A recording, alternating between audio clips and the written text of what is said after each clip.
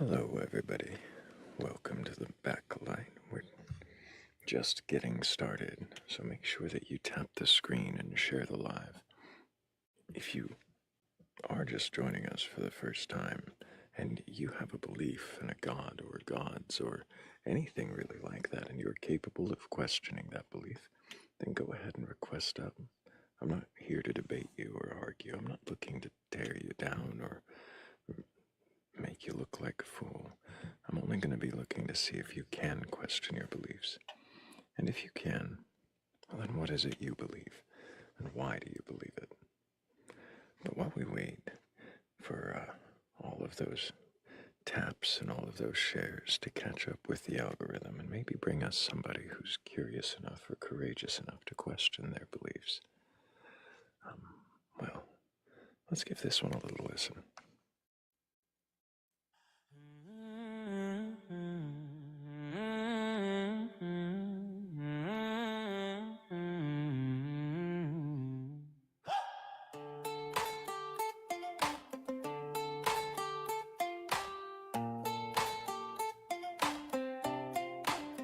Grandma says we're chosen, teacher says we're dust, preacher shakes his finger, both of them want trust. Candles on the altar, charts up on the wall. Everybody's certain like they got God on call. I question everything, every halo, every ring, every story, polished clean about where we're from, where we're going, when we're gone. Sing along, but sing it wrong. If you're sure, then something's off. So I question everything. Uncle swears by karma, friend swears it's just math. One hand holds a Bible, one hand holds a grab. Mother lights the incense, father checks his phone. Each has sacred language, each afraid to stand alone. I question everything, every blessing, every sting, every promise carved in ink about where we're from, where we're going when we're gone. If your map is iron strong, show me where the doubts belong, 'cause I question everything. Is it spirits, is it sparks, is it stories in the dark, is it cycles, is it sleep, is it nothing wide and deep? If your answer never shakes, what if that's your biggest fate? If your faith can never bend, how will anything transcend?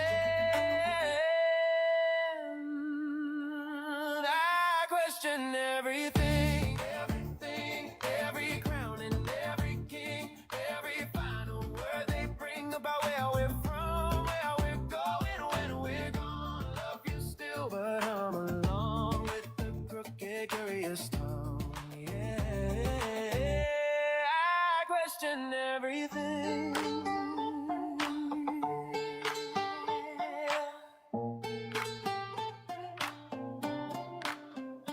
Pass the wine, pass the prayer, pass the torch, I'll meet you there. Not in certain rigid stone, but in maybe flesh and bone.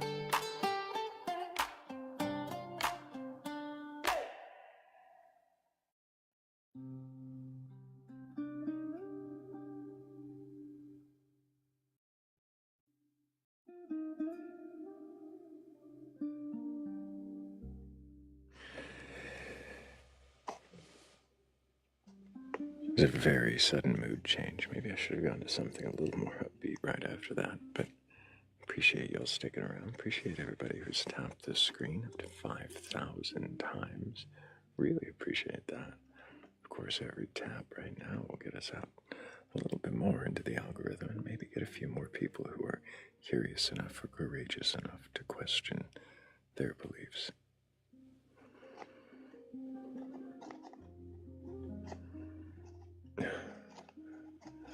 I'm glad we can help you sleep, Noi. We do appreciate all the sleepers, anybody who comes in, even if you are just scrolling in to fall asleep. Who knows, maybe you'll gain some of that critical thinking while you sleep, or you do it because you already have it, and it just makes it easier. Hearing somebody else actually turn those gears. Either way, thank you guys so much for being here, for tapping the screen, for sharing the live, and for helping us get started. I got my blueberry coffee. We've listened to one of our fun little jams. I think if we've got a request, it might be about that time.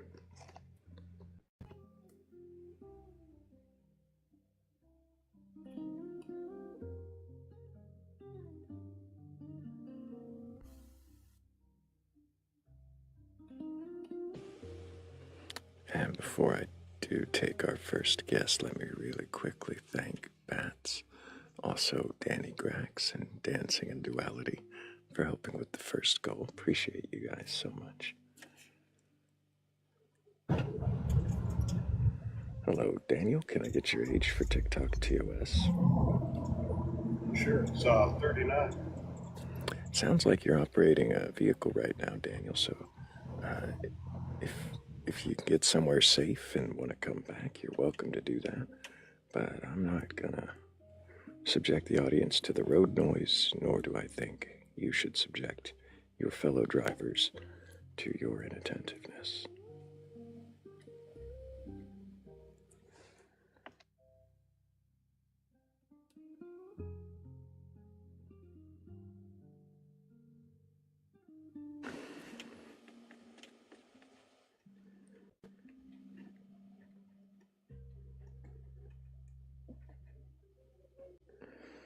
Appreciate you understanding.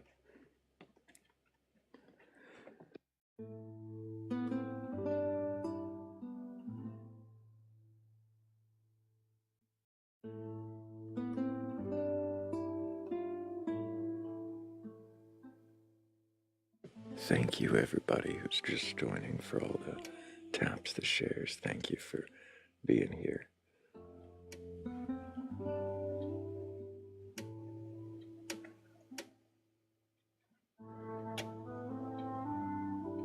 Appreciate all the heart me's. What are you floored for, Fibonacci?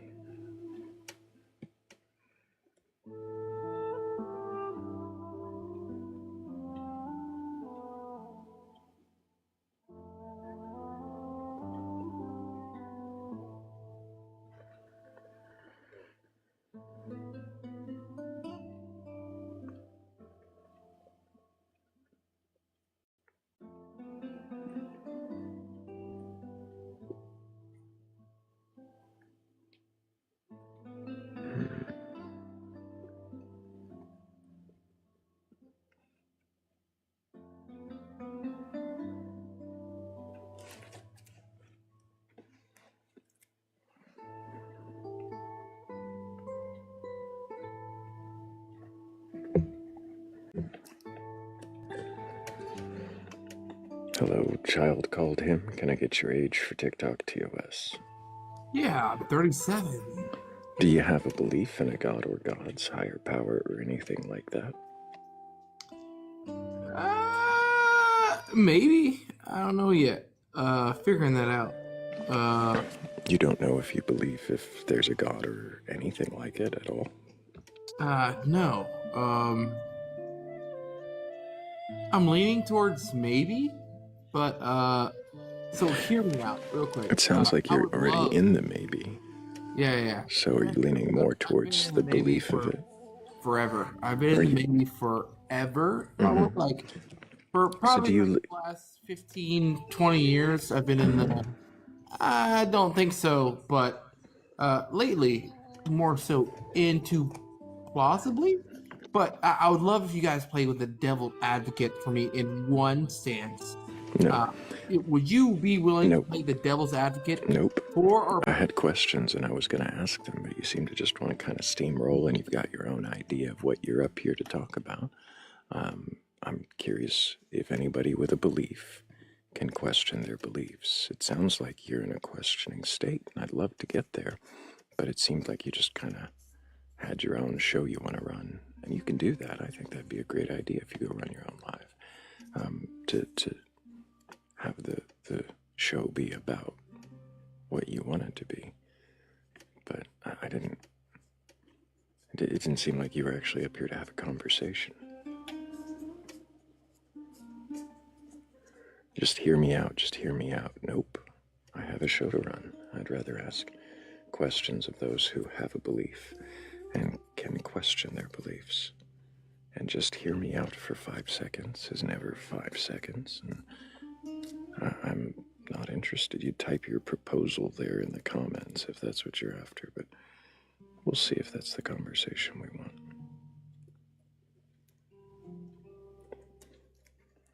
I had plenty more questions, and I'm just getting steamrolled with just hear me out. Play devil's advocate for this thing. No. Read my prompt. If it doesn't apply to you, then why did you request out?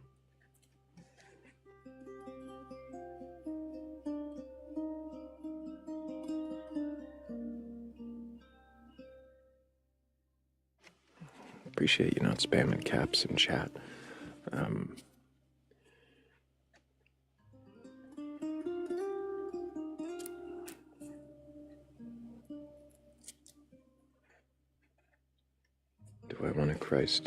Do I want to question Jesus Christ as an egregore?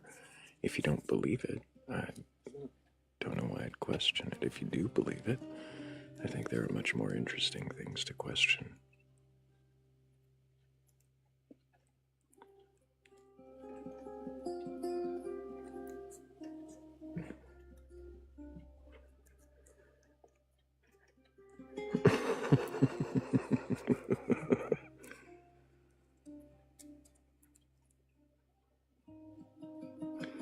You ever get the feeling someone just desperately wants to be on a panel? Not because they honor the topic or because they're here for the purpose of life. You do what as a main hobby?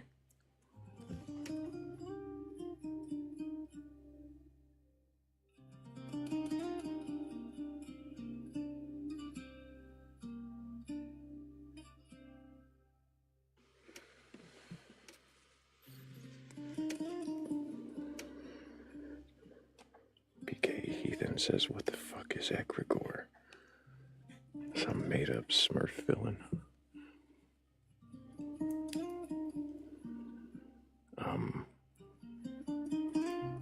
It does start with a G, doesn't it? I forgot the Smurf villain's name.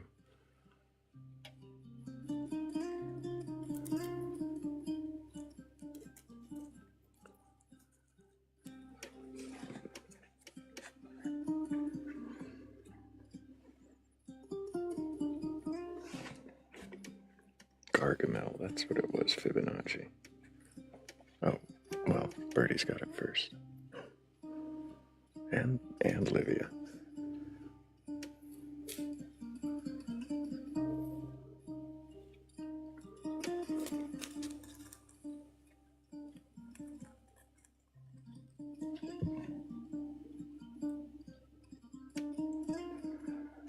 I don't know, do we want to talk about Jesus the egregore, or do we wait for a believer that can actually question their beliefs? Because that sounded more like public brainstorming, a thing that doesn't really affect the person presenting it. I don't know, as soon as I hear devil's advocate, I'm not hearing somebody who understands what this life is about. Quantum energy Jesus.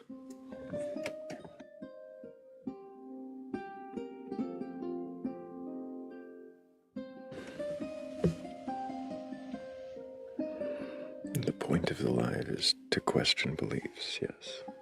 To see if those with a belief can question their beliefs. Does he believe that Jesus is an egregore? I guess we could. Maybe. I don't know. I just feel like I'm going to be loudly yelled at. No, I'm not gonna yell. I'm not gonna speak. I'll even cam up if you want me to. Do not cam up. No. Okay. So my question: Are I'm you not here familiar to with ask questions. I'm not here to answer them. So if you can see the prompt on the screen, it says, "Can you question your beliefs?" Oh, Do you I don't. have a belief in a god or gods? You said no or not sure, maybe leaning towards Okay. possibly. Possibly. But you wanted to propose some idea about Jesus being an egregore, and that's the topic you really wanted to talk about. But unless that's something that actually affects your daily life or has something to do with your belief system and worldview, I'm not too interested in it. I'm more curious to know, like, why you don't believe in a god. Well, that's a strange thing. I didn't until I started ghost hunting. So I've recognized the power of the name of Jesus Christ within my work. Within ghost hunting. Yes, it's fascinating. So, when you say ghost hunting, what is that? It is going into historically haunted places and Historically haunted. What does that mean? yeah, places that have had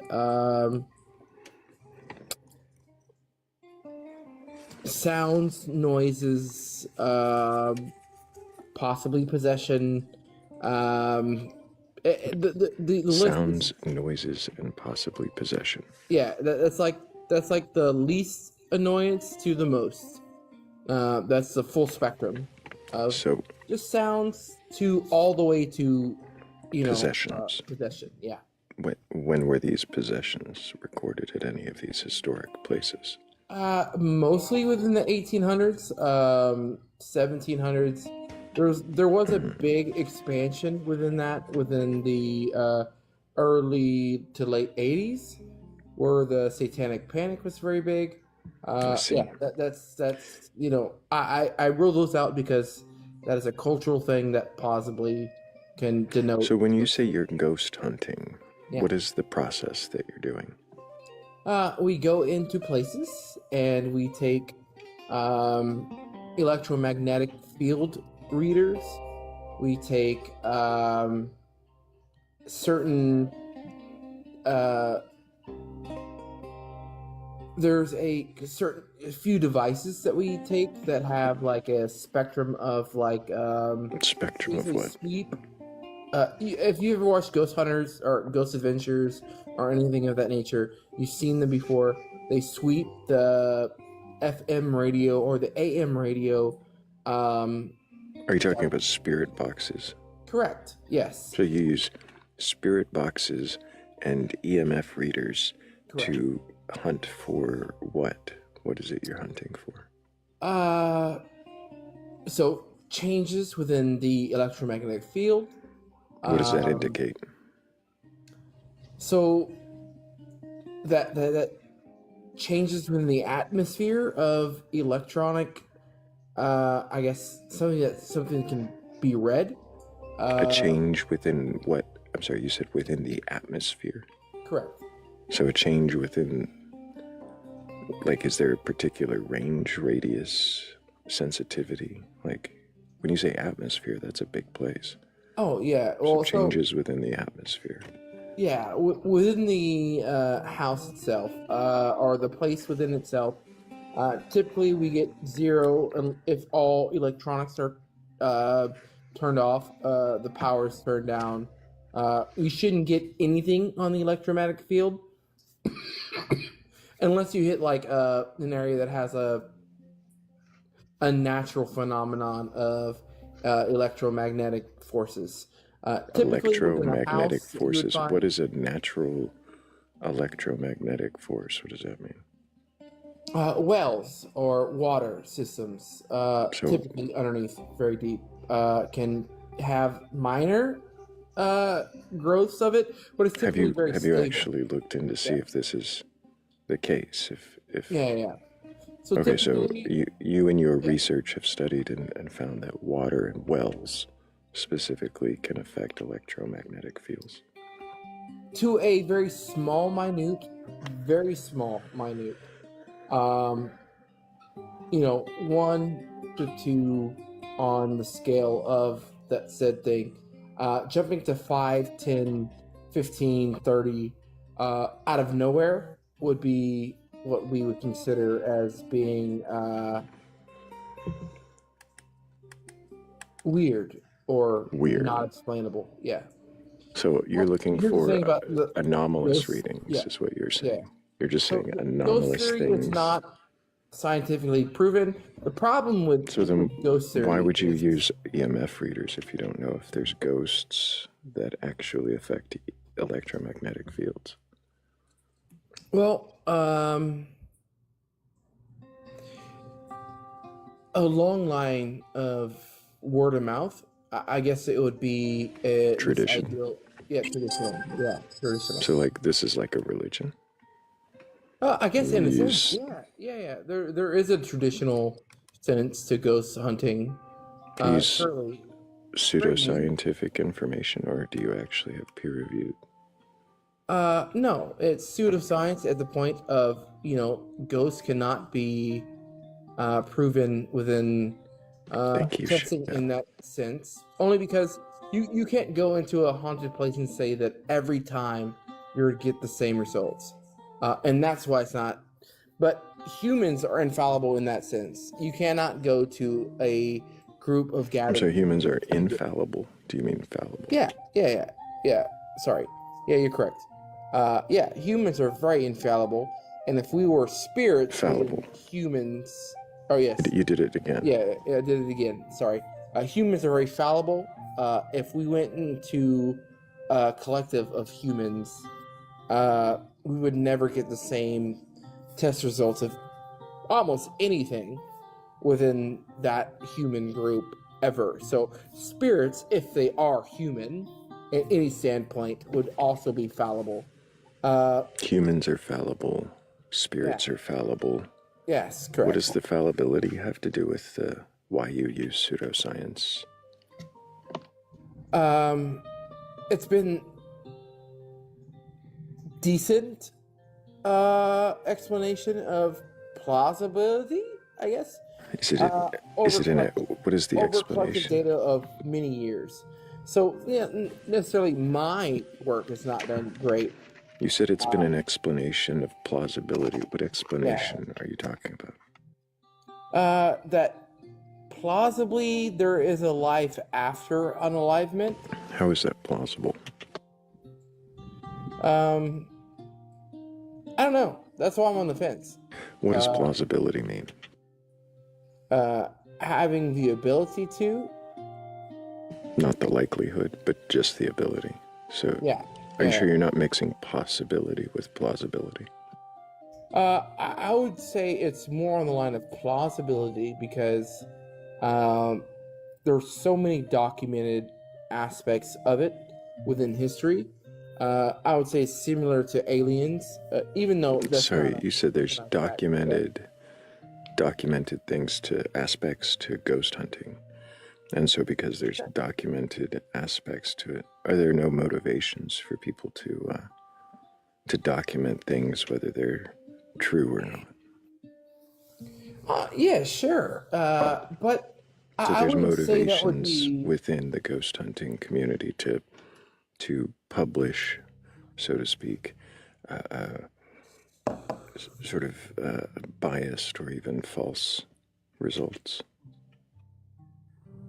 Yeah, maybe if they want like somebody to come to the house more provocatively, but my what of the ideal of where I came up here is for the ideal of an egregore, which right,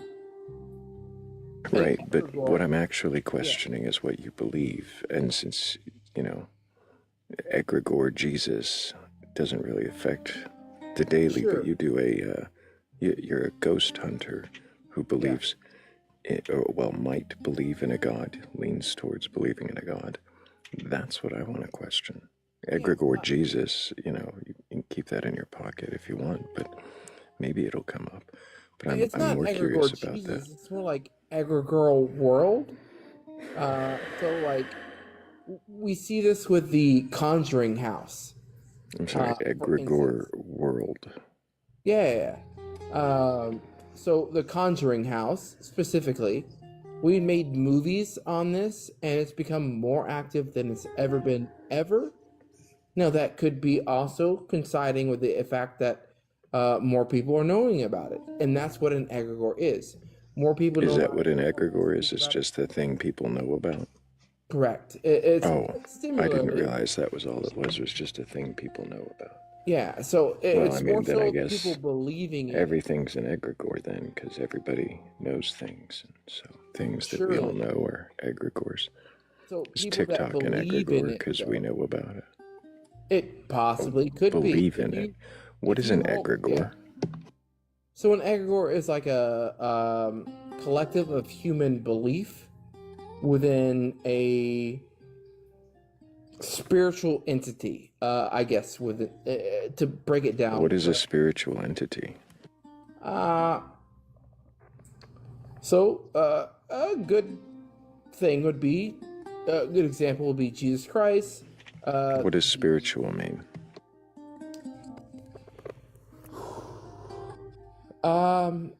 Something that we feel but can't explain. And feel but can't explain. Yeah, numerical data. Numerical data. What does that have to do with it?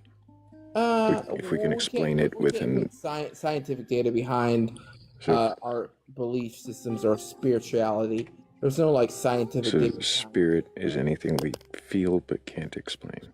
Correct. So like Bigfoot could be an egregore within itself. Bigfoot is spiritual. Plausibly, it can be if you believe in it within a system where you think that the Bigfoot is God. If I reach my hand into a dark hole and I feel something squishy, is that spiritual because I can't explain it?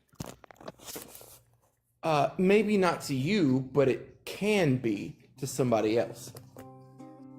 If they believe in the fact that they cannot explain what the squishiness is, or scientifically explain what the squishiness is.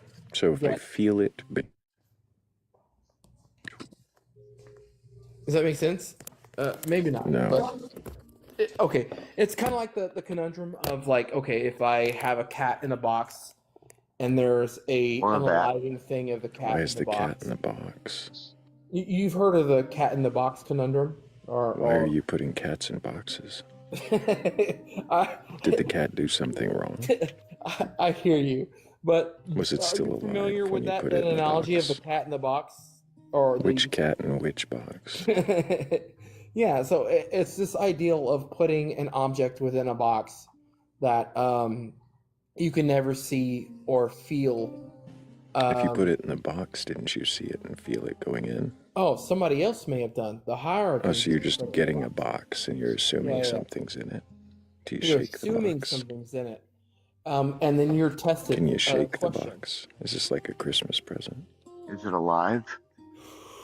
You don't necessarily know whether it's alive or not, but you're told that it is alive, and you're like, okay, if you do anything to this box, this whatever being inside the box will be unalived. So you don't do anything. Are you saying somebody hands you a box with a dead cat and says if you open the box, it's your fault, it's dead? Is that what you're saying? Yeah. Within that logic. What the fuck does that have to do with anything? Well, it's this ideal that humans will fucking believe anything, in a sense of... That's what it's about. It's about people will believe anything. So you give people dead cats in boxes and tell them if they open it, it's their fault, it's dead. Correct. What the fuck for basic terms of analogy, but it's like a big question conundrum for some people. If the cat was alive, though, you could be possibly saving that cat. But if you waited too long, the cat may be dead, but it could have been dead the whole time. But how if do you you open know the box, whether or not it's that your cat fault. ever had life or ever I'm didn't? so confused. Why is this spirituality? Is Schrodinger's cat? Yeah, well, the reason why is because within ghost theory, I guess, what you would call it, I have no idea whether or not the things I'm speaking with are human beings or not human beings, but I have really intellectual conversations with whatever the fuck is communicating with me, to the point of saying my really weird, obstructure child's name come out clear on Sure. like EVPs. So which on is very EVPs, strange. so EVPs are saying your child's name. Yes, they have. What does that have to do with? Okay. So what does that have to do with my belief? Before you even try to just run with a new answer, I just need a pause for Sure, everybody's go ahead. sake. Collect it. Stop for a moment. Yeah. Stop talking. Don't do it again. For just a moment. I don't know why when I say pause, people are always like, okay, sure. And then they keep like reassuring me that the silence will come after they reassure me. Just let's take a pause. Thank you, everybody, for the 16,000 likes. I really do appreciate that. Also, really appreciate, what are we at? 86 shares? That's awesome. We could break 100 here in no time. And I especially want to make sure that I thank Big D, Capital B, Heather's Descent, Shell, Fibonacci Flux, Birdies, and Danny Grax for all helping with that goal. Thank you guys so much.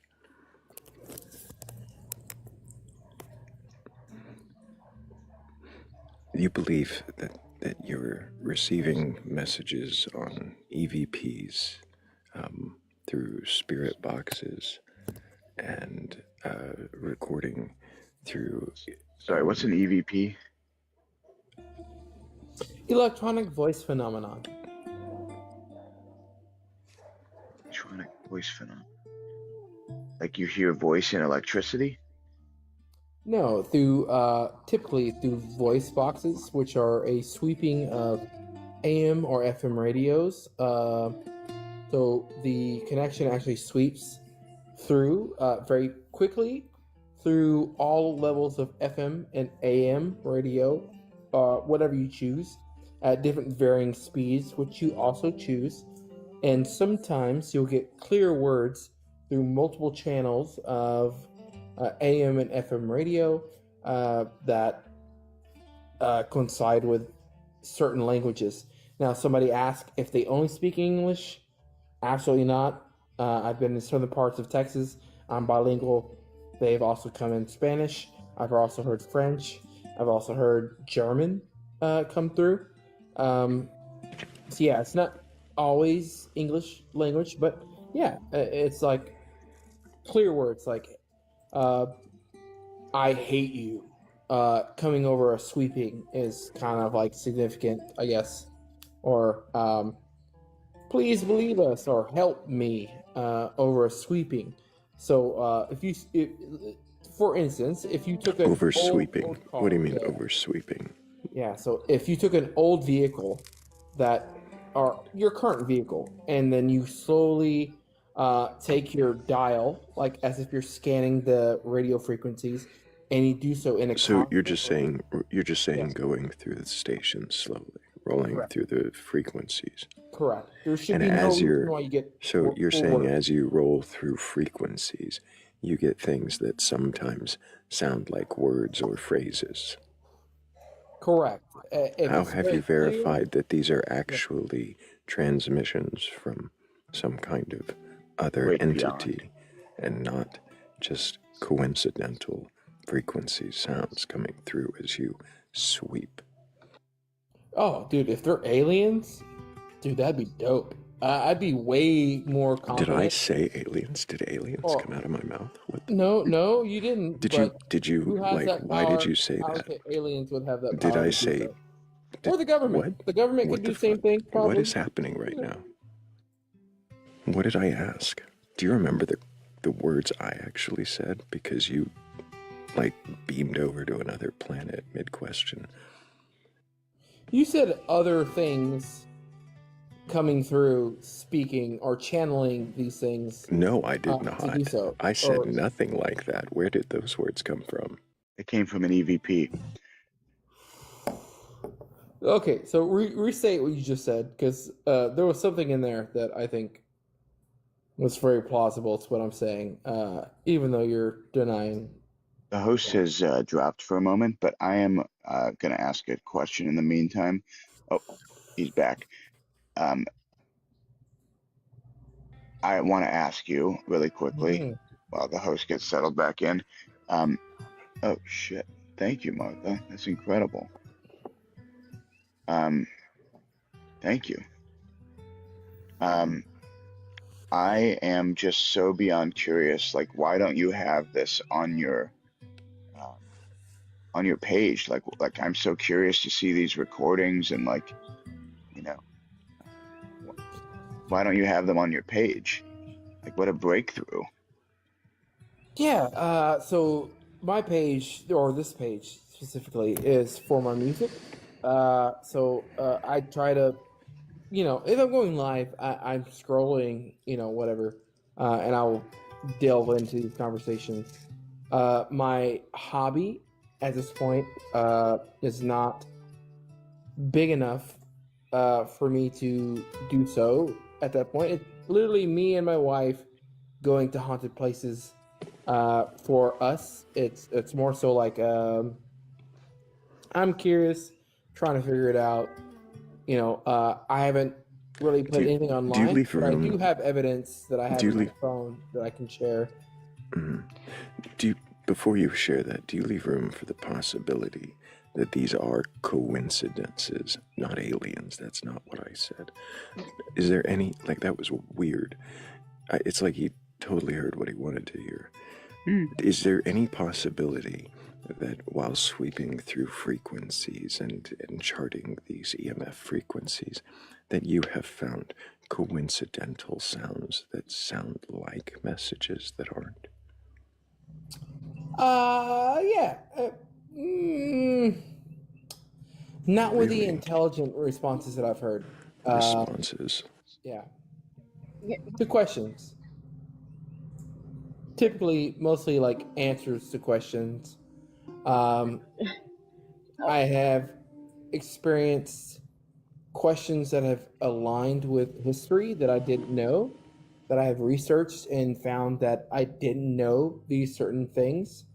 Like I was in New Orleans one time and I got a name of somebody, and then I got a unalivement of somebody and ways of unalivement of somebody that I looked up historically that had matched to a case within New Orleans of the similar or very much exactly the same name and the same way. And you have this documented. You have your discovery of this documented. Yes, I have it. My wife has it on her phone. Yeah. Has you finding the frequencies and the message coming through with this name clearly? Yes, sir. It was a recording of a recording.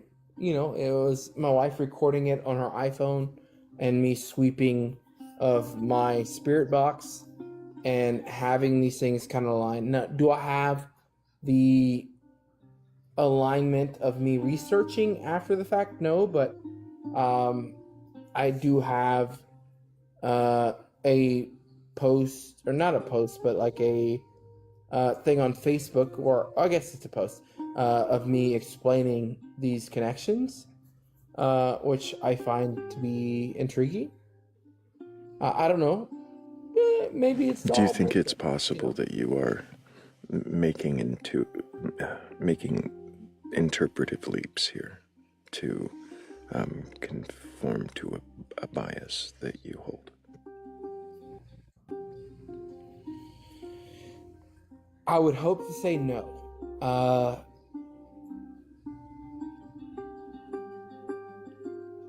I feel like in... What guards do you think you're taking to ensure that you're bias is not influencing your results?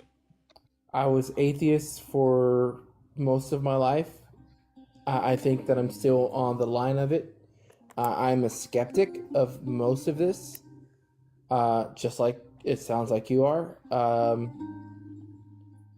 And I think that over the time of me doing ghost hunting, I'm trying to explain why I'm still an atheist, and hence my permanent discussion of Jesus Christ being an egregore. Sorry, what's an egregore again? So it's a collective spiritual belief in one specific item. Typically, it has like negative connotation. So, like the Conjuring House, people have heard about the Conjuring House because of the movies, and it's more active than ever because of the fact of the collective ideology of people wanting it to be a ghost infested area. So more people are one, believing that it is ghost haunted, but there's also this other side of more people going there and experiencing ghost haunted things. So and it could also because they believe in that. They believe in the fact. Can I try to like make that more concise? Yeah, please. Yeah, if you have a better way of explaining it, please do. Because it is a spiritual entity that exists because people believe in it. Yeah. Okay. So that's way. It is like created by the belief, if that makes sense. So it is a belief. What's that? What is that? It is a belief structure, a belief entity that is. What's that called? The populism fallacy or whatever. What's that thing called? You mean ad populum? Yeah, exactly. It's like the manifestation of the ad populum fallacy. Right. Yeah. That would make sense. Yeah. I just had one question, and it was from Shell. It's a question that we ask sometimes, but Shell pointed it out in the comments, and I wanted to get it in because it's a really good question.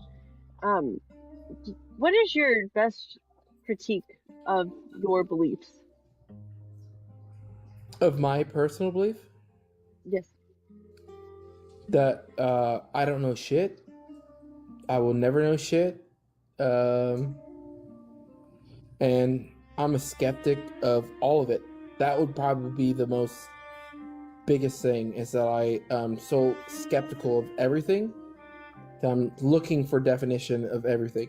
So yeah, there could be times where I am so skeptical of something, especially within ghost hunting, that something that is extravagant within the ghost hunting that I find to be.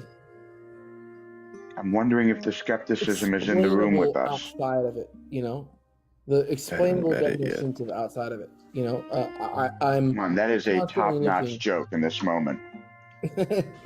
Yeah, no, I'm creating egregores over here all the time because of me not believing in it and then having things to scare me off. But yeah, my skepticism. Why do you consider yourself a skeptic? Yeah. Oh, dude. Well, I would say that I grew up fundamentally Christian. I went through. What does skepticism mean?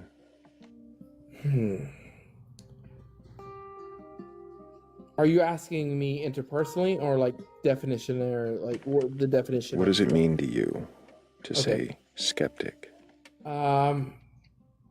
So for me, I was a ward of the state, raised in foster care.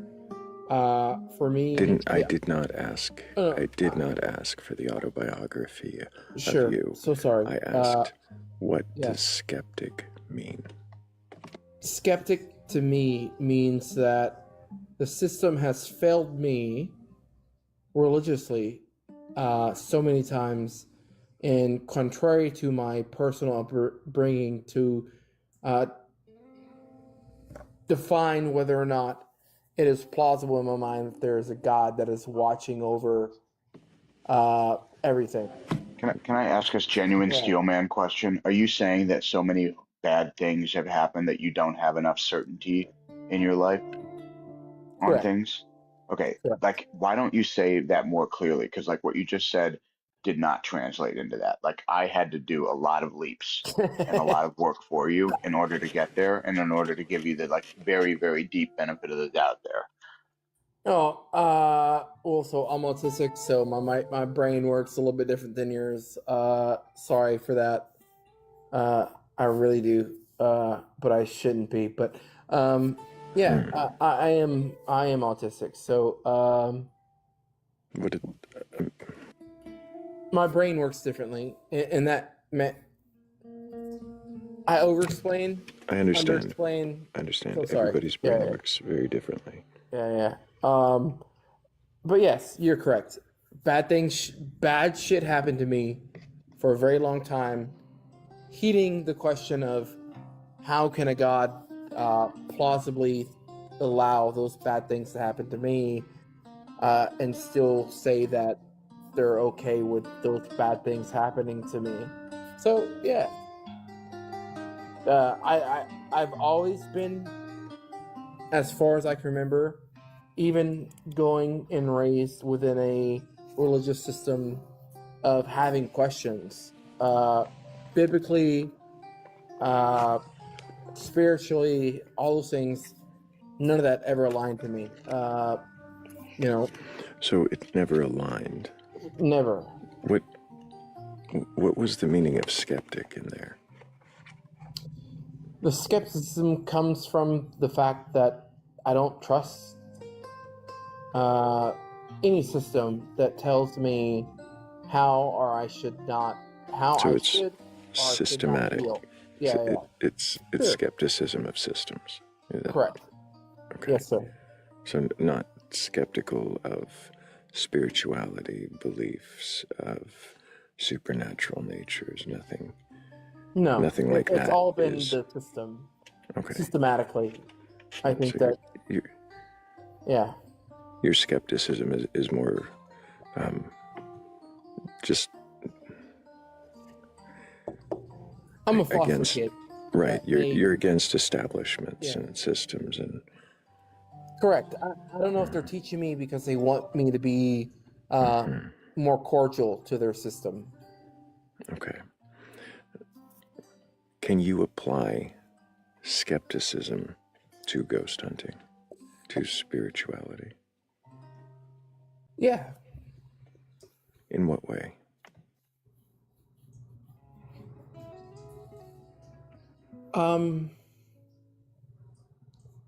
I am skeptic of whether or not I'm even reaching a human being.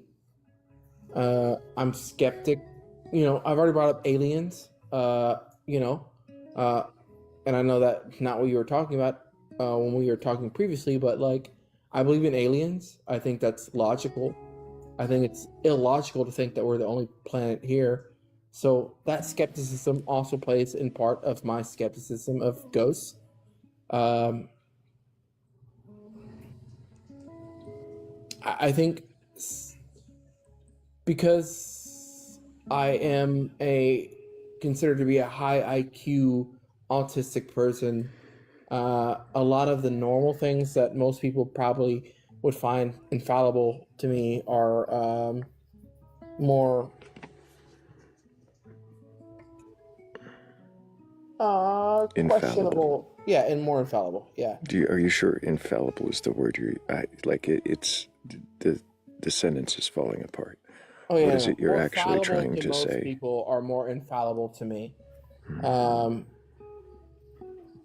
Because of the way that my brain works. I question fucking everything for the most part. I don't like systems. I don't like placeholders. I never even liked the way they taught me math in school because I did it in my head better than they can. So none of this is back to the ghost hunting thing. Like can you question that? Can you be I skeptical think that most of the of? I'm done. Does anybody have questions for this guest?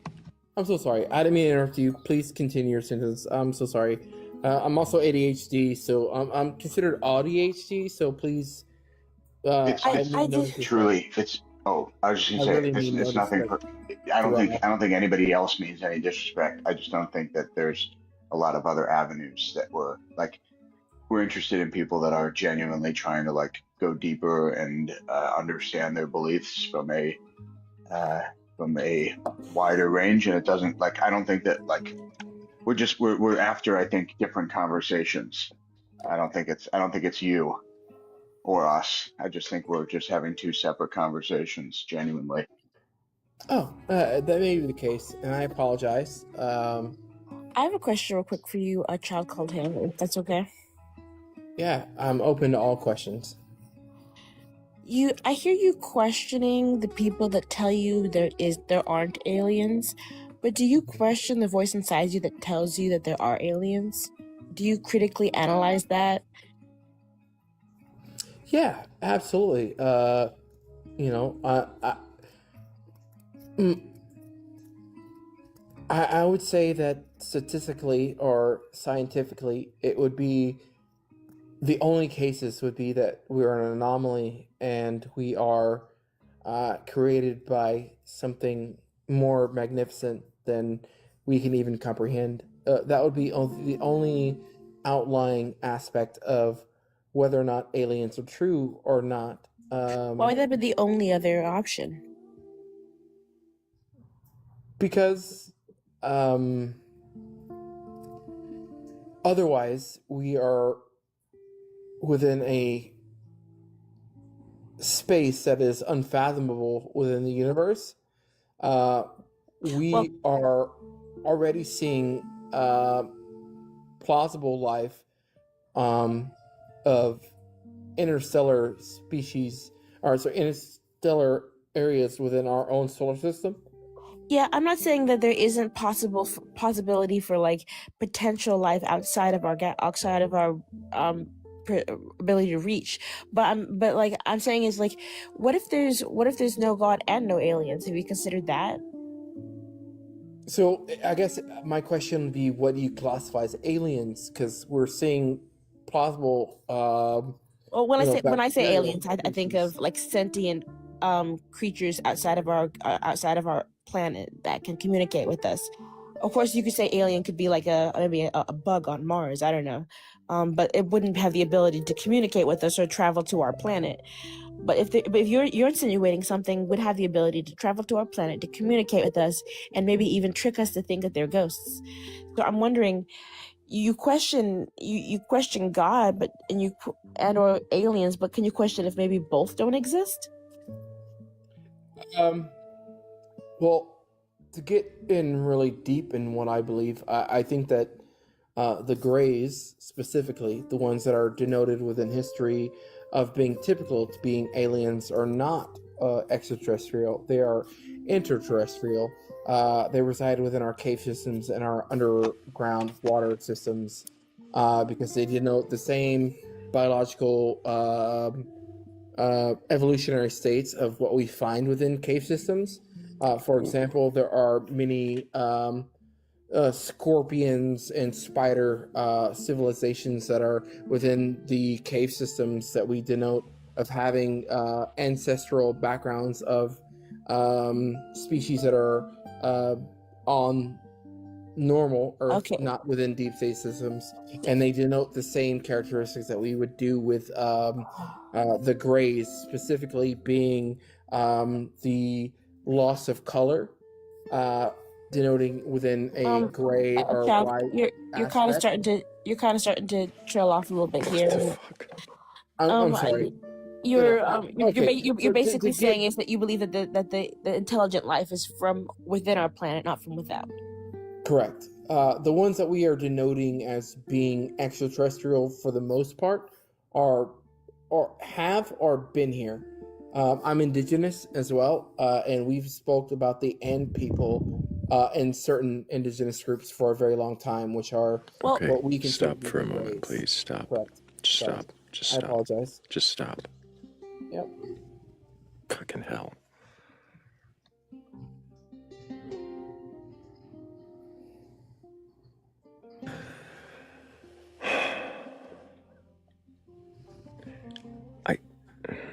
I don't hear you capable of questioning these beliefs in any way whatsoever. I just hear you waiting for your turn to give long, elaborate TED Talks about what you believe without any consideration to the possibility that you could be wrong. You might have missed it, Thrayle, but he did say, like, I think we're going too far into my beliefs. And, like, my immediate response, I was on the other line. Was sending a text message, but, like, that to me was like, that was actually the end of the conversation. Good point. Yeah. I don't know, dude. All right. So maybe another time. I'm in the wrong group. So I'm going to set you down just so that you don't start talking over me with some, I don't know. We're here to question beliefs. If you can question your beliefs, if you have a belief in a god or God's higher power or anything like that, you're actually capable of questioning that belief, then go ahead and request on up. If you're spamming caps in the comments demanding to be let up, you'll have to wait. Thank you. I was working on it, but I didn't want to. I needed to change my settings. Yeah, all caps is for mods only. Please be respectful and wait patiently. That's bare minimum for being respectful. I would have, like, there was room, I think, to have a conversation there if perhaps the guest hadn't been so insistent on the long answers, wandering far from whatever questions were given. He just wanted to go into his beliefs and talk about how he knew about them because he was a high IQ indigenous autistic person. I don't know what angle he kept on reverting back to, is to try to like say why his beliefs didn't make sense to us. I don't know. There was some superiority going on there. I couldn't quite understand. Because I'm also on the spectrum, ADHD and indigenous, and I don't use that as an excuse to rattle on about my beliefs. I don't know. I think there's a lot to maybe work on there. Agreed. Well, rather than linger too long, if anybody watching does have a belief in a god or God's higher power or anything like that, and you're capable of questioning your beliefs, then go ahead and request up.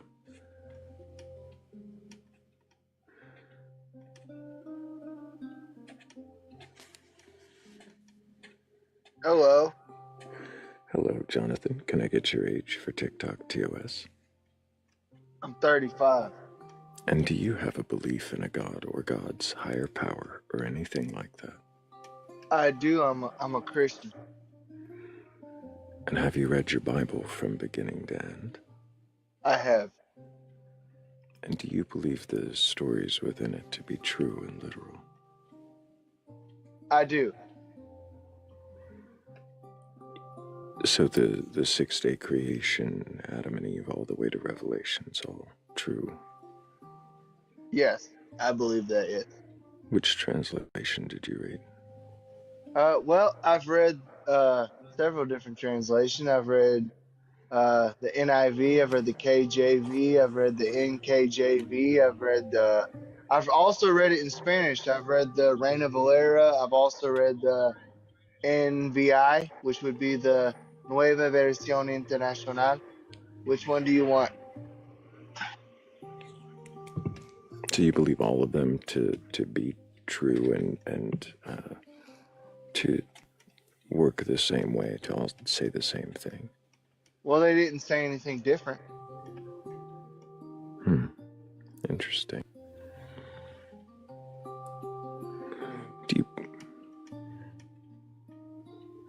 So why do you believe in something like the 6-day creation, for example? Well, I would say that it makes sense. Like, for instance, so on the first day, God created light, right? And on the fourth day, God created the sun. People say that that's a contradiction, but it's really not, because light and the sun don't exactly have to be the same source. So the sun is a different source of light. So it makes sense. There was already light, and then the sun is a new light. Would you agree that there are different forms of light?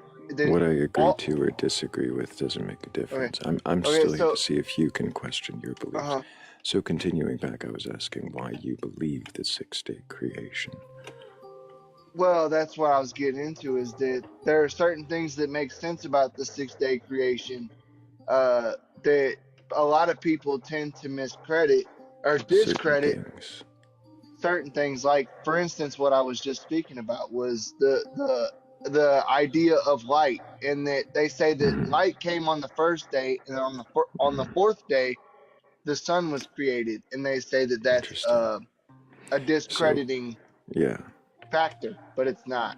So you think because that's not a discrediting factor, then therefore the whole story's true? I'm not understanding how that answers my Well, question. I would It say sounds that like you're just interested in having a debate with someone who's not debating you. Like I'm not debating. I'm just I giving you my know, point which of is view. why you kind of gave an argument against your view and said why it's not an argument. But that doesn't answer my question, does it? What do you What mean was my argument? question? Okay, I did give you an argument. I did give you an argument against my view. I was giving you an argument for my view and telling you why people argue against that. Holy So shit. I do understand. What's an argument? What Do you was believe that we're arguing? I never said you were arguing. I said that certain people argue against that. Yes. Okay. Yeah, So do we're you not want to here to. continue forth? So what was the question I was actually asking? Do you remember? Can you repeat it? Yeah, why do you believe in the 6-day creation? Not why do you argue against this argument, but what is a reason you actually believe it? You just asked me a couple different questions there. You No, I said, what just is, asked one question. What is a reason you believe the 6-day creation? okay, the reason that I believe the 6-day creation is because I think that there's a lot of factual information to back it up. What is a piece of factual information that backs up the 6-day creation? Well, like for instance, the information that I was giving you is that the sun. Are you gonna let me continue, or Go are you just ahead. gonna snicker in the background while I? Go ahead. All right. Okay. So Repeat yourself the third time.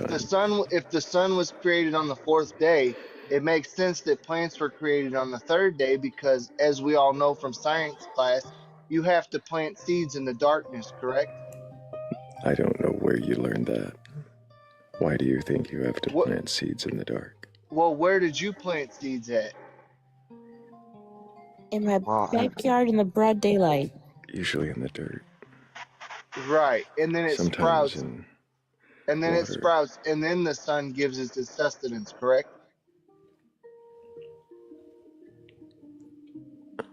Well, You're saying then it sprouts, then the sun gives it its sustenance? Yes. So you're saying because the plants would have sprouted and then waited a day for the sun. No, I said on the third that day. makes sense. On the third day, the plants were created. So if Right. they were planted on the third day, it gives it enough time that the sun was created on the next day. That How does when they sprouted, they were able to have a son. Are you But saying they weren't they don't already in? Are you saying they they weren't already?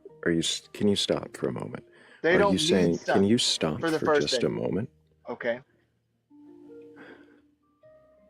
Are you saying that they weren't already sprouted on the third day? That he didn't make fully formed plants? It never actually says that. It just says that he created plants on the Interesting. third day. It doesn't say that they're fully formed with their seeds and their fruit.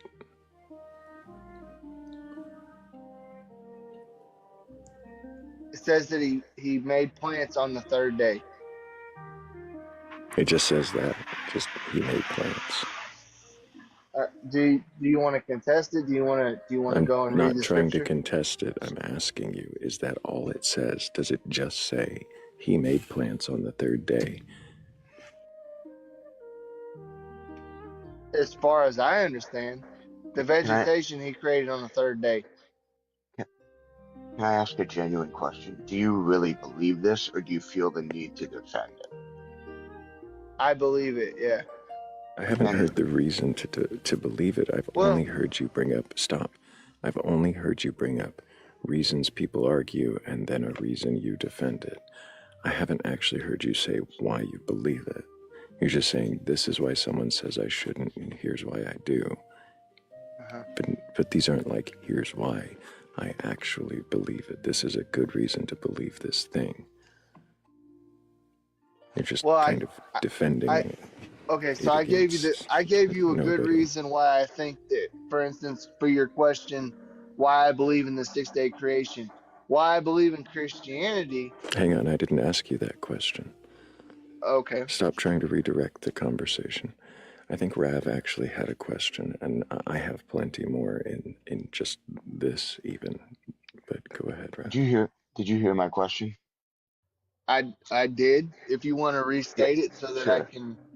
Is this like, I'm asking, like, with all respect in the world, is this something that you believe truly, or is it something that you feel like you have to defend because it is the Bible and it is like part of your identity, is sort of your attachment to this text? And I'm saying this with absolute, like, I'm trying to genuinely understand like how you've come to this belief, and like, is it something that you like, are you actually questioning this belief? Because like, look, truth be told, what you're saying, like,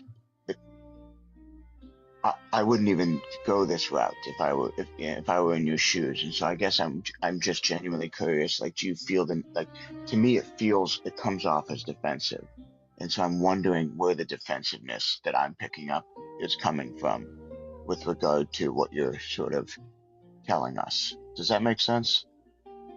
Yes, it does make sense. However, I would say that I believe what I was raised into my belief. I believe what I believe. I don't feel a need, but I feel a want to defend what I believe. Great. So we're not here to have you defend anything. Like, we don't want you to feel defensive. We want to understand how you believe and why you believe what you believe. So we're asking you to question the beliefs that you hold. We know that they're beliefs. You don't have to feel like you have to defend them. We're asking you to question them. Well, yeah, if you don't want to do that. Like, I mean, that is absolutely understandable. You should always test whatever you believe in, and you should see if it's as sharp as iron.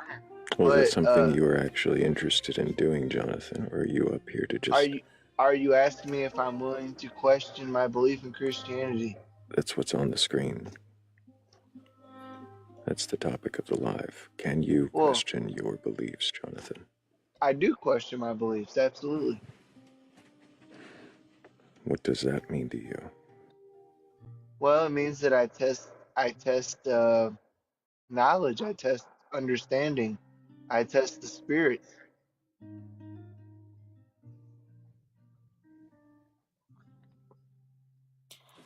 I have a question. I see Pat's hand up. Yeah, I have a question for Jonathan. That's okay. Jonathan, what day were the dinosaurs created? Well, that's a good question. Would you pull from chapter 1 or chapter 2 to find this out?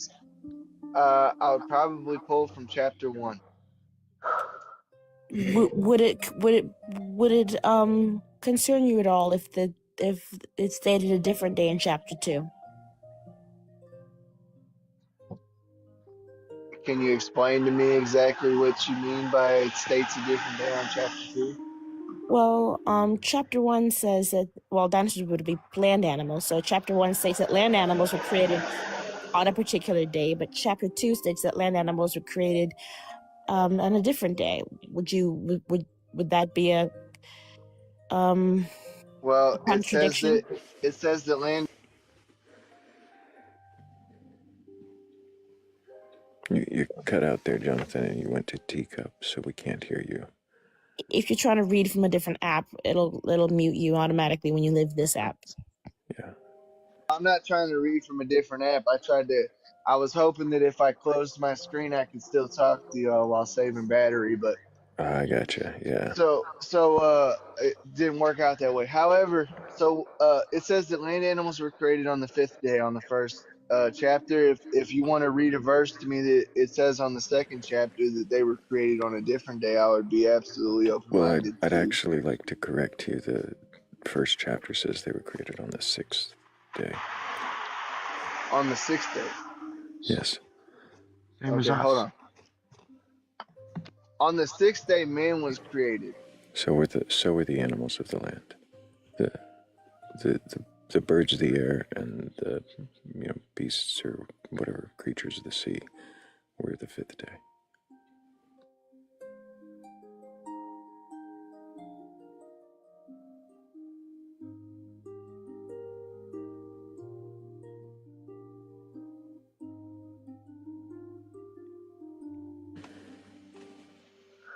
I think now he's on a different app.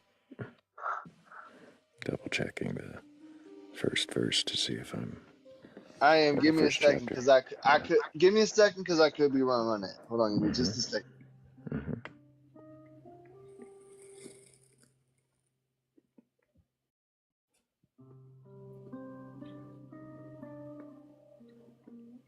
Yeah, Thrayle, I think you can tell the line of questioning I'm going for there. I do have to pop down, though, because one of my kids woke up.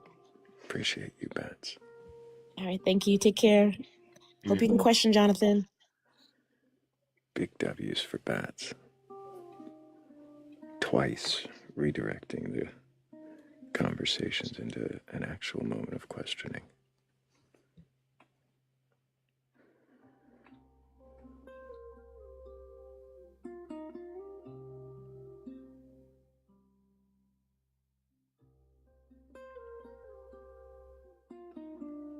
Okay, yeah. You right. They was created on the fifth day. You right. Okay, so if it, well, the land animals on the sixth, the birds and.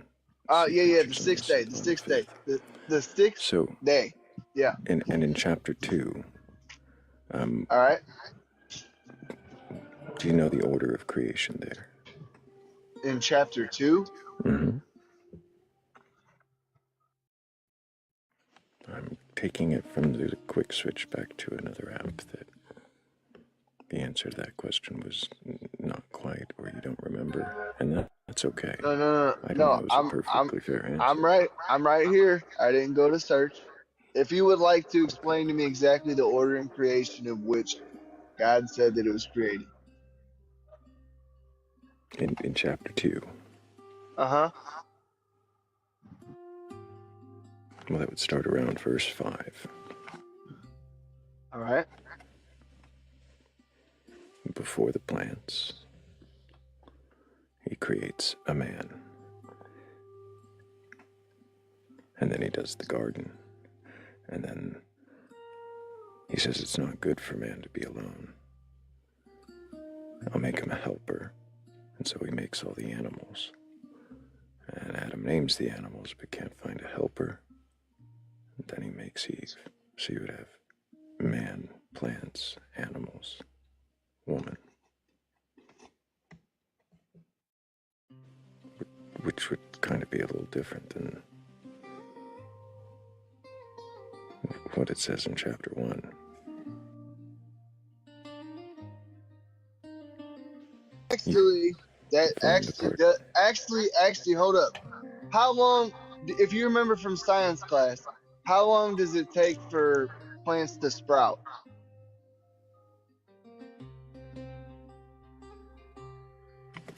I'm fairly certain that's going to be different for different plants. If God planted seeds, how long would it take for them to sprout? Does it say he planted seeds? How long does it take for plants to sprout? Stop for a moment. I understand, but it's going to be different for different plants, and I'm not here to answer your questions. Okay. I think you should consider for a moment what it says in chapter 1 about God creating the plants. Yeah. What does it say? What does it say? What does it say? He created them on the third day. What does it say? Yes, he created them on the third day. Can you stop? Yeah. I'm asking you what it actually says. I'm not asking you for the overview. Like, does it say he created plants on the third day, or does it actually detail that he created plants with their seeds in them, or with the fruit on Okay. them and the seeds in them? Well, I could apply that back in your direction. I can say, does it say that he just said, "Hey, let there be plants," and they were just there, right? Yeah, that is what the text says. I mean, you can argue that like it took, like, I mean, people say that it took time also, but like, maybe, like this is what we're working with. The text says what it says. But So you the want you question want isn't to to you start. want to The you question want to isn't apply to it you start. want to apply it to an Why are you absolute. trying so hard to dominate this conversation? Just stop for a moment. I'm going to mute you so you can breathe and I can finish speaking for a moment. So we're not here to get you to argue with us about the questions. By doing it, you're avoiding the question, because the question isn't, is this out of order? And the question isn't, is this a contradiction? It's more towards the hypothetical here. Well, actually it is at the moment. Is this a contradiction? Do you see any contradiction?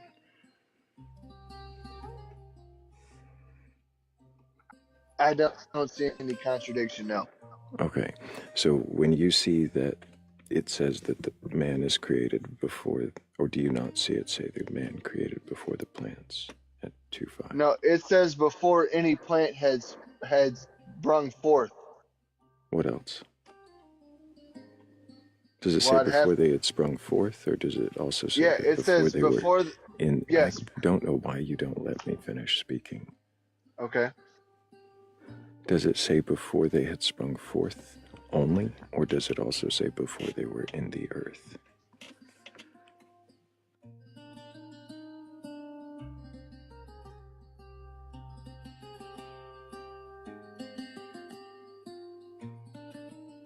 It says before they had sprung forth and before man had begun to work the ground.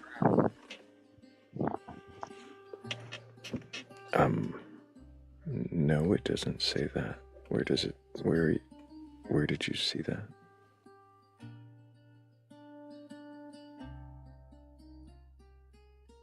Before they had sprung forth, there was no rain to water the earth, and no man had worked the ground. Which translation was that? Okay, so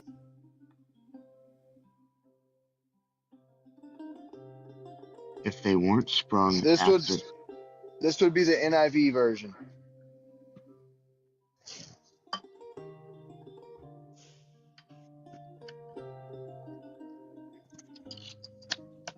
if, if they weren't sprung after humans were created, right? In chapter 2, humans are created, and then humans are created when no plant has sprung from the ground. Well, I'm trying to And tell you that it takes several days for plants to sprout. but wait a second, that's fine. But Okay. you're saying that sometime on day 7, wait, humans are created on day 6. So you're saying that sometime between what is it, day 4 that the plants are created? Day 3? Day Day 3. Okay, so three. So it sometime took about three. Why is he sometime so after incapable? sometime after the humans are created on day 6 is what you're saying. Just I'm trying to get an understanding of where your timeline is. Are you saying that sometime uh,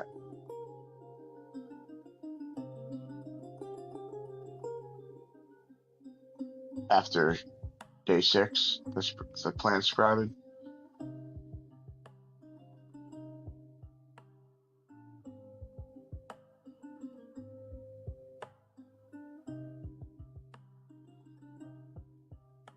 Is that a clear question? Yeah, you're asking if the plants sprouted after day 6. He got muted when he was talking over you, and so he's waiting, I guess, to unmute again. Do you remember when you guess. were in science class and you took a damp paper towel and you put a seed inside of it, and then He's just you incapable waited? of answering a question. I don't Okay, think he's what's the here to have a question? conversation, Raph. What's the question? What was the question? Look, See, the question is, you're saying that the plants that were created in chapter 1 sprouted forth after the creation of humanity, right? That's what you're arguing. That's what your belief is, that that the way to rectify the difference between chapter 2 and chapter 1 is that the fruit-bearing trees didn't begin to bear fruit until after day 6. Well, who has to say that they're trees? It just has to say that they're Whatever, plants. vegetation, Uh, fruit-bearing vegetation. Please, I mean that's splitting hairs. I'm simply trying to. We can call it that bananas didn't start appearing until after humans are created on day 6. That's what you're saying, well, first of all, who's to say that it's bananas or whatever? buddy. Listen, Truly, are you he's screwing just with me? absolutely incapable. Are He's you? either a Poe or I he mean, is I would absolutely I would incapable argue of the having. opposite. See, he would argue he's incapable of having a conversation. He No, just you wants to don't want argue. to have this kind. You're not actually Can I try paying one any more time, attention. Thrayle? Can I try one more time? I'll shut All up. right. Jonathan, truly, I'm going to explain this to you very quickly because I do Hmm. think that you're actually capable of more than what you're giving yourself credit for. What you're saying is that the vegetation that has the potential to bear fruit is necessarily sometime after humans are created, because in chapter 2 it says that when no vegetation was in the field and nothing had sprouted up, that God took the dust of the earth and blew into it the breath of life. And then sometime after that, the plants and the vegetation happen. Correct? Yes. Okay. So the issue that I'm coming up against personally is that in verses 11 and 12, it says, God said, this is chapter 1, verse 11 and 12.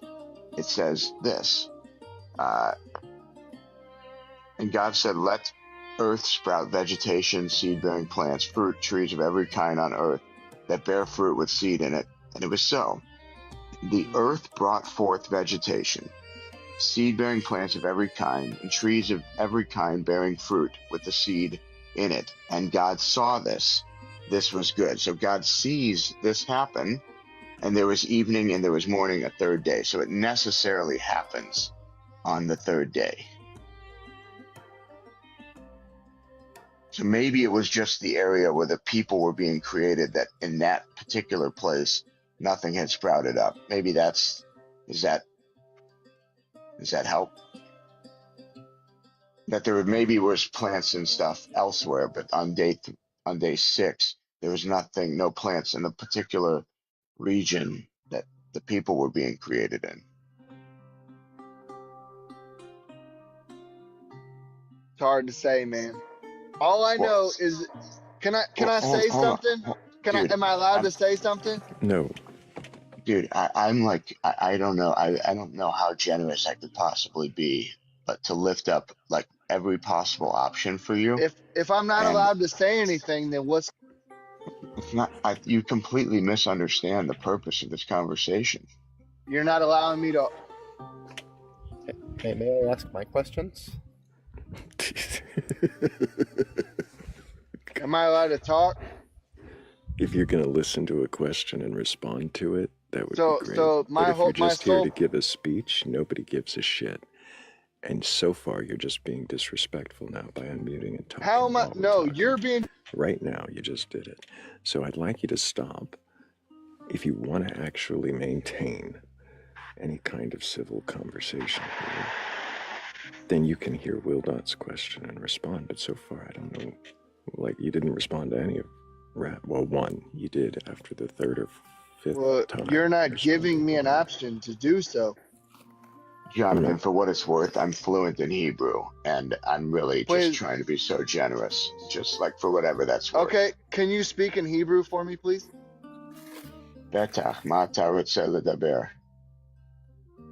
Okay, can you say, how are you doing? My name is what's your name? I don't know. קוראים לי ברוך.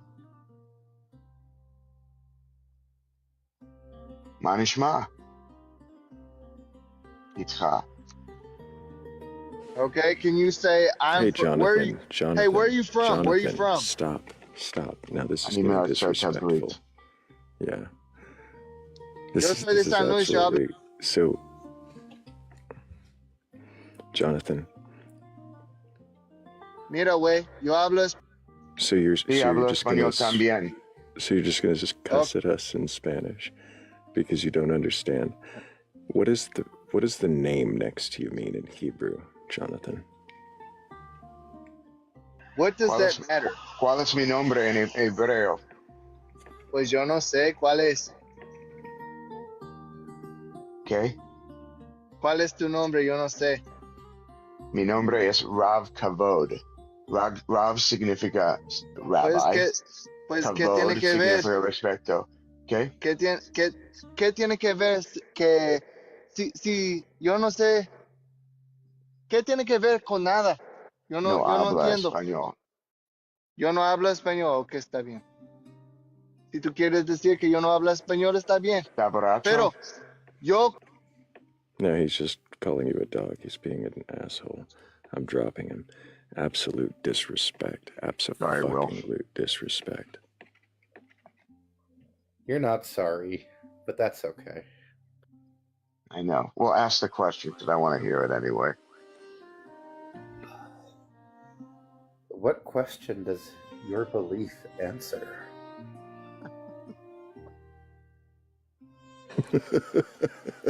Oh, good. I like that. Love it. It actually feels better hearing it after he's gone. Almost catharsis. It is. But I really wanted to ask if he thought that beliefs should be truth-bearing, or, that we should be compelled to believe true things. That's a good question. Really good question. We do have a few people in queue. I hope some of you are at least still there, and not all just poltergeists and apparitions waiting for arguments. But I do want to thank everybody for being so patient with us through that last guest. Also, thank you for the 27,000 times that you guys have tapped the screen. I really appreciate that. And also thank you to Shell, Heather's Descent, to Vice, Polly and Martha, and Danny Grags for helping with that last goal. Thank you, guys.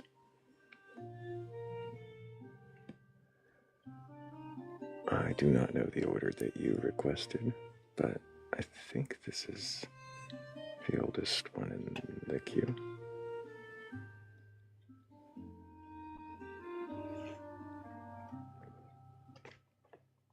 And we'll see if maybe this one's a real. Oh, now we're going to end up with more than one. Hello, CRD. Can I get your age for TikTok TOS? Of course, 38 years old. How are you doing tonight? Doing great. And do you have a belief in a god or gods, higher power, or anything like that? I'm pretty boring agnostic, I suppose. If I had a prophet, it would be Carl Sagan.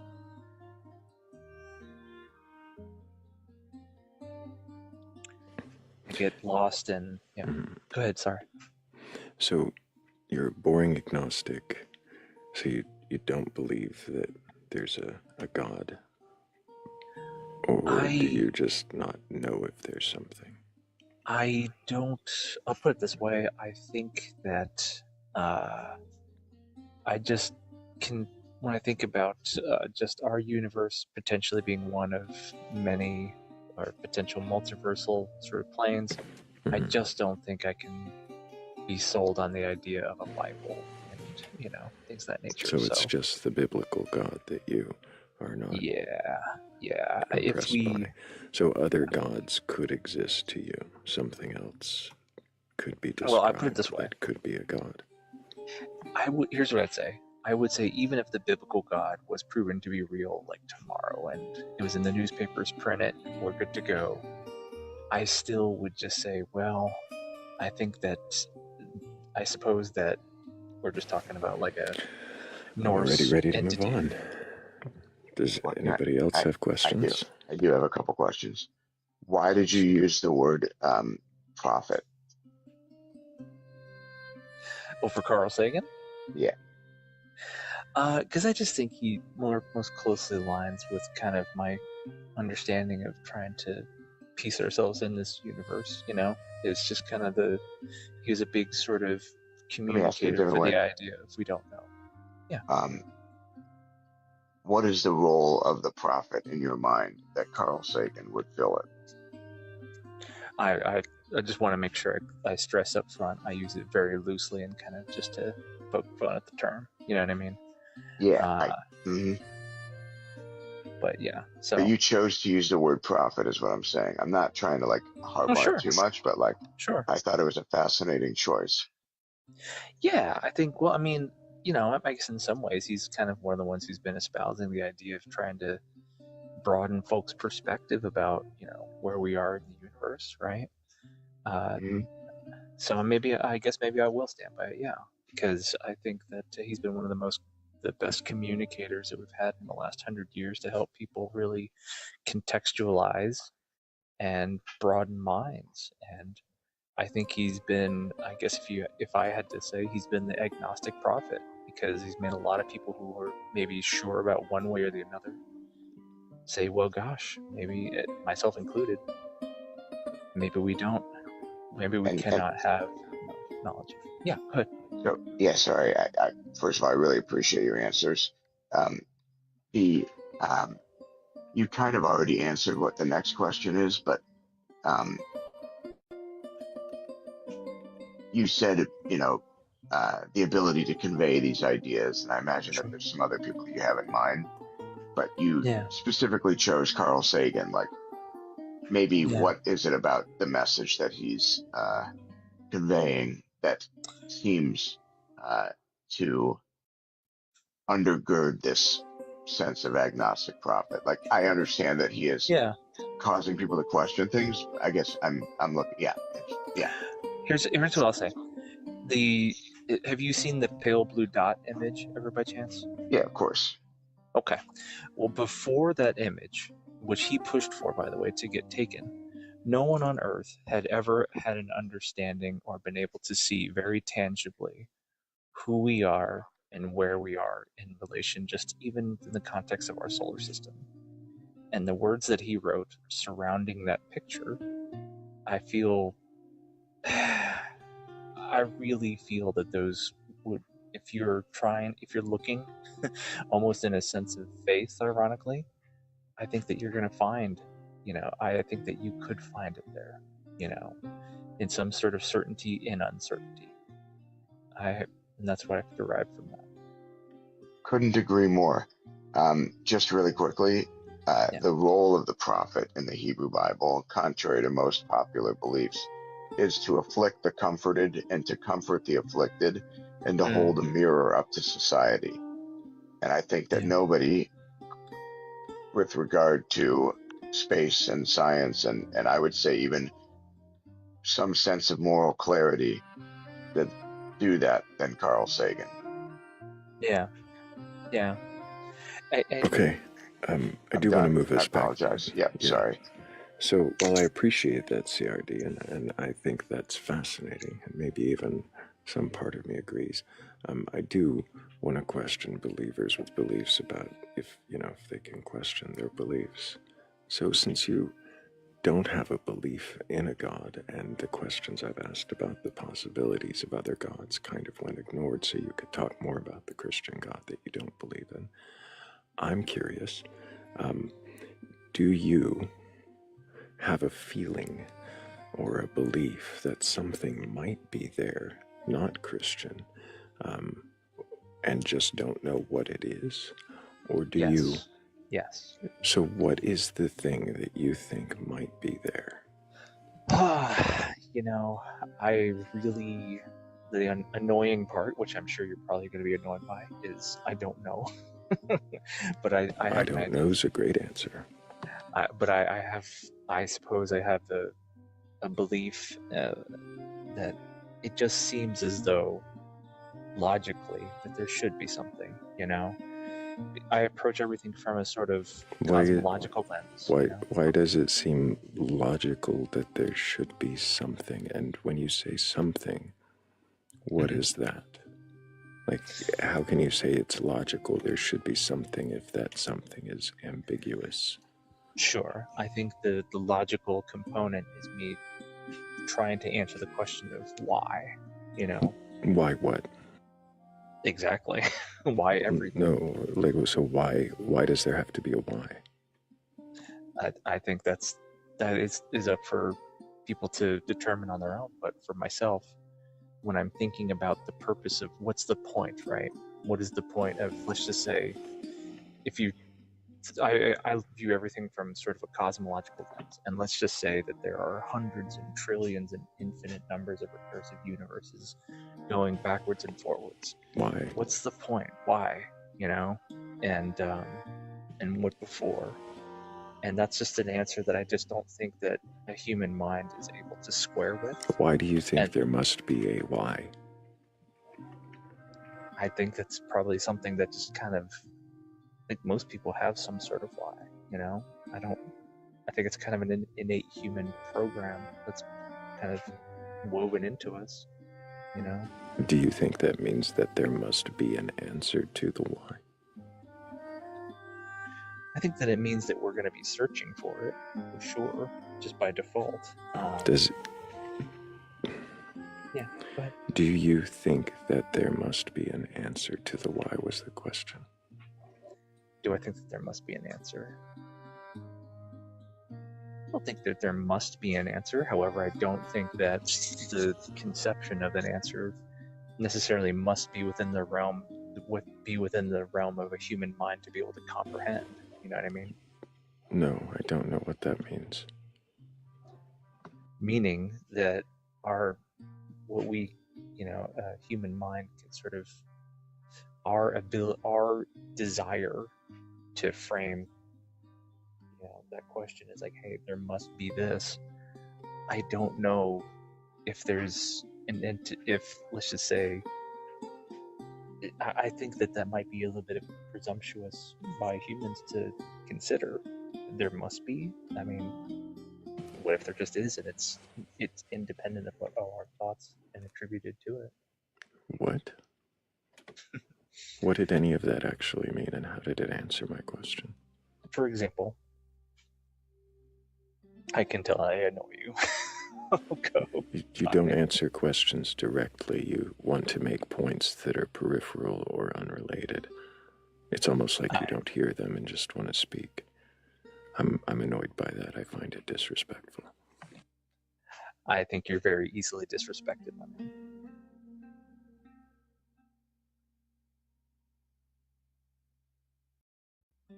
He removed himself.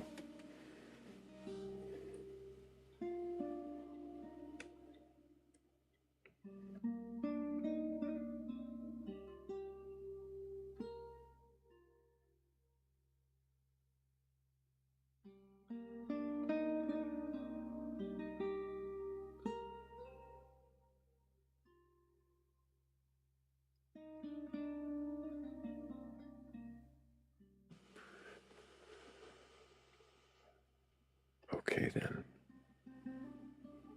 I like these moments in between sometimes. I don't want them to go on for too long, but it is nice to catch a breath when all the answers were circling away from the questions. And maybe just remind everybody that I'm not here to argue or debate. I'm not looking to make you look like a fool.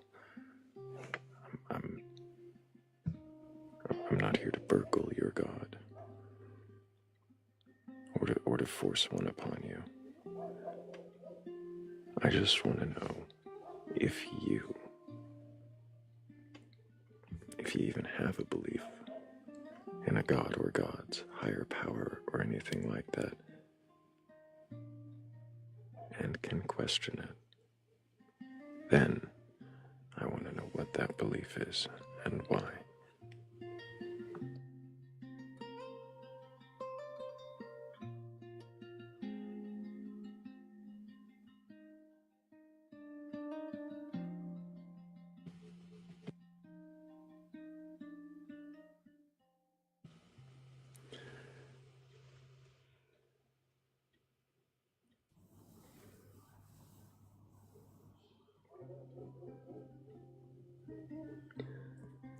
And we're down to 3 ghosts left in queue, and a crow made their way in between them.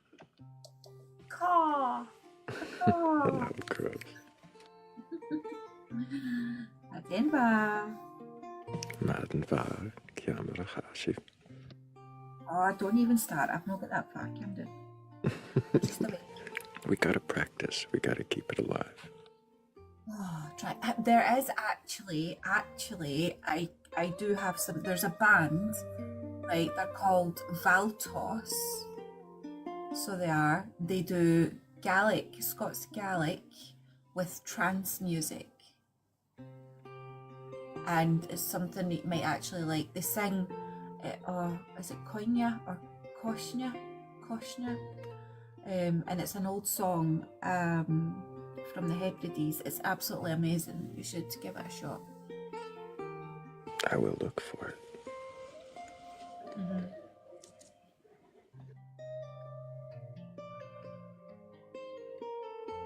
So then I'll ask you in English, how are you doing this morning?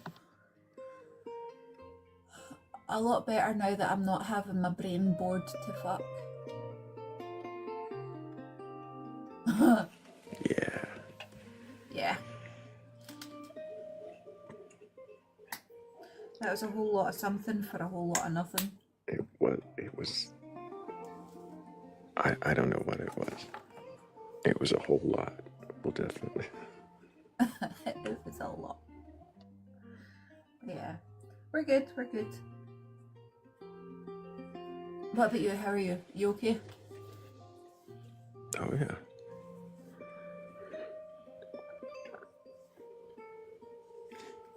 I think Rav might be getting impatient with my impatience tonight.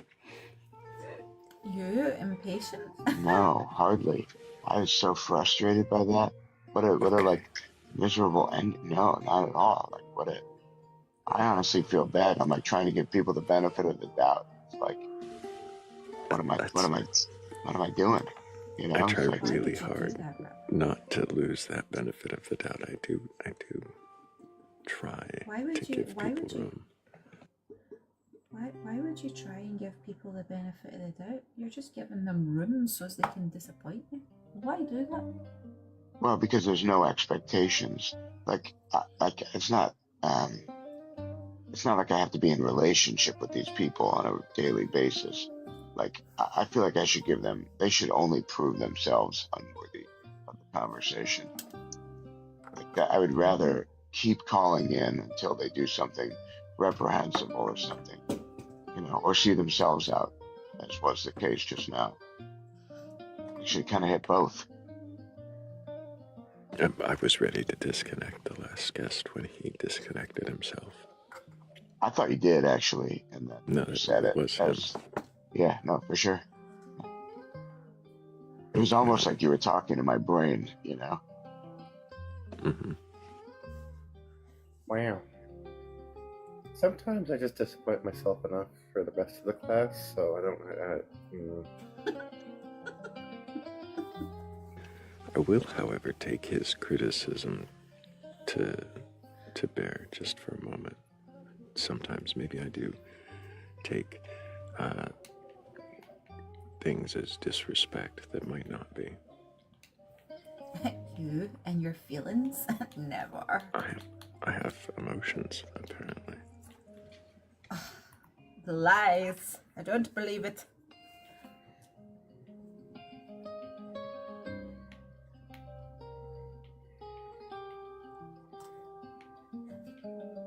I don't even remember what he was responding to. It warranted that response. Neither did he.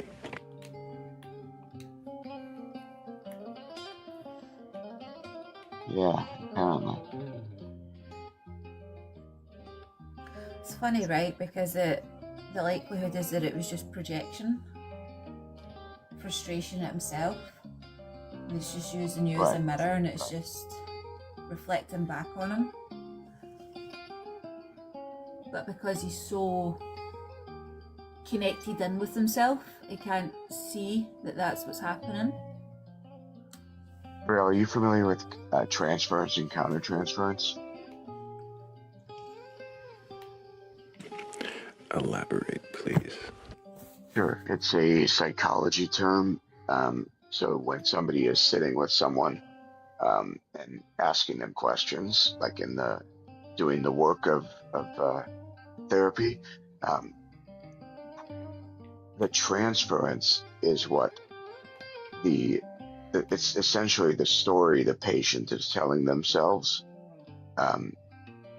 about the conversation. So all the context and sort of superimposing that context onto the conversation. Like, it's the classic, you're not in love with me, you're in love with the idea of me, or like Freud, you're thinking of your father. You know what I mean? Like more thoughtfully, not so explicit, but it is the implied transference of context. And to be aware of that transference is sort of helpful for the therapist. And then the countertransference is the therapist superimposing their context onto the conversation. And that's crucial to be aware of for the therapist. Talking about like field presence, kind of like the ability to reframe things and have like almost like the unseeable. It's kind of before you jump in here, sorry, I need your I was age for TikTok TOS. What's that? I need your age. I just turned 33. And do you have a belief in a god or God's higher power or anything? I believe I know what is actually capable of being known. I don't claim to know, something fully 100%. I'm comfortable with paradox, and I could see useful truths that are like springboards for something bigger. Fascinating. What was the question I asked you? Do I believe in a god? Or any god? And I believe in paradox, I guess, would be awareness of awareness. I mean, if that's a god, but I think God is everything, because literally... Paradox of awareness. A paradox in the sense of awareness is like realizing what you put off, and then then having the choice to either let that thought come back or like take like notice that you can put it off and be like, oh shoot, like that, how did I miss that, is literally awareness updating from my perspective. It's like this ability of always like temporal awareness in the sense of frame rate is pretty high if it was in a metaphor compared to video speeds. Like I feel like I can't really stop. English. Yeah, I freestyle, bro. That was one breath. I actually just realized that. Are you nervous? No, I just have a lot, man. Like this is how you communicate usually. Yeah, I'm like a flood dog. Like I improvise. I kind of. What was the question I'd asked you? Well, the first question, I already answered that. Now you're looping the same thing. That's first question or the question of the first question. You could ask me that twice. Or this would be the third time of this.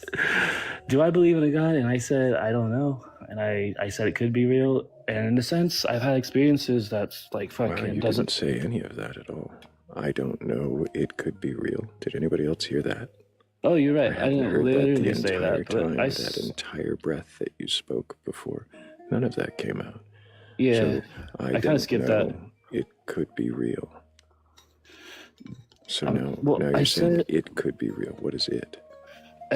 Everything is everything. In the sense of why did you put me here? Like not just words. I'm talking about like literally like like seeing life through that lens, in the sense of, why did you put me here if I'm you?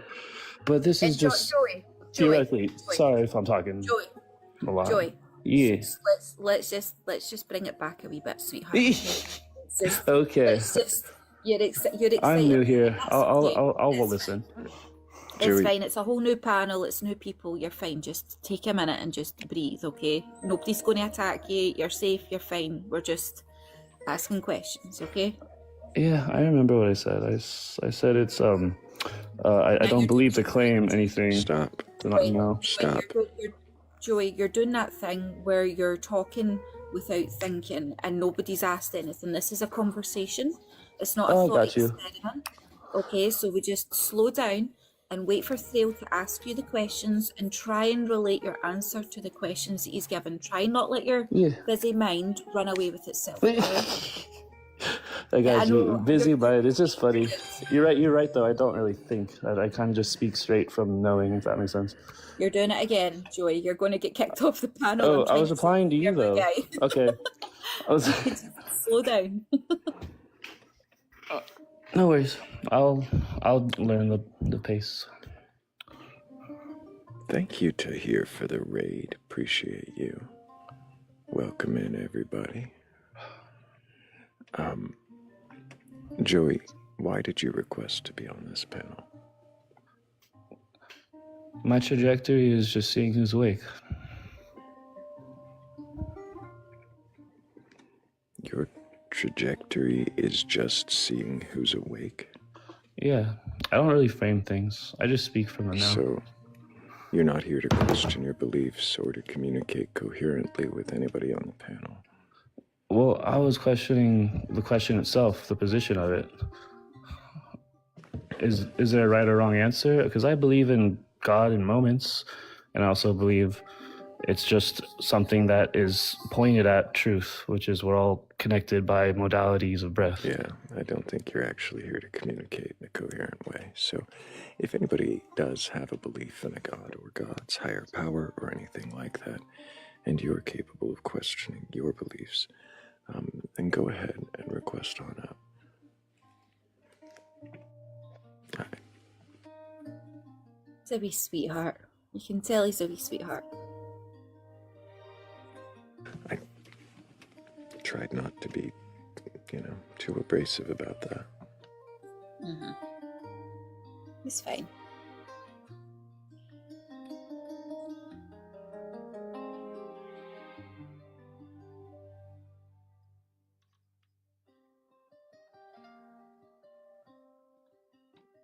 But we are up to 30,000 likes. I appreciate everybody tapping this screen. Thank you for all of those shares. Over 112 of them now. Thank you. And now all we need is, someone with a belief. A belief in something like a God. Preferably someone I haven't questioned ad nauseum or to tears, or both.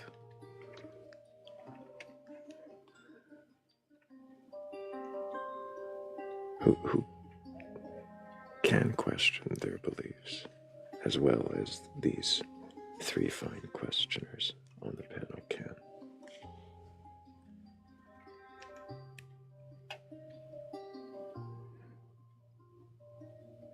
If that's you, if you think you can question your belief in a God, or gods, or higher powers, or aliens, or mermaids, or Sasquatch, or Santa Claus, then go ahead and request on up.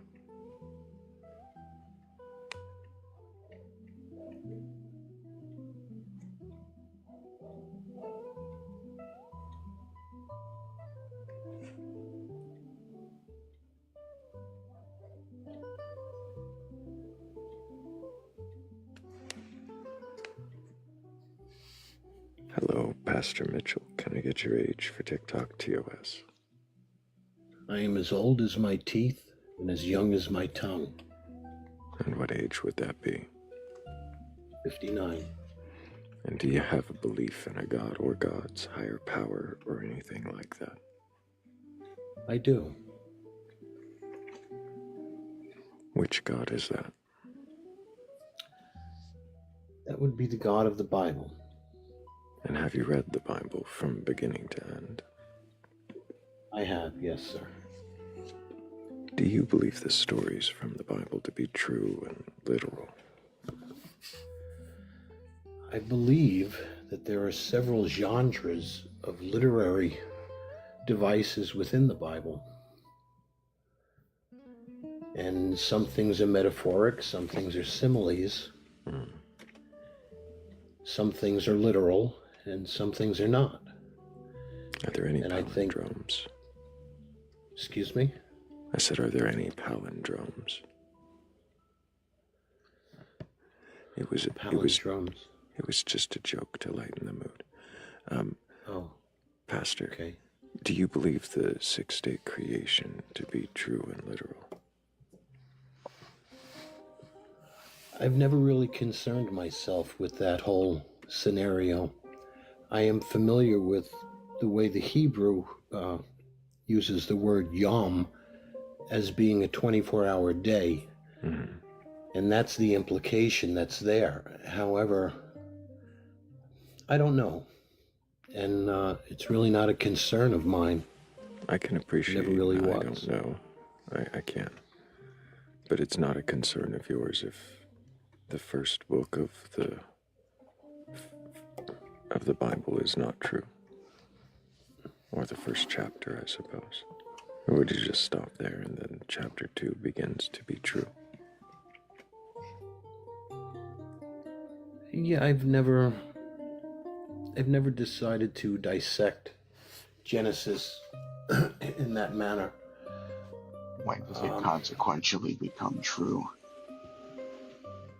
Why does it become consequentially true? When does it consequentially become true? Like, in other words, you're reading Genesis, not really important whether it's true or not. Exodus, not really important whether it's true or not. Leviticus, not whether it's true or not, right? Numbers, Deuteronomy, stop me, because I don't know how the Christian Bible goes from here, but Joshua, Judges. Right. It's an account of history. Well, that's what I'm asking. Where record? At what point did I pass the point where it becomes relevantly true, or irrelevant to whether it's true or not? I certainly can't validate everything, although science in some respects has validated it in archaeology. There's truth in historical record. Has validated what in archaeology? Has validated the existence of a designer and a creator that dealt with a specific group of people at one point in history. And that history led to Jesus Christ, who verified the God of the Bible that we have at this present time.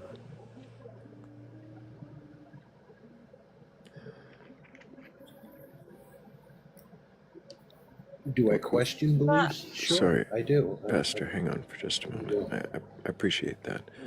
I think Rose had a question, but also, Rav, did you have a follow-up to that? Yeah, a few follow-ups, but I'm happy to come back to them in a minute. Okay. I could keep going, whatever you want to do. Can I ask a question? Do you mind if I ask one quick question? Go for it. Pastor, you several times you brought up the word history, and I was just wondering are you aware of the Hebrew word for history? And this is an alley-oop for Rav.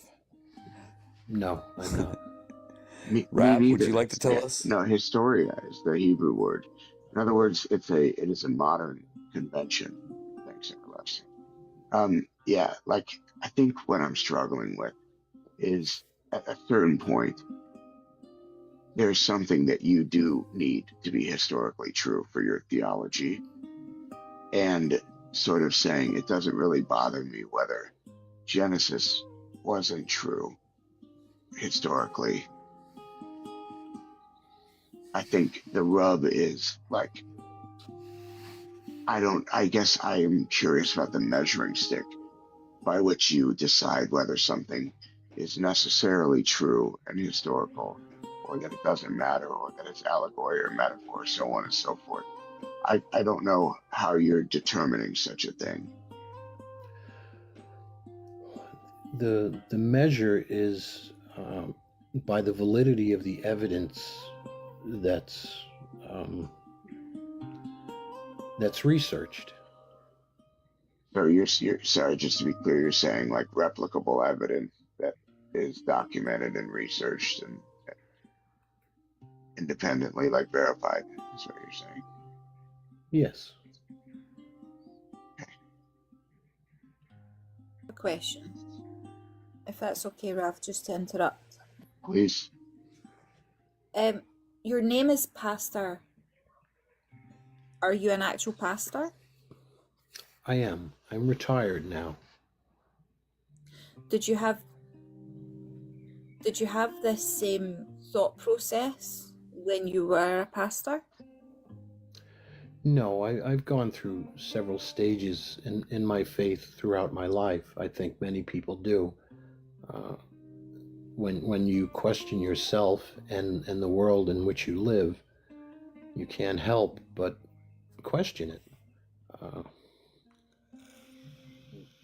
And I do. So when you were preaching to your, I don't know what you call them, congregation, did you ever question these things near the latter end of your career? No, I wouldn't preach to things that weren't validated. I wouldn't preach on things that I didn't feel secure about within myself. I didn't want to be a hypocrite, and I didn't want to just spew things out there that couldn't be validated. And, absolutely. But I have a follow-up question to that. Sure. So if you believe that some of the Bible is historically accurate, but not all of it, then why would you teach the Bible in the first place? Because if there's inconsistencies in what you're teaching, then you are promoting an idea that you are being hypocritical in. No, see, you're thinking that I preach things that I don't have a full knowledge of, and that's not the case. No, that's not what I'm saying, sweetheart. What I'm saying is if you're preaching parts of the Bible that you believe to be true and not preaching the rest of it, although it comes from the same source, then you're being a hypocrite because you are cherry picking what to teach and telling people this is what I believe to be true, but you're ignoring the rest of it. And I don't understand how you can teach part of a religion because that's what you believe in and ignore the rest of it. Well, primarily I'm not teaching a religion. I'm not a fan of religion. I'm a fan of relationship, and a relationship that I have with my personal God and Jesus Christ. All these other things are just little things that are not an issue. Cruz, are you okay? He says, I don't teach a religion.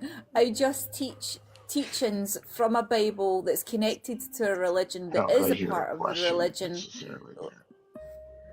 Well, I have some questions related to this. Go ahead, Will Dot. Pastor? Yeah. Did you ever emphasize the importance of prayer to your congregation? Yes. Did your congregation gather on a certain day for either a mass or a Sabbath event where you read scriptures and your take on them, and that sort of thing? Yes, of course. Well, do you understand that these are religious practices? There are traditional aspects to religion per se.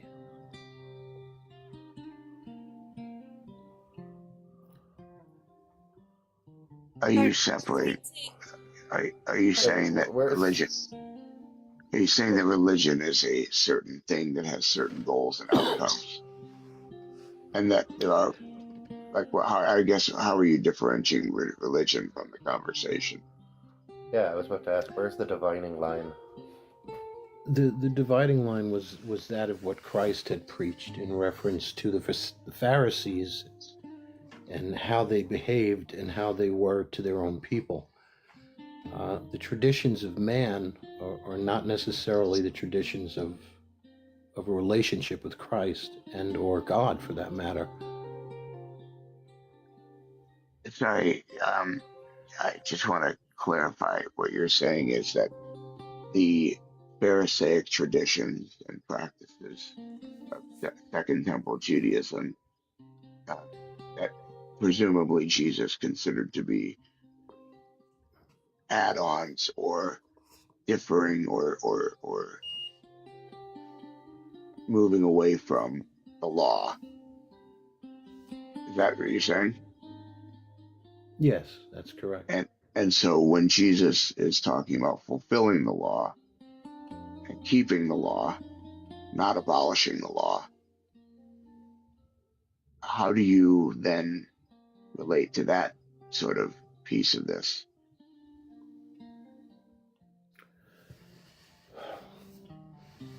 Well, that's why on the cross his final comment was, it's done, it's finished, it's complete. The law is finished? We are not under the old covenant. We are under the new covenant under Christ.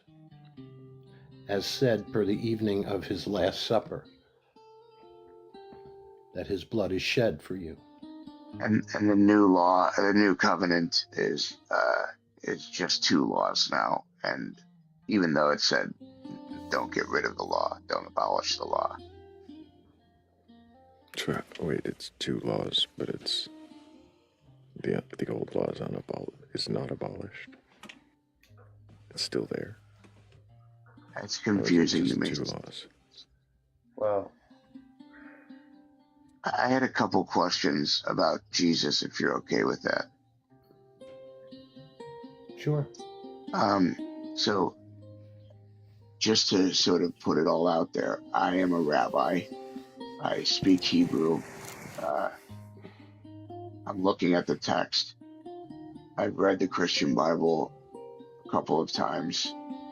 And I hear a lot on here on TikTok, and I've become sort of familiar, and I've taken a little closer reads than I had previously done. And I noticed that, excuse me, I'm in trouble breathing. I noticed that that to me, it seems that Jesus does not meet some of the core requirements of what it means to become a Messiah. And I'm wondering if you're willing to have that conversation. What is it you'd like to know? Okay, so what does the word Messiah mean? Where does that come from? Well, it's from Mashiach, which is the chosen one, or the anointed one. Anointed one, yeah. And you remember in Exodus chapter 21 and Leviticus chapter 4, where it talks about the process by which the priests are anointed and the process by which Saul and David are anointed. They're all considered Mashiach, right? The high priest and the king.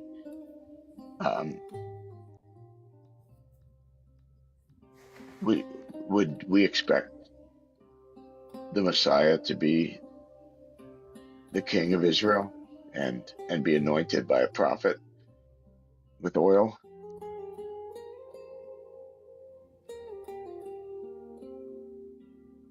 Are you asking or are you telling me? I'm asking. I mean, that's what I would expect, but I'm curious. Like, do you like how do you deal with that? All right. So, can you rephrase the question, please? Sure, no problem, no problem. So, Mashiach, as you had already pointed out, is to be anointed with oil, and the way I'm seeing it in the text, every time somebody is elevated in their unction, it is through an appointee of God, aka a prophet, and they're anointed with oil as a part of their exaltation. Okay. And I guess like I don't see that happen with Jesus in the Christian Bible. Okay. I still don't hear a question. Yeah, so how then can Jesus be a Mashiach if he wasn't a Mashiach? Well, I don't rightly know. However, he was anointed.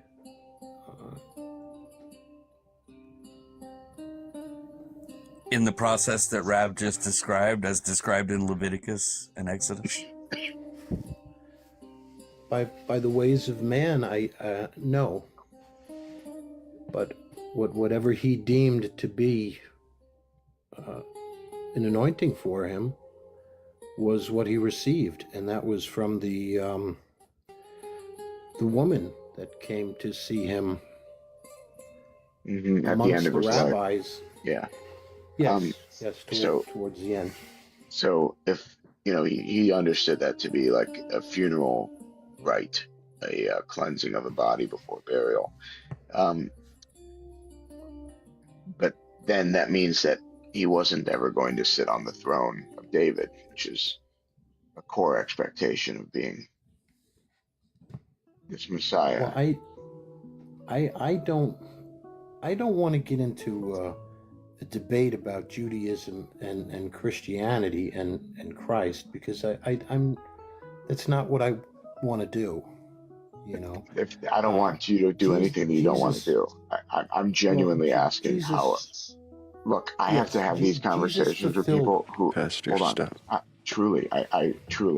I'm asking you with the absolute utmost sincerity. I have no edge whatsoever. I ask this question of people, frankly, far too many times a day that I am like willing to admit. And I am not having a conversation with somebody who has actually read the text in those other, right now, I am speaking to somebody who is clearly familiar with the text. I'm not looking for apologetics. I'm looking for a genuinely intelligent conversation to genuinely understand. If you don't want to do that, I completely understand, but there's no edge to what I'm asking of you. I am genuinely just reading something and trying to understand how Christianity jives with these apparent. I'm doing the 6-7 thing with my hands. These I don't even want to call them. I'm just the discrepancies. Maybe I'll use that word. Okay, all right, that's fair. He certainly fulfilled prophecies, and when he came to preach in the temple, they were willing to throw stones at him because he said that the answering of the scripture that was read today is at hand.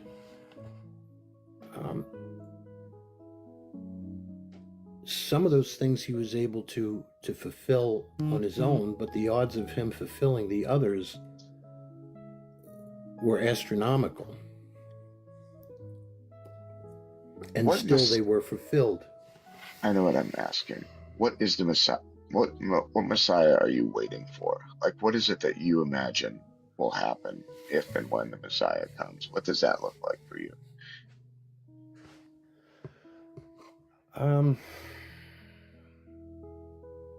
I suspect he will bring the peace, although he will come for the final judgment. His judgment will be on this world, and those that have, in the Greek, it was apistos, which is to trust and to have faith and to believe. And for those that do have that faith in him, he will deliver them. For those that choose not and don't want anything to do with them, well, I don't know what their judgment will be. I know what some of the things in the Bible says. However, I don't prefer to put God in a box. So in short, I would say I await that final judgment. You don't prefer to put God in a box, but didn't you learn from God? Or learn about God from the box? No, I learned from a book that was written by 40 different authors and still coincided, and it was cleverly put together. There's a symbolism that runs through the Bible that we have, the 66 books. Why only 66?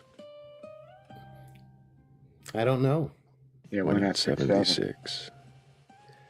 There was 83, I believe, at one point, and that was the Catholic Bible, which added some of the Apocrypha books.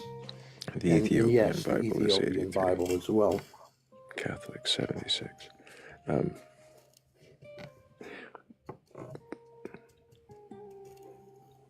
If you're learning from this book compiled by all these different authors about this God, and you say that the themes are running through, could those not be manufactured? I guess anything could be manufactured, but they were 40 different authors that never met each other, and they didn't have an opportunity to corroborate their stories. That in itself is rather fascinating. You say they didn't have an opportunity to corroborate their stories. 40 different authors. Are you talking about the entire Bible, Old and New? Yes. Why would they have to corroborate their stories over that length of time? They wouldn't have to. However, they connect because there's a running theme that runs through each one of those books, and that's how they were put together. And that includes the Pentateuch, which was the Go ahead, Torah. Everlasting. The New Testament authors, they had access to the story that was written by the Jewish people, the Hebrew text, correct? I know that 2 of them did. I can't answer for the others. I assume they did. Is there any expectation in that Hebrew text that expected this Messiah figure to be God himself?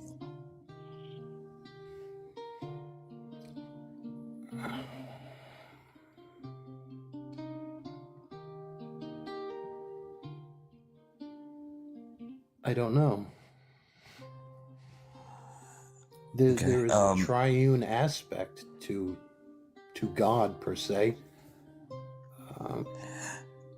Okay, that's interesting. So, if the New Testament authors had a source that they could build their story upon, would it be difficult for them to retrofit a narrative of a Messiah that perhaps wasn't actually written in the Hebrew text? Does the question make sense to you? Yes, it does, and that would be a very difficult thing to propose. Why?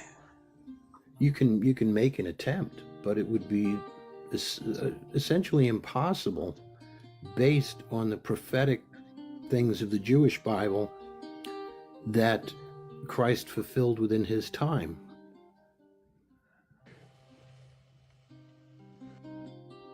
Such as like riding a donkey? Excuse me? What were the prophetic things that he fulfilled? The birth of a virgin was one that comes to mind.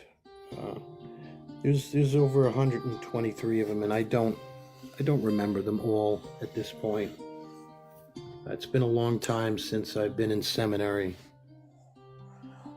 So, the birth of a virgin, I'm assuming you're referring to Isaiah 7:14.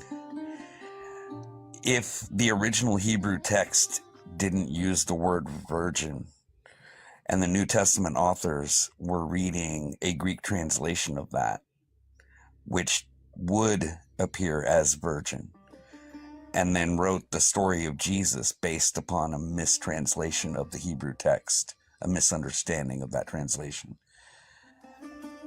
what would that mean for the story of Jesus? Because it pertains to the question I asked earlier about the New Testament authors having a source material that they were building a narrative upon. So if that story starts with a misunderstanding of the Hebrew text, what would that mean to the story of Jesus for you? Well, first of all, that's just one. And if he fulfilled 123 of them... Well, that's a big one. Yeah, that's a big one. If that's supposed to, my question is if that is supposed to be a prophecy, but it wasn't a prophecy. It wasn't written as a prophecy. It wasn't even written as the word virgin. I'm kind of leading you with this question a bit because we happen to know that this to be the case with that particular word, that particular translation. The original Hebrew text stated that she was just a young woman. Right. And it wasn't about a future prophecy. It was about current events at the time in Isaiah that he was writing about. So if the New Testament authors are designing a Messiah based on this, misunderstanding of a virgin birth, what does that tell you about the rest of the way the narrative of Jesus is written? Well, first, it could certainly be a misunderstanding within the Jewish community themselves. Because if Joseph of Arimathea was able to see expound on that. I'm interested in what you mean by that.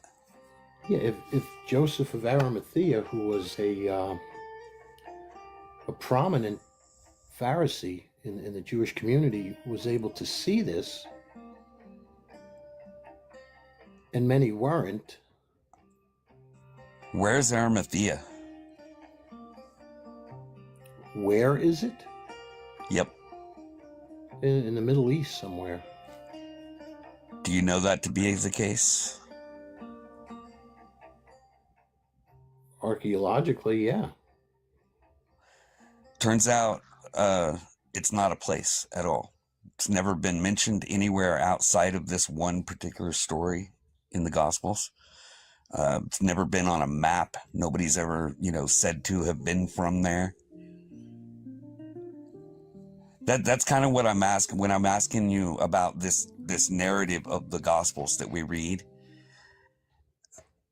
They're writing it in a way that tells me that they didn't really understand not only the language of the Hebrew text, the theology of Judaism, but they didn't even understand the geography of that area. This is just kind of strikes me as a story that was written by people, clearly it was written by people who spoke Greek. We know that to be the case. And so that's kind of the question I'm asking you, is that if they get so many things wrong from the beginning of Jesus's life, if the story they're telling doesn't quite line up with what we can compare it to, such as Isaiah 7:14, what does that tell us about the rest of the story of Jesus?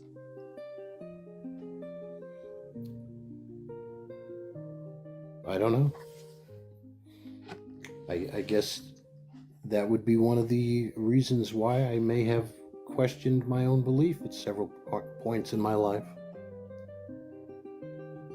We love questions. Oh, sure. I enjoy them myself. I love an I don't know also. I don't claim to know everything. Just some things have been rather revealing.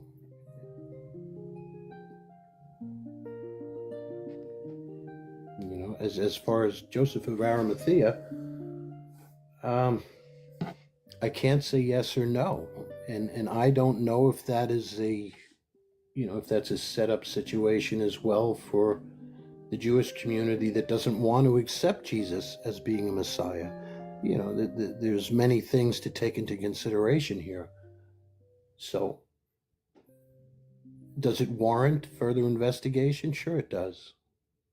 And I don't have a problem looking more into that myself.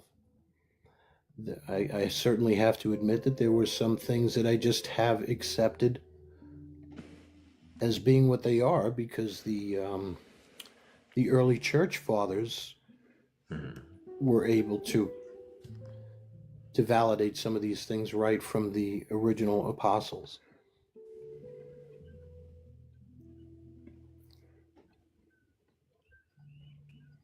So if they knew of a person of Joseph Are you sure that they were existed, able to? Are you sure that they were able to verify them from the apostles, or is that the story? No, that was given? Of course not. Let's be realistic. We can't say anything for 100% certainty. I get that. However, when you collect enough things that point to a certain direction, you kind of come up with an educated guess, I guess, for that matter, to say, okay, this seems to make sense. Is it true? I don't know. I wasn't there. But the evidence that's presented to me, I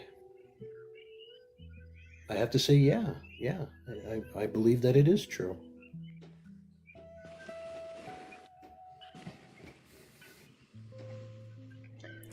And that's about as honest as I can be.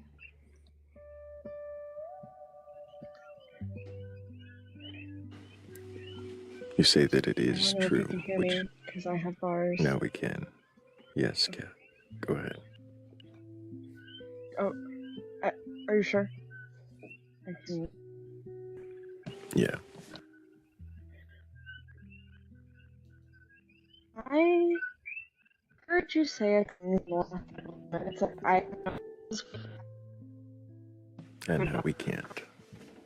She's breaking a couple things. Oh, okay. You go then. Fuck. It's a ghost from earlier. And now it's better. As soon as we say you're breaking up, and it's back. Oh, is it better? Yeah, we can hear you now. No, it's not better, is it? Oh, perfect. Great. You said a few moments ago that the Jewish people were mistaken about what was written in their book, I think is what it sounded like. Correct me if I'm wrong. I didn't say it in that manner. I don't know if they were mistaken or not. I don't know if they had a hidden agenda within themselves. I can't say yes or no. What a hidden agenda might they have? Well, because obviously Jesus was a threat to their way of life, and they were being corrected, and we all know that nobody. Right, and a text that they wrote. That's correct. So how does that make sense? Sorry, Will Dot.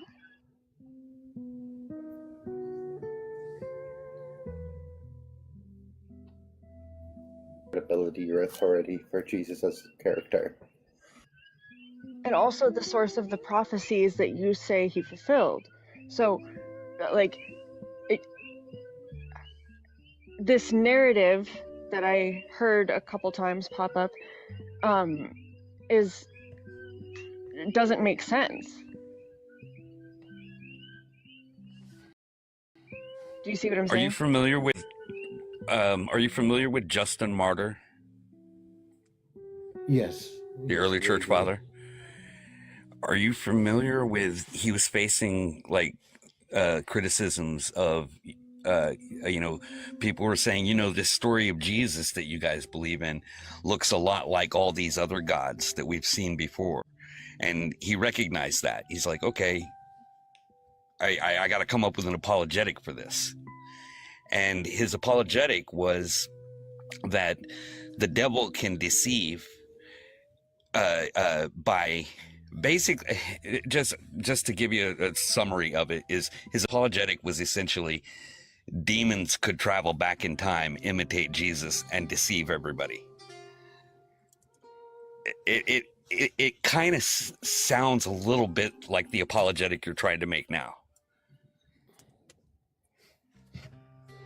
No, that's not where I'm going with that. Do you see how the things that you're saying could be harmful? In what way? Well, this is the Old Testament, the Hebrew Bible, right?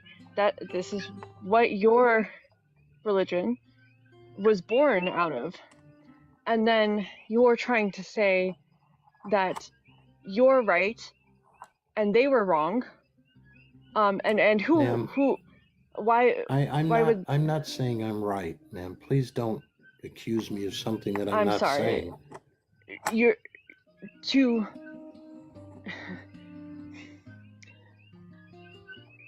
You have brought up the idea that maybe they had ulterior motives, which I asked you what those were and you couldn't tell me, or they're wrong, but it's their text, it's their religion. So is that really reasonable?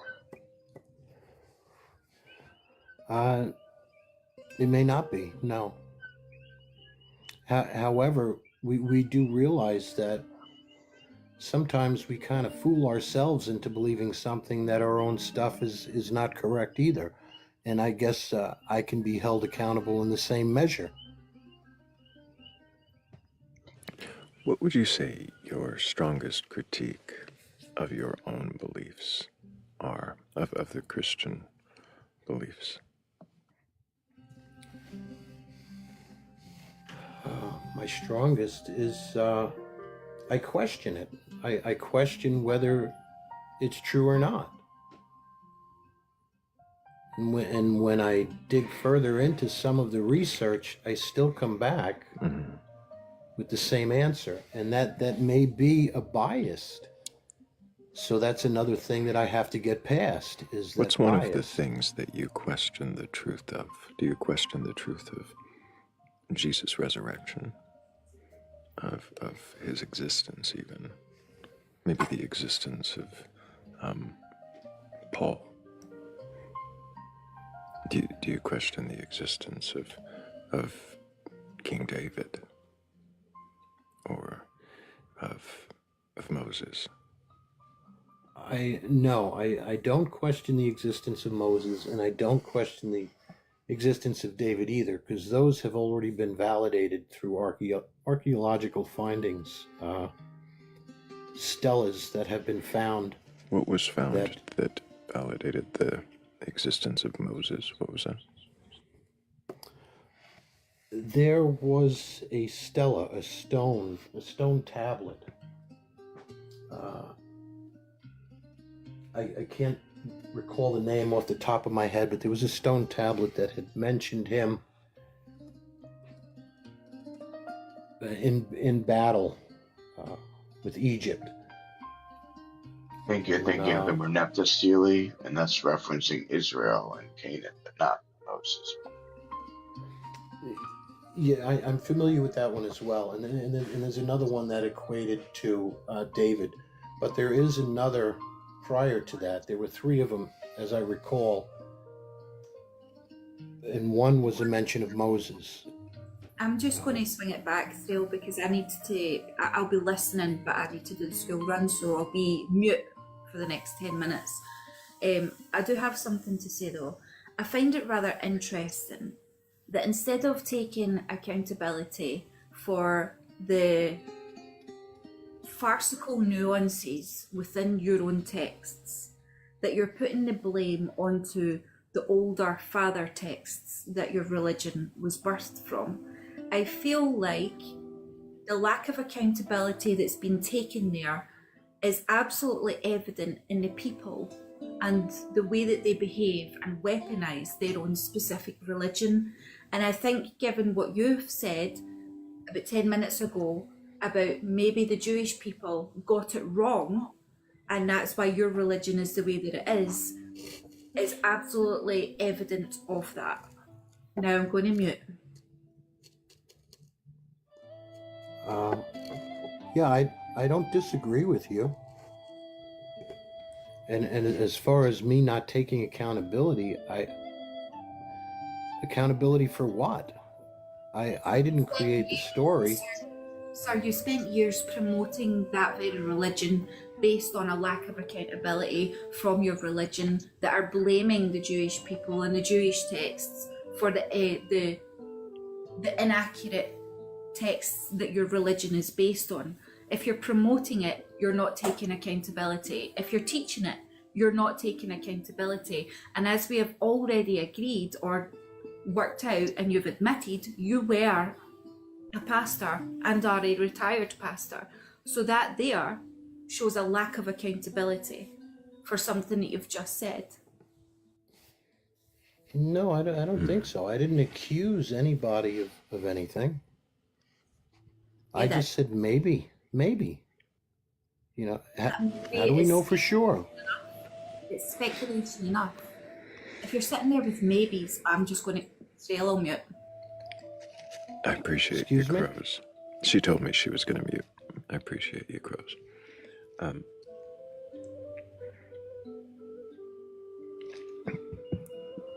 I understand what she's asking, but I wonder if, before we continue down that road, if anybody else had a question.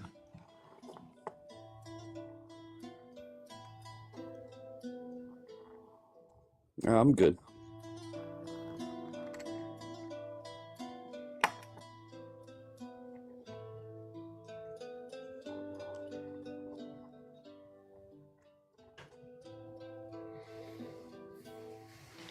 Okay. Well. Okay, Pastor. Well, I'm curious. Does it matter to you if the Bible is true or not? Yes, of course it does. You had said a moment ago that there was evidence of Moses and evidence of David, right? Yes. Do you believe Adam and Eve existed?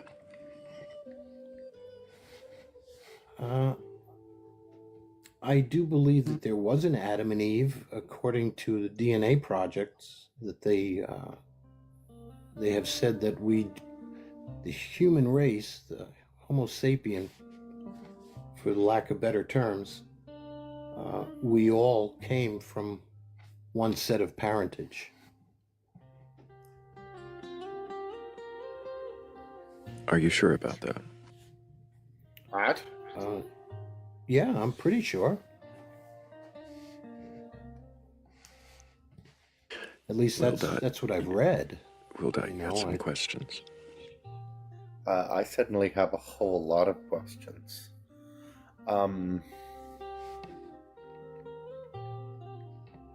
Okay.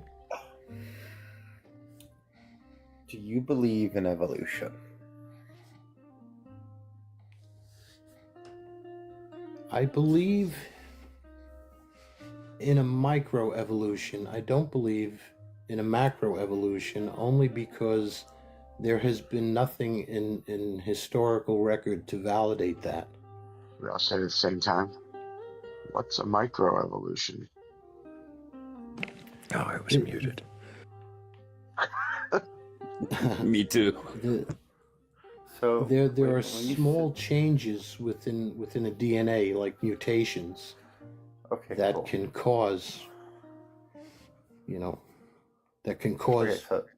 differentials. Do you think that over a long period of time and a bunch of these small changes, they would amount to big changes? Yeah, it's certainly a possibility. However, statistically, there's not enough time for that, and that's why the beginning of the universe, per se, in some of your wonderful science aspects, they keep changing. They move the goalpost.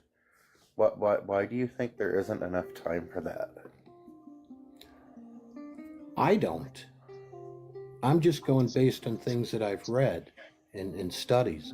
I can't say yay or nay. I wasn't there. I don't know. You should all say yay. I can't say for sure. Well, however, science, I'm not a scientist, but I rely on some of these scientists to be honest and forthcoming, and with the things that they have provided, especially with the beginning of our existence here, the Big Bang Theory.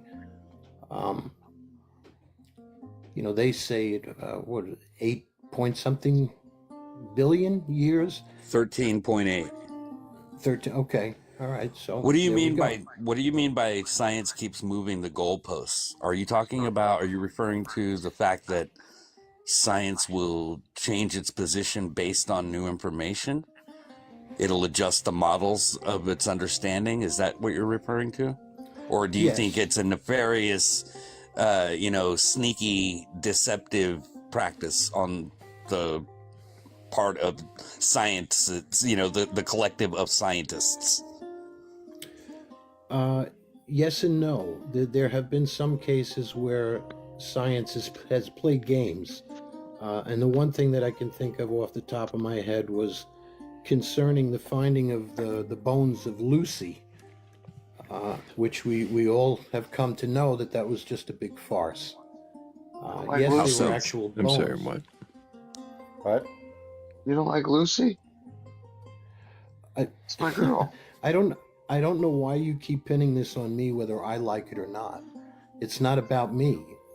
This is part of the research that I've done. Who's it about? This is science telling us information that we assume is honest. I got to see Lucy at the Smithsonian. That was pretty cool. In Washington, D.C. Yeah. And how many bones did Lucy have? Do you think that the Smithsonian, if I went to the Smithsonian website and looked up Lucy, it would say that Lucy was a farce? Do I think they would say that? No, of course not. So you're saying that the United States Smithsonian Institution is mistaken or dishonest? I'm sure they are. I'm sure everybody's dishonest to a degree. Everybody has an agenda, right? To a degree is an interesting turn of phrase here. I'm asking about Lucy. Yes, Lucy was determined to be a farce. Are you saying that the Smithsonian Institution? By who? Who determined that? Oh. Do I have to look it up for you? Or can you do your own homework? Well, you made the claim. A source would be good. Claim. I'm making. Trust me, bro. Yeah. That's what you're saying. No. Yeah, you made a claim, and so I'm asking you to tell me where you got that information, since you're going to claim. Okay.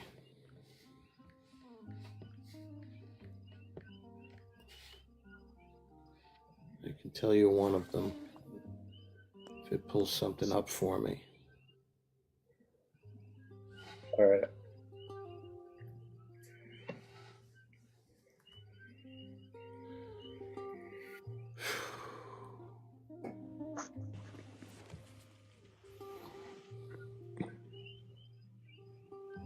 Are you looking it up? I am. Lucy was so cute. Okay. Will knows what I'm okay, talking about. They suggest that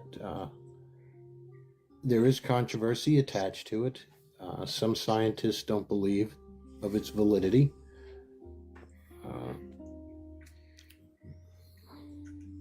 Some people say, they can't believe Jamaica. We've got a bobsled team.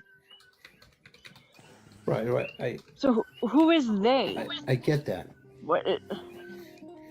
Oh, you want the source of this too, right? All right, let me look up the Cleveland Museum of Natural History. Why do you think that this is a farce? Natural History Museum.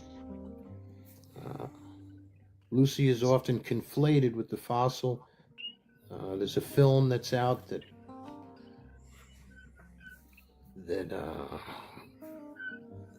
let's say that I'm not 10% of the answers. Yeah, go ahead. Okay.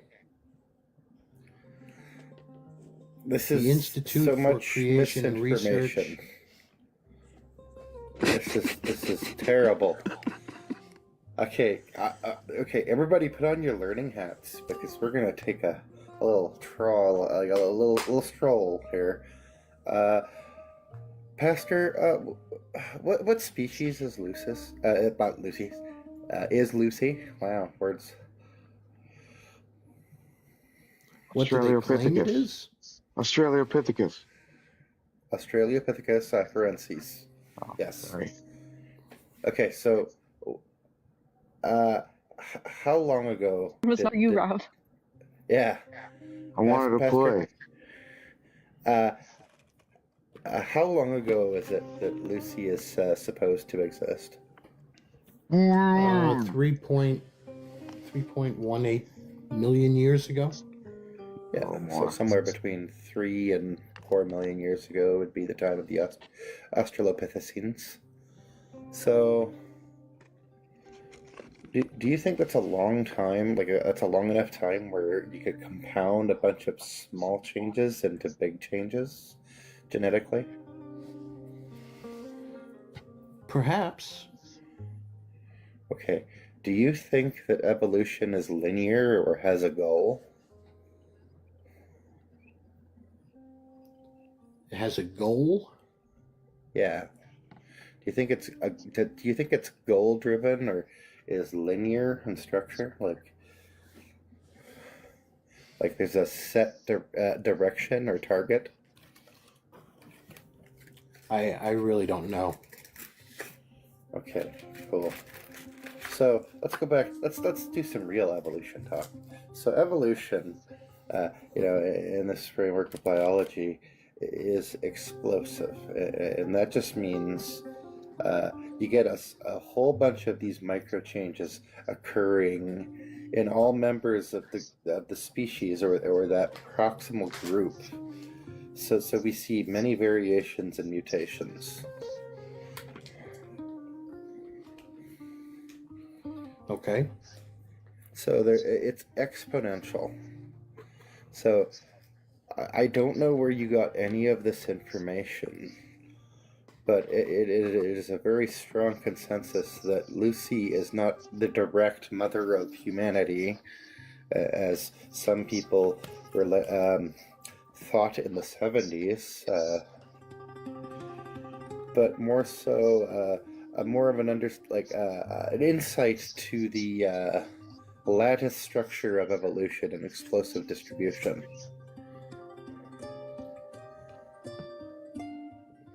Okay. Is it possible that you may be misinformed on the subject? Absolutely. Thank you. Do you think Do that you have any questions?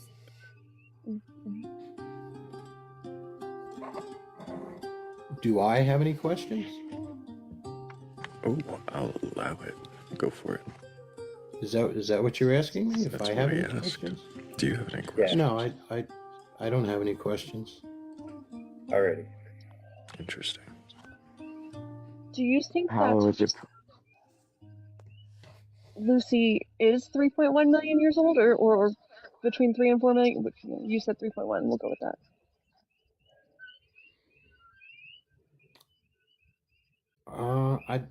I really don't know how old she is. I don't know what testings they're using for that.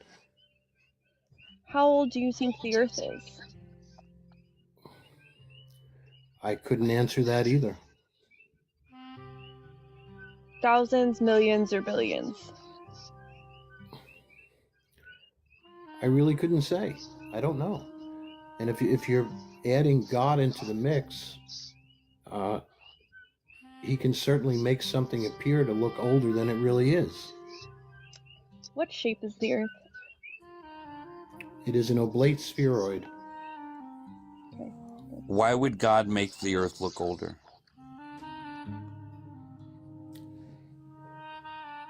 Well, he certainly, if the story is true as it is written, and Adam and Eve were created, they didn't have any parents.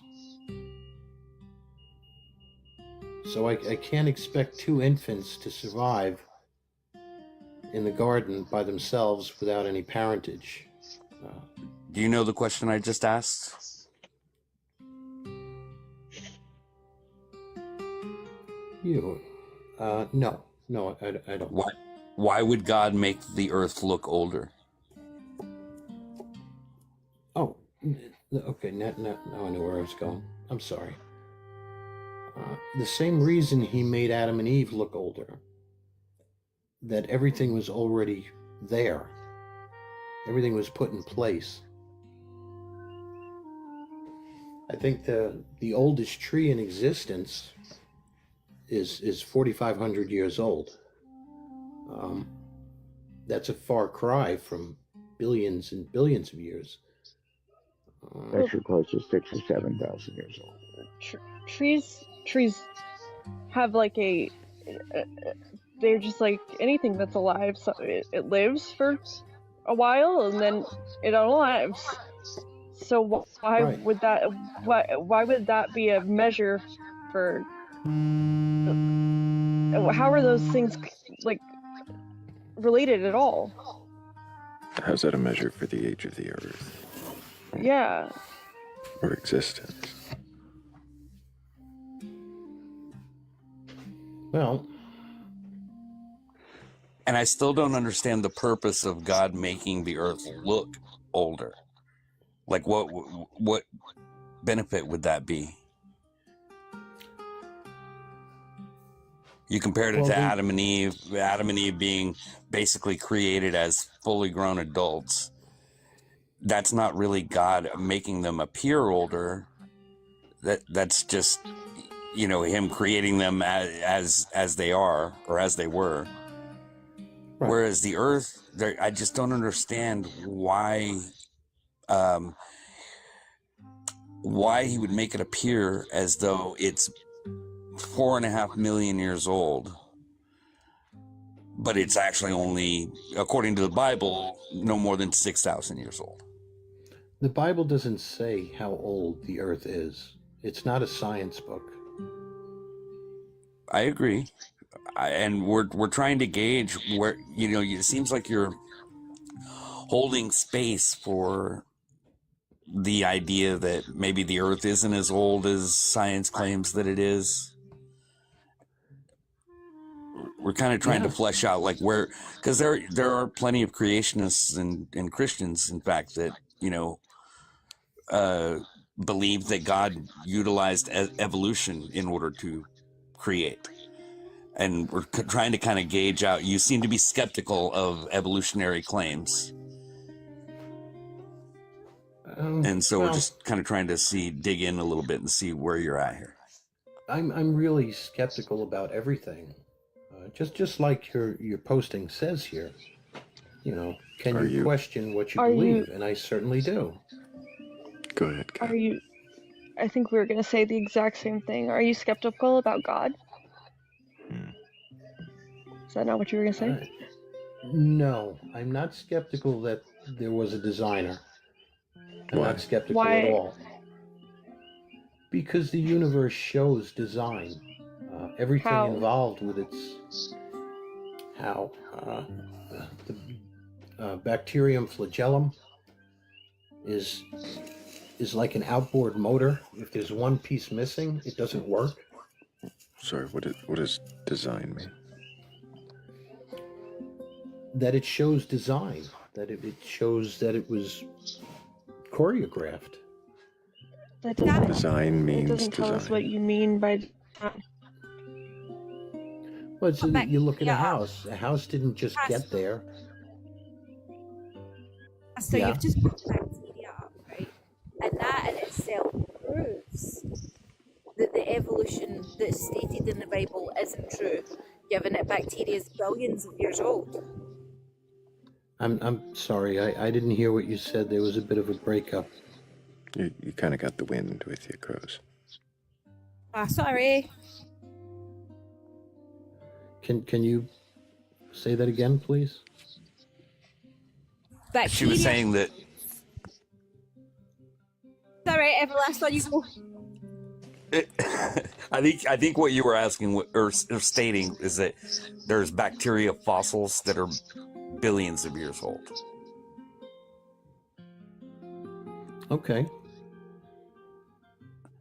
That may very well be. And do they show design? What is design? What do you mean by design? You said design. You said design meant it showed design. How do you know when something is designed? Well, I look at a house and I know that the house just didn't pop up there one day. That doesn't tell me how you know designed that house, and then it was built. You say someone designed it. What does the word design mean? That they put it together, that they created it. I'm not asking you to believe it, but can you imagine a way other than a design for something to emerge naturally? Well, that doesn't even make any sense. Well, like, for example, can you design a house to, like, a cave and tell the difference? Can you design a house? Can you look can you look at a house and compare it to a cave and tell the difference? Yes. A great example. Okay. So you have something to compare a house to. They can be used for similar purposes, but one of them is naturally formed, which by your worldview is naturally formed by a creator. And we look at a house and we can see that it was designed by a human because we have prior information that can validate that for us. And so since you have something to compare a house to, do you have anything to compare nature to give it that same contrast? Like, how can we know that nature is designed if we don't have anything else to compare it to? Just by the way it functions. Would you expect? Well, a cave and a house can function. Would you expect design to be simple or complex? Like, if I'm going to design something, am I going to do it efficiently and with, non-superfluous purpose?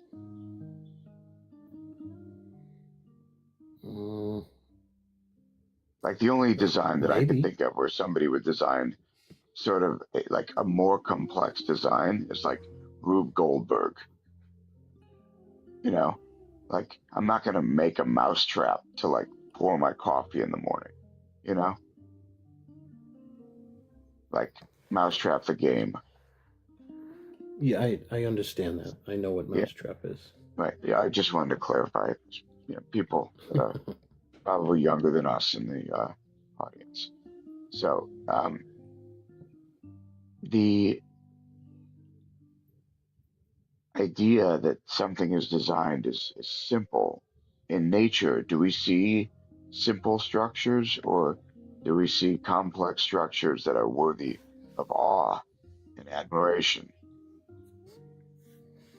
I think we see both. Could you give me an example of a natural structure that's simple? Simple natural structure.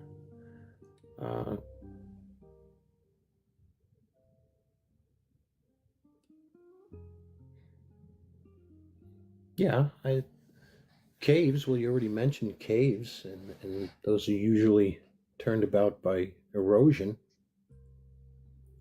I mean, among other things,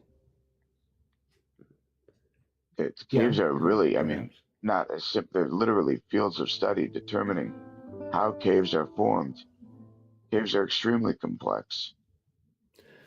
Are they formed by lava? Are they formed? Yes, and what goes into making lava? How has lava come out? Where's that pressure system coming from? Why is that lava at the core of the earth anyway? I mean, like, that's what I'm saying. Like, it's not simple. It's not just this simply is. And frankly, like, if you're arguing for God, it seems to me a little bizarre. Simple. What's your measure of simple? Well, I mean, I think simple machines are a great example, like screws, levers, ramps, pulleys. That's simple. Those are the essence of work and design. Yeah, but you can break those down to the same infinitesimal. You're telling me you see levers in nature and pulleys in nature? I mean, I guess you do because we make them, so we're part of nature. So that's yes. I guess you're right. Do you think that I cede. I stand corrected. Truly. You stand corrected. Do you think? Yeah, I think that if I have a new belief, Thrayle. And don't get any ideas, Pastor. This isn't about you. This is me. So I'm with you, man. Yeah. So I'm okay. We are nature. Therefore, anything we produce is a part of nature too. Can't be separate from nature. I had a 2-hour conversation about that this morning, so we'll put that on hold while Everlasting gets his question. I mean, I'm sure I'm wrong, but like, it's a thought. So. Well, the difference is intent. Yeah, but we have intention. Witchcraft Rav. Welcome to Witchcraft Rav, because yeah. Like I sincerely doubt that. But the example I think of is the Beaver Dam. Like it could. If you're taking a walk and you come across, a stream, and then there's a bunch of wood, a bunch of stakes piled up. Is it a beaver dam, or did this just all this wood collect in a jammed up spot? And so you can investigate it, and you can see, do we see evidence of beavers? Do we see chew marks on the sticks? Do we see tracks? Do we see, any other evidence of them habitating this? Nice. Or do we just see a bunch of, it's the intention behind it. A beaver designs a dam with an intention, whereas a stream just piles all the sticks together. Yes, I guess what I'm saying is, if Jupiter is produced without a design, right? That is like, I understand that, like, I'm with you and everything, and yet the beaver is produced by the same process that produces Jupiter, and it then has a design feature that it is contributing to this entire thing. Then at some point, this system has a mind within it. Does that make sense? Oh I yeah, think I'm. at the point where we are being the mind. But really quickly, I do need to break in because I've got a list I've got to read. And these are amazing people, so I've got to thank Dancing in Duality, Angela, also Bats, Heather's Descent, Vice, Polly, Shell, Everlasting Godstopper, and Martha. Thank you guys so much for helping with that goal. And we did do a poll, and I think we are going to move on, but I'll let you guys, if there are any questions for our guest, get those in.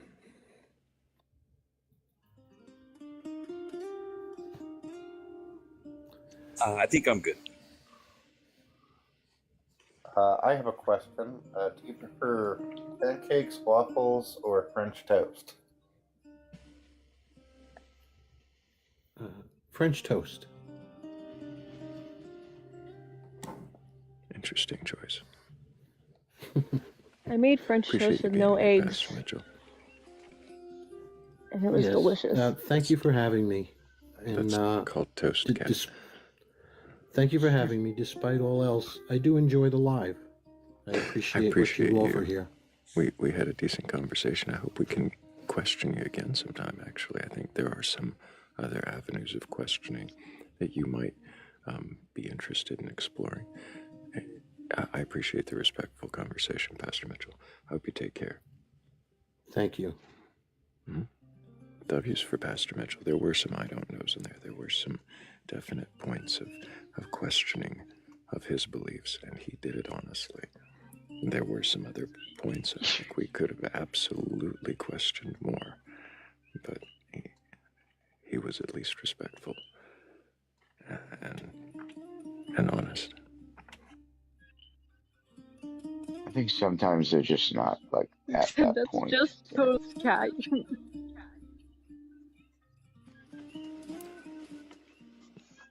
Well, that is just. It was French toast.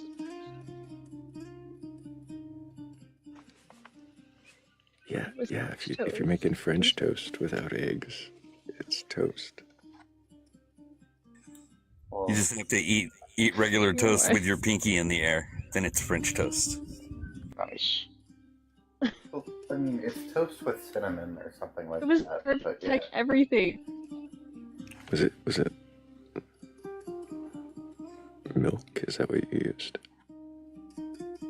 I used milk and I thickened it with some flour. Okay. Is that milk You just toast? made more bread around the bread. I think that's called milk toast. Is that what milk toast is? That's gross. You guys are mean. I think milk toast is a type of bread. It was. I have no idea. But did you use real Vermont maple syrup? That's all that matters. Do you think that I have access to that? Did you use macadamia nut syrup? No, but I should have, though.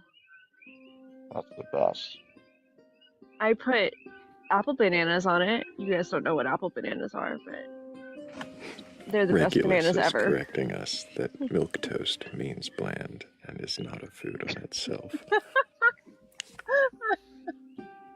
What I'm here for, yeah. Hey, it doesn't sound like French toast to me, but if that's how you want it, I'm God's favorite, so if I say it's French toast, it's French toast.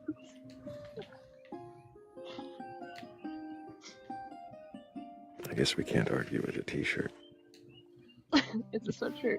I was really looking for a picture of the lava while Rob was talking about the lava, but my photos wouldn't load, so we ended up with this one because it's like really recent, so it was there.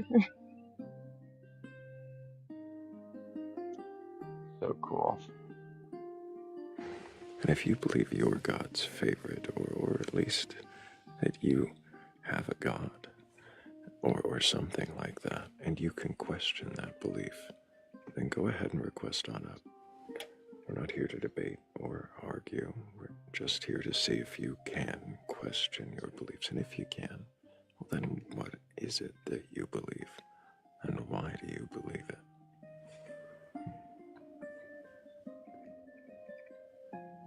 Regulus says milk steak is a real food, though, and it goes well with jelly beans. I'm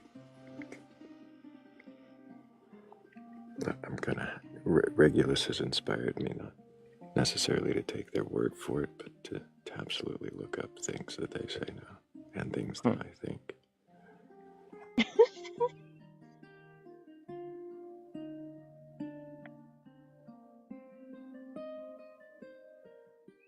GoPro agrees. GoPro thinks I'm God's favorite.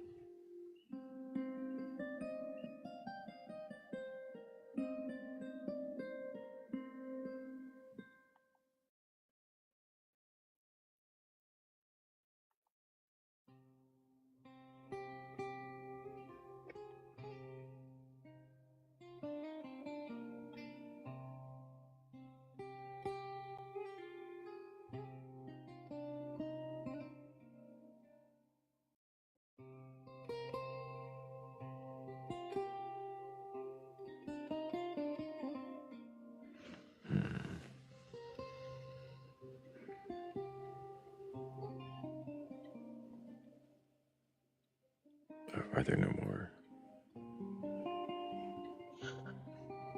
believers? No believing believers in a belief that they believe they can question?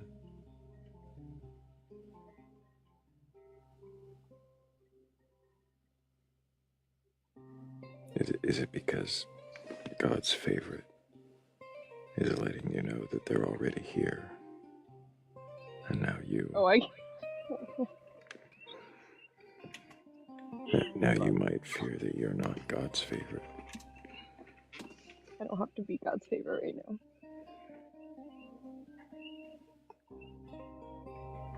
It's good leverage.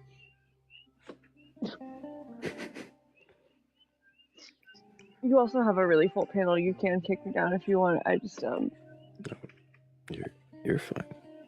Rav's going to sleep soon. Thanks. You hear that? It's past your bedtime. I don't know if he's going to do it up here or if he's going to do it somewhere else. Like in the comments. I'm not here to make him. I just know by the hour he's going to sleep eventually. He's not wrong. I'll just say quietly, drop me. You'll say it when you're ready, or is that you saying it? No, I will when I'm ready. Yeah. I thought so.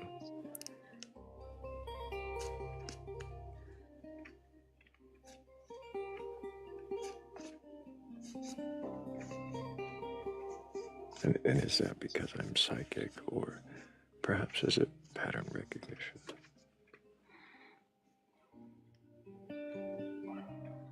Or is it that I'm just predictable? Could be a combination of at least those two. Either that or I'm psychic. I think you're telepathic, and that you use your brain antenna given to you by God to sense the thoughts of other people. My brain antenna given by God. If I could sense the thoughts of other people, I think I'd do even better at having coherent conversations. The issue is you're presuming people have thoughts. There's that. that was GoPro that said that the other day there, and I've just realised he's in the chat. You know what I didn't love? catch a single word of that. I gotta be honest. I love that Rav called him GoPro one night, and now that's just his name. Yeah. They're funny. I think it might be my greatest contribution in life thus far. It's GoPro.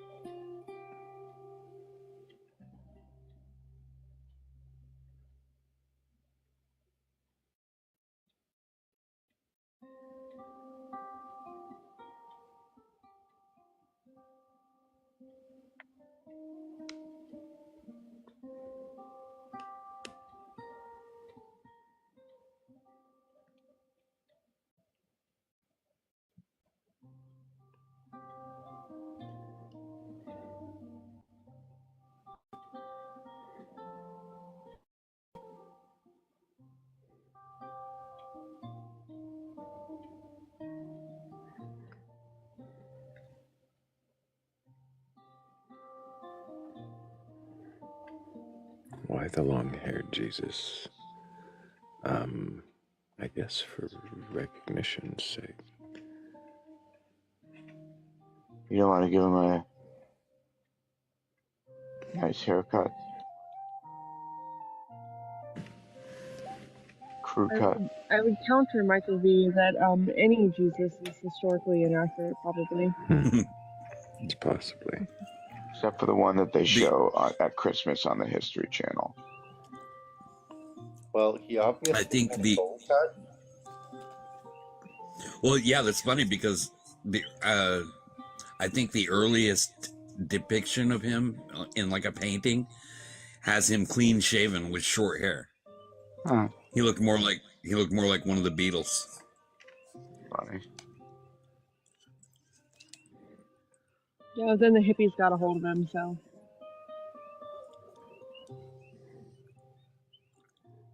Yeah, that's what happened to the Beatles too. The hippies got a hold of them. Yeah. Yeah, the Beatles also went to India. I don't know if Jesus ever went to India. I'm joking. That's like one of those, like the missing years that he went to an ashram. Got in touch with himself. Did he? No, seriously, that's like one of those, like... It is. Like, yeah, I've heard people it before. say That's that. why I was ready to object. Right. Yeah, of course. I'm not actually... question it. Yeah. I know you didn't. Don't come for me, bro.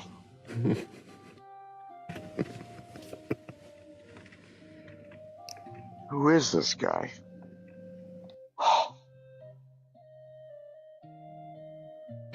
I think we need another Michael V segue. I think that's where we're at. Oh, can we have the one with the machine elves? I don't know which one. I think maybe that's this one. We'll see. It might be this one.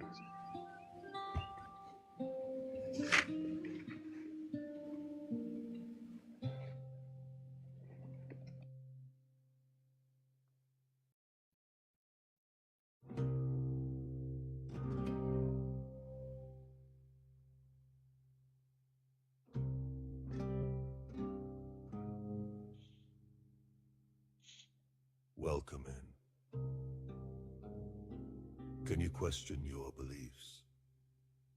And you know what the heck you are talking about? Request on up. Do you have a belief in a god, goddesses, a higher power, and you can question that belief? Request on up.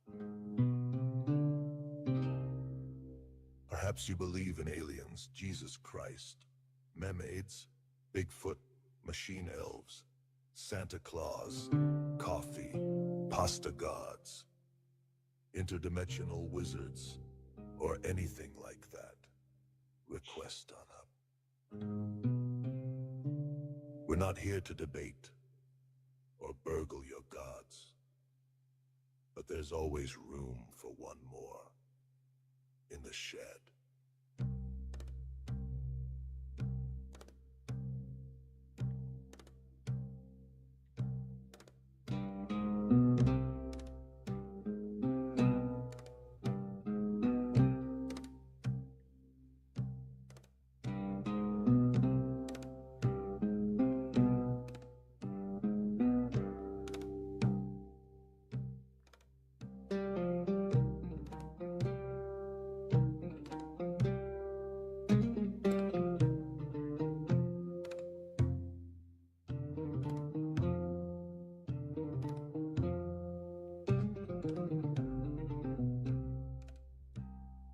Yes, it is, Michael B. Did you see that, Thrayle, though? Mm-hmm. I did. What is that supposed to be? A synchronicity? It was just... This live just odd. Did someone with a liking for a particular artist.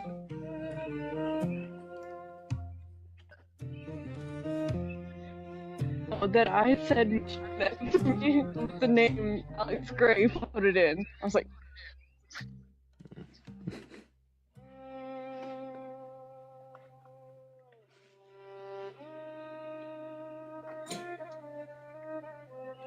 That algorithm really is wild.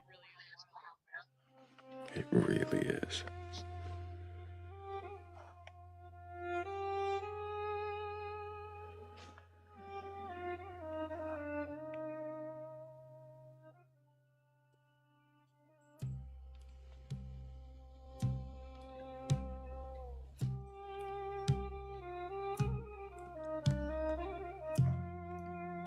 We are the dancers of the algorithm.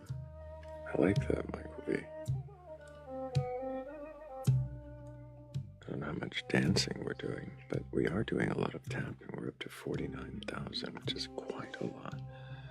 But we could probably hit 50K easily in the next, probably before I'm even done talking, if you really wanted to. But I appreciate everybody who has tapped up to that much. What, 49.6 now? Thank you guys for all those taps. Thank you for all of the shares. We're up to 122 of those, and that's awesome. I think the more of those, either one, taps, shares, that all helps get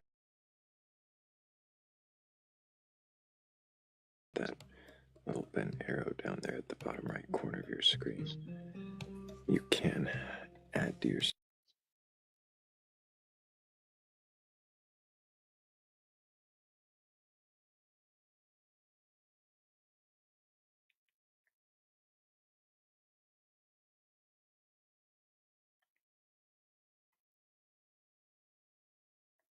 Just leaving us on a cliffhanger there, Thrayle, yeah?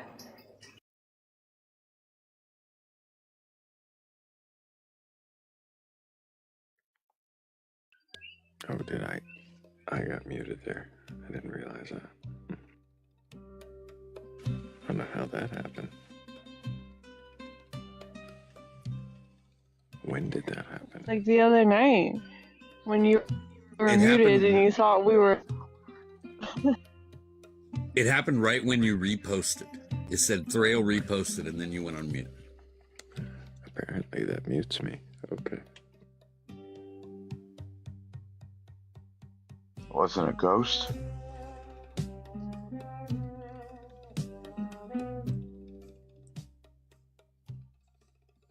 What is a ghost? I don't know. What did you had a funny alternative for poltergeist earlier? Poltergeists. Yes. Love that. Yeah. That was fantastic.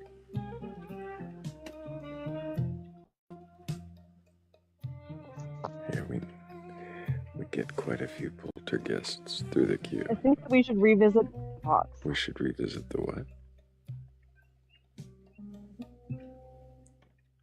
The cat nuts. It was really interesting take on Schrödinger's cat. Cat something. I didn't hear what you said. Cat in the box? Oh, the cat in the box. Oh, yeah. Yeah. That was interesting. Interpretation of what Schrödinger said earlier.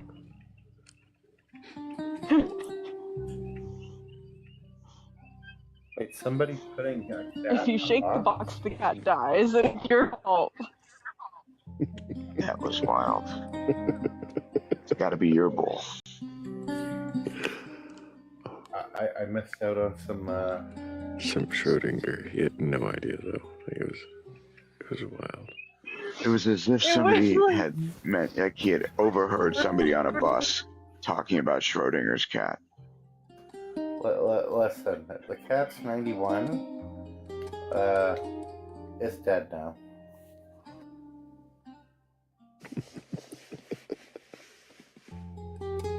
Yeah, because you shook the box. It's your fault. You got a responsibility. Well, the idea is, the way he presented it is if you give someone a box with a cat in it, if they open the box, the cat dies, but you assume that the cat is alive until you open the box. That was all. So now, it was if you open the box. Like, I think it was, like, how do you know they didn't just give you a box box with a dead cat in it. Well, as long as they don't open the cat, I'm fine.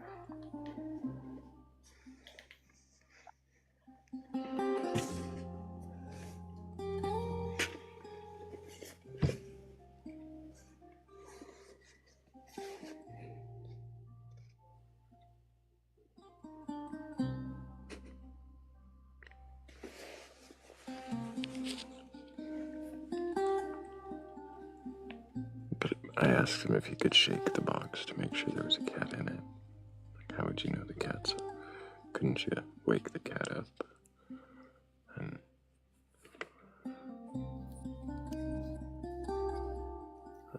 apparently, any way that you did it, it was...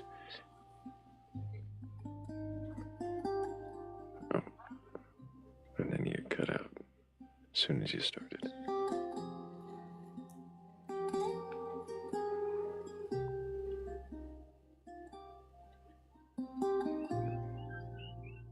But if you could shake the box and wake the cat up, that would mean that they handed you the box that didn't have an already dead cat in it.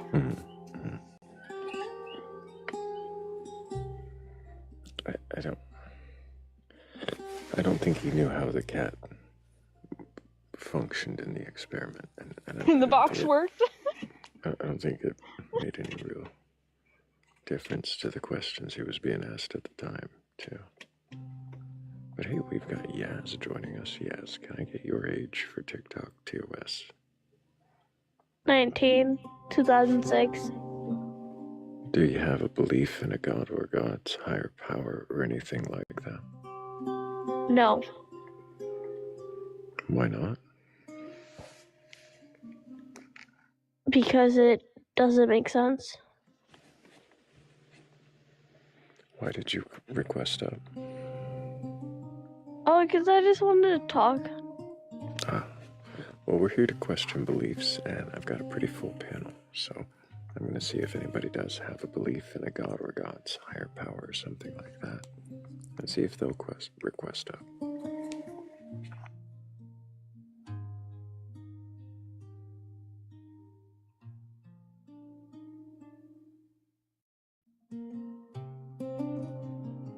But if anybody does have a belief, you know, in one of those things that's godlike, or you know, higher power, Yeti mermaid,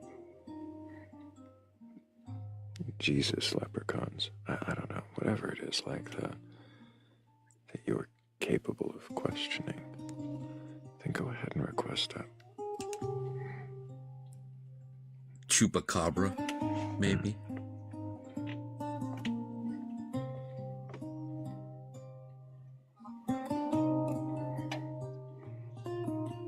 I said that earlier.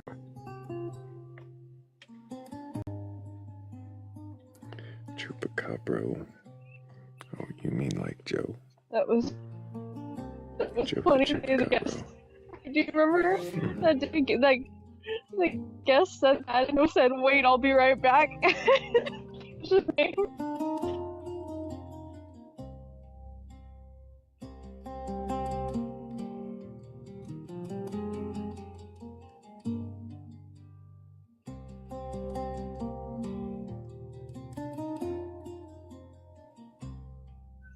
Also, a minute ago when you said godlike and then you said higher power and you paused, I was expecting you to say higher power adjacent. Godlike, higher power adjacent. What is higher power adjacent? I mean, I don't know, it just seemed to be in the same vein as godlike, you know, like not quite God, but kind of higher power adjacent.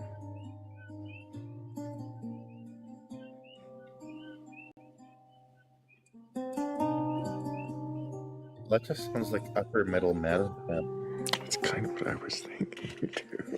I mean, it kind of is, you know. It's like a job with more responsibility but the same pay. Yeah, it's like when you... Never mind. That was a bad joke.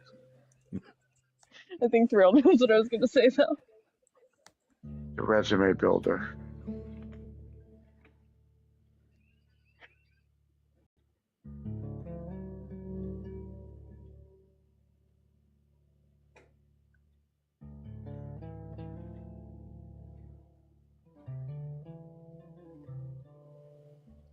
makes everything a little bit.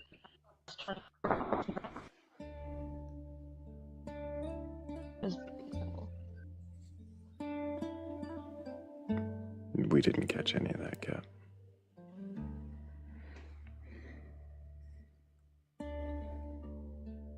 Nope. It's all Wi-Fi.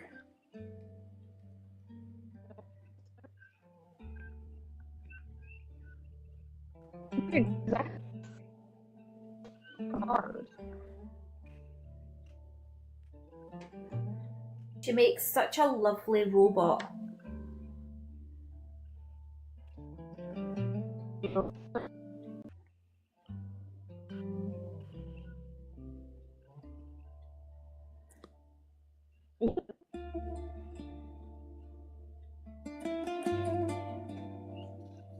Oh, the robots are definitely attacking.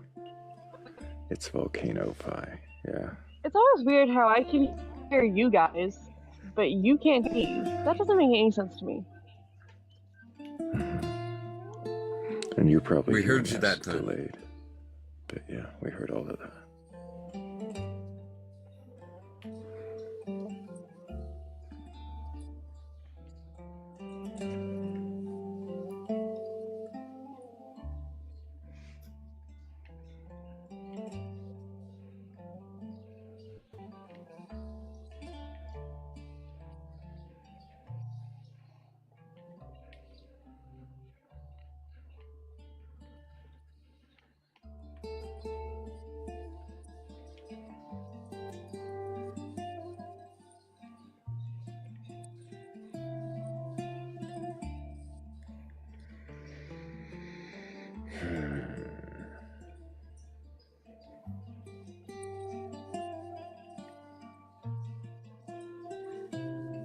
There's 132 of us in the room, and we're at 53,000 likes.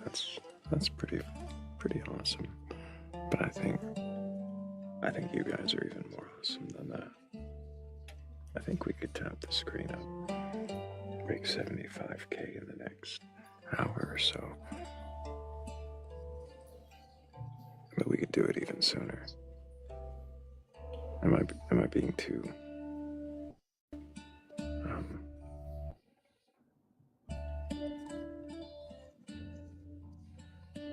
conservative?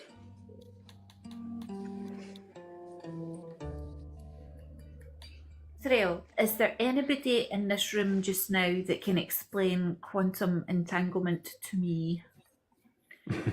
Please. Will Dot might have a better chance than most. Maybe. But that's not really his area of expertise either. But before he does,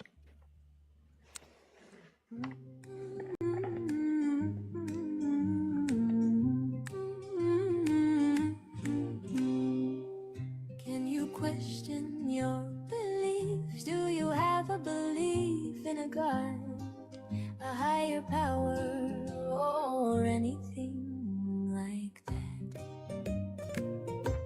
Request on up.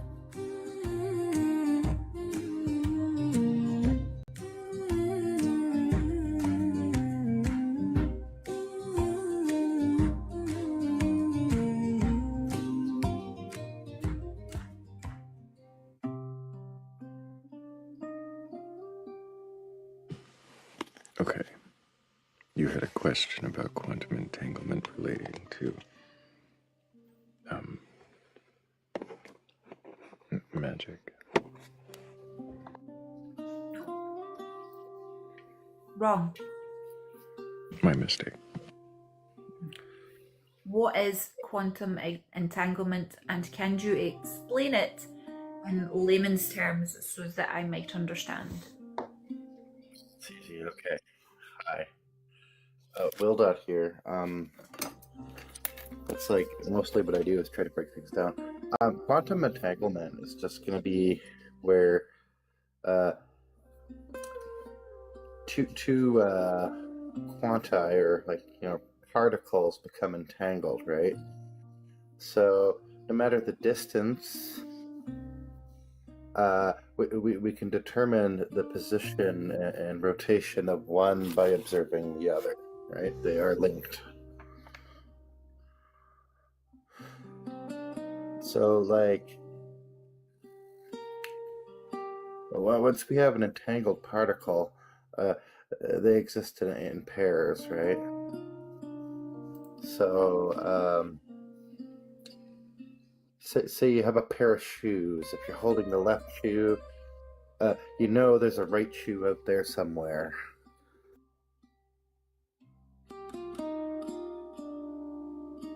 And yeah, that's going to be the gist of it. Honestly, it's just the spin or the rotation and movement of a particle being symmetrically locked to another one.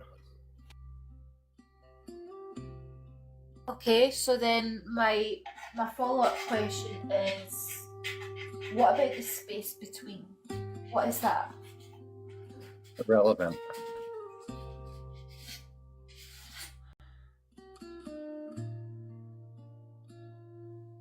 And what is that? Well, it seems when they become entangled, they become like perfectly symmetrical no matter the distance, right?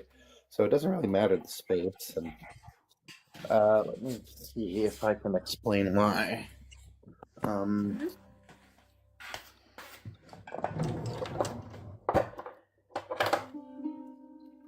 Let's see. How do I break it? So they're basically different expressions of the same wave, or like wave function, right? So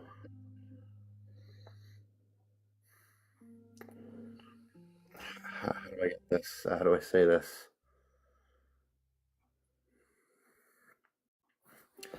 I don't know how to break this down any more simple.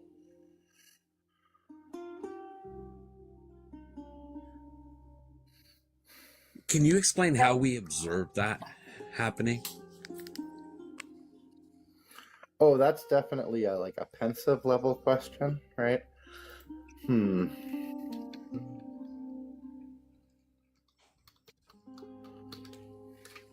Let's see. How.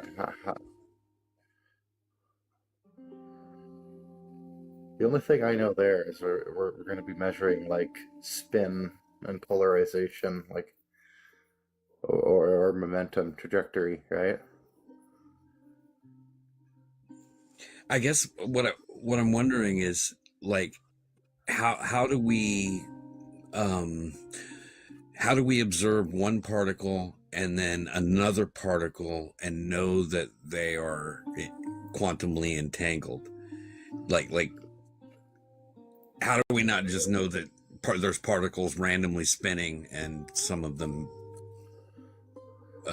correlate? Oh, so there's just an established probability that we would expect under non-entangled particles.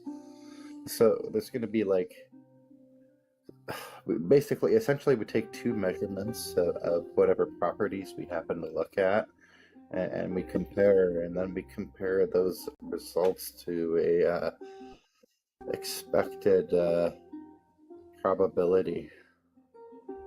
So it's just a lot of math.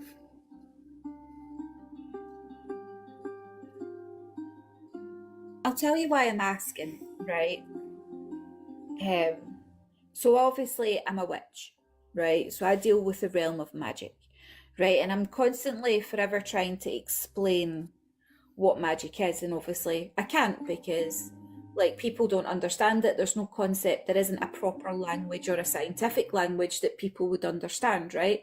So we, in my realm, we tend to borrow language from science to try and help people understand what it is that we're talking about. But recently Thrayle's been pushing me quite hard on trying to explain this, and quite rightly so. And the only thing that I can think of to explain is the in-between parts. right? And then I was learning about quantum entanglement, but I don't understand it. So I don't, because it's the in-between. So we say energy, but what we're meaning is the in-between parts of whatever the fuck energy is. And I thought the answer might be there, but you said that that's relevance. The space between is relevance, and it's irrelevant. Yeah, it doesn't matter. Is what he means.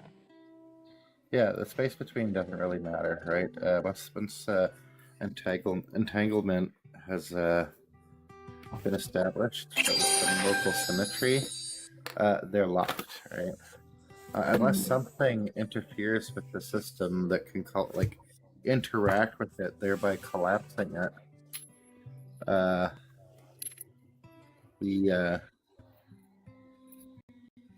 if that could be, sorry, I don't mean to interrupt you, but I'm wondering then if that could be the missing component, is that we're working with what science considers irrelevant by changing the intention or the map of what they're meant to be doing. Well, are we really meant as a thought experiment? As a thought experiment, just say for instance, right? Is that possible? I mean, it could be, but like everything that's seen in the math, right, kind of shows that not, how would I say, a coherent transmission of information via entanglement doesn't work. Because even though we can collapse, say, interact there, we can't make a predictable outcome. But we could change the trajectory of it, right? No, like if we interact with the state, the whole the entangled pair collapses. Because when you interact with a quantum waveform or like a wave function like that, you collapse the system. It no longer exhibits the properties. Okay, now I'm going to ask a really stupid question because I hear what you're saying, but would that also apply for transfiguration or transmutation?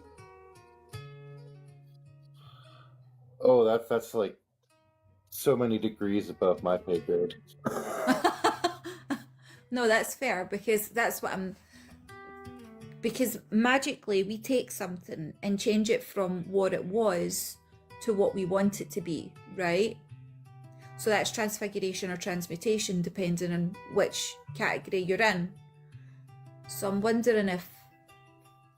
When you say you magically change things, what are you magically changing? Well, I'm not turning people into toads, Thrayle. What are you turning? I'm just talking. You don't need to worry about that, right? You just sit there and be pretty. It's a thought experiment, right? So don't me like you're a psychologist. I'm just trying to understand.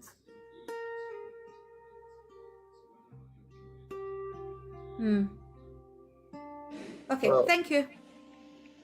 Yeah, we can establish quantum entanglement with a few niche tricks, but like outside of something cool to look at and doing like math that involves real stringent probability, it's not very useful.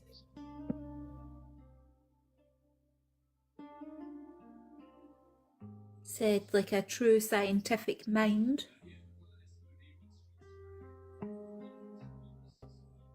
I don't know. I think you're onto something there, Will. I do. I liked that I don't know. Shut up, you. You're not involved in this. W. Crows for that I don't know in the chat.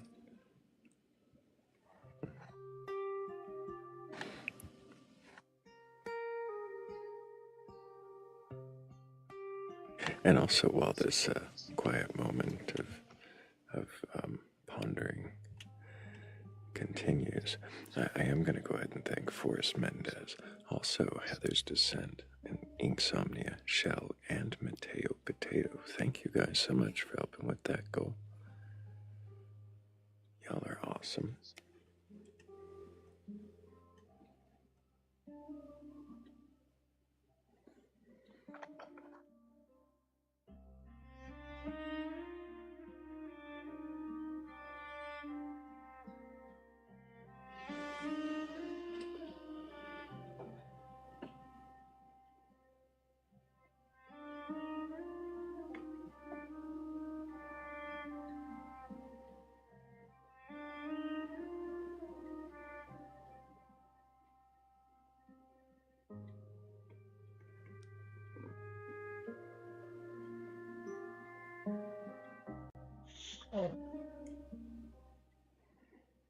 Are you still with us, Rev?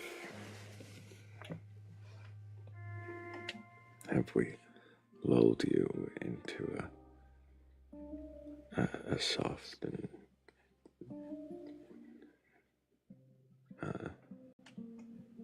gentle slumber?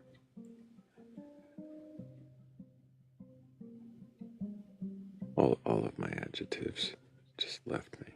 Everything.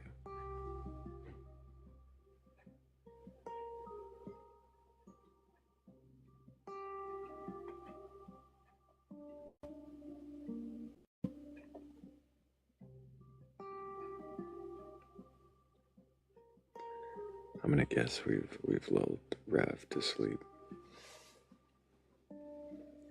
I'm right behind him if you want to set me down gently. It's time for me to slumber. Will do. Appreciate you, Everlasting. Thanks, Prince.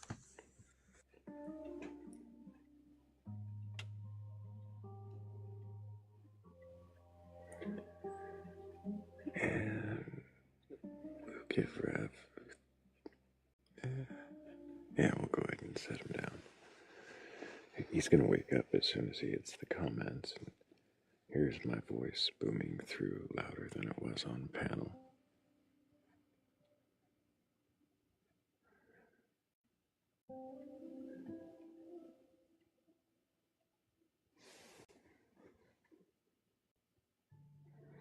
Raph comes off as someone who owns a comfy chair, like a big plush one, says Wildon. Yeah, like you know those comfy dad or grandpa chairs, you know. I know about those. Mine's not quite a full dad or grandpa chair, but my studio chair's pretty fucking comfortable.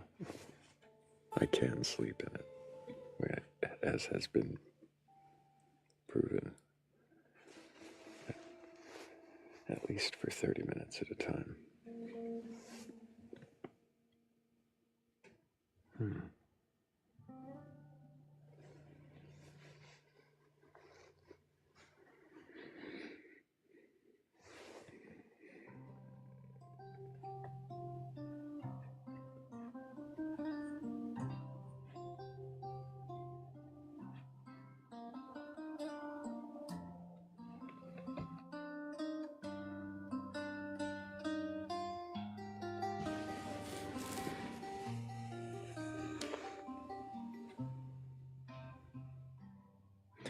Good morning, Morgan.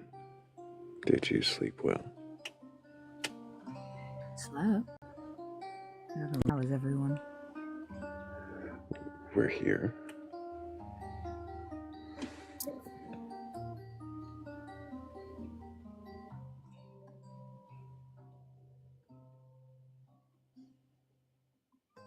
Was that a yes?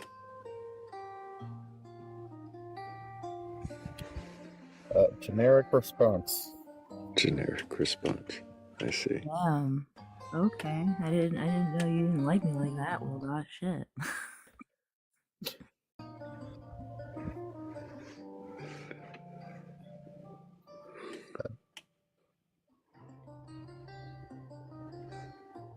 See, now it's awkward. Now it's awkward. Generic response. Why did you make it awkward? I don't think it's awful.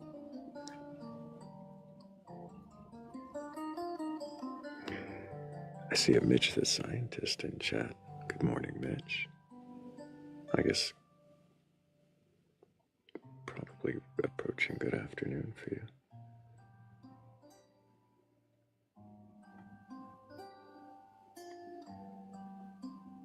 No, it's still morning.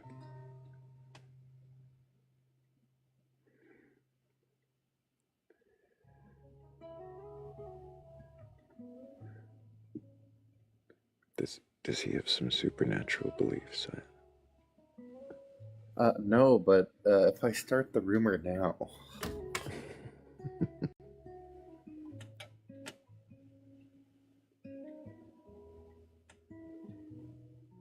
Do you think he'll develop them, or that'll just be the rumor? Well, no, it's like one of those take one, pass it on moments. See one, send one. Well, do either of you are either of you familiar with internet sloth?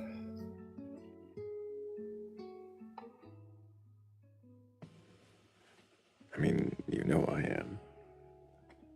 Yes. Okay.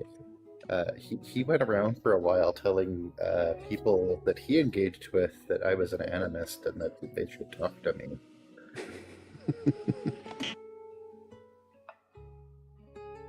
That's insane. That's wild.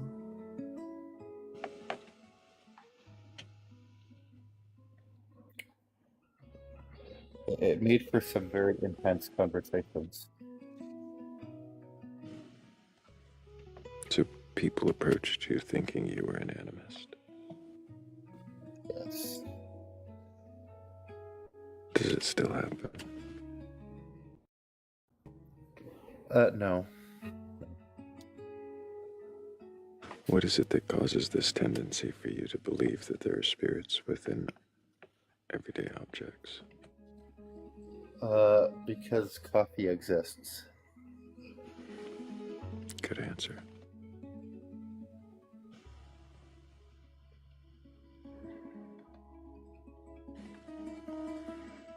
What is the relevancy of coffee to spirits? Oh, well, coffee is obviously divine.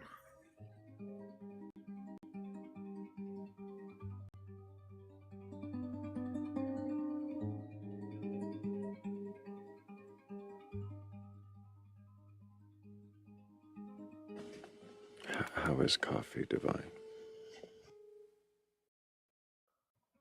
Because when I have that first cup of coffee in the morning out on the cold step,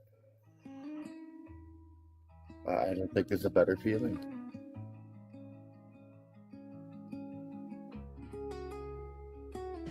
Are you saying that your animistic belief is entirely a feelings-based thing?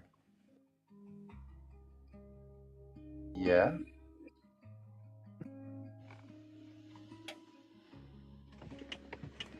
You heard it right here, everybody. Wildot is an animist who believes because he feels it.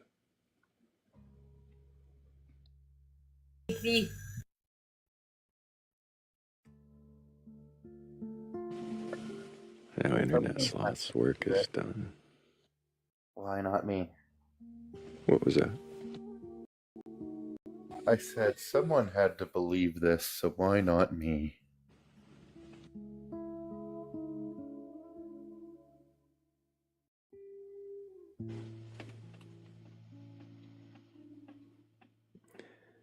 I wonder if the feeling you get from drinking coffee is enough. See, GoPro says, may heaven bless you with all the finest coffee then.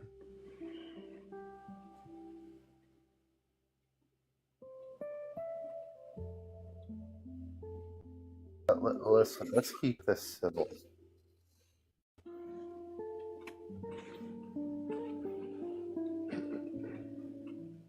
Have you questioned GoPro before? I think you did. I think I gave you that opportunity. No, you were going to, and then something happened. You dropped it. Oh.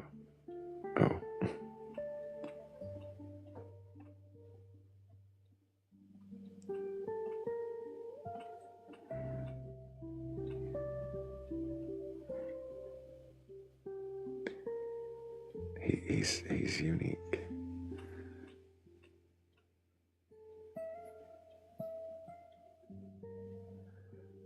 I might have been eager to get to a new guest who was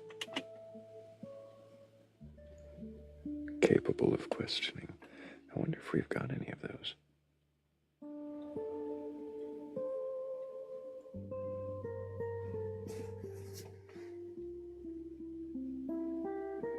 Rachel says that she'd love to question GoPro, but is too behind on the lore. Yeah. There's some lore there.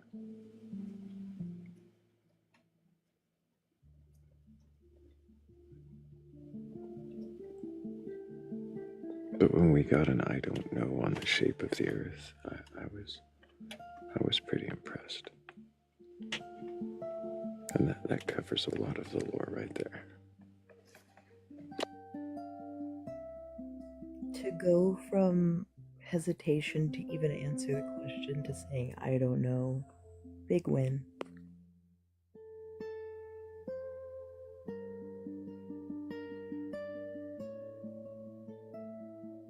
Rachel's like, we landed on a I don't know. Yeah, I know. No. Batcolyte, it's very Batcolyte, trust me.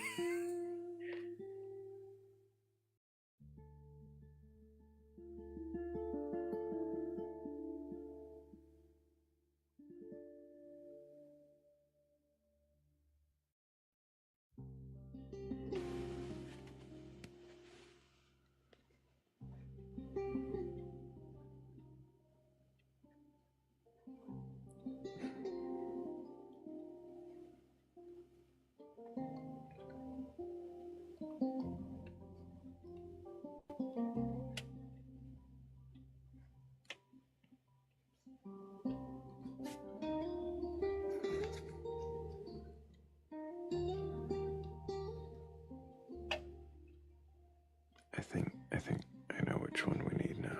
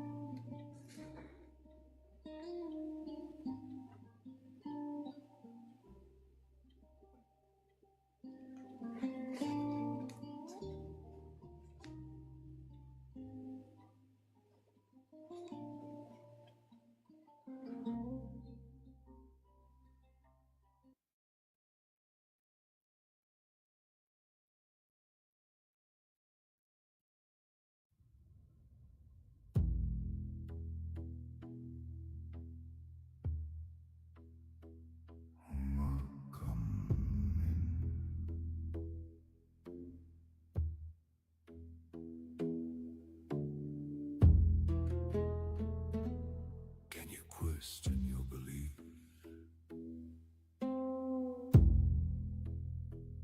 Do you have a belief in a God? A higher power?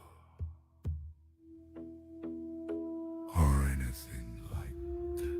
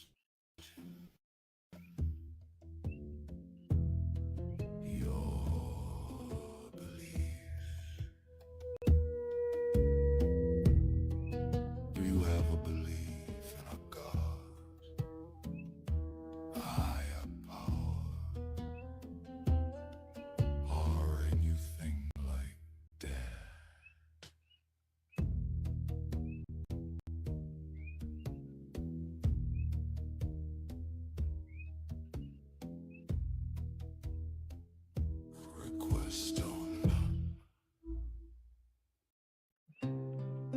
That makes me suspect that there are some strange things afoot in the opium den. What's that? I said the laugh always makes me feel like there's some strange things afoot in the opium den. I mean, why wouldn't there be laughter? Well, because it's not like a ha-ha laugh. It's almost sinister. I think there's something going on. I don't know what was sinister about that laugh. It sounded familiar.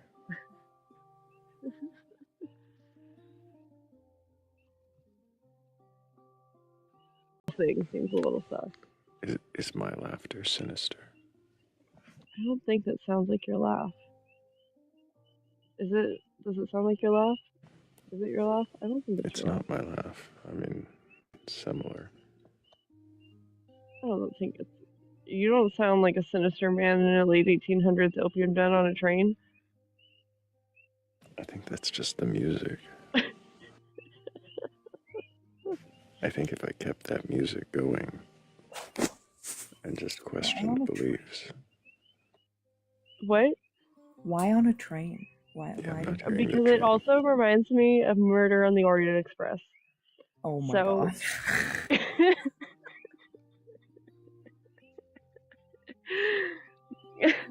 So it's now on a train.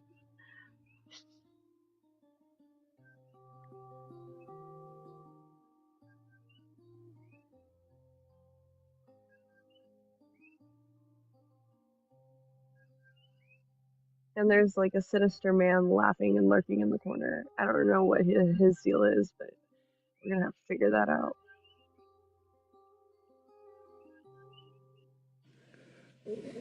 What's sinister about lurking in a corner and laughing? I don't know yet.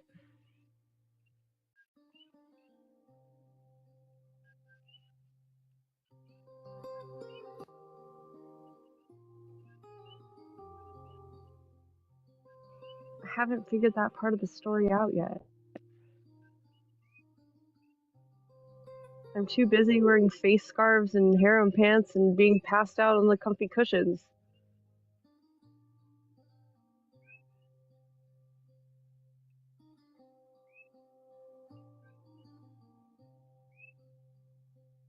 But I piece it together a little bit more every time. I don't see what's wrong with harem pants and comfy cushions either. There's nothing wrong with harem pants and comfy cushions.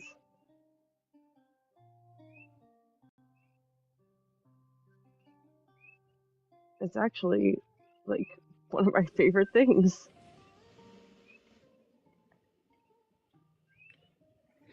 Cat DeWitch says that lurking in a corner laughing is a perfect way to bring in a Monday morning. I think so too. Monday morning on the Opium Den Express is a wild thought. So, lurking in a corner laughing. The vocal booth in the studio is in one corner of the room. I used to keep it in the middle of the room, but it got awkward having to walk around it all the time. Maybe they were laughing at something on their phone.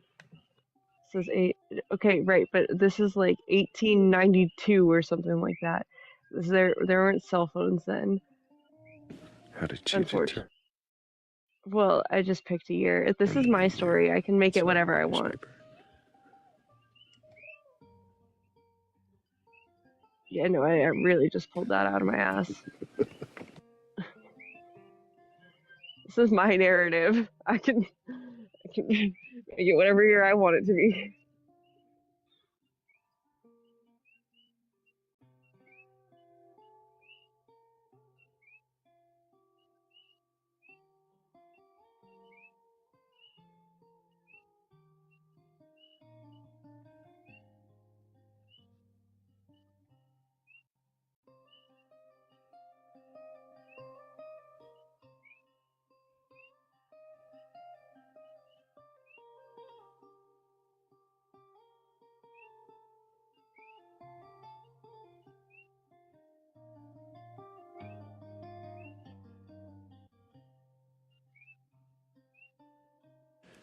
don't know the reference, Rachel.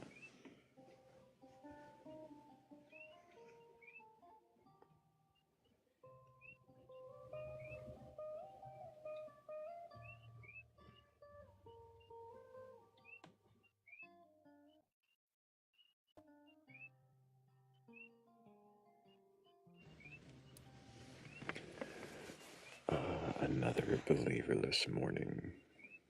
No believers believing that their beliefs can be believably questioned. Gesundheit. I tried.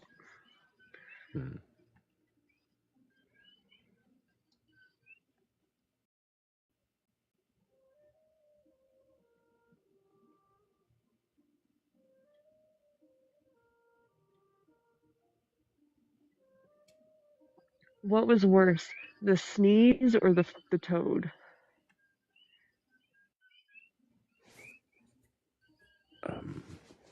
Wait, the toad? What toad? When the toad hopped across my foot. Oh, as far as involuntary noises that you make. Yeah.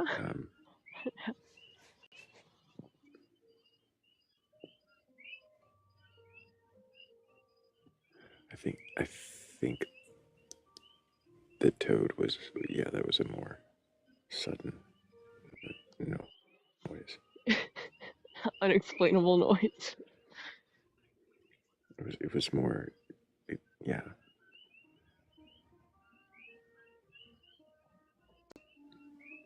More jarring, I think.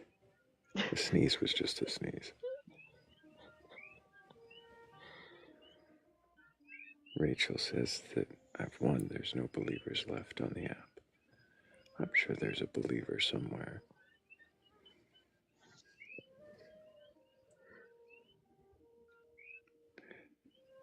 GoPro says every time Thrayle says there's no believers, it makes me want to request. I know. That's kind of the idea. Is that not only you, but other believers might be enticed. Invite your believer friends. Invite your believer enemies. Everybody invite your enemies. Your believer enemies. I've been saying it for weeks. I invite my enemies all the time. What is an enemy? I don't really have any true enemies. I just invite people I think are insufferable that are also believers.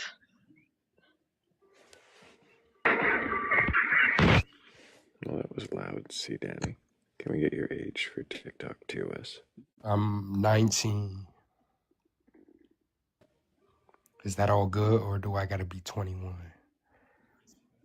That took you a little while to think about it.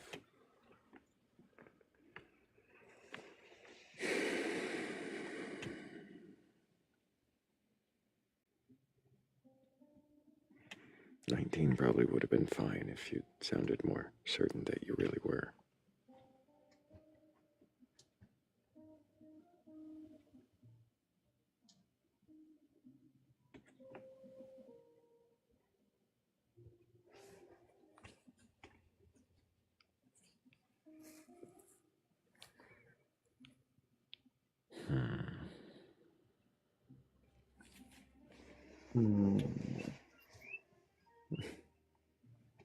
GoPro's down there saying things like enemies are beings that aren't friends yet. GoPro. Has clearly never had an arch nemesis. Oh no.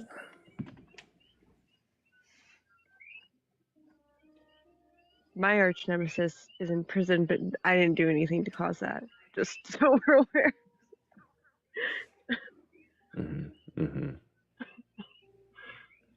Just to make it clear. I just found out about it after the fact. See, Danny, you can try again if you'd like.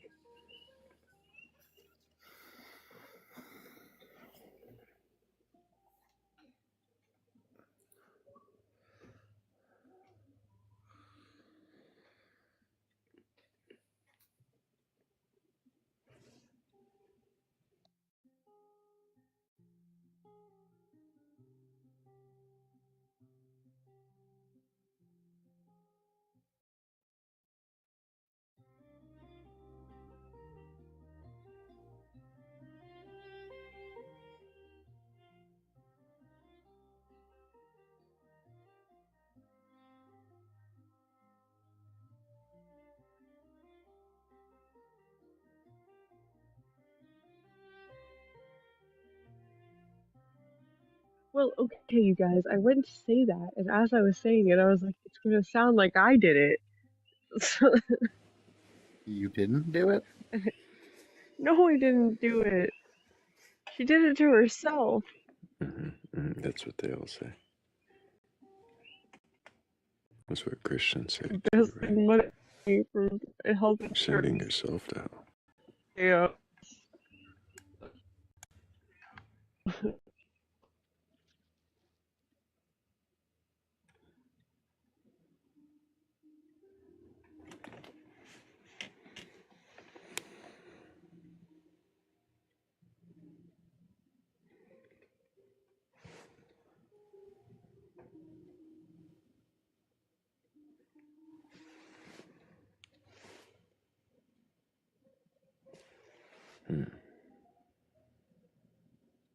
We had another ghost.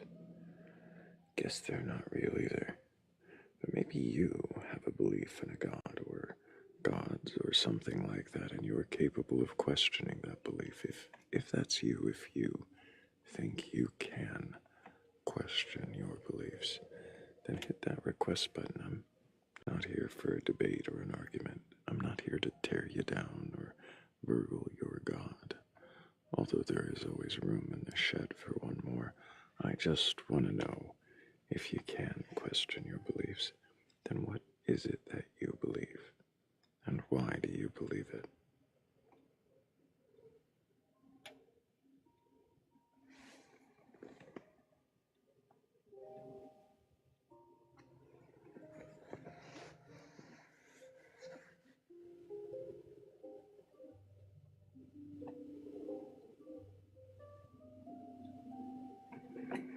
We should, Rachel. When is the 1 year anniversary of your gods going into the shed?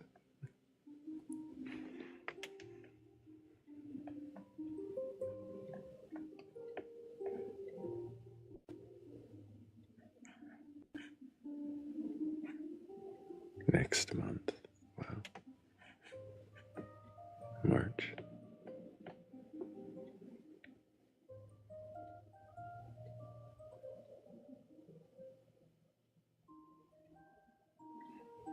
Yeah, that sounds about right.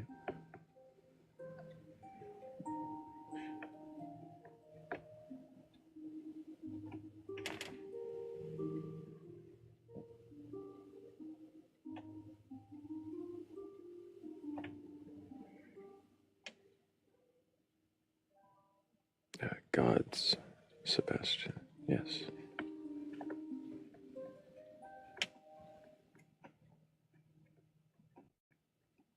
They're right where she left them. Well, kind of. As much as they ever were.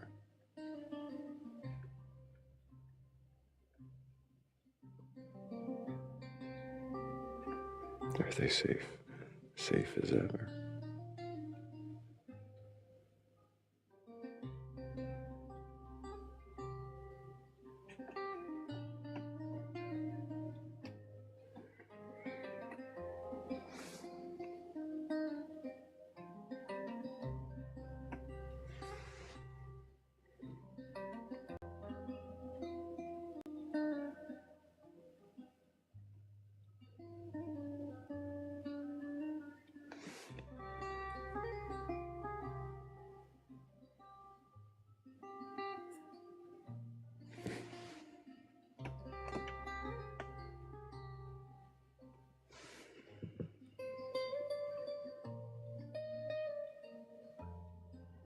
Well, there's a familiar face. We've spoken to this person a time or two. We'll see how it goes. Caden, can I get your age for TikTok TOS?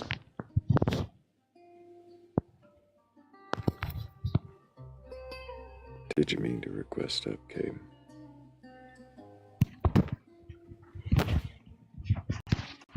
Oh, okay. It's a little bit more background noise than I was looking for.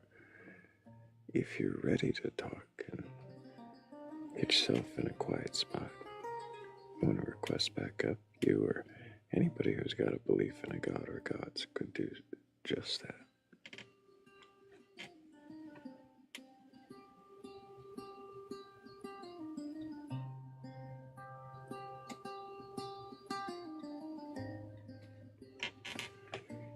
The cold is rude.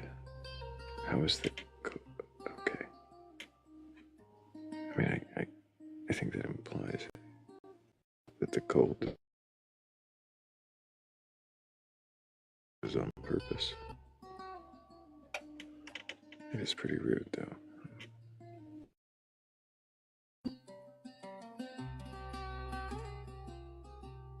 Can one of you fine people drop me? I'm gonna try and sleep. Got you, Wildon. Appreciate you. No, you have to stay here forever. Oh. As I dropped it. Thrayle. Yeah. Come on. No, you have to. You're not allowed to leave this place ever. You can check out anytime. It's like the Hotel California. Yeah. Wow, guys.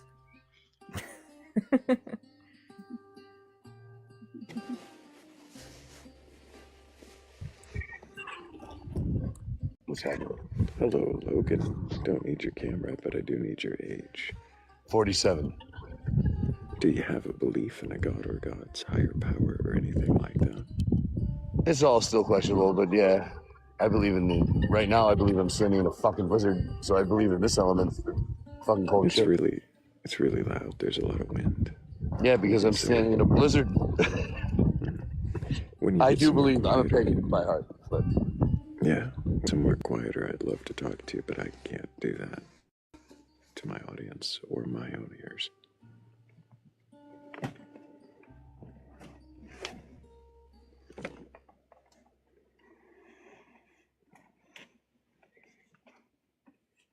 If this was like a weather reporting live, then, you know, calling in from a blizzard might be helpful, but hope you get somewhere warm.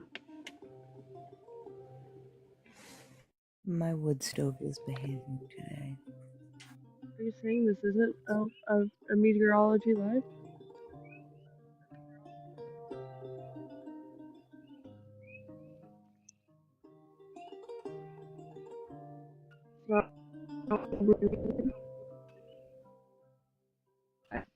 No, it's definitely not a meteorology live.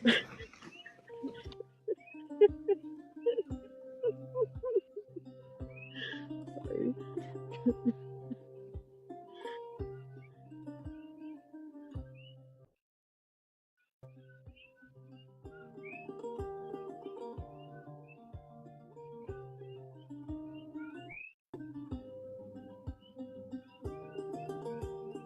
See, you couldn't wait to learn something real beyond I have answers. You couldn't tolerate me for us.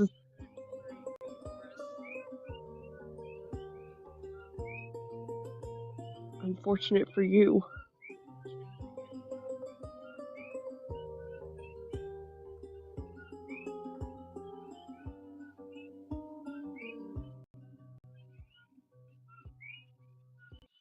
You couldn't wait to learn something real beyond.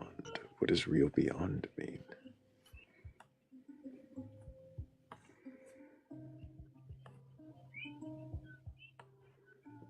Yeah, I don't think tolerating him was the problem. It was. Yeah, it wasn't. Could have become the problem later. I'm not saying it wouldn't have become. Might have.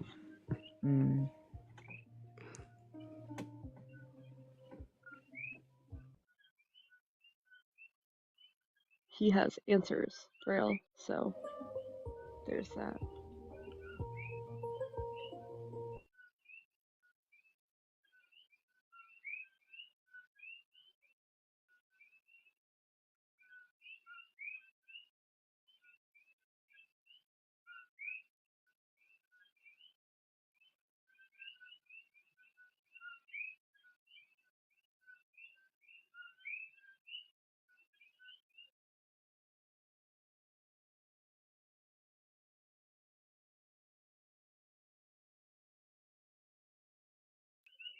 Thrayle, you're muted again.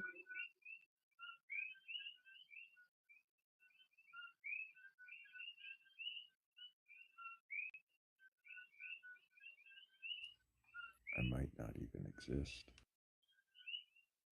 Oh. Oh shit. I hate it when the voice comes out of the backlight.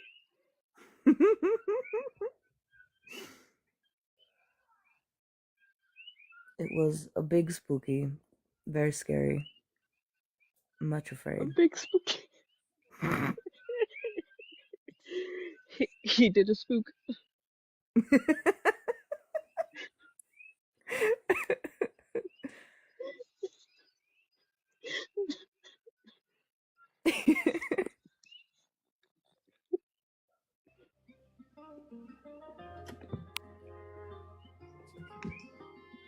Welcome back. As if I ever left. I mean...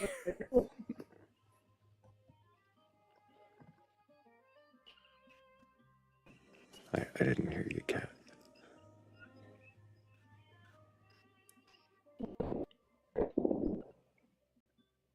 Oh no, that was way worse.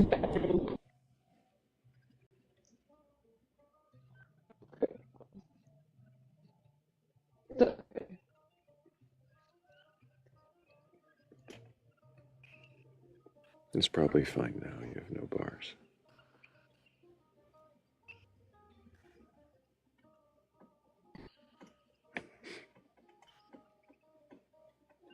Sebastian says, Cat, you're breaking up with us. You're breaking up with us?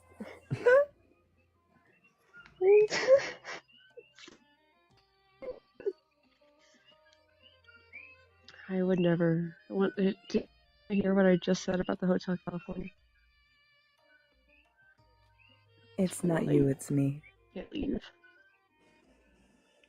Right.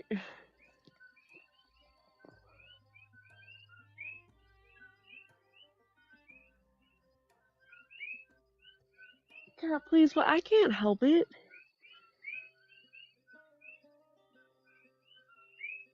Like, it's not my fault that sometimes a volcano eats the Wi-Fi. Nothing beats lava. We decided one night. I think there are things that could beat lava.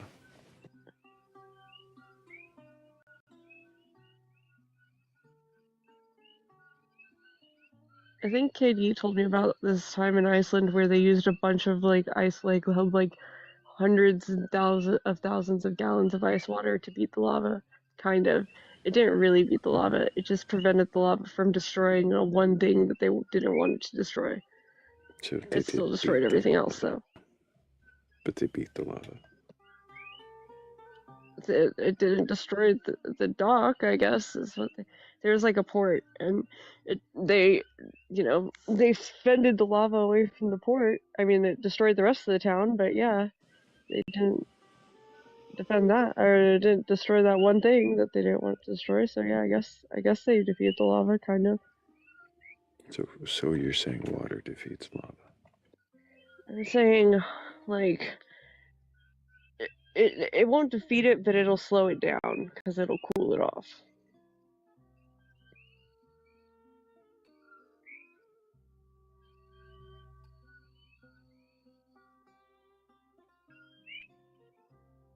And the cooler it gets, the slower it moves. That's why when the lava's almost to the ocean, you can go poke it with a stick.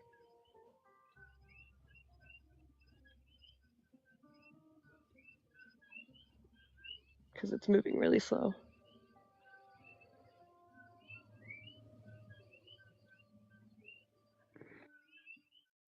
So you've established, is what I've heard is, quite clearly, you said that water defeats lava. That's what I heard. So if water defeats lava,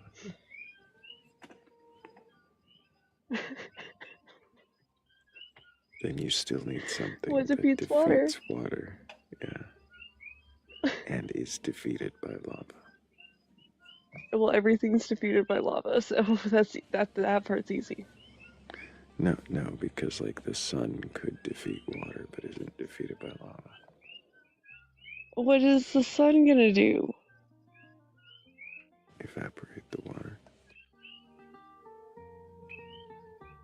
That would take too long. So would cooling lava down with water? We're talking about the slowest game of rock, paper, scissors ever. Well, that's not even a real game of rock, paper, scissors because the lava doesn't defeat the sun. You need something else. Right, right. That was something I was getting to. So, trees. Or you could say dam How are trees gonna defeat the water? by damming it.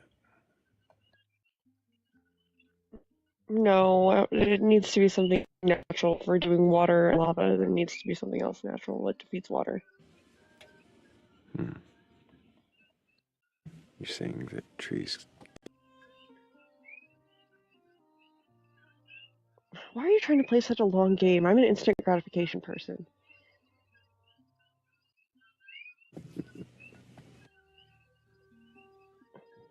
Ugh.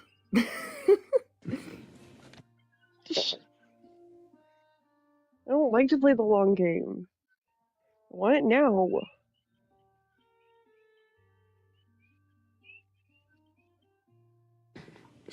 So we're in agreement that the game is now lava, water, beaver dam.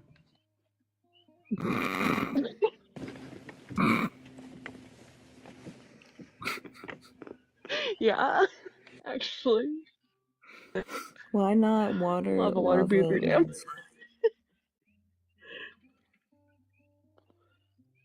Water, lava, what? landslide?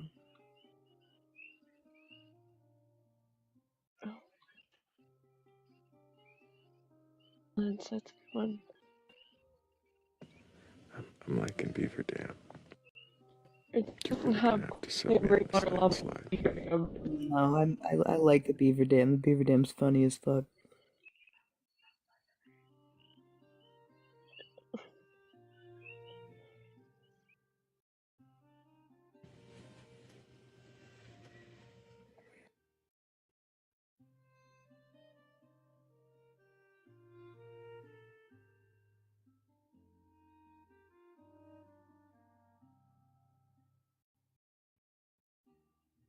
Now, the problem is you're gonna need like a hand symbol, right, for each one. Like a hand sign. Suppose you could use like the ASL sign for each one, but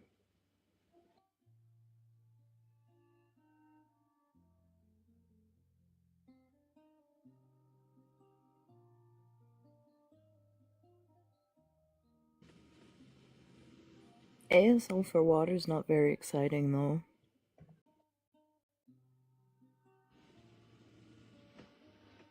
what do you think it is for beaver dam?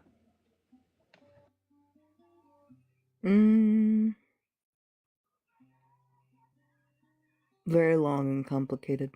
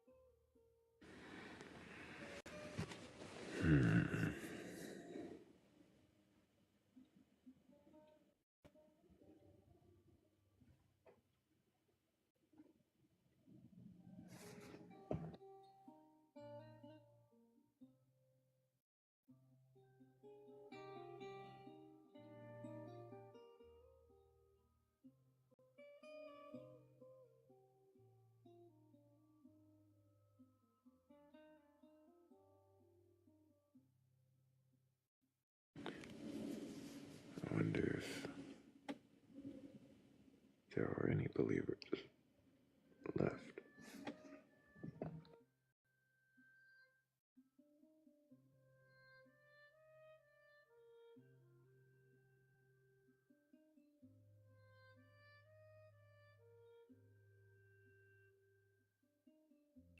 I don't know. Now that they heard us figure out the water lava beaver dam thing, I think they might be intimidated by our intellectual prowess.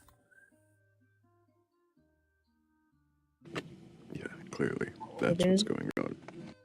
Definitely, that's 100% what's happening.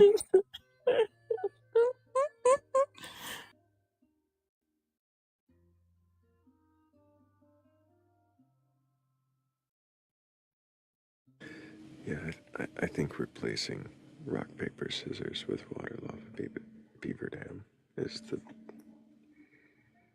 I think it's the most intellectually honest thing we can do as a society.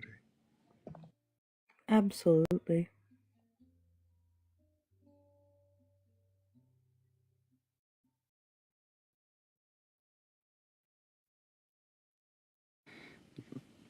But we still need to work out the hand signs. Because the way I'm saying it, lava and water are going to end up with the same hand. Look, here's the thing. We solved one problem. We can't be expected to solve them all. It's somebody else's job to come up with the hand signs.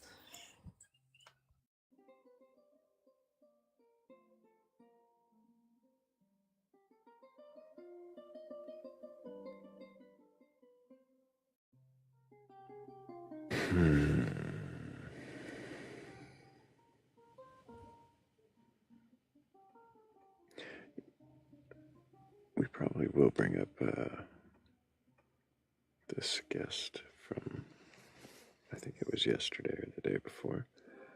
Hello, Metatrip. Can you remind me your age for TikTok TOS? Hello, yeah, I'm 23, and yes, we were speaking yesterday, I believe. Mm-hmm. And remind me, you have a belief in a god or God's higher power or anything like that? Sure, I believe God is everything, all is one, and there's no true distinctions. God is everything, all is one, and there's no true distinctions. If there are no true distinctions, then why call everything God? Isn't that itself a distinction? It is, but because of language, we can only use language as a form of distinctions. So as long as we understand the nuance that any sort of claim, because otherwise silence is the only answer. And yeah, you could say, silence is God, but just to present a Why would you say anything is God?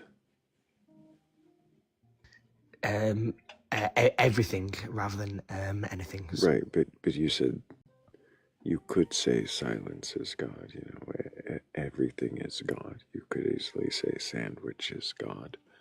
Why would you say anything is God? Why anything at all? Why use the word? Well, more so everything rather than anything. And you're right, what I'm trying to present, it can't be linguistically said, because and I'm presenting a sort of a contradiction of sorts. You're saying what you're wanting to say can't be said. And saying God is everything is as close as it can kind of get with the limited framework of language.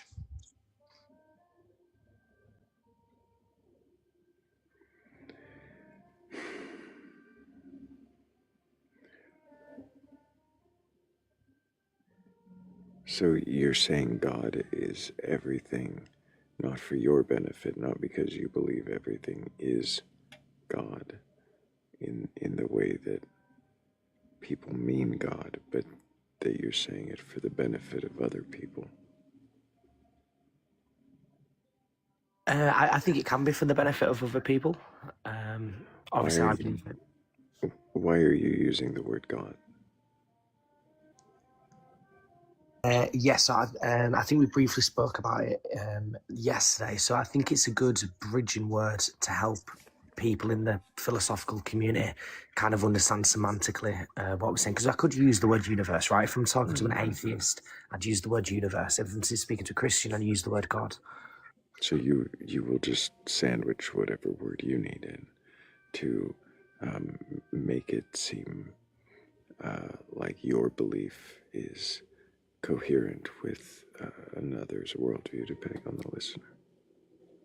Well, yeah, but not in like a sneaky debate way. More in that it does actually just work with their beliefs if they're happy to semantically change their word.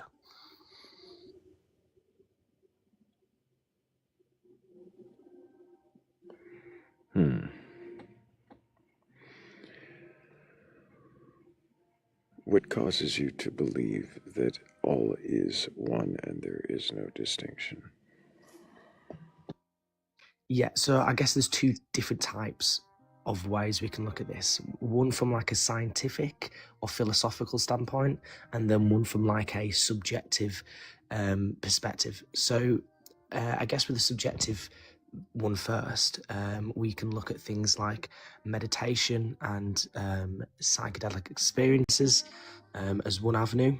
That how it feels to transcend the material world, so to speak, through meditation and substances. How does meditation lead you to believe that all is one and there are no distinctions? Yeah, so obviously there's different types of meditation, but specifically with something like transcendental meditation, one can go through the experiences of ascending their consciousness, so to speak. And So what do you mean by ascending your consciousness? Yeah, and you're right. It's going to be very hard for me to explain if people haven't necessarily been through this experience. It's like me explaining a dream. What is consciousness? Say that again. What is consciousness? Was the question? Yeah. So consciousness from this subjective perspective is just your internal qualia, your internal sort of feeling, subjectivity of the world in this perspective. Go ahead, Kat.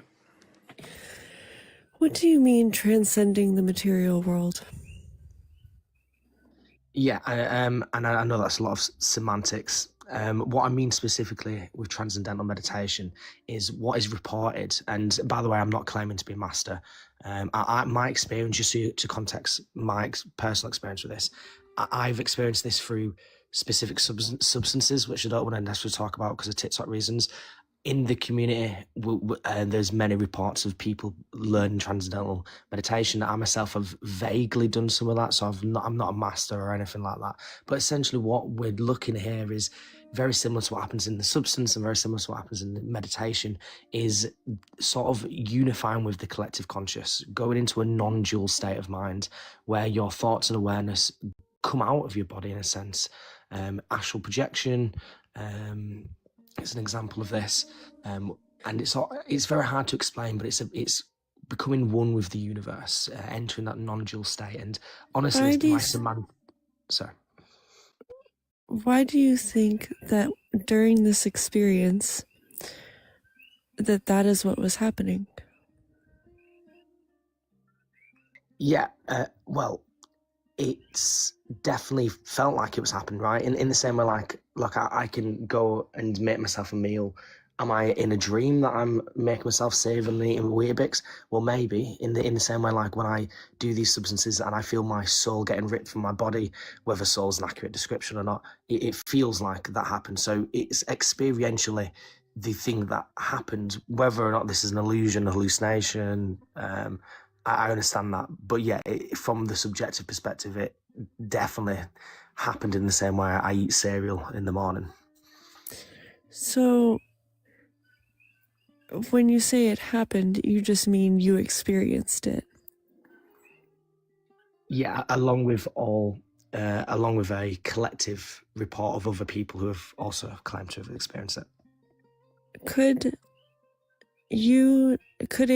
a substance or a style of meditation not lead several people to experience similar like to have similar experiences. Yeah, and we do see a very strong overlap of similarities and continuities, which seem to give more plausibility to the to the truthfulness or the. Why would that give more validity to the truthfulness of it? When you alter your brain chemistry, would you not expect brains to have like similar outcomes? Well, I guess it's what we do in normal epistemology. If all of us walk outside and see a tree, because we're all five of us, everyone who passes this tree sees there's a tree, we know there's a tree. If we do a meditation experience or a substance and everybody sees a specific entity, a specific symbol, the same patterns, then we know that this is more than a Does hallucination. everybody? Right. Does everybody? Yeah, I think so. Much there is a very strong correlation. So obviously not all the time. I would say there's a very strong correlation. Yeah. Go ahead. Is correlation related to causation necessarily? No, not necessarily. Of course, no. And would you expect? So okay. So if a doctor prescribes you an antidepressant and prescribes the person like 5 other people the same antidepressant, would you expect to see similar results in all of you taking this medication? And I think if we do see similar results, it shows the prescription substance works in the same way Right, that we so do. why does it work? Which one? Sorry, the prescription or the Either of them. Well, I think that. I guess to maybe think about what I think you're trying to say, like the similarities of the substances, chemicals. Right, so if you chemically alter your brain, right, we can predict the kind of experience you will get from chemically altering your brain by which chemicals, as they have found compounds that will chemically alter your brain and produce consistently very similar results. So why would it be any different with any other substance? If you take a substance and 5 other people take a substance, we would expect that chemically altering your brain would produce pretty similar results among all those people. Yeah, 100%. I think I guess the difference in this is in one case, what happens is a experience so utterly different and complexly ineffable for us to understand in a way that does still have similarities and experiences. So when we see occult symbolism in these experiences that people report, there seems to be something weirder happening than, just... What was the question you're answering right now? I'm trying... So you're just kind of preaching on. Really quickly going to thank everybody for the 67,000 likes. Thank you all for tapping the screen. Thank you all for sharing the live. Of course, all the 126,000, 28,000 times. 28, not 1,000. Wow, that'd be awesome. No, appreciate all the shares. And thank you guys for just being the most awesome audience on TikTok. Meta, if you don't remember the question and you're just kind of rambling on, then I'd prefer you not do that. No, sorry, I do. I know there's just a lot of stuff I was trying to answer with Kat. We were on about me trying to show how all is one through a subjective experience, and I used meditation and psychedelic substances as my example to show that. And somehow because people have similar experiences on psychedelics, then therefore that leads you to believe that they're actually having some sort of transcendental, they transcend the material world. There was one more thing that I wanted to get at here, and it's sure, maybe if you all see the exact same symbols, this could be compelling, except you've all seen these symbols before in life, right? This is the interesting thing. Actually, there's a lot of, and this really does only happen with like higher doses. There's a lot of stuff that you would have previously known about that you then do the experience that then after when you come out of it, you can then cross-reference and be like, oh, this exists. So in my experience, I got told about Project Gateway and like declassified CIA files, which I'd never researched in my life. The symbols that I've never heard that I then show a look at after. You didn't. So You're saying you got told about Project Gateway in your transcendental state. Yes. Okay. Here's the thing. Here's the thing about this. All of these things, maybe you don't remember having heard about this or seen about this or read it before, but these experiences that people find so transcendental and find so enlightening, oftentimes if you're in a position to be doing those substances, you are also in a position to have been primed with this information at some point or another. The people who hang out, recall it or not. right, whether you remember seeing or hearing about this or not, you have received the information before. I understand how these experiences feel and seem very real, and they are real inside your mind. You alter your brain chemistry and your brain gives you these wonderful experiences, right? But like, I have not ever found any compelling evidence to tell me that it is anything other than that. And every time somebody does try to present compelling evidence that it is anything other than that, it truly is just any of the things that I just asked you about. I guess for me, Kat, the way I look at this, because I do get where you're coming from. She wasn't for done me, speaking. Oh, apologies, my bad, guys. Stop. And so my question always is that all of that being said, now that we've gone over all of that, why would you think that this is anything other than inside your brain? What compelling evidence would you have aside from all the things that we just talked about and explained? Like what is there? Yeah, good question. So the issue is, if this is inside of our brain, we have to fall into physicalism. And physicalism, for me, as a worldview, is incompatible to reconcile the intensity and validity of this experience. Intensity and validity. How did you validate your experience? Just through subjective anecdotal evidence. So intensity. I think that, and I'm not trying to condescend or to diminish your experience, I think that you just don't fully understand the experience, and that's understandable because it took me many years and many hours and many visits with these experiences to have any kind of like grasp on what might be happening here. But I think that once I did the understanding that it was all happening inside my brain, it all made a lot more sense. Oh. But I think that's the issue with, because unless you're a physicalist, and I disagree with physicalism. So before you go into that, Meadow, I'm actually kind of done. Appreciate you being here.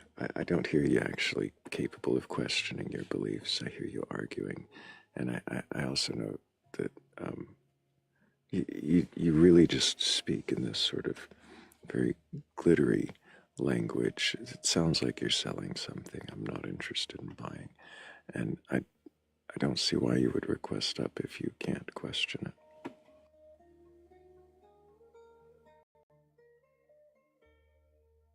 Why do they always want to argue with me about it? No, but my experience was with as soon as he said he Why? gained knowledge of Project Gateway through his transcendental state, I'm bored with what sounds like complete fabricated dishonesty. Like, through your transcendental state, you were given Project Gateway. Have you questioned it? Have you researched it?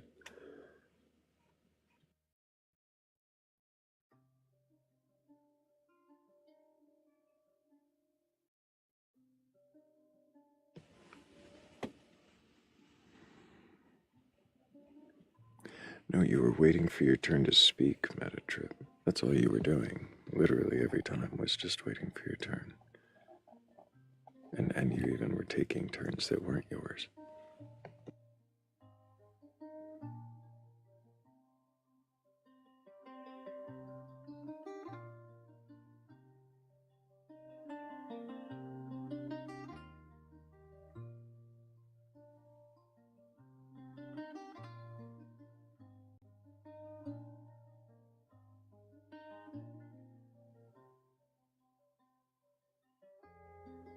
You kept tripping.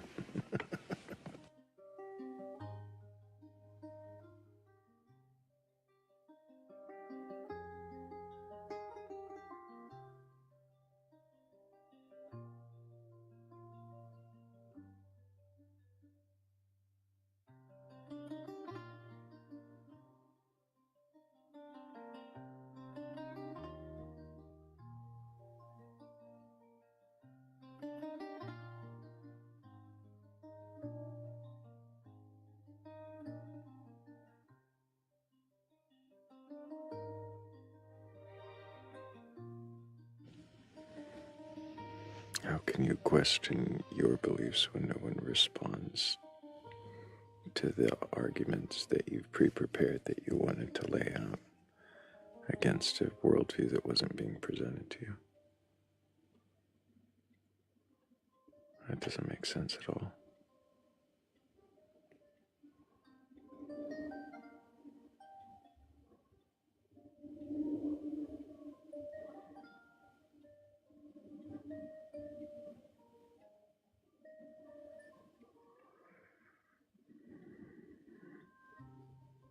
Right, Morgan.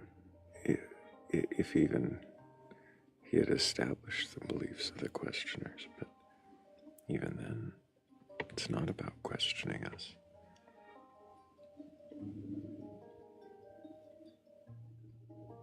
Sorry, my coffee maker was loud, otherwise I would have unmuted and said that. No worries.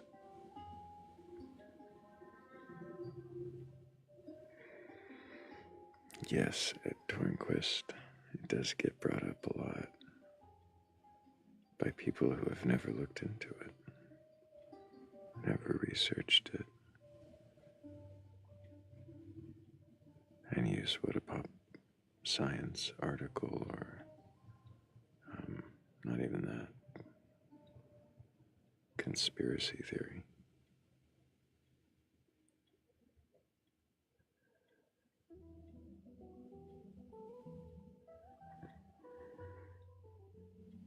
Metatrip, you can try again another time, but I just didn't feel that it was being productive at all. I'm gonna guess Ronnie might not have meant to be up here, but maybe they did. Nope. Almost instantly knew that was gonna not be intentional.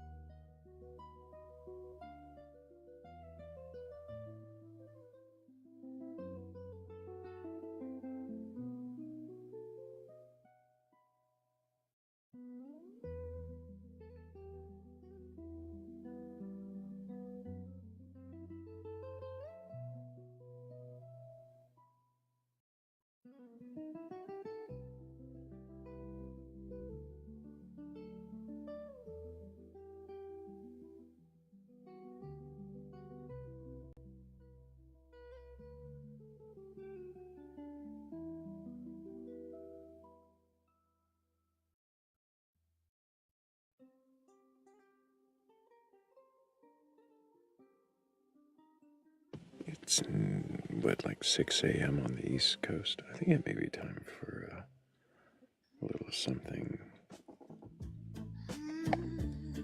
Yeah.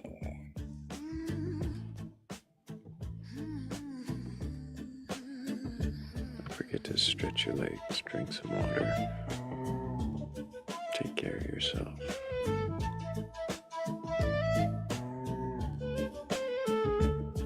Can you question your beliefs? To question a belief is to knock on the door of the house you built in your sleep. Some walls are made of inheritance, some of fear dressed as certainty, some of stories repeated until they forgot they were stories. But curiosity is a quiet crowbar. It does not destroy the house, it opens a window. And suddenly, fresh weather enters the mind. Dust dances in golden light, and you remember you are not the house, you are the sky. It was built beneath.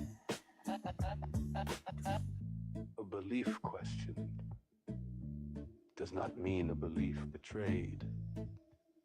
Only that your spirit has chosen growth over furniture. Ask gently, wonder wildly. Let mystery keep a chair at the table. For the bravest souls are not those who cling to answers, but those willing to fall in love with better questions.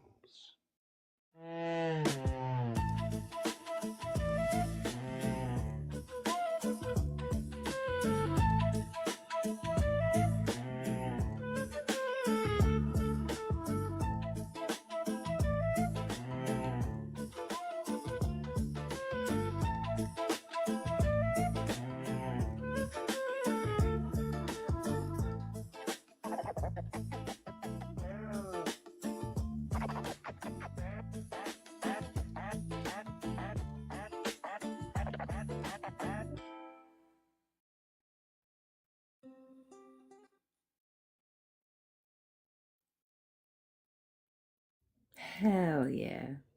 Fucking love that song. It's so good. Hell yeah. Thank you, Michael V, for that one.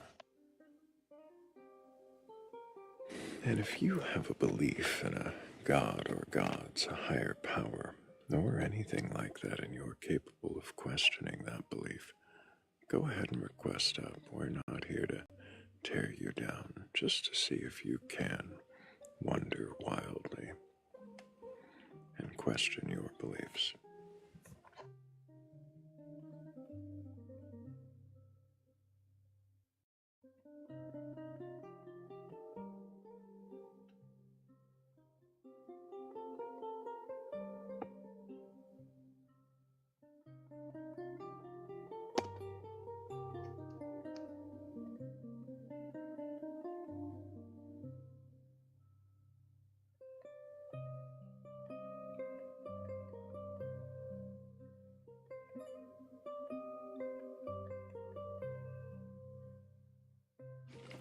The sudden shift back into the loop music. And maybe I need something a little more transitional. I want to mess around a lot more and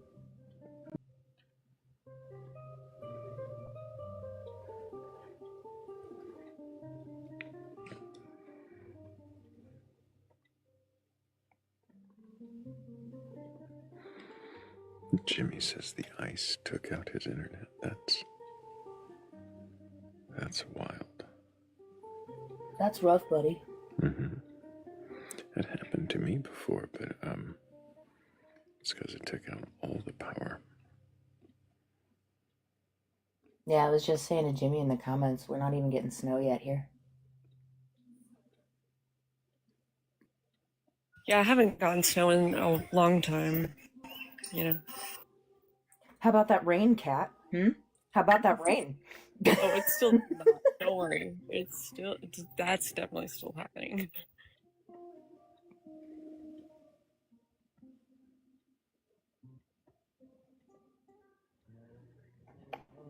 Welcome in. Can you question your belief?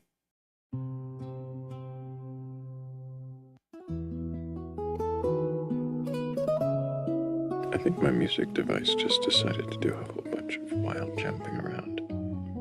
That's what we meant to do. Is that what happened, Thrayle? Can you question your beliefs? Do you have a belief in a God?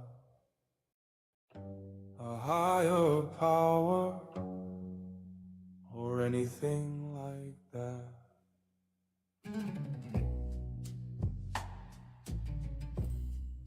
Request on up.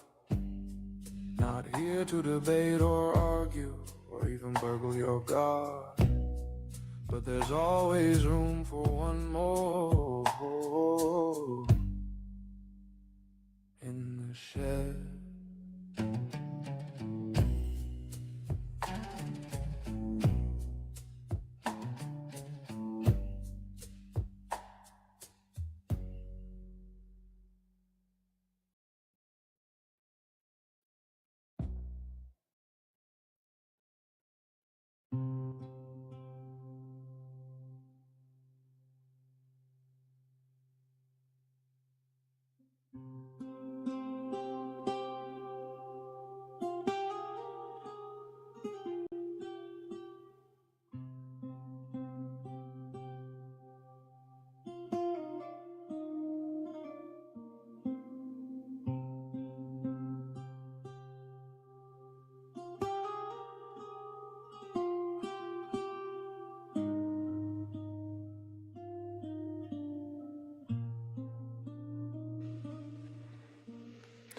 Good morning, Cassie, and good morning, everybody who's just joining us. If you do have a belief in a god or gods, a higher power, or anything like that, and you're capable of questioning that belief, then go ahead and request on up. I'm not here to debate you, not here to tear you down, just here to see if you can even question your beliefs. And if you can, then what is it that you believe, and why do you believe it?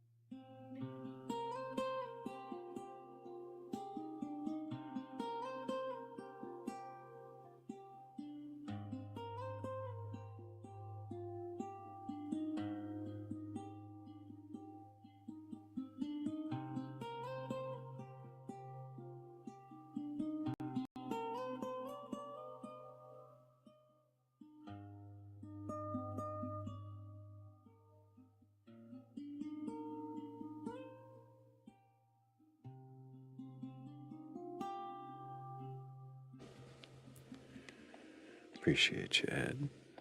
Thank you for being here. Thank you, everybody, of course, for being here. Thank you all for the 69,000 likes. It's a lot of taps.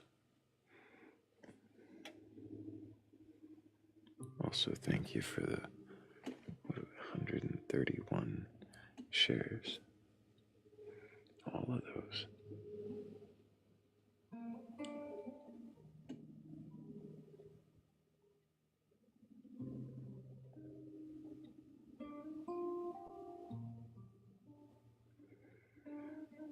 We have 2 people in requests.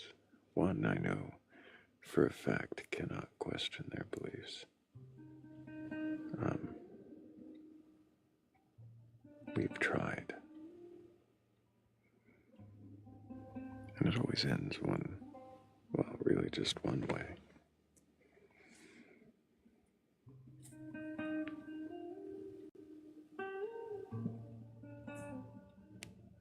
And the other's GoPro.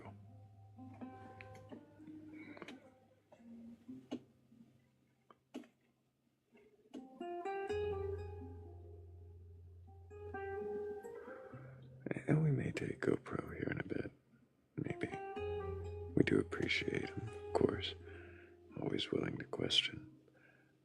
But I am wondering if there's anybody who does have a belief in a god or gods, higher power, or anything like that, who's curious enough or courageous enough to question their beliefs.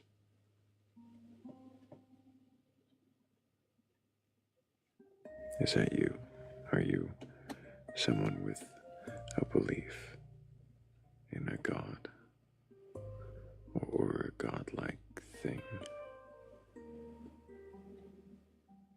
You feel you have answers about what that is?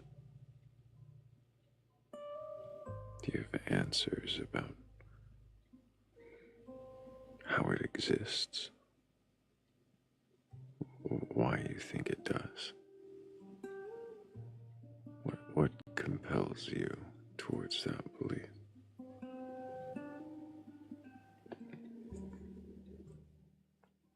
Or do you only have questions?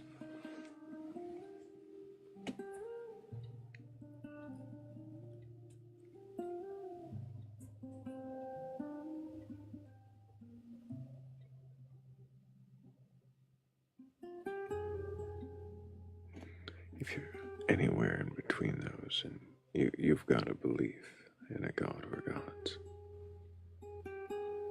and you think you can question it, well, I've got boxes on the screen, and any of them could be yours. If you just click on them, or the pink and blue people now next to the chat box.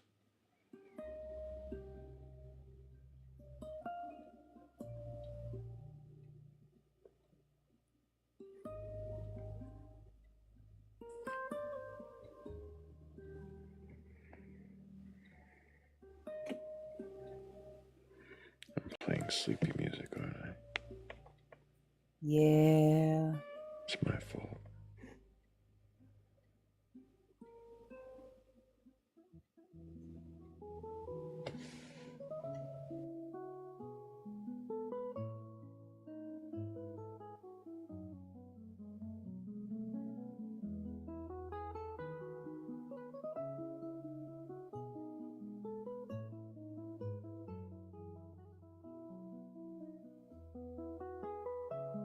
This one just reminds me of chamber orchestra.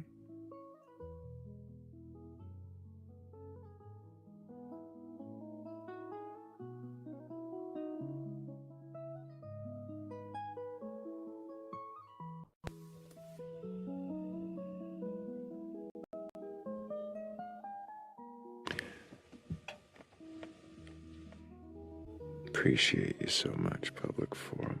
Also Dancing in Duality, Cassie the Sea, and Cat the Witch. Thank you guys so much for helping with that goal. You guys are amazing. I hear canon in this one too, Jimmy. Exactly. Canon in D.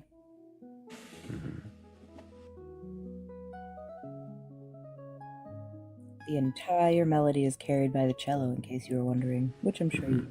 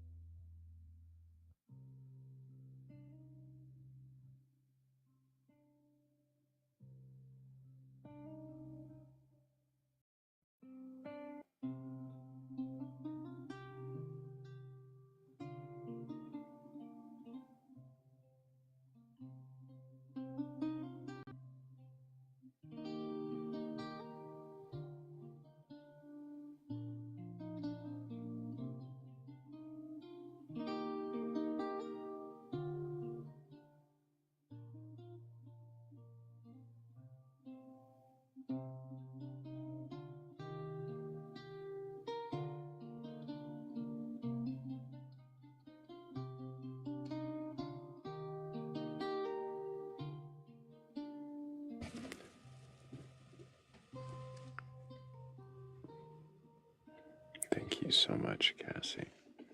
Appreciate you.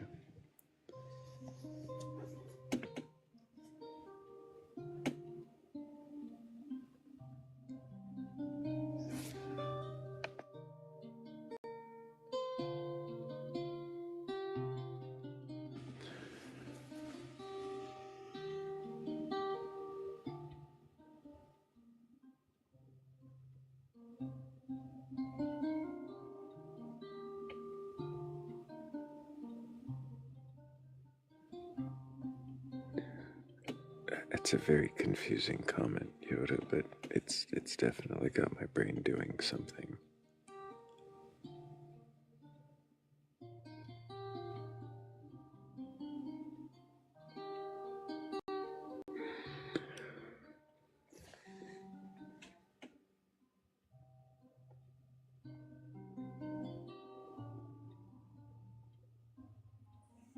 I think I got it. Fear leads to anger was the first one. I've got that one. And then holding down the tiny key swollen music players to fill the vibration. Music player, the tiny key in the music players swell. Oh, fuck. God damn it. I had it. Hold on. Give me a second. Are you rewriting it to It's make the a functionality difference? of a fucking music box. God damn it.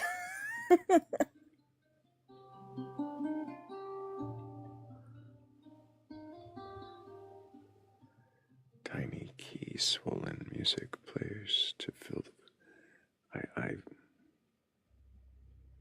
feel like... I don't know. It has a riddling quality to it.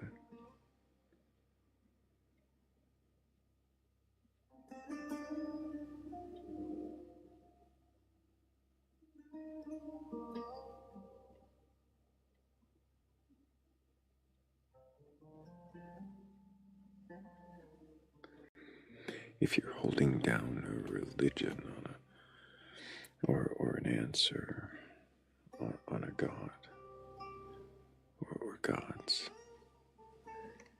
and you think you can question that, well then go ahead and request up. I'm not here to debate you or argue. I'm not here to tear you down, but I do want to know if you can question your beliefs, then what is it that you believe? And why do you believe it?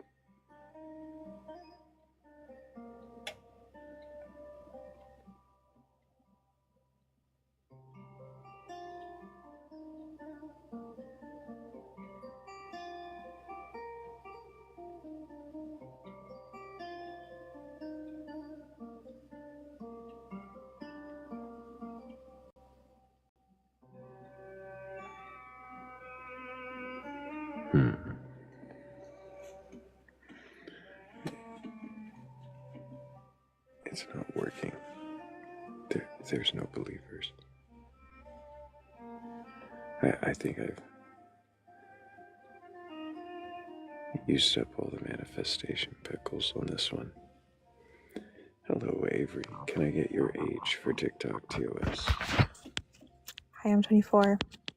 And do you have a belief in a god or gods, higher power, or anything like that?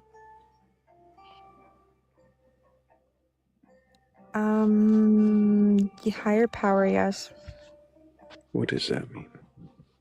Like, I believe that there's entities that are more powerful than us. What do you mean by entities? Spiritual entities, perhaps. What does spiritual mean? Something that's beyond this 3D material reality. 3D material reality. What do you mean by beyond 3D? Something spiritual that does not, exist in this reality, but is like beyond it. I guess I'm not quite getting what you mean by beyond it. Beyond That in what exists way? outside of it. It's not something that could be perceived in this reality, but it's perceived in outer dimensions, perhaps. I don't know. I'm sort of like agnostic, but I do believe that there is more. What do you mean by more, though? Just, I don't fully understand what it is exactly. So maybe I can't really fully articulate what it is exactly, or what I mean by it, but I just Then why do think you that think that there's an it there? just believe in it. There's certain things that Why? convince me.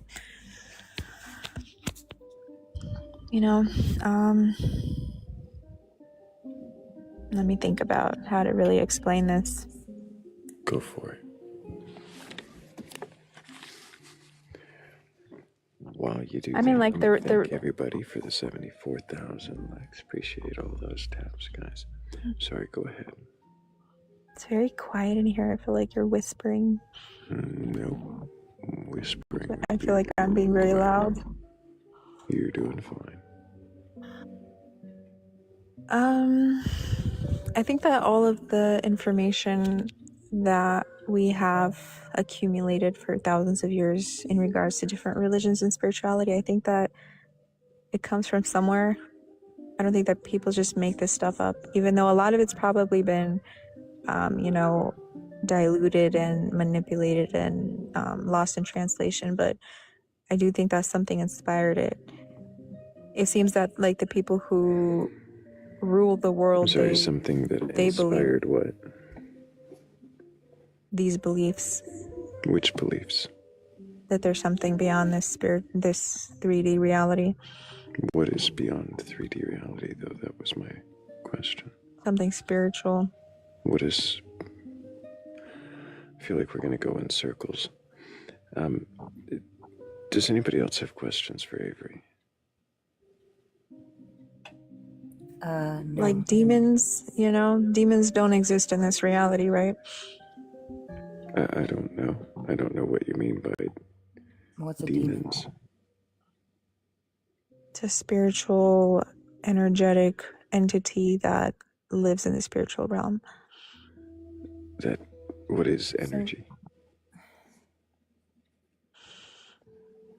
I don't know. How do you define energy?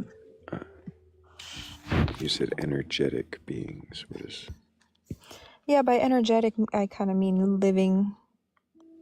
Living. Sentience, perhaps, is what I'm trying to say. Go ahead, Morgan. Energetic. I'm sorry, I'm still not quite sure I understand what you mean by demon. What did you mean by demons?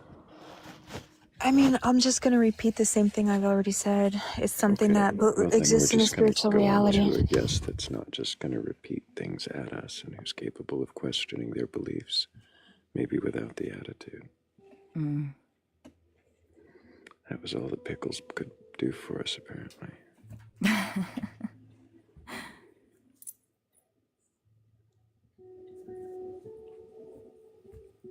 And I wasn't asking that to corner you at all.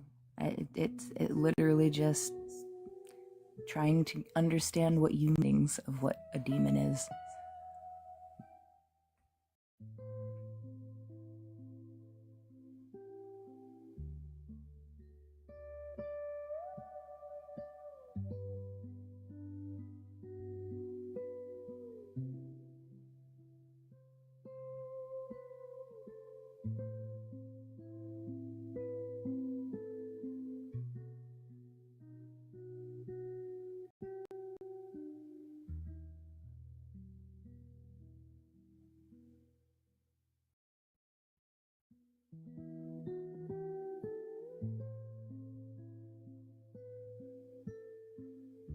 Why would I drop you?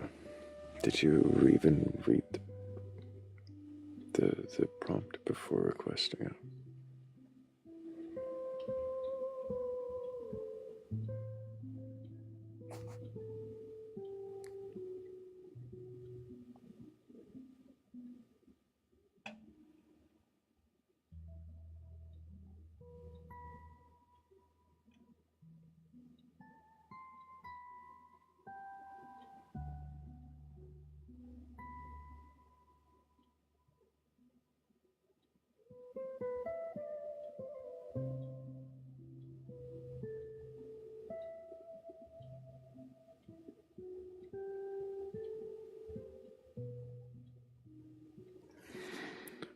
too wonder if Delta flies to the spirit realm.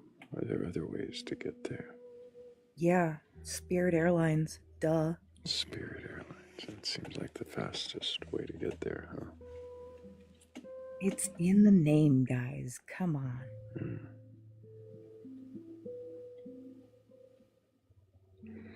Kat says that her volume's down enough. She's just making up a story from what she sees in chat. I wonder how far off that story will be.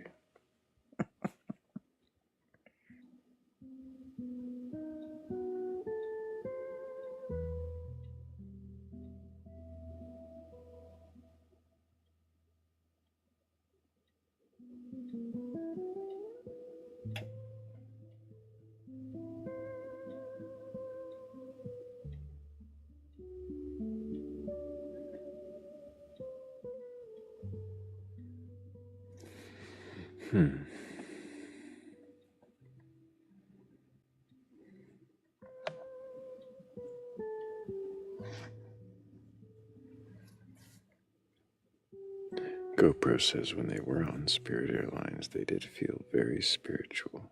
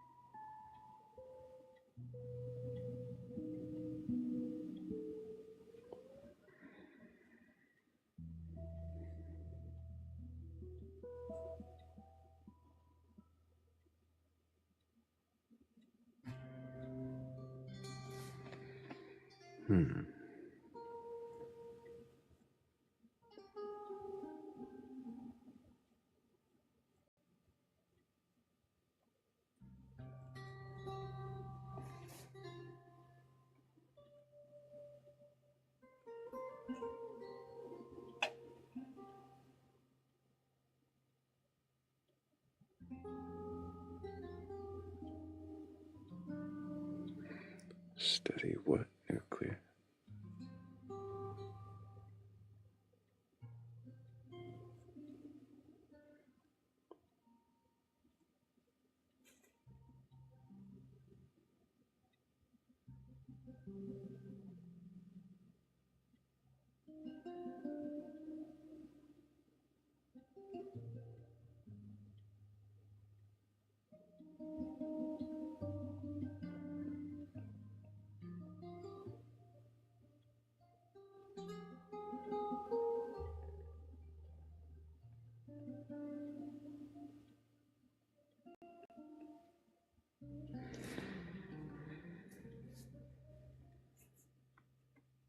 Bet you thought I fell asleep. But no, we were just waiting to see if somebody had a belief in a god or gods, higher power or something like that, and is capable of questioning that belief. I don't think there is.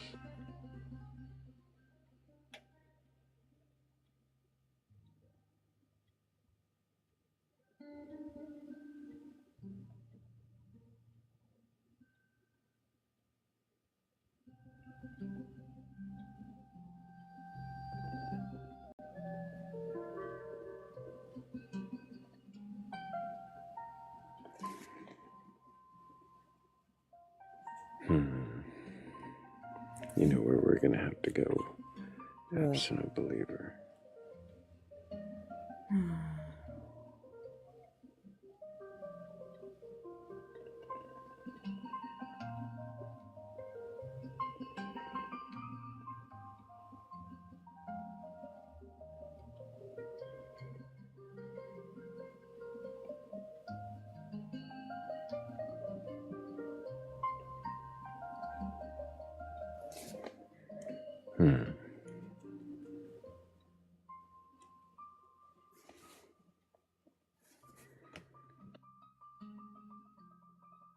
I do them more often than you think, Cassie. I just mute before I do it. Do what? I sighed. Oh.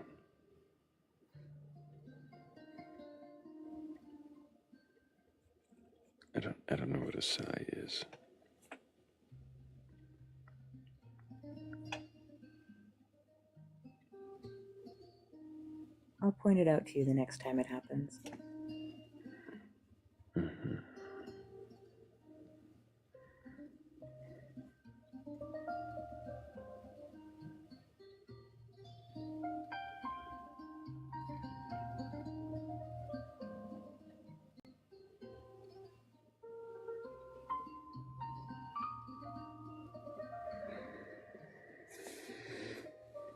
Oh, I know what we need.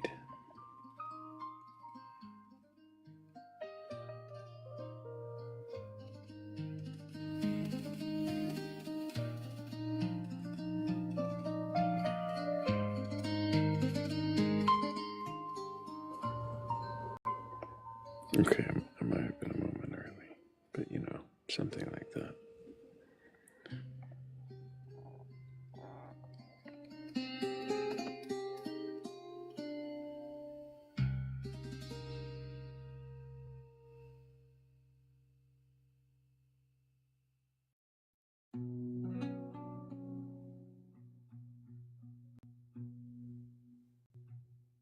Welcome in.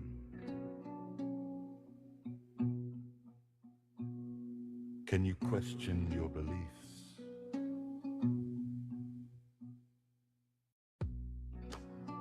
Do you have a belief in a God? A higher power?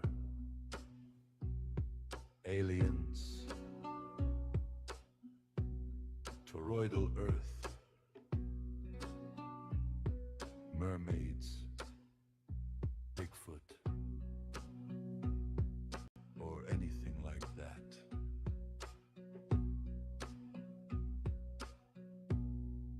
Request on up. You heard him. If you've got that kind of belief in a god or gods, higher power, or anything like that, go ahead and request on it. I would like to Otherwise, question someone I'm going to who read believes. some early Sorry. poetry. Go ahead. I would like to question someone who believes that the 12 trials of Heracles were real.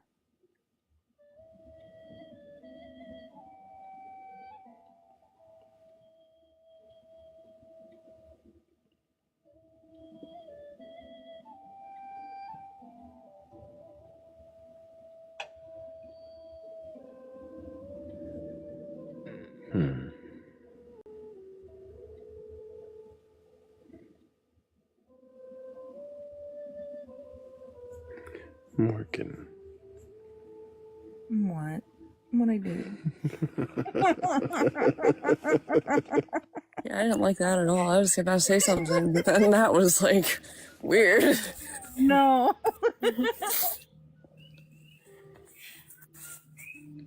What's up? Because I said Morgan.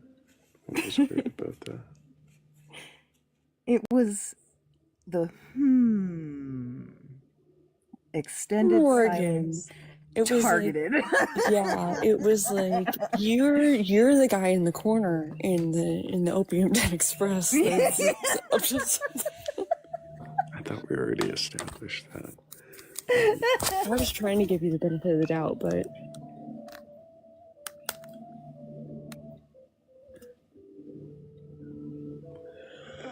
Morgan. being the guy in the corner is not a good thing. He's sus. Only because you decided so. Yeah, it's my story. Somebody's got to sit in the corner. It's my narrative. Somebody's gotta sit in the corner. Oh, you gave Morgan the giggles now. Look what you've done. Oh, fuck. Yes, Thrayle. Don't you dare try to put Morgan in the corner. Nobody puts Morgan in the corner. Okay? Look what we've done to Morgan.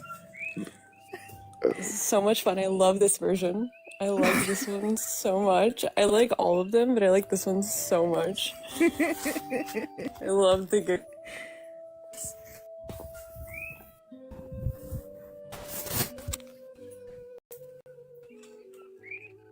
I'm turn out my here volume trying to up to fucking this. mod the chat. This is God so. damn it. Jimmy's there. He's trying. He's doing.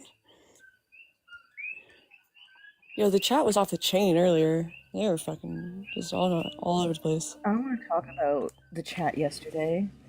Or, no. I heard. I'm No. sorry. No. Yeah.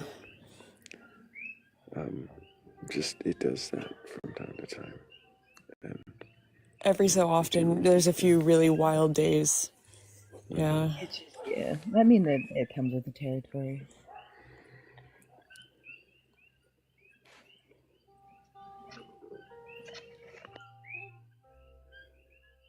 It's a bat coyote, actually. What the hell is a bat coyote? I don't know. That one guy said it that one time, and I thought it was so funny.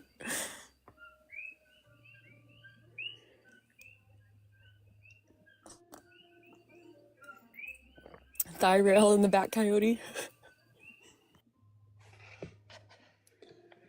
That's me.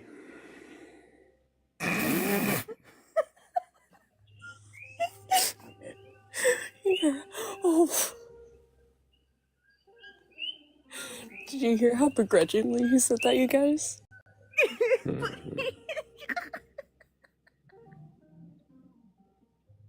Yeah, using that voice changer all the time. This is what happens All the when time. it's God damn it. Stop fucking whispering.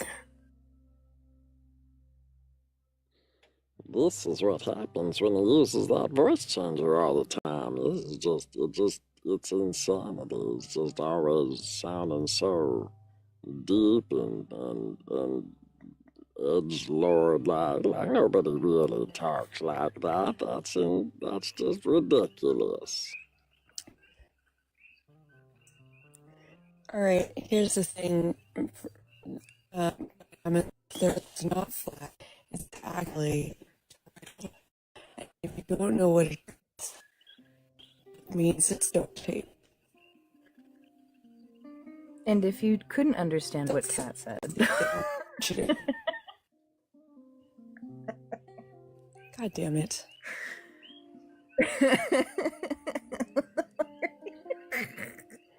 That's exactly what I'm talking about, actually. I think we know.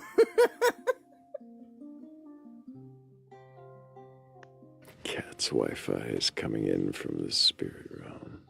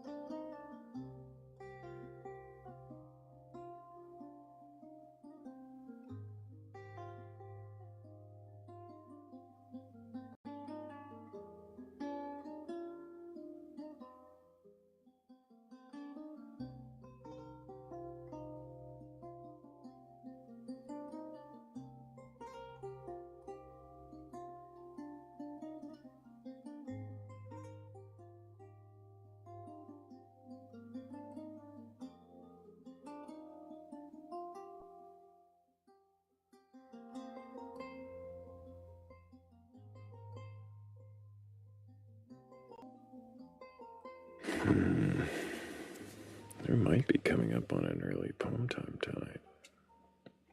This morning. It's starting to wind down. I don't know, I haven't decided yet. It's not even 7 a.m. yet.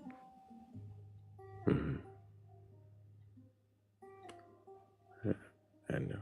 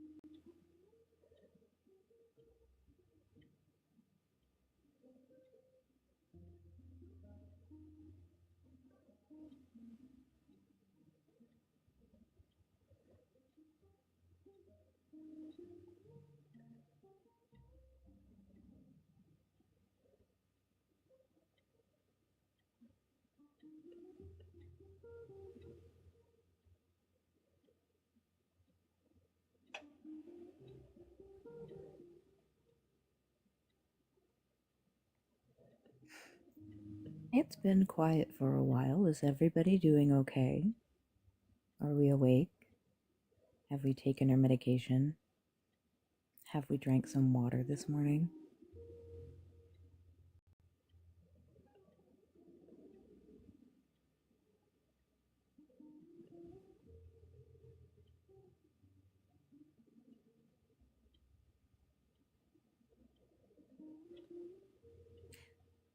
Nope, I can't say that. Never mind.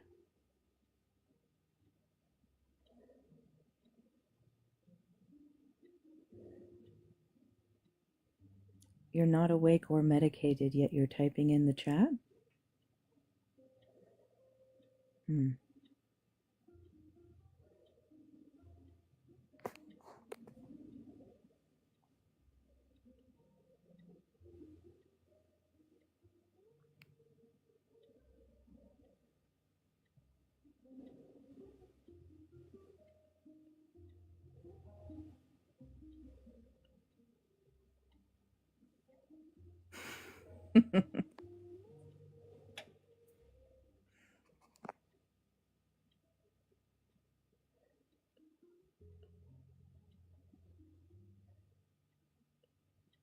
Well, just because it's a little bit quiet and things aren't necessarily moving as quickly as some might like, doesn't mean we can't keep tapping the screen.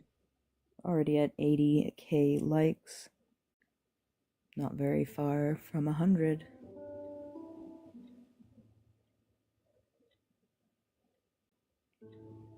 No. Sorry.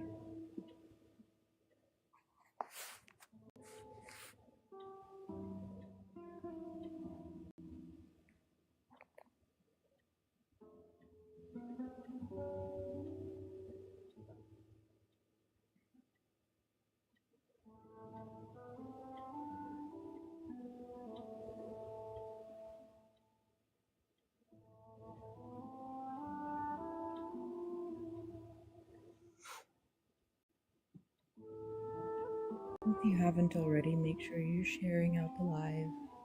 Repost, unrepost, and then re-repost. Push us out onto the For You page. But while Kat is playing chess and Thrayle is doing whatever he's doing, I just get to sit here and talk to you guys. It's a great time.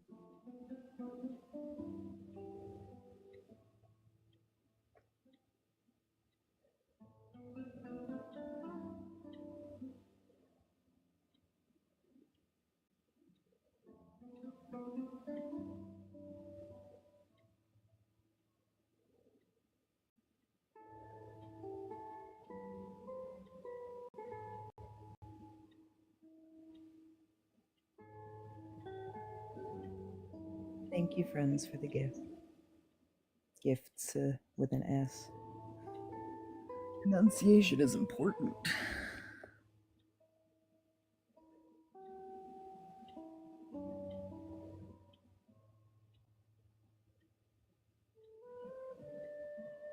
Oh, thank you, friends.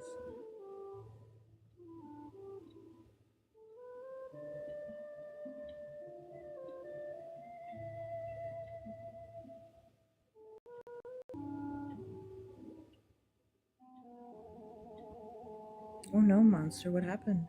Hope everything's okay. I have to make a phone call this morning for my dog. I think today's the day we get a hard cast off.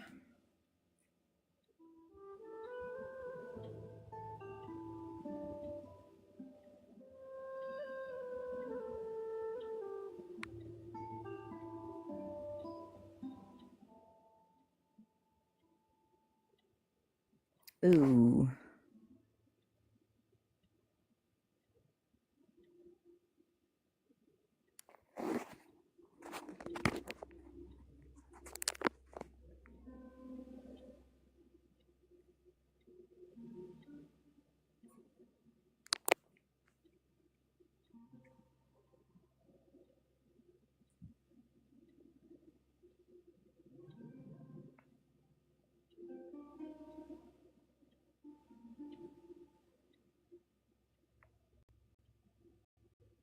No snow up here yet.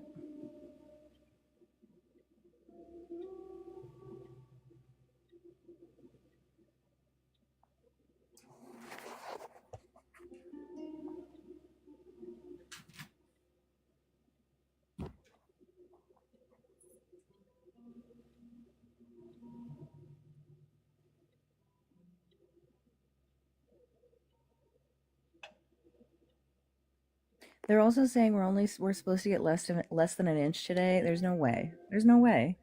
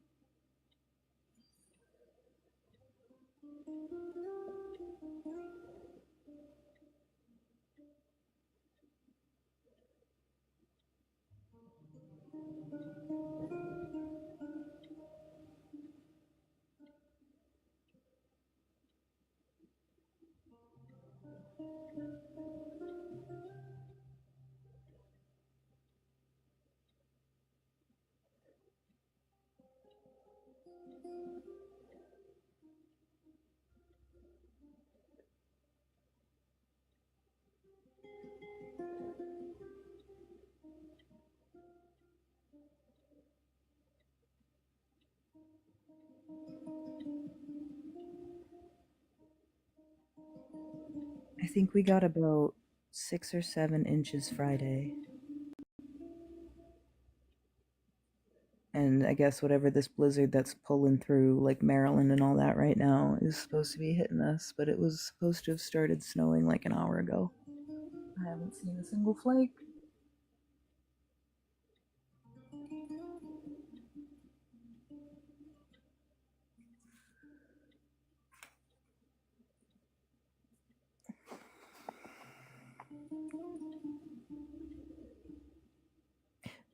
Dragon, I know you don't, and also I didn't see it.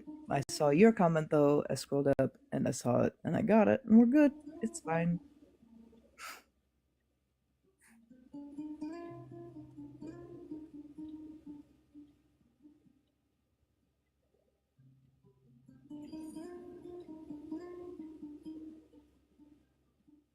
Right, the information is fake, but the fact that it was stated is the problem, Jimmy.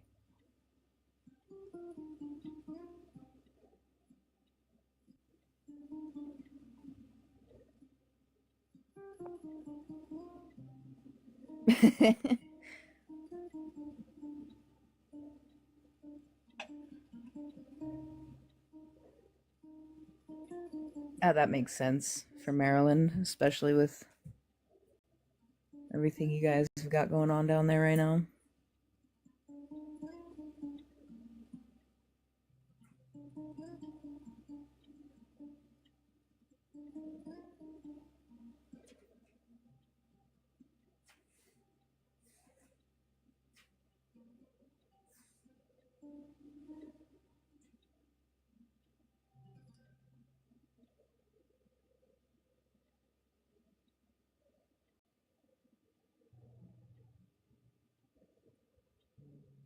Illinois got hammered a couple months ago around Thanksgiving, both Illinois and Indiana.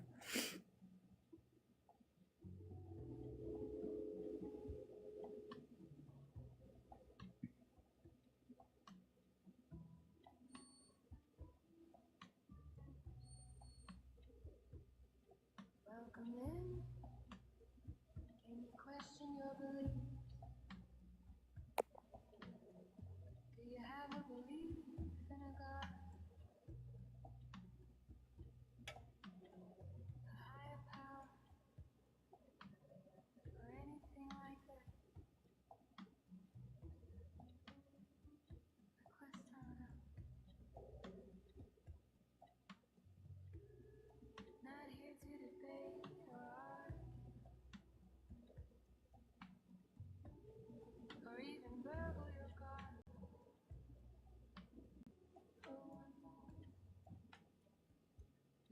in the shed.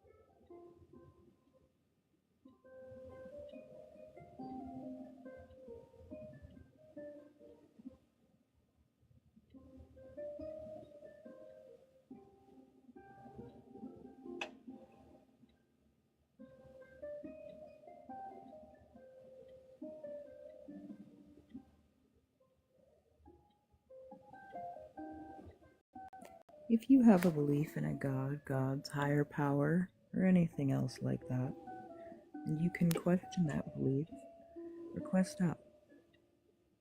We're not here to take anything from you. We're not here to debate or argue. We just want to know what you believe and why you believe it.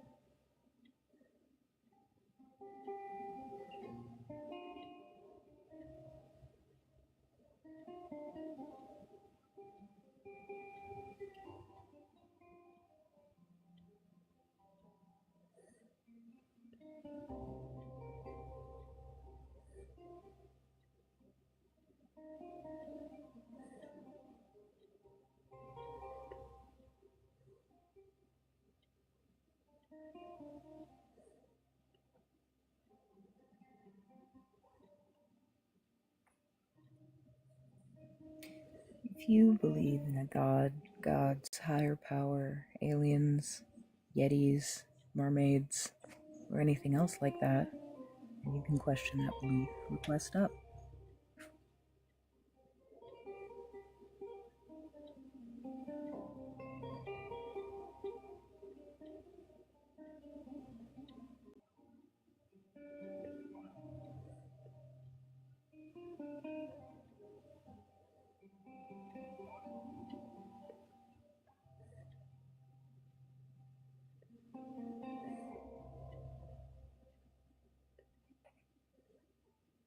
Mothman for president.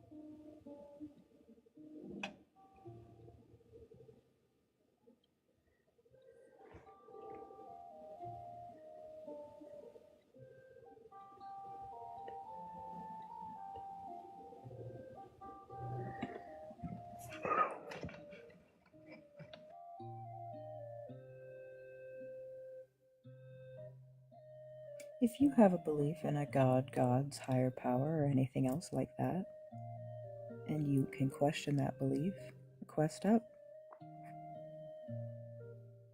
Yeah, unless you're the yucky misogynist guy. Yeah, not that one. Sorry. Nope. Gross. Yucky.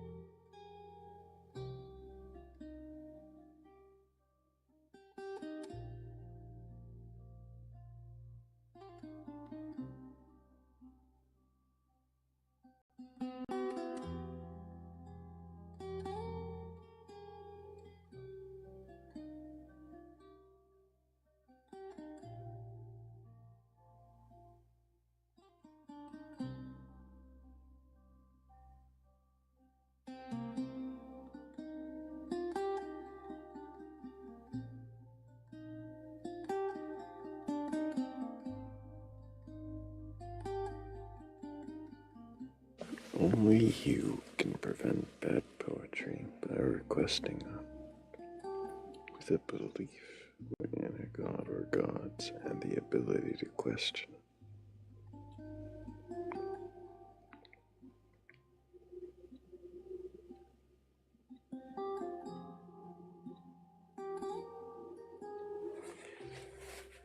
Hmm.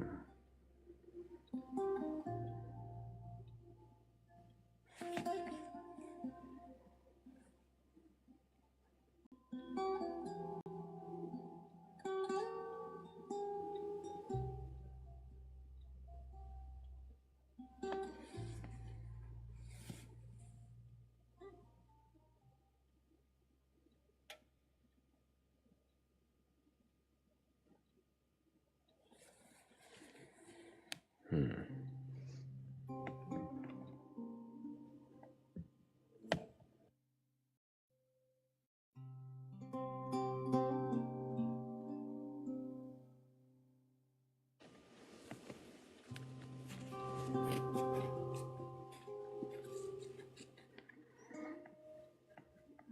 That poem is looking nigher and nigher.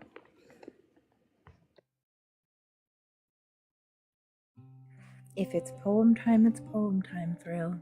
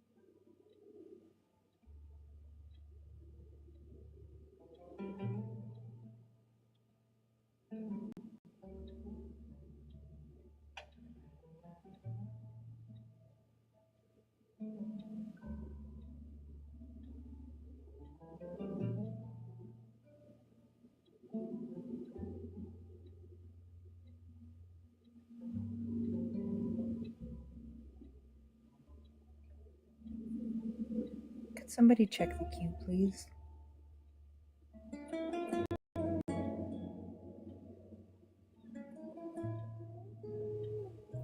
Pick one. Not specifically. There is one that I'm talking to in the comments, but I've seen a couple of comments saying that they've requested it.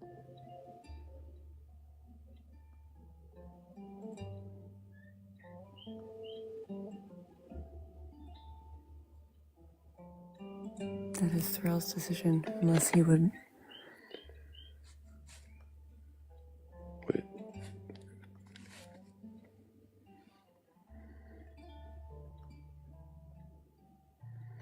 You know what is Thrayle's decision?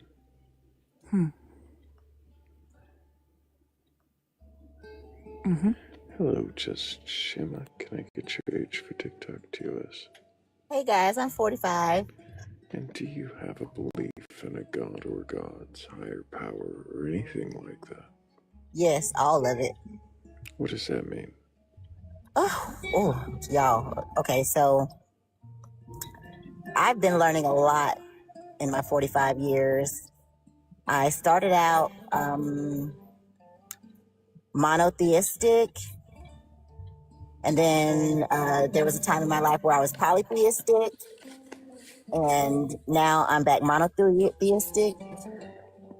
But everybody always asks me, like, what's my religion? What do I believe? And I there's no name for my religion because I made it up. My God doesn't have a name. Okay, so your God, what is it that makes you think there's anything godlike there? Well, some supernatural things happened to me back a few years ago, and it started to What does that mean, supernatural things? like a lot of synchronicities that were improbable. What is synchronicity? Okay, so things that happen to align, things that align and that are too frequent to become coincidences. Too frequent to be coincidence. What does that mean? Like, okay, where should I start? I don't know. So, well, the first thing that happened, well, on this last spiritual awakening that I had, I started seeing the angel numbers, or what people call angel numbers. And at first I was frightened because I'm like, why do I keep seeing these same numbers everywhere I go? Everything I look at, on the receipts, on people's license plates, on the sign, on the billboards. Why is my receipt 444 every day and I'm not even buying the same items? Like, I'm like, what's going on? You know, every time somebody says, what time is it? By the time I look at the clock, it's 4:44, 5:55, you know? And I started to like try to study, like, is anybody else going through this? Like, does anybody else see these numbers but me? And then I found like some people were experiencing this and they call them angel numbers. And so they're supposed to like have different meanings. And so I started studying like, well, what does this number mean? What does this number mean? So then I started listening to tarot and reading tarot. And when I started doing tarot readings, it was like I was always 100% correct, spot on, you know, just off my own intuition and imagination. It would always end up being 100% correct. And I'm like, So come to find out, we all have this in us, that we could all do this if we connect. And so I started to feel like it was more of a personal connection. And so I think that a lot of people's spiritual beliefs or spiritual attachments are individualized, or they're catered to that particular person because everybody has their own journey and their own mission. And I feel like all of this, all of the missions eventually will lead back to the source of life and the source of creation. So I don't know if I explained that right, but that's kind of what I had been dealing with. And then on top of that, I met my twin flame. Sorry, stop for just a moment there. Oh, goodness. And you did that. Can you question your beliefs? Sure. What does that mean? Sure. I've questioned my beliefs. What does it mean? To question your belief? Yes. To have a question about what you believe. Oh, my goodness. I mean, what else could it mean?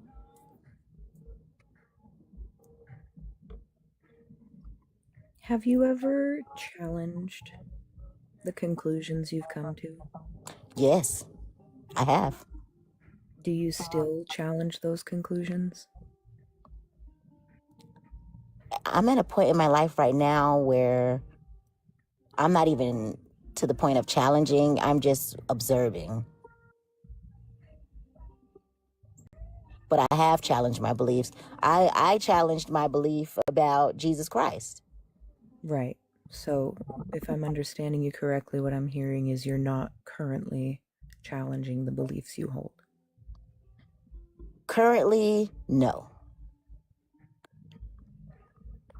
Thank you very much. At what point did you decide that you have sufficiently challenged your beliefs and you didn't need to challenge anymore? When I realized that a lot of things really don't even matter anymore.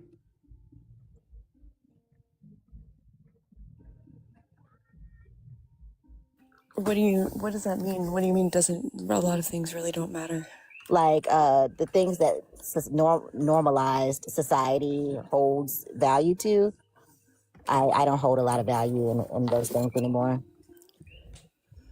And that made you, I don't really know what you mean by the things normalized society holds value to, but like also you not valuing those things made you not challenge your beliefs anymore? Correct. Why? Because at this point, I feel like it doesn't matter. Like, I feel like everybody has their own path. Doesn't matter to who? To me.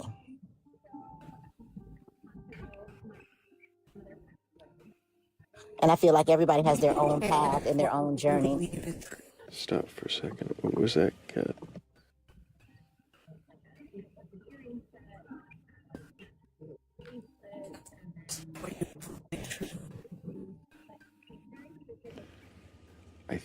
said. Nope, I didn't quite catch the first part of that. I couldn't even catch it, yeah. Am I back yet? Of course. Does it matter if what you believe is true? No. Why not? I don't feel like it matters because I feel like none of us were born on Earth with like an instruction manual on our backs. So we have to wing it. So it doesn't matter if what you believe is true. Do you want to believe things that are true? Well, that's like an oxymoron to me, because if you believe it, if you have to believe something, then that means you don't know it's true. I agree with that. Does it matter to you if God exists or not? Yes and no. Yes, on a mundane level, but etherically, no. What, etherically? Yeah, etherically, like in the spirit sense, no, it doesn't matter to me, because What does either way, etherically mean? like in the ethers, like in the What air. is ether? Ether is like a gas. Have you ever looked up ether to see if it exists in reality or not? No. If it had been disproven by science more than a century ago, would you still believe ether exists? Yes. So even if science had disproven it, you would still hold on to a belief that had been disproven. Well, a lot of things in science have been disproven and reproven and disproven over again. I see. So you're irrational. Name me one. Doesn't he? Like, I really don't see. Okay, go ahead, Kat. Well, it was just no. We were gonna end up in the same place. It's okay. That's what happens with irrationality.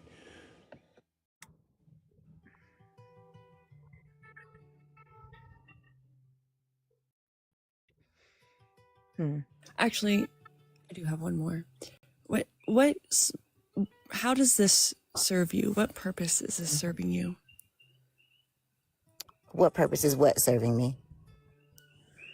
Disbelief. Disbelief? The belief that you my belief? Yes. Yeah. Mm-hmm. I feel like it helps me to become a better person in society, and I think it makes me more well-rounded, more balanced. How? Because the decisions that I make now are more conscious. And the decisions that I make, I feel like I have help and guidance.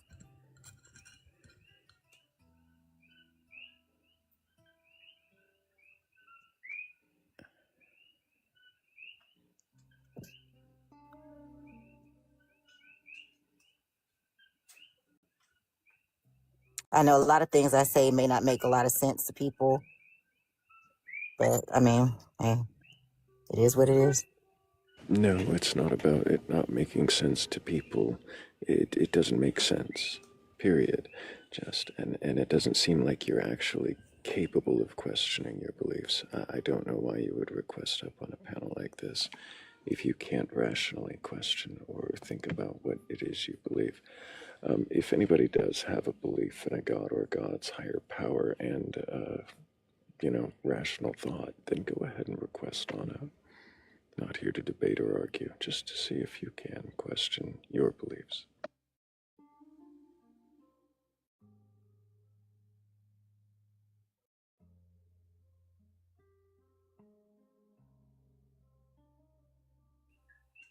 It was Should we do another one?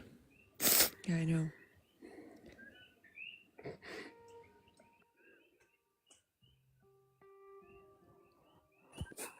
Hello.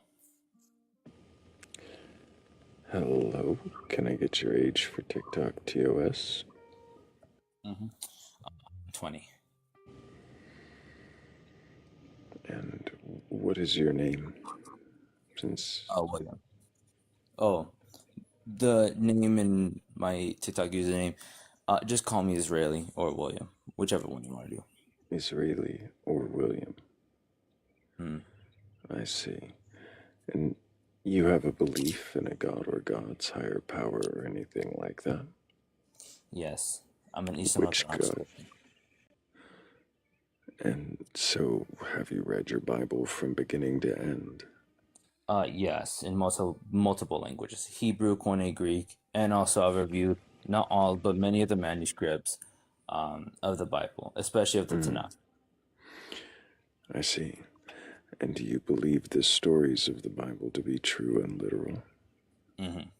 Not all the time literal. I pay What about the attention to 6-day creation? Is that one literal? that one's hard to say. In the first verse of Genesis, where it says Bereshit, what's placed after Bereshit is a lamar following an aleph, which doesn't always have to mean two. You can simply search up the Hebrew spelling of two. And that's not answering if you believe the story is literal. Well, I would be agnostic to that. You're agnostic to whether or not the first chapter of the first book of the Bible is true. Yes. Because if you do take from linguistics, it can be viewed differently, especially from an Aramaic perspective. Why would you look at it from an Aramaic perspective? What does that have to do with the first book of the first, or the first because chapter? the people back then spoke that language, and it was the contemporary language Back when? During the approximation ages of Judea, Galilee, during the time that Genesis was written. Right. What language was it written in originally? Genesis. Mm-hmm. Technically ancient Hebrew. I personally call it Isaiah Scroll Hebrew. Right. Okay. So if it was in Hebrew, why would you look at it from an Aramaic perspective? Cat, If it was written in Hebrew, if it was written in Hebrew, why would you look at it from an Aramaic perspective? Because they're contemporary languages. They have the same alphabet, similar pronunciations, almost the same identical letter names, and they were both contemporary. And sometimes they were used interchangeably. That's why Aramaic is found in the Tanakh, especially in manuscripts. Even some Aramaic forms are found even in the earliest books of the Old Testament. And so you're saying if you look at Genesis through the lens of Aramaic, according to you, that you would come up with what understanding? I wouldn't say that you would come up with an indefinite understanding, but within Lamad and Aleph being used, you could technically see it as something similar to that of 3 days. Of 3 days? Yes. So you're saying that the creation isn't 6, but 3 days? I'm not saying that it is. I'm saying that if you view it from the Aramaic perspective from that time, because there are many Aramaic dialects. Why would you think it's literal at all? I'm just bored with it. In any perspective? Absolutely bored with it. There's no like conversation to be had there. It's going to be condescension and that. It's not running. I'm just bored with you. You come back another time if you actually want to have a conversation about what it is you believe and why. But I don't think that's what you were up here for. I could be wrong.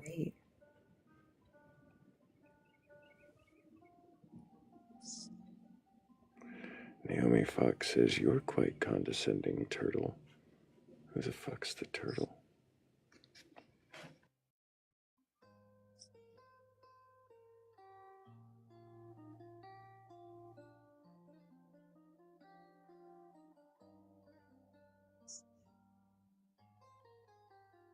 We have a guest. Yeah. Are you sure? It looks like we do. It does look like it. User, can I get your age for TikTok TOS? Yeah, I don't think we have a guest. Worth a shot.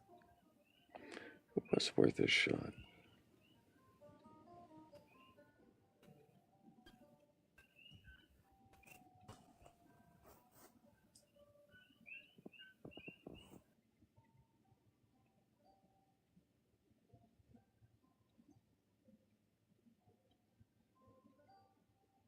I would like to. What?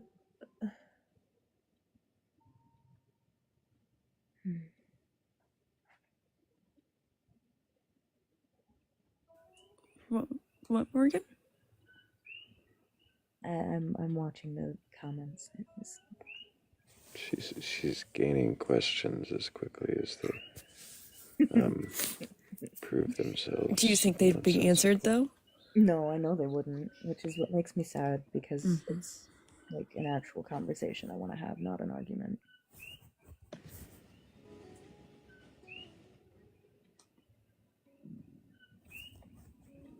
Why is everybody trying to argue with us all the time? They gotta win. Win. Every time they've gotta win. That's weird. Win what? What are we winning? Is there a prize, Thrayle, that you just have been like holding out on us about? I don't have the prize. I'm not aware of any prize. You do have the prize, actually, but... What I do know is, I'm not here for a debate or an argument. And if I don't find the conversation productive and I move on,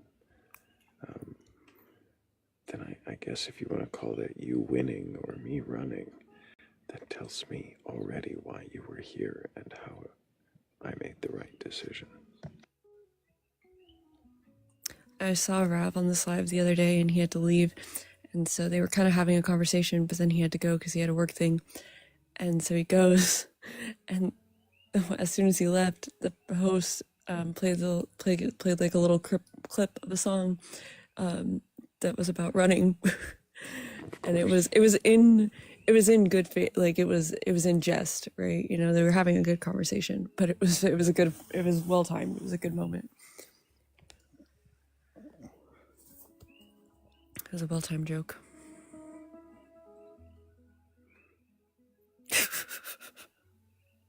Mateo. Yeah. He said that was a good decision.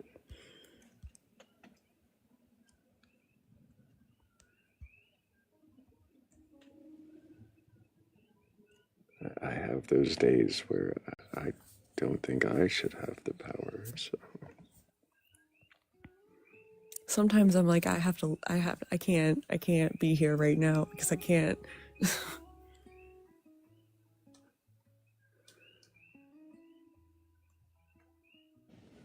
But it just keeps going. I mean, he can hear. I mean, let him Mateo. in comments. It's fine. You know what? For you, no, he doesn't.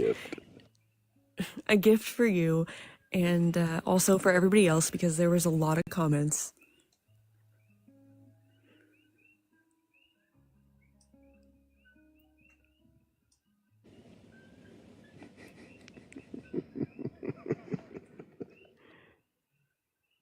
It's not often that Mateo like says things like it's a good thing you took away my mod because he's only in chat and I'm fucking like that doesn't happen very often. So I feel like he gets a gift.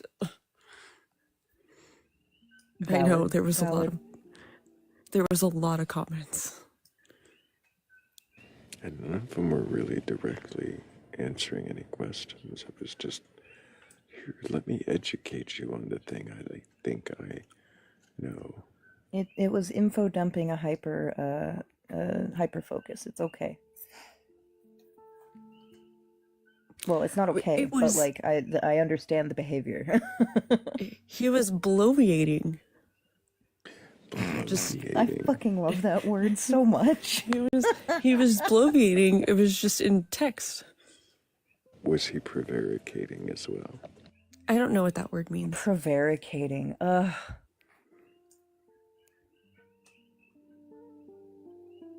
Oh, and here we go. Here's my pet peeve again. I don't know why it's so hard for say that. We will never Just know. like fucking acting like you know what words mean when you don't. There it is. I swallowed up the middle of it. So. Oh, it was just about people not being able to say they don't know what words mean because, like, it's really not that hard. And then they just act like they don't know what words mean and they fucking don't. And that just drives me crazy.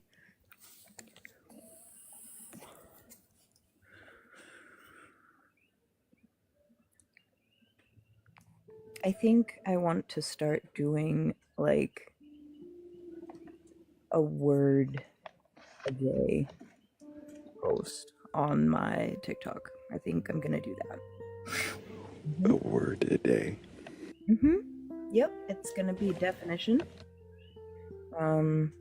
Just real quick, gonna be super easy to access. It's gonna be great. What's that word that you like, Thrayle? Which one? Fascinating. You know, the one. Fascinating. You know which one I'm talking about. No. Yeah, that one. That's the one. You knew exactly what I was talking about. Sesquipedalian. Yeah.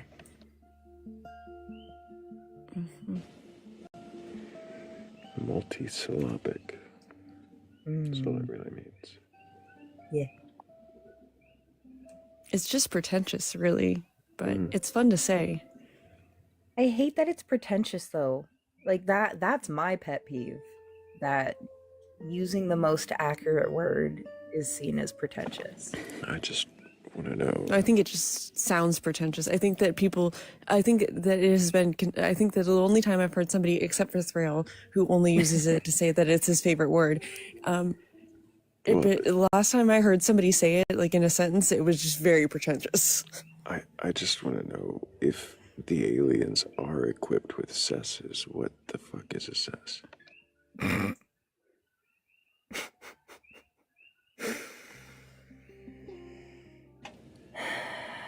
love my job. Sometimes. I love my job. I love my job.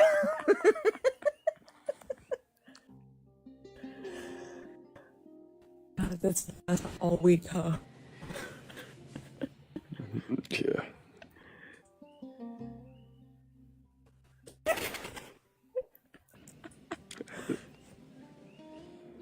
I think Morgan knows what a cess was.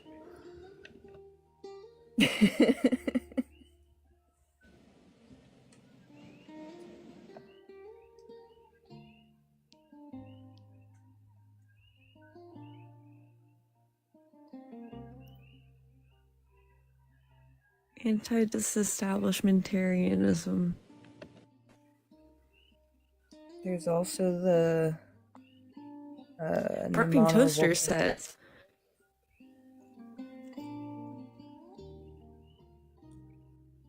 What? Perfect Toaster said, I don't think you can be an anarchist and still be on board with recycling. I'm not sure what you said, Kat, because the volcano swallowed you up. Well, I was going to say that, but... And then I was going to follow that up with, I don't know what those two things have to do with each other.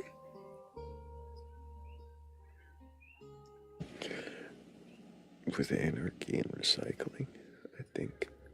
Yeah. Can you achieve one in the midst of the other? Again, I don't see how they're related or you know, I don't think you have to... I think you can probably be an anarchist and also recycle. How?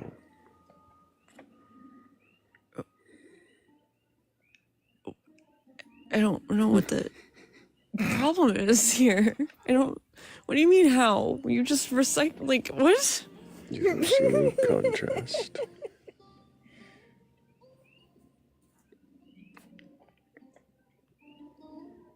There's no conflict that comes to mind whatsoever.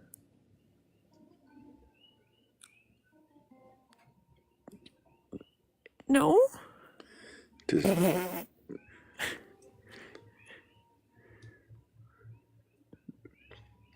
does Oh, oh, you guys are talking about mainland recycling where you have to. I see.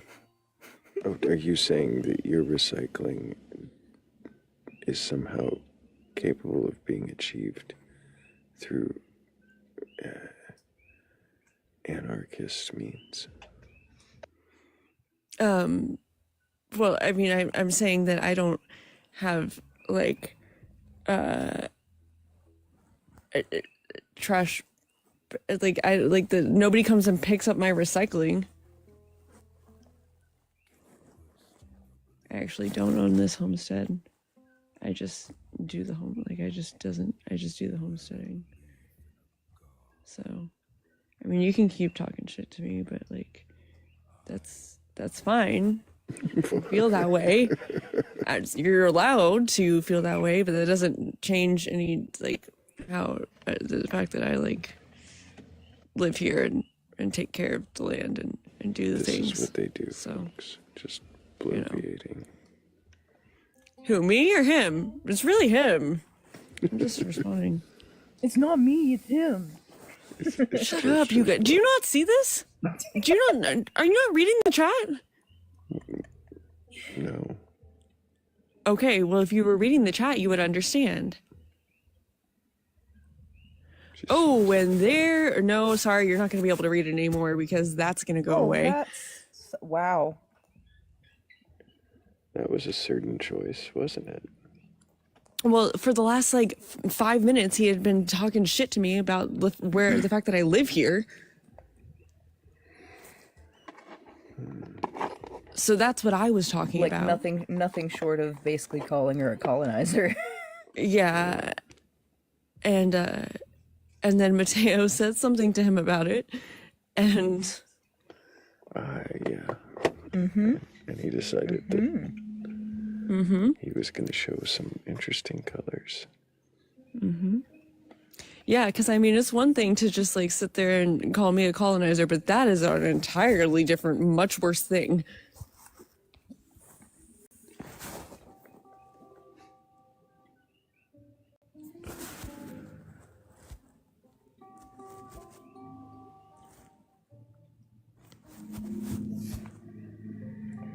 Well, it is that. Oh, yeah, we're not going to do that either, because that's gross. That's so cute.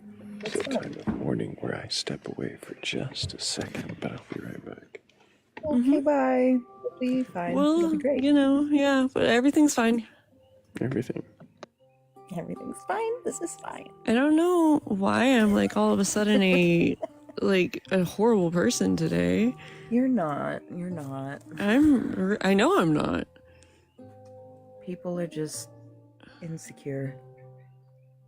Well, here's the thing. I understand I understand the issue, right? I do. I genuinely do. Yourself. You really don't.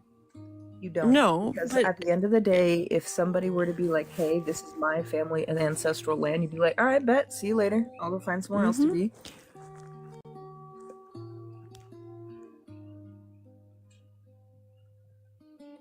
And also, I love this place. I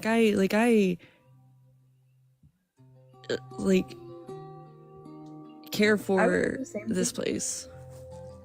Granted, I love my house, but if I had indigenous Americans come here and be like, "Hey, these are our ancestral grounds, you gotta go." Okay, bye. Guess I'm figuring shit out. Right, exactly. But there's a lot of people who move here and don't care about this place. Of course, yeah. And yeah, fuck those people, but I'm not one of those people.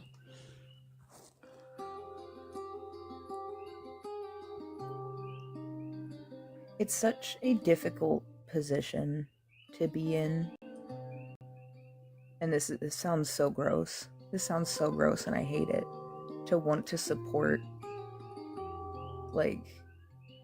cultures outside of mine and then have people like that who in the comments that's just it's so disappointing. Right, because also, like, if you think that I don't have, like, plenty of, like I haven't sat here and had these conversations with, like... With the people that actually matter to the conversation. You know what's not disappointing? 100,000 likes. Appreciate it. That is Tapping not the screen. disappointing. Hell yeah. Hell yeah.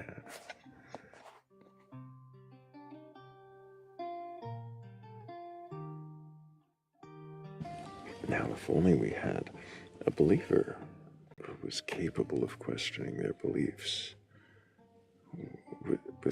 without being a pedantic prick.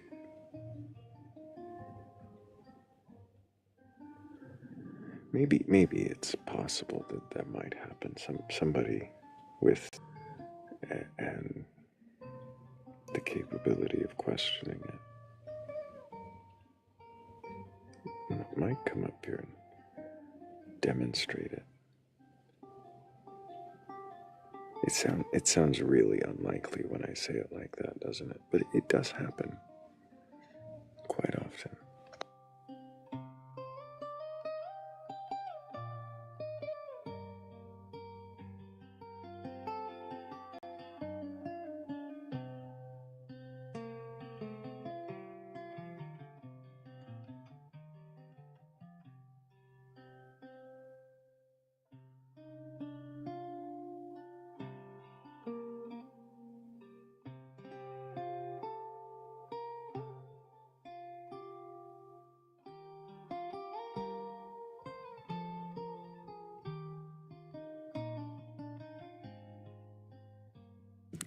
The blueberry coffee has run dry.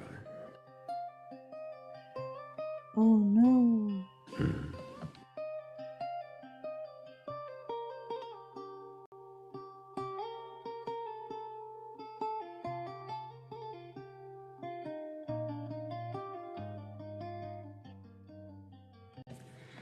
realize it's probably been a little while since this interaction happened, but I did notice somebody pop in over at the YouTube and say, can anyone tell me what this is? And I want to think.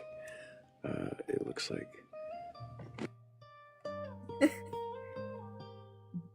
JZX. I want to make sure I thank JZX for letting that person know it is YouTube. That was YouTube that you were on over there. Stop.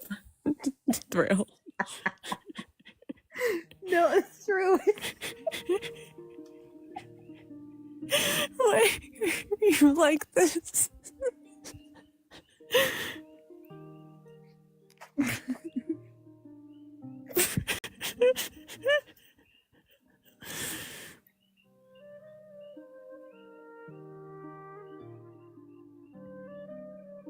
Just in case you were wondering, it is in fact. In case you needed some clarification.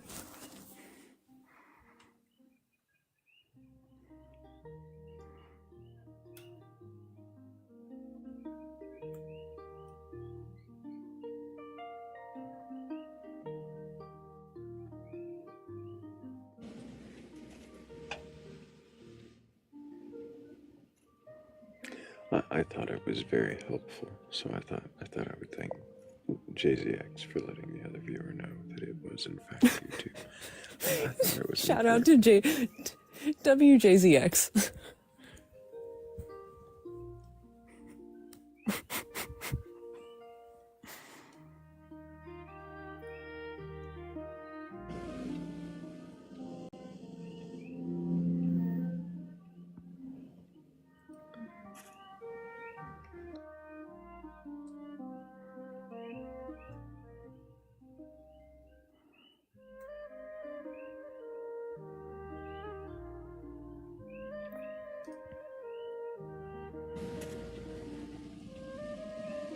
I need to rename this track.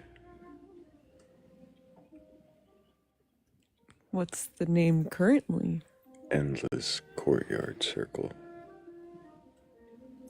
What's the name going to be? Something Shire. Holroydshire. Something Shire. Something Hobbit. You should name it that, exactly.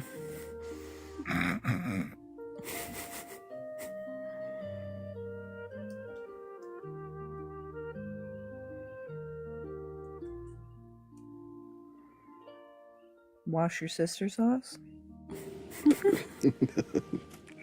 Wrong Shire.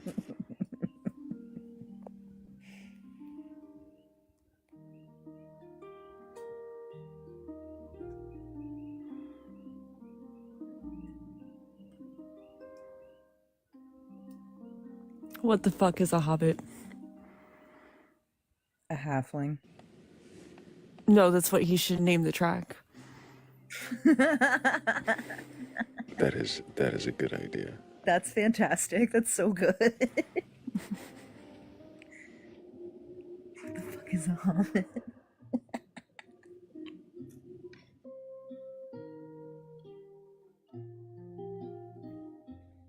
I have good ideas.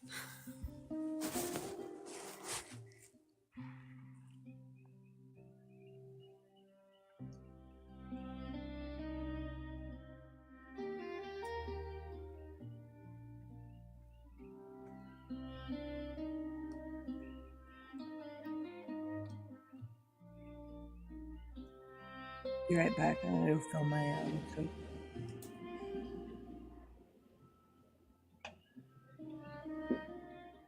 Quick, hurry, she's gone. I don't know what to do. What do we do while she's gone? I don't know. It's easier when you leave, because then we can just, like, make stupid jokes and giggle. But that's usually what Morgan and I do, and I don't think it'd be the same. We could still make stupid jokes and giggle if that makes you feel better. I don't know that Thrayle giggles.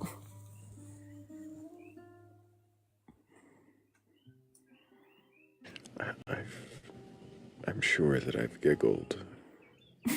If not, I've at least chortled before. I'm sure of it. I'm not sure that I could demonstrate a chortling on cue, but chortling has occurred. I really. Are you certain of that?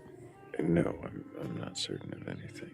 But I feel like it was at least, if not a giggle or a chortle, then it might have been I don't know, maybe a snicker.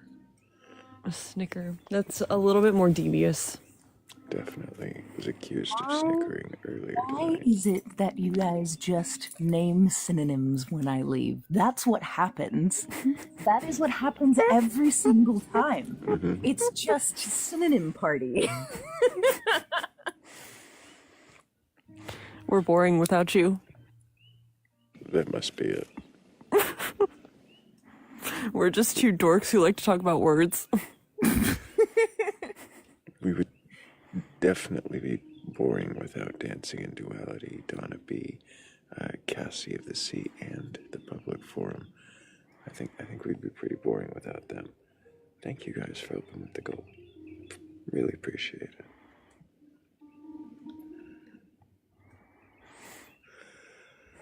I don't know. What does a chortle sound like? Skips asks. It's a very important question. He can't demonstrate it on cue, so... I think it sounds like a giggle crossed with a snicker.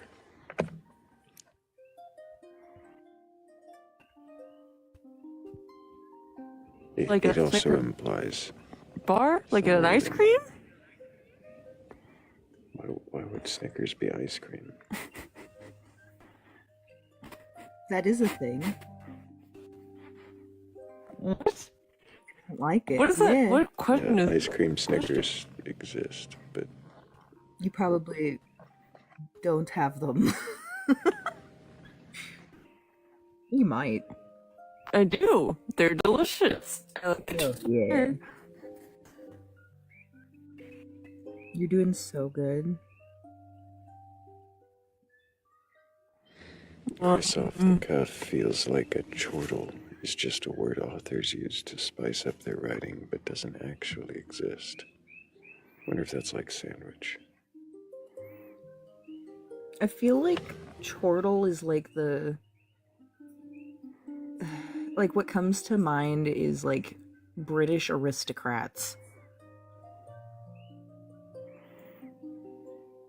I know Does you that make didn't hear this, sense? Joe, but actually I did say that, and I said that the Twix ones were my favorite. Yes, Morgan, it does. Hell yeah. I always think that turtles are like that's something a hobbit does. See, I would Small, portly man. or an elf, not a hobbit. I would Well, actually say an elf. that is not also a dwarf. small, portly man. I feel like it's giggle. I feel like there's like I don't know. I'm thinking like Lord of the Rings elves though. No. Lord of the Rings elves titter. Oh yeah, that's fair. Mm-hmm. Do they laugh at all though? No, that's why they titter.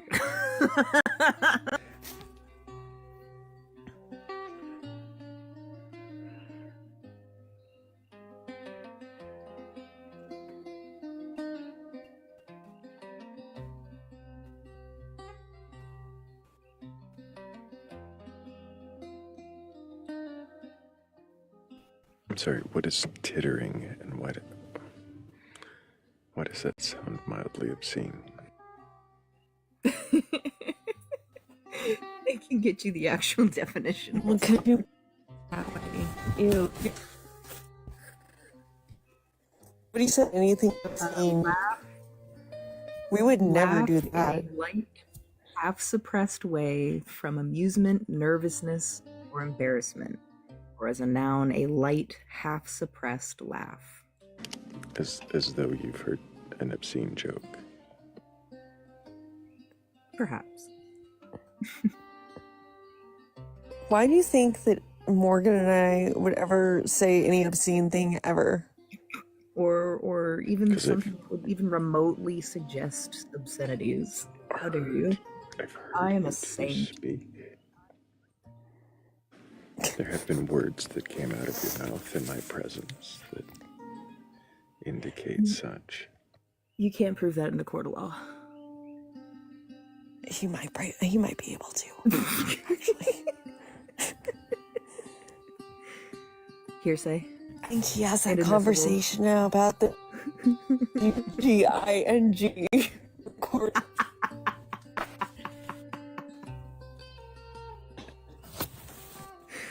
Oh god.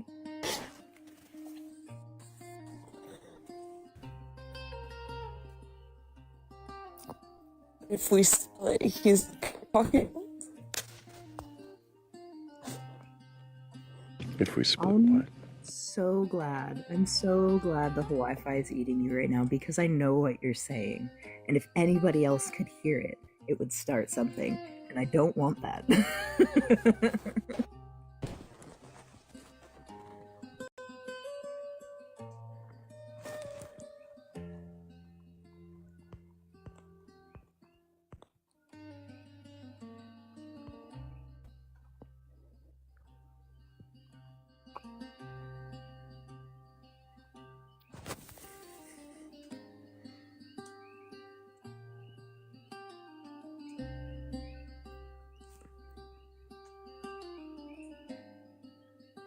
So yeah, what I was saying was that Morgan and I have never said anything obscene in our lives, and how dare you say that?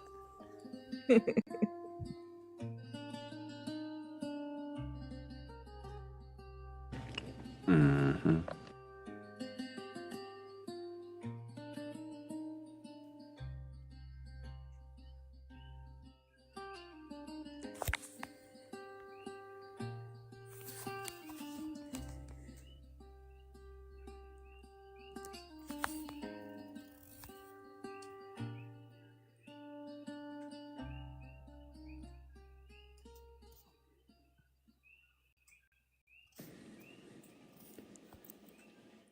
think we need a song. Whether or not we end the live soon.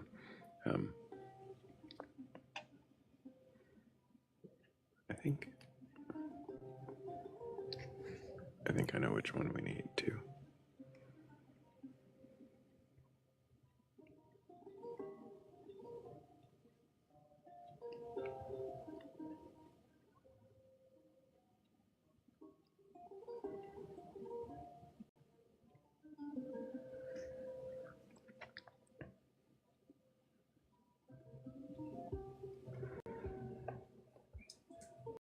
Good morning, Scott.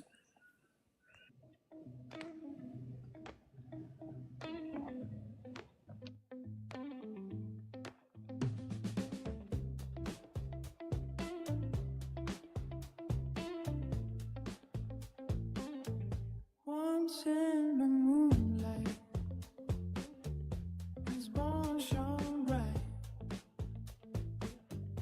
He asked me softly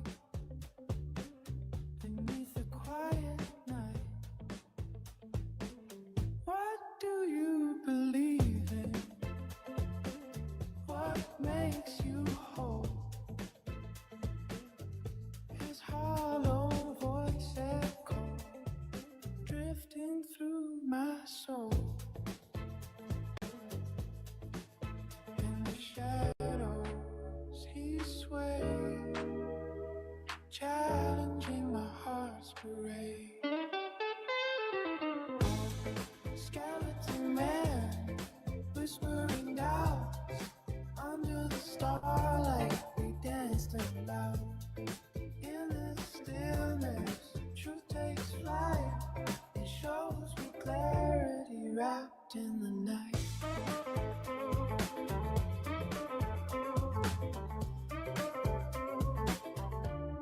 I spoke of love,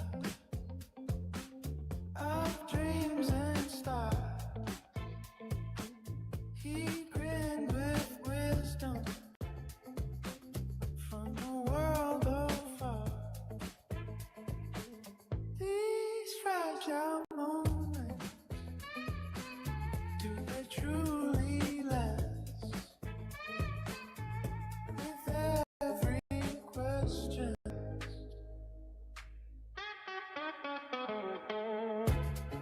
with each rattle and chime, he questioned every paradigm.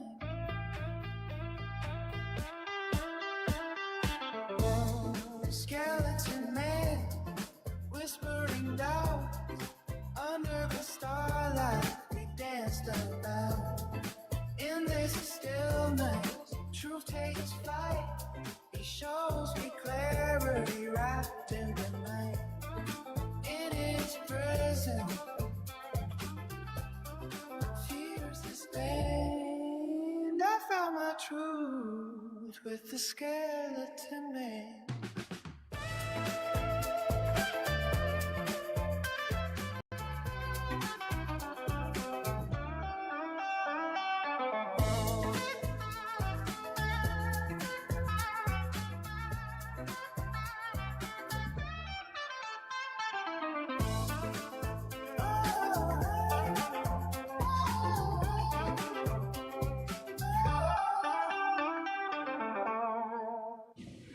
Hell yeah. You think you can find your truth with the skeleton man? Or maybe you already have your truth, but you can question that. If you think you can question whatever it is that you've come to believe in, then go ahead and request on up. We're not here to debate or argue. I'm not here to tear you down or make you look like a fool. I really just want to know if you can question your beliefs. And if you can, then what is it you believe? And why do you believe it?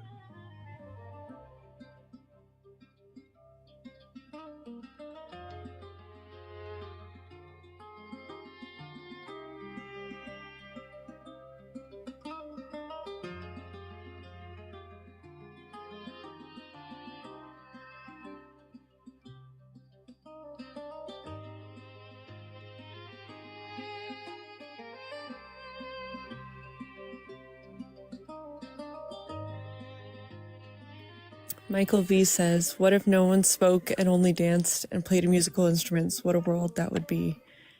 Hell yeah. And I said, I know a place like that, except it's only ska music and it's a complete dissociation. Oh, yeah, that liminal space in your brain that you go to sometimes. Yeah, but it is like that. Insomnia said, if anyone is willing to believe in my novel, please vote. Link in the bio.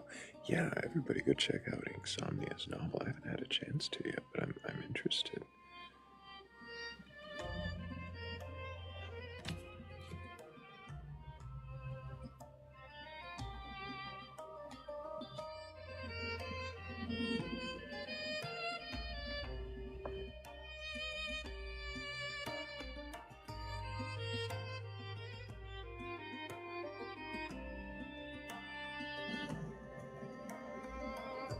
A novel called Coming Home, written from the perspective of 4 dogs. I'm really... I'm already gonna cry. Stop. No. Yeah. I was traumatized by Homeward Bound and fucking the other one. I can't remember it. I'm good. I'm still gonna vote though. Milo and Otis. What do you mean, The Incredible Journey? Or The Incredible Journey. Fuck.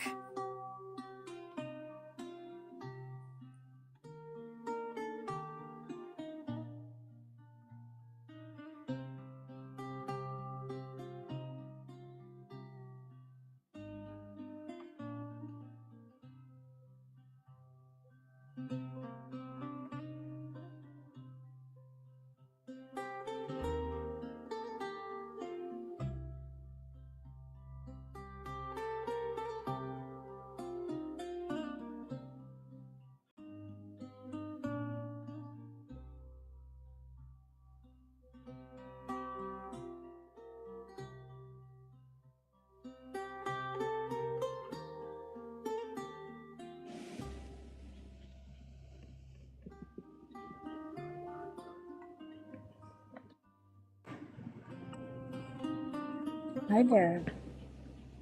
Hello, Chris. Can I get your age for TikTok TOS? Oh, I'm 36. And do you have a belief in a god or gods, higher power, or anything like that? I think that you would probably call me an agnostic. I think that there is something we don't understand, but I don't know what that is.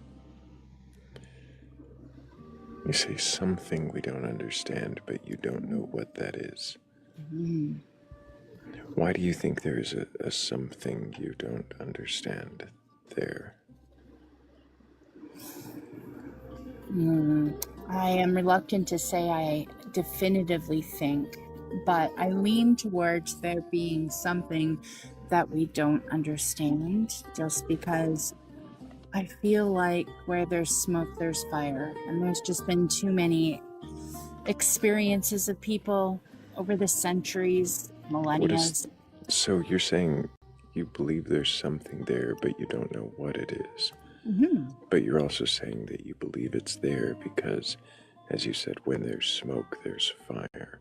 But in this case, what is the fire that you think smoke is indicating? And then what is the smoke, I guess? Well, I mean, I think the smoke is all of the experiences that people have had and shared. What do you mean experiences? Experiences with things they can't understand, things that seem paranormal, whether it be good experiences or bad experiences. What do experiences that people can't understand indicate other than that there are things people don't understand? What are things? Can you say that again? Sorry. What are these things that people don't understand actually indicating? I don't know what they're indicating. That there's Why would you group them together to all indicate like the same thing? No, I definitely don't. I don't think that they all indicate the same thing. I mean, I think it's like an umbrella. It indicates something that we don't understand and can't technically see, but I don't think that they're necessarily all the same thing. So I then, mean, go ahead. well, then why would you group them all together? I guess if you're saying that you believe that there's something there we don't understand, why would you say it's because of all these things that probably aren't, or maybe aren't related? Or I think that I'm saying that I lean towards believing in the possibility of something that we can't see or understand because there have been so many experiences from people of things that they cannot see or understand. Now, whether that is a god or that is just energy transfer, I'm not really sure. I mean, I think I find it personally as a nurse, as somebody that's very scientific based, I really struggle with saying definitively that I believe something that I can't prove or that I can't see. But on the other hand, I also acknowledge that there are so many experiences from people, it's hard to just discredit all of that. experiences of what? Experiences of everything that you can't understand or see, like So experiences of... I experienced passing gas once. Right. Another time I experienced stubbing my toe. Do these indicate something supernatural? Both of those are measurable though, right? And somebody's I don't know. experience is not measurable in the respect of, like, Is the example. experience of me stubbing my toe measurable? How is that measurable? Well, you stubbed your toe, right? Like you banged your toe on something, you saw that happen, right? Is the feeling measurable? No. Okay, But so if that's what not you did measurable, is does that measurable, right? indicate? So what is it you're saying experiences are? Like An what kinds of example, experiences? yeah. So an example would maybe be like somebody goes to church and they are in the moment of worship and they feel the Holy Ghost. They feel a sensation of what they would call the Holy Ghost, right? And I now don't know what that means. You've never heard of anybody say that they feel God and I the don't know Holy what you Ghost? mean when you say someone feels the Holy Ghost. Experiences the Holy Ghost? I mean, that doesn't help. What is that experience? I'm not sure what answer you're looking for. I mean, I think you know what I mean by when somebody says that they feel inside of themselves under the Holy Ghost, or they feel a strong emotion that's being brought out of them by the worship and the atmosphere, right? But I mean, that's just one. Maybe they paranormal events in their home, right? Like ghosts. So what do all these things, like if they're all different things, some people get a swelling feeling when they're in a church, somebody else sees I don't know, a piece of paper fall off a shelf, somebody else sees a light flicker. What are these indicating? I mean, it would depend on each of those things and what it's indicating, right? I mean, who knows what it's indicating? That's kind of my point, isn't it? Well, though? then, Like, we don't really know if I that guess light. I guess what I'm trying to understand is, why are you lumping all of these experiences together and saying they point to something?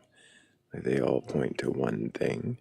I'm not saying that they all point to one thing. What I'm saying is that they point to something that we don't, that is a possibility. They point to the possibility of something that we don't understand. Of one thing that we don't understand, or just they each point to a possibility of a different thing we don't understand? Oh, sure. Absolutely. I mean, for sure, I for sure. think Kat's got a question. Yeah. Okay, so when you say something we don't understand, right? We don't understand, I would venture to say, most things, right? But so that doesn't tell me that there's any supernatural thing going on here. So like, what do you mean something we don't understand? I don't understand like most things. I don't think any of them are supernatural. I think that maybe we're getting caught up in the words rather than what I was trying to say. Because, I mean... Right, so, but we're going off the words that you're saying, so if it's not what you're trying to say, then use different words. I mean... First, I'm confused because I feel like maybe you guys are trying to get at something specific and I'm not sure what it is. Like, are you guys like atheist and you're trying Nobody's to trying. The only specific thing that we're trying to get at is what you believe. And if you're telling us that we're not misunderstanding what you mean when you say something we don't understand, then we're asking you questions trying to understand what you mean and maybe use different words if that's not what you mean. So let's go back to the beginning. He asked me if you believe in a god or God's higher power or anything like that. Right. And I said, yep. And I said that I am agnostic and that I believe in the possibility of God's a higher being or any of those things, whatever, however you want to define it. Okay. And yeah, I said that one reason why I lean and understand whatever that may be is because too many people have had experiences. Right. So you're just saying the same thing over again. Right. Like so earlier it wasn't God or gods or something. It was just something, and it was because people had experiences they couldn't explain. So now you've narrowed it to at least God or something like God. And it's still because people have had all kinds of myriad of experiences that you've lumped together to all be evidence for a God. And I'm wondering again, why are you lumping all of the unexplained experiences people have together to be evidence? Because I feel like if there was absolutely nothing out there, whether, again, I'm not saying God, I'm saying anything, whatever you want to... Why are you arguing against nothing? I'm asking why you think there is something, and in this case, why you're lumping evidence together. Lumping experiences of unexplained things together. Because I think the more experiences there are, the more it indicates that there is something. Sorry? Experiences of what? Can you be specific? Experiences of things that cannot be explained by science or seen with your eyes. Seen with your eyes. So you had mentioned earlier somebody getting a swelling feeling in a church. Is that something that can't be explained by science? No, that is something that could be explained by science and also could be explained by maybe the presence of a God. It can be explained by both. I see. So it can be explained by science, but we could also just say science doesn't matter and just say the God thing. Can you tell me what experiences people have that indicate some kind of God?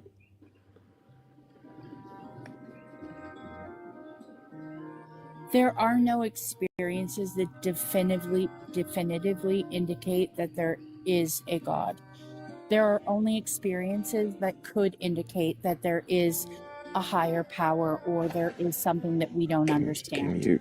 But Can all you of those tell me? experiences can also be explained by science and other things, right? I don't know. I haven't heard of What do you believe? I haven't heard which experiences you were talking about, and I'm not here to answer those questions right now. I'm really curious, though, why you requested up on this panel. Me too. I'm actually kind of curious now too, because I mean, you said that you were here to question things and not to kind of like, you know, go at people. Literally, but I kind of all I feel a have little done bit is from question since you've been up here, Chris. Well, I don't I'm feel just like that it's a questioning. conversation back and And forth, though. I feel like you guys yeah, are just it's throwing questions at me like I'm saying something wrong. right, Chris. So, what does it say on the screen? Yeah, can you question your beliefs? And And that's I'm what good with. we're doing.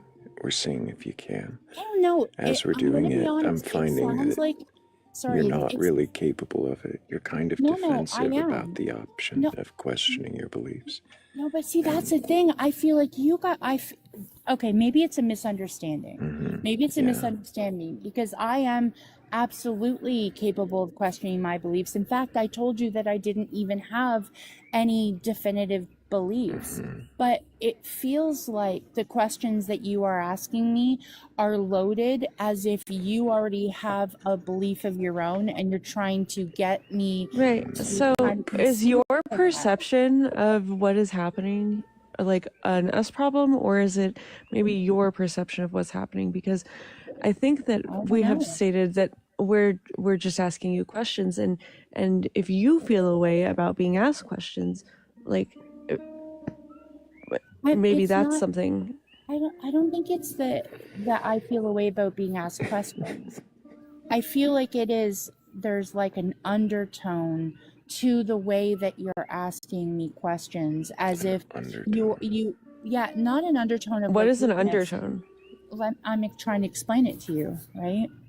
And I'm not saying like an undertone of like rudeness or anything. I just mean like an undertone of like you're trying to lead me to your conclusion. And I mean, It would be really hard for any of us to lead you to our exact conclusion, and why would we want to? You do realize that you could explain, like, yeah, it can be explained in science, but right, we could explain literally anything with God. Is that a good reason to think that there is a God, or there's a possibility of a God? I mean, I think it's a good reason to consider it. I think that, I mean, there's more than one reason to consider it, right? But there's more than one reason Because we could consider also explain. So because we could also explain literally anything that exists by some magic troll who just sneezes things out. Because we could explain it that way, should we also consider that as an equivalent possibility? Yes. Fascinating. So yes, I suppose. So then we should also consider that the flying spaghetti monster, created this entire existence as an equivalent possibility. And of course, we would also consider that the entire universe is just a membrane between the bony appendages of a celestial skeletal bat goddess unfurling her wings in accordance with the lambda cetium model of physics, as an equivalent possibility. I think that this boils down to what I said in the comments, that it depends on how you define God. Because if you're defining God as a entity that created everything, then I think that none of that really makes sense, to just assume that that God created everything, because there really is no indication of that. There's more indication that states that carbon molecules created everything. But if you're defining God as right, like the Big Bang, I'm just saying science. I'm just saying science. Like, what does that I have don't to wanna do go- with? So just science, not you. I should have just said science, but molecule. I'm just saying that if I think that there's more indication that science created everything rather than a God, because like you said, Science creates. Wait. How does Wait, science you're saying you find it. I think you know what I mean by that. There's some logic. Not really. You find it Life comes from molecules. improbable. You find it improbable that a god created the entire universe, but you also find it appropriate to assume to give the possibility for God to be the explanation for literally anything else. No, I said that it depends on how you define God, right? If you are defining God as the creator of every single thing, then I would say that there isn't a lot of indication of that. I wouldn't go on the, well, it could happen, because then what you're saying, well, there could be green invisible aliens 3 feet, beside me, but I can't see them, but they could be there. Why is that where the line is? Why is what where the line is? At a god creating the entire universe, why is that where the line where it becomes less likely? Because like he was saying, sorry, I don't know how to pronounce your name, but Thrayle. Thrayle. Oh, I was gonna let her try a few times. I always tell him the wrong thing, so I was trying to keep my mouth shut. The printing is really small, and I thought that was a T, honestly, until you said it. So it probably would have been pretty funny if I had tried. I think my point is that if you define God as an creator of all things, then that doesn't just thinking that might be true just because, there's no real indication, right? Because if I say that that's true, if I say that God just created everything, then you could say, well, is there an indication for that? And I could say no, and then you could be like, well, is there an indication of A, B, and C that we can't? Is there any indication of in any other way that says that God did it? Did anything? I'm not sure what you mean. So so there's no indication of God creating the entire universe, so we're ruling that out, right? But what is there an indication of God doing? I think that you're not letting me finish, speak long enough to get the point of what I'm saying, and you're just picking at what I'm saying but missing the whole point. My point is that I keep restarting it and not getting very far. Is I'm not saying anything either way. It depends on what we're talking about, God being the definition of God. If you are talking about God being the all-being, because you're not letting me finish. What's the point then? What's the point then? What is the point? Then what is the point? Okay, so is this questioning because it feels like attacking when you talk to me like that and you interrupt me, right? I'm trying to explain to you what I mean, and you're interrupting me at the same point. What is the question that you're answering? You asked me if you said you gave me a scenario, a what if scenario. If this is true, you can't see this. Well, then this could be true then, right? Nope, that's not what I said. No, I wasn't talking about you. I was talking. Well, I was the one that asked you a question. No, Thrayle asked me a question to begin with. That was more than 4 minutes ago. But you were responding to Kat's question now. Okay. Slow down, maybe. Let's try this, Chris. Take a breath. Let's just try to take a deep breath instead of trying to talk over, and instead of trying to make a point, instead of trying to I don't know, say the speech. Take a breath, and let's just all ease up for a moment. I'm going to thank everybody for the 115,000 likes. Really do appreciate all the taps. All that tapping does help us get out through the algorithm. Maybe get a few more people curious enough or courageous enough to question their beliefs. Chris, yeah. we're trying to understand why it is that you believe that there could be something, because you presented yourself as an agnostic, but not an agnostic who just doesn't know, but one who feels like something's there, but couldn't say what it was. And so we were exploring what the something is and why there is a something that you think is there. Okay. Does that sound right? Yet if I misstated anything.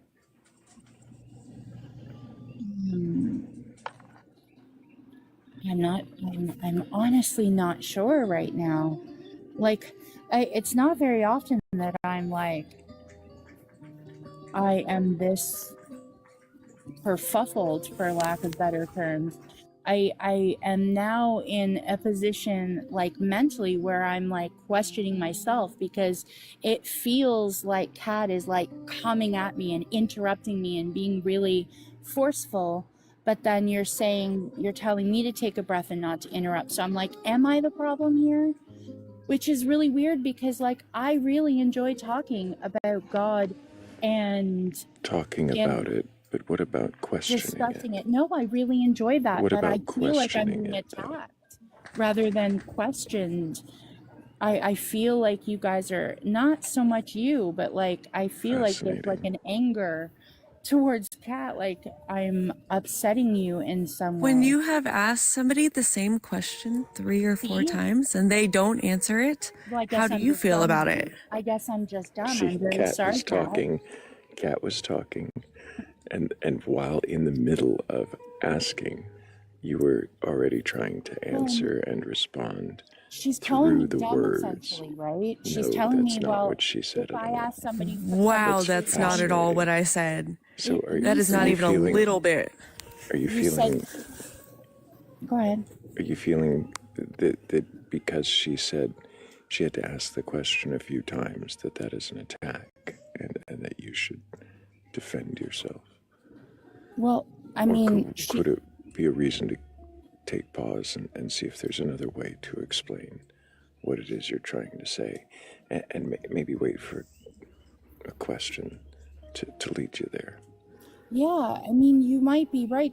I might need to regroup and explain in a different way. But like, can the chat maybe tell me? Can everybody like maybe chime in here?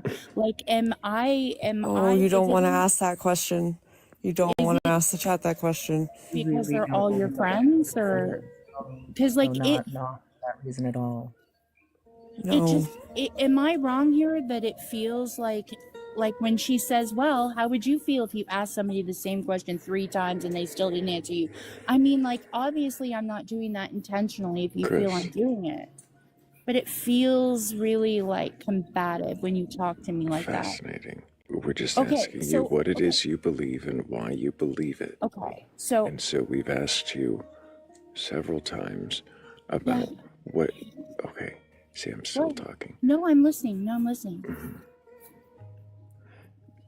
So we've asked you several times about what it is you believe, and you've already kind of made it clear you can't really say what the what is. So we've asked you more about the why, and the why you believe that there's a something you can't really describe. It comes back to all these personal experiences, anecdotes of people having feelings or seeing things or thinking things, and things that all generally could be anything. But they all, because you say they can't explain them, lead to believe that there's a something, and so that's where our questions have been. Why are you thinking that people's personal anecdotes of not being able to explain a moment in time are indicative in any way of a godlike something?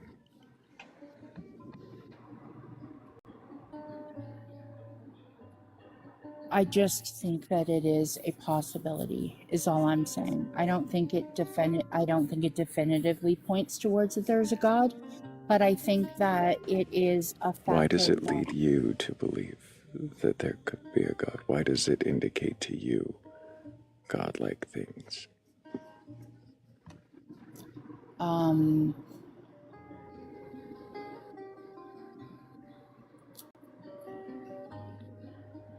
maybe because I feel like there are just too many accounts to all be just psychosomatic.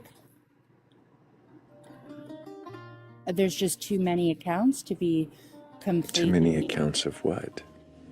We were talking things, about different random things, so we can compile things that are not literally explained. things Right? that are not explained. So Things that are some considered things in the supernatural. sky. Well, what's supernatural now?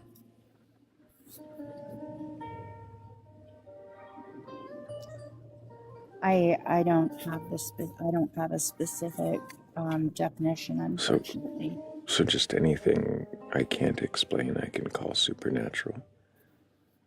If I walk outside and a movement happens at the corner of my eye and I don't see what it is, well, I can say that was supernatural. Oh, YouTube is down. Thank you for letting me know. Yeah, I mean, I guess it really depends on the person. I wouldn't call seeing something out of the corner of your eye automatically being a supernatural experience, no. I would consider something a supernatural experience when it's hard to explain it with rational or scientific ways. But It's hard to explain it. It's hard, right? But then there's always a possibility that it is actually explainable, and I think most of the time it is.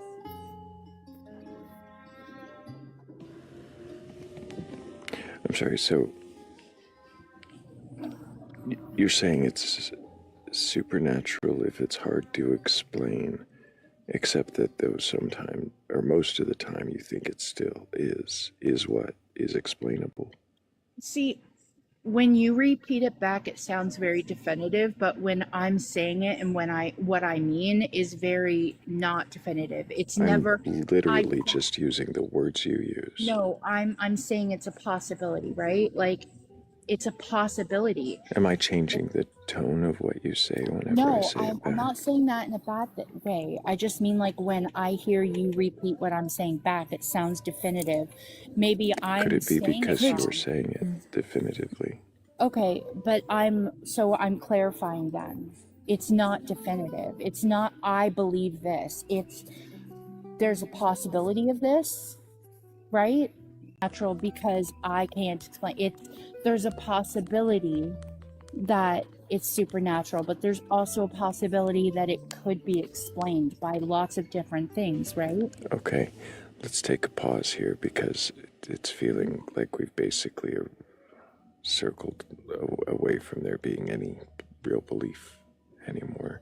It's just kind of impossible things are possible maybe because some things might not be explained sometimes. There was no belief though. That was my point though. I don't have a... Okay. Why did you request that?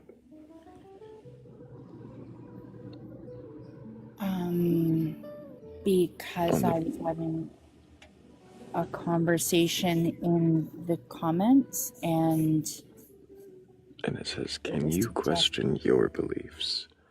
And you're saying you have no beliefs, but the belief, the agnosticism that you had described as a belief in something that you couldn't identify. So that was what the agnosticism was. You didn't know what it is, but there's something. I think that is not a belief anymore. It's now. Yeah, I think what she originally, we had originally said was, that God was bigger than understanding.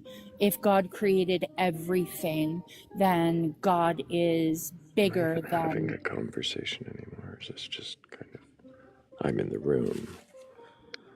Okay. Well, I will just go then, because you guys are like kind of mean, so have a good day.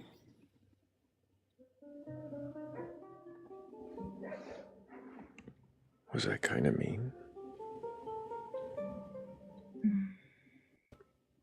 I think there was a lot lost in translation. I was super mean, so... Dragon Daddy, was please be that? kind to the guests. It was the appeal to the masses that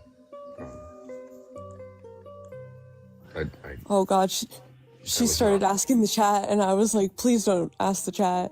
Yeah, that was gonna go south so fast. The chat did so good. So proud of you guys. Good job, chat. Best audience on TikTok. I was like, oh no.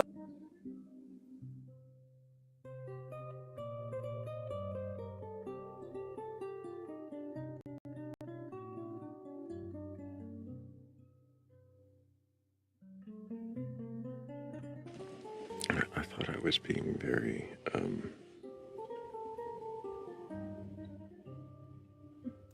charitable. I like it when they think I'm mean. I think that's kind of funny. I'm never the one they think is mean. You were the mean one this time. Apparently. That's what I heard anyways. Like I said, I think there was a lot lost in translation on this one. Oh,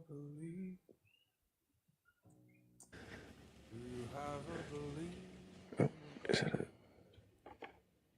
Yes. A higher power or anything like that.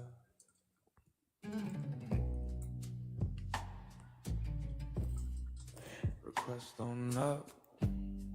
Not here to debate or argue or even burgle your God. But there's always room for one more in the shed.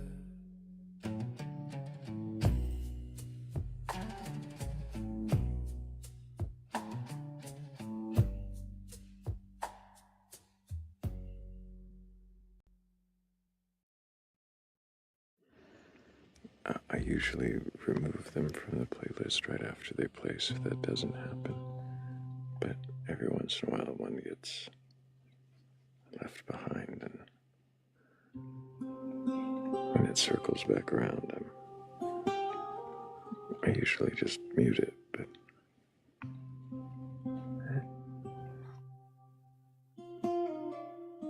it was well timed enough. I was gonna say the timing was pretty on point. Yeah, the timing was good. Cat DeWitch. Oh, I don't even know if you can hear me, so it doesn't matter, but somebody tell me if you can or not. I can hear you. Oh, okay. I said Cat DeWitch said that you were so patient, Thrayle, and I said, I know, for some reason that's the most patient he's been all night. So patient.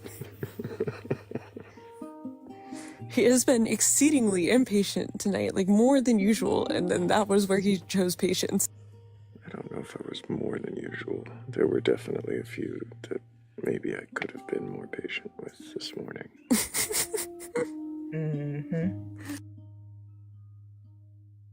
I think possibly. It's okay. Without a belief to question, this exercise becomes frustrating. Mm-hmm. It does.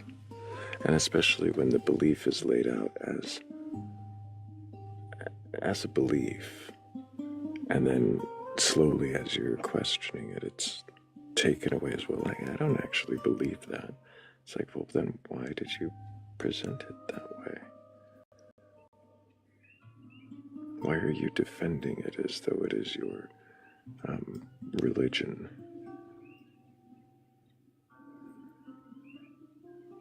I just wanted to know why creation was the line.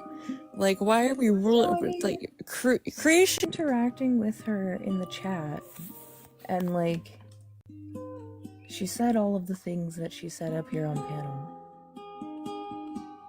but like, was stuck on the if God created everything, then he must be bigger than human understanding. And I wanted to know how she came to that conclusion, and we never even got to that point. Couldn't get past.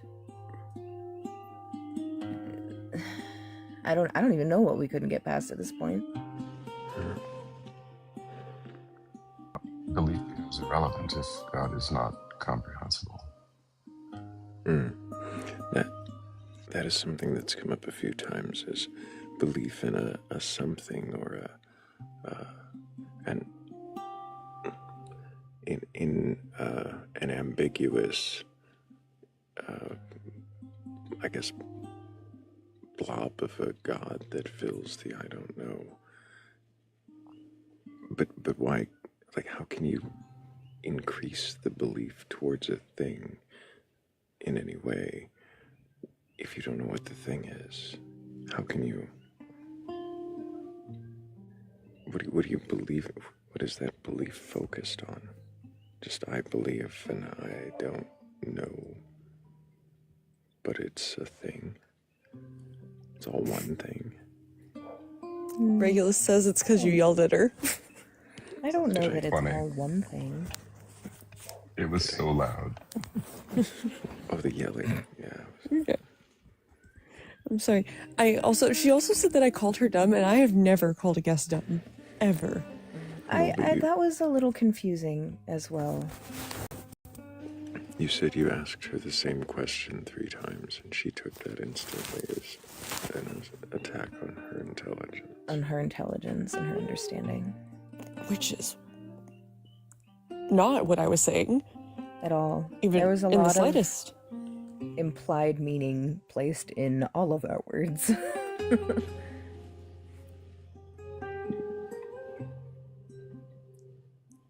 It would appear I missed the good bit.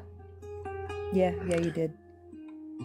I mean, it depends on what you mean by good, but It was a questioning, and I, you know what? I hope they go away questioning how they questioned. Maybe they'll do that.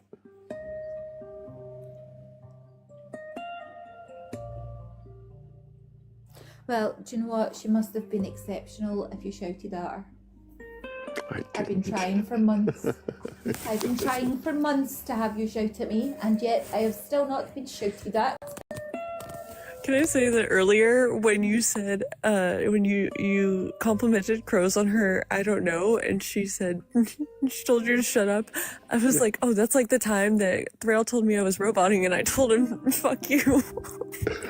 That's the only thing I I was like, fuck.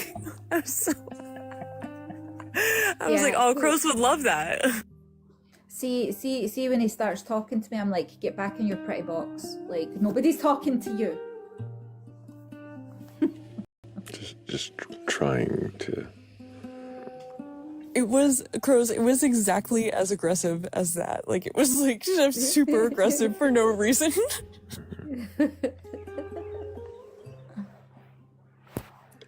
I just Now do it that I- because it's funny. Now that I know you're trying to get shouted at, it's probably going to be even less likely to happen. You just are just trying to actually ruin my day, aren't you? Like that, like I think that's your goal. Every time I come into the life, you're like, yeah, I'm just going to do that. You're a brat. Oh, now I'm the brat. If there's any brat tamers in the chat, please, we have one that's in serious need. In the chat? Oh my god. What is happening? Well, Morgan, you're obviously not doing it very well. Come on now, he's getting a bit lippy. Sort him out. Has a wife. Well, get her told. Get her told. Be like, madam. What is going on right now? A lot of assumptions. That's what's happening. Right. Is it, Mackenzie is kind of bringing up a point. Is it fair for us to kind of critically question our tone? Absolutely. Sure. Always. Because I mean, I don't know that there was really a belief there to be questioned, but in general, it's a pretty vulnerable place to be. And although we don't want to be, I mean, we want to be direct, right? And we, in a sense, merciless, feel attacked. Or is that just all on them? I don't think it's always all on them, no. I'm going to say it's absolutely all on them because as I am someone that comes from a country that sounds like we want to unalive you anytime we open our mouth, That's on you, bro. I don't think it's necessarily always all on them, but I also don't think like at what point are we not allowed to be frustrated or like how many times do we have to ask the same question and not get an answer to it? Or be talked over, or be interrupted, or get the same answer to a question we didn't ask. That might be caused by a lack of clarity in the person's beliefs, that they're, let's see, it might be caused by the person's confusion. Not that necessarily they can arrive at clarity, but no, I'm just opening up the question. No, I do understand, and I think it's a good question. And I also think that had she listened to and engaged with the question that I was trying to ask her, we might have found that clarity or gotten a step closer. You think she was hearing a question she wanted to hear and trying to answer it? Yeah. And I think that happens a lot. I think that's also part of the interruption, is that they think they know the end of your question before you've said it. And not just that, but that's also why people interrupt their answer, because they're not actually answering the question that was asked. It begins very obviously not to be a response to the question, but yet just a continuation of the previous thought, or some random aside that seems unrelated. And that gives. Sorry. How long should we let somebody rattle on an answer to a question that we didn't ask before we stop them?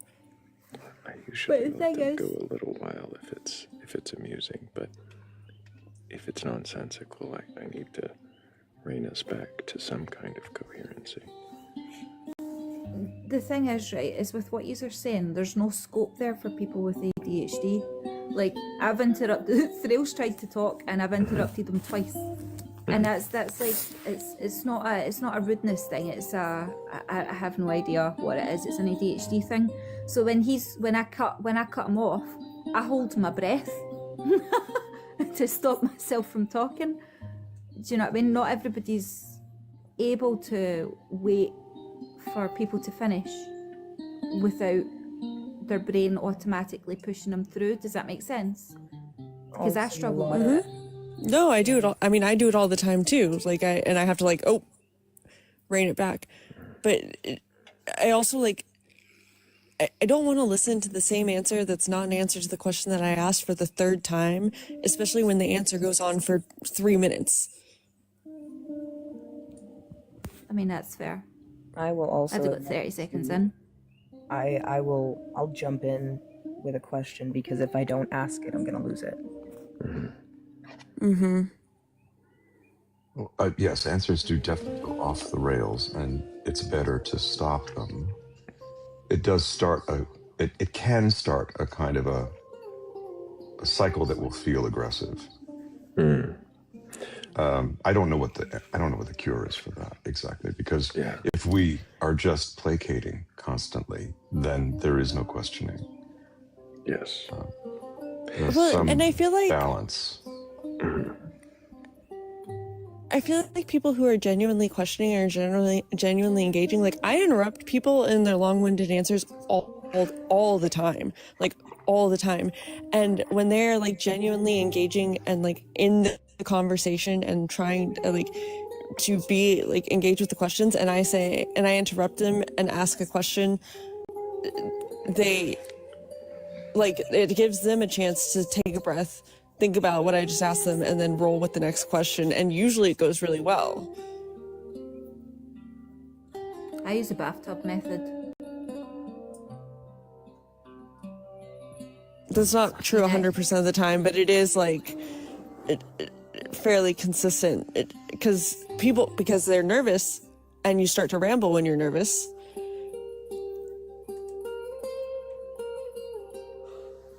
I find that in situations like that, the bathtub method works. You start off on a positive, you give them the criticism, and you end it on a positive, and people are more receptive to that. Aaron, Sounded I like a wish. sandwich. I wish. How's the back? I'm sorry, no, I was reading the word sandwich reading so the chat. hard.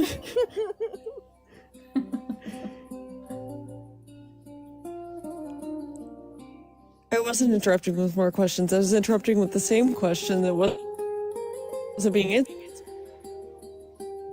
I can understand why Mackenzie is questioning the way that went, but I don't know.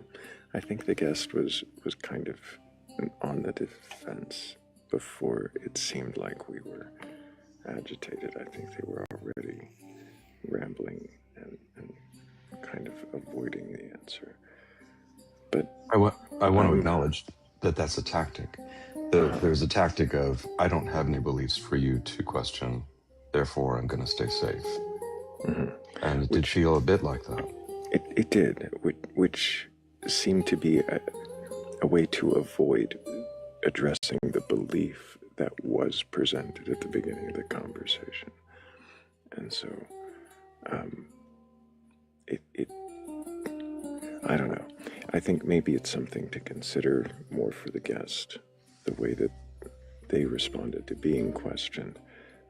Maybe another time we could have a different outcome, and who knows, maybe we'll approach differently. But I'm ready to move on. I need to drop down. I'm needed elsewhere. Appreciate you, Jimmy. All right. Appreciate you all. Bye. Bye, Jim. W's for Jimmy.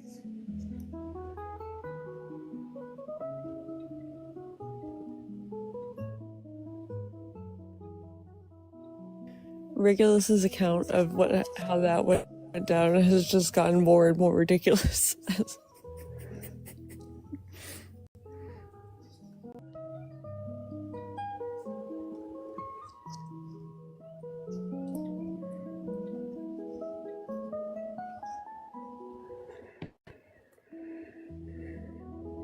Hell yeah. Appreciate all of you guys. Thank you so much to Angela. I was about to do Angel A again. Thank you, Angela. Cat in the Vat.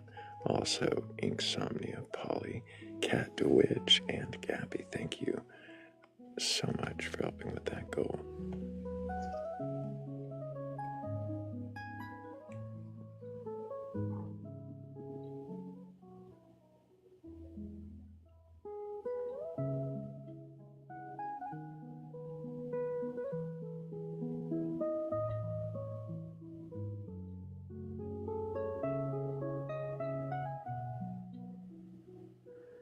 We let Darth Dawkins take her away in his van.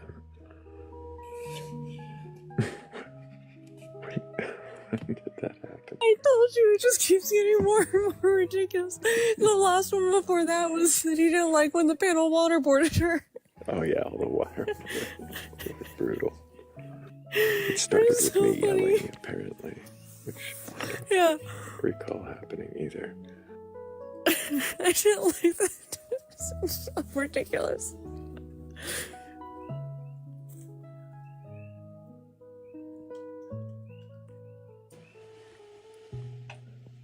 I find that it goes, generally two different ways with agnostics.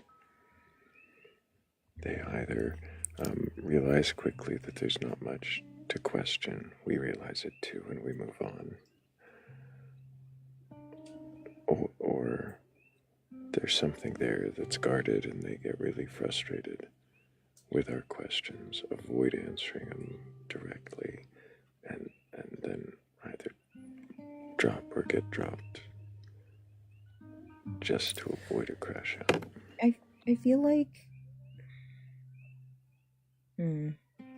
Here's the thing, Mackenzie. Here's what my view is. After she said that she felt attacked by me, the next time I addressed her, I was really careful to not, my voice was soft, my tone was even, and I tried to ask her a question. And before it was even done, while you were talking, it was an interrupt on every syllable. She interrupted me, accused me of calling her dumb, and then asked the chat to back her up that I was being mean to her. And that shows me that it wasn't, like, I wasn't really truly the problem there. Do you know what I noticed? And I don't know if I'm supposed to notice. But my questions were more often than not waded through, listened to, and then attempted to be responded to. I don't think yours were. I don't think so either.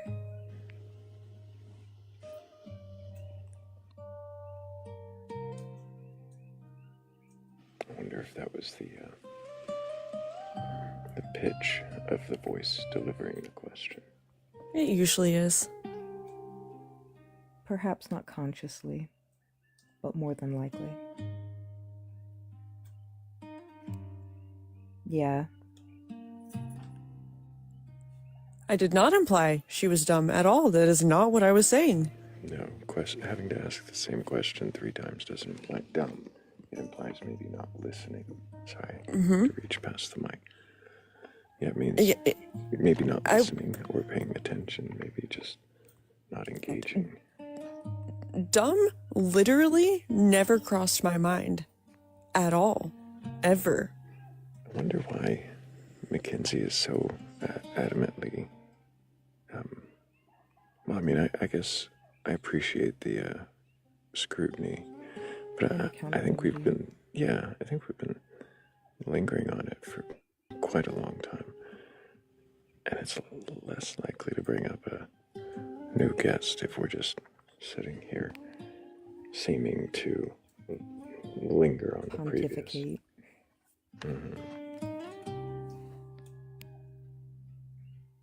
But either way, thank you for bringing it to our attention.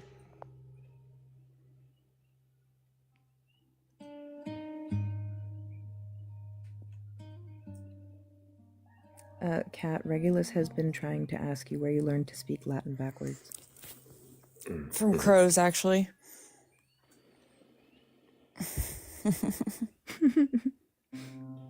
It's where I learned all my magic. Absolutely. I'll take that.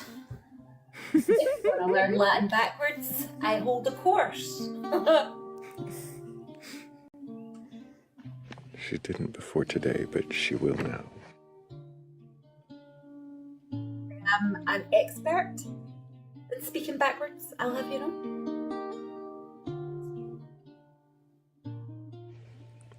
God, we were talking about sobriety tests one day, and like, I tried to do the alphabet backwards, and it was a disaster. Morgan can sing it. Want me to do it again? That's okay, I corrected somebody's spelling of supercalifragilisticexpialidocious in the chat earlier.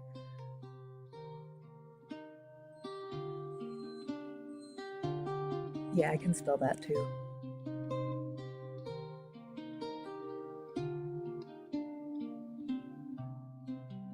You missed it. Oh, God. Discord conversation. Good morning, Hazel.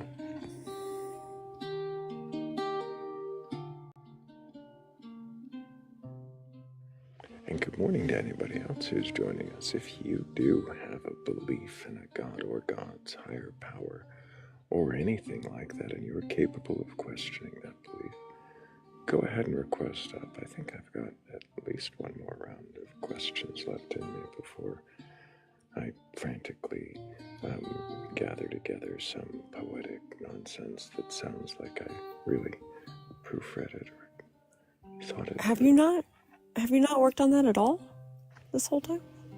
Why would I have a poem ready at 8 a.m. when I usually end the live within the next hour or two?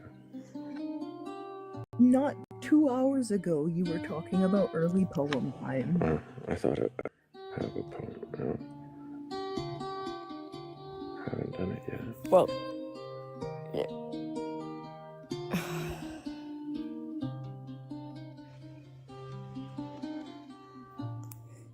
The procrastination is real, my friend. Which should not be in the poem. That's negative theology, the poem. Well, it's negative. Oh my God, I love this. Okay, you know how much I love to negative theology things. I'm going to include everything you say shouldn't be in the poem. Okay. Oh God! Don't do this, Thrayle. Don't do it.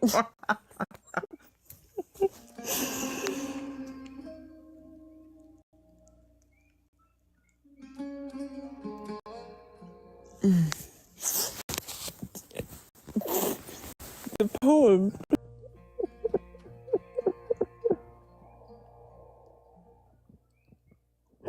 No, it's terrible. No, I don't say. The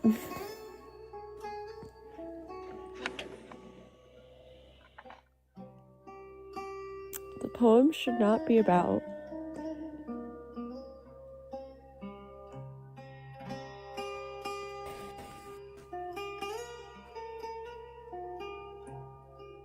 I'm trying to think of something actually serious to say. Not just horrific, yeah. Obscene, actually, is like more the direction I was going in. Do you remember the pegging poem? Yeah, okay, so that's, I was gonna say the poem should not be about brats and pegging.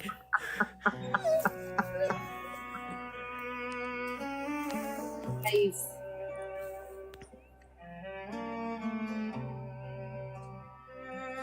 Taming brats using pegging. I don't know. The poem should not say good girl or good boy. Oh my God, the poem should not say that at all. No, please, no.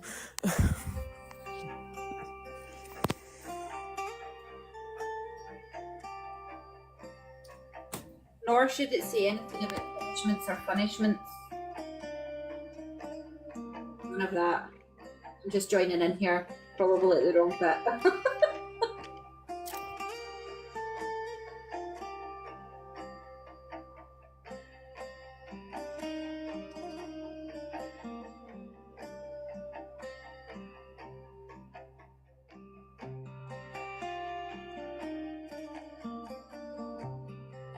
I don't know why you would ask us to negative theology the poem on the heels of Croze's brat thing.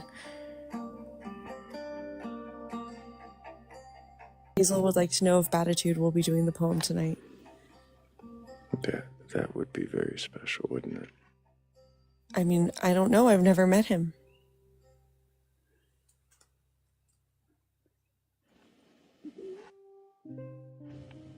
I think you have, just not Nope. on live. Well, then I've never met him. Wait, you met him in VC.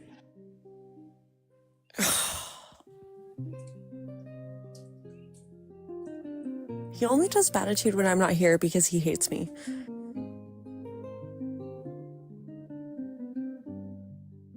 I had the perfect opportunity yesterday to do Batitude, and He did. I missed It it. was really sad that he did not do it, but it would not have been. I think it would have been a fruitless effort.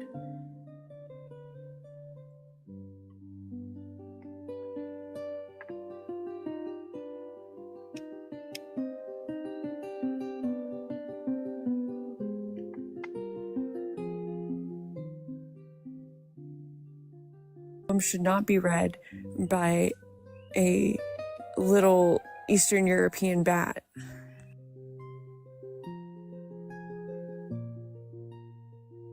It should also not by an animated meatball.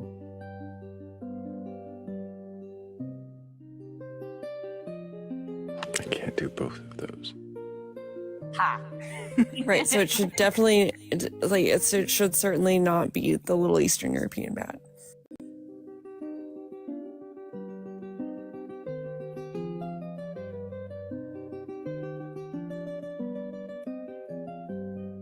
Also, Hazel is now very curious what she missed tonight.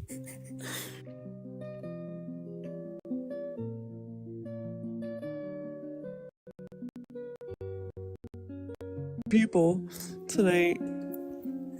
One after the other. Mm-hmm.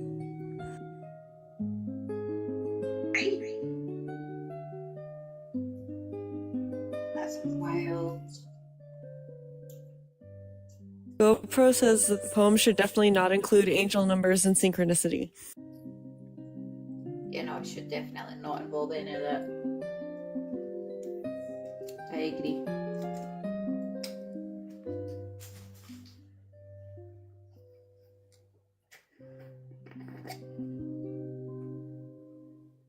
Why were you called a colonizer?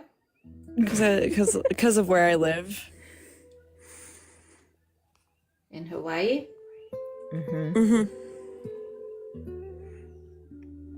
But she's not from Hawaii. Yeah, so I got called a colonizer. It was fun. Okay. Kind of. Yeah. Okay. Just spitting facts over there. No, I'm getting on.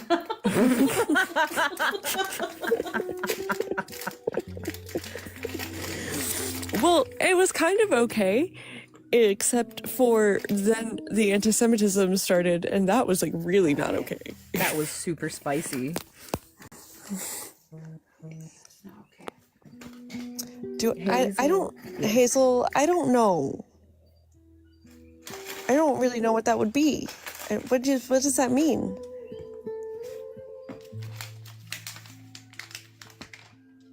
I believe in attraction at first sight, not love.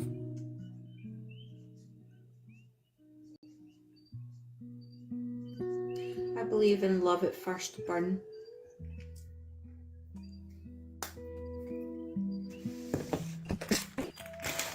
So I do.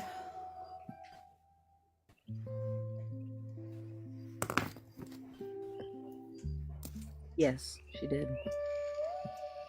I don't think so, Hazel. Yeah, I did. I said first burn. I don't. As in fire burn.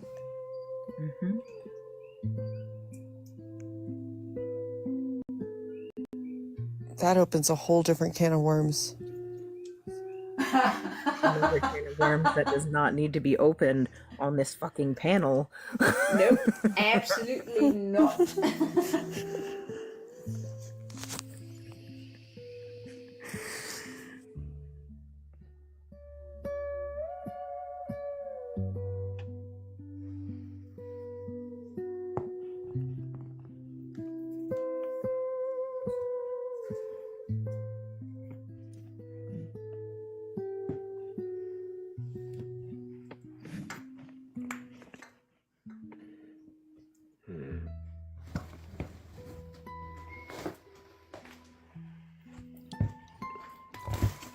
Did I tell you that the 7-Eleven is offering Lent-friendly foods this month?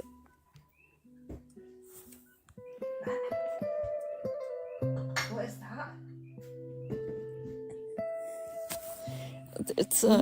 It's things that you can eat during Lent. All of those things are always a thing. Like they're offering like specifically like Lent. I don't remember what they are. I'll have to look next time I go. But I saw it on the door. They were advertising it. That makes no sense. Is Lent not meant to be something that you decide to give up, that you're gluttonous with? Not Right, but you're like also not supposed to eat meat, right? Are you not? On Fridays, I believe. No, that's fish on Fridays. You don't eat fish. I don't know, dude. I just saw a sign on the door and I was like, that's weird. That sounds like people are trying to capitalize. Honestly, it's the one thing I could not keep track of. There's so many rules. There's so many rules.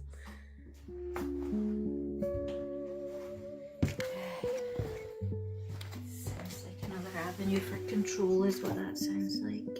I'm talking about religion. Spider! Thrayle.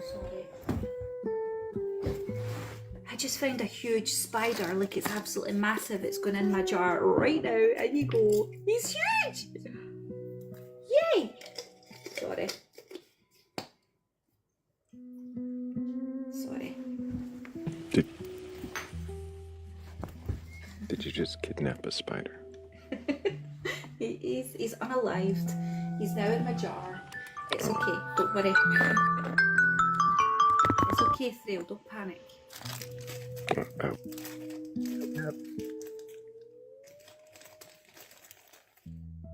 So the poem should not contain have here just terrible. Things I used to get tipped to say.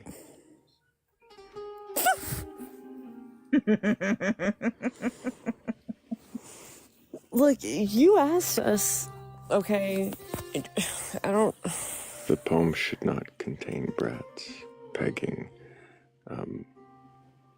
good anything, punishment. And then I threw what the fuck in at the end because what?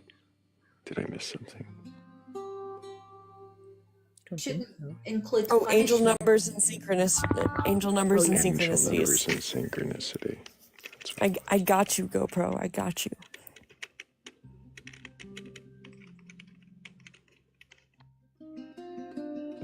It's like it's just going to be a dirty poem.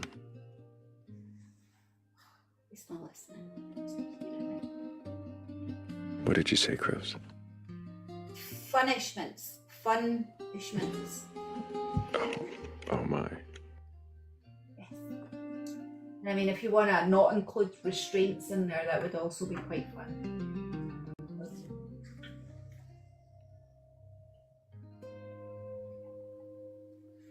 We'll see if the poem contains these things or not. It sounds like it really should not contain. The longer that list grew, the more I'm thinking, maybe this really should not be in the poem. But what do you know? Nothing. I realized that I took my daughter a fucking chicken sandwich from McDonald's to school on Friday. To her Catholic school. Go to a Catholic school? Yes! My kids go to a fucking Catholic school. Oh my god. I've done that so many fucking times, dude. I'm so sick of myself. My poor kids. Regulus would also like to throw a zaddy in there. Or not like to, sorry, not. It shouldn't be in there. Also, does anybody give them shit about this, or? No. Well, that's good. My daughter is 12, and she's got my attitude, so she wouldn't have it. But also, I actually don't set her up very good, so if they did give her shit, I haven't gotten an email yet. Oh my god, I'm so fucking stupid.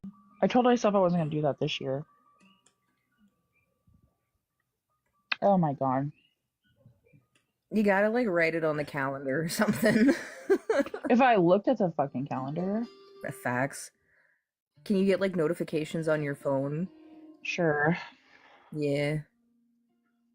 I don't know. Stop it. Put it down. My dog's eating poop. Frozen poop, actually. Stop. Just... You're such a weirdo. It's like cold and jerky like. But, I don't know.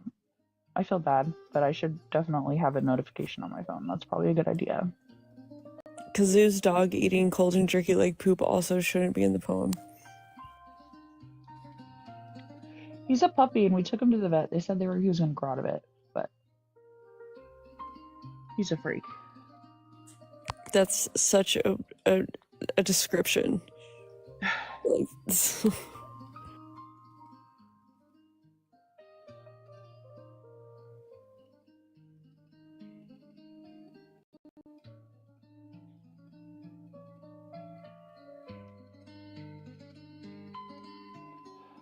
I should text her right now.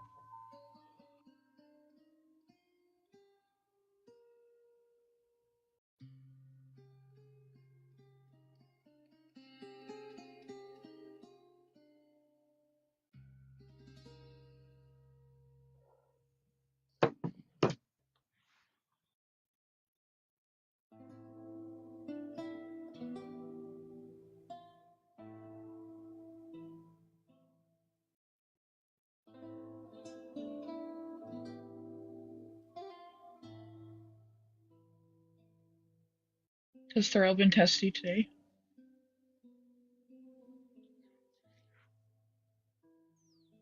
Yes. Perhaps a little bit. What does that mean? Well, I just heard the last person, but we're not going to dwell on that, I suppose. Was I testy with the last person? Because you tend to keep me honest.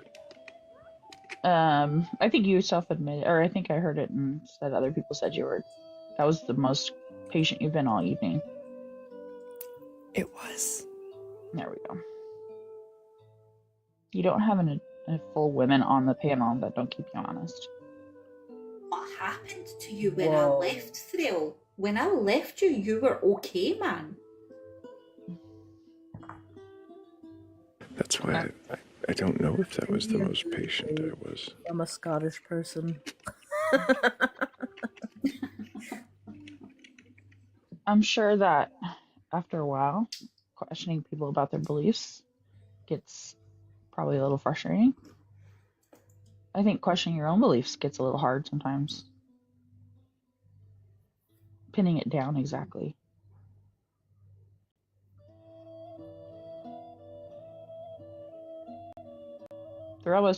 He must be pretty secure about his own beliefs to question others. Yeah, he's a wizard. Would you say that Thrayle is correct? Would I say that I'm a wizard? Would I say that you're pretty firm in your own beliefs? Oh, firm in my own beliefs.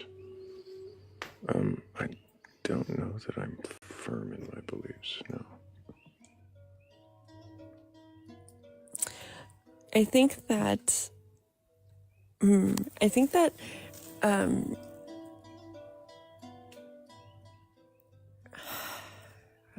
I was like going somewhere and I lost my train of thought. Come on, Kat, you can do it. I think that I have point of tears multiple times here. And like, that's okay. Like, it's not like a bad thing, right? It's just like, you have to really like be willing to engage and go the places that the questions go. And sometimes those places are hard.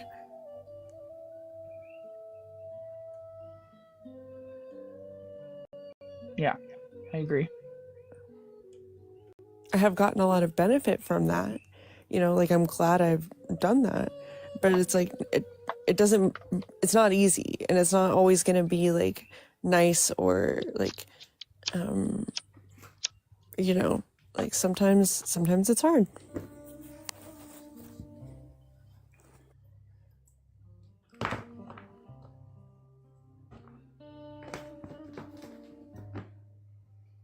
Thrayle. Here's the thing.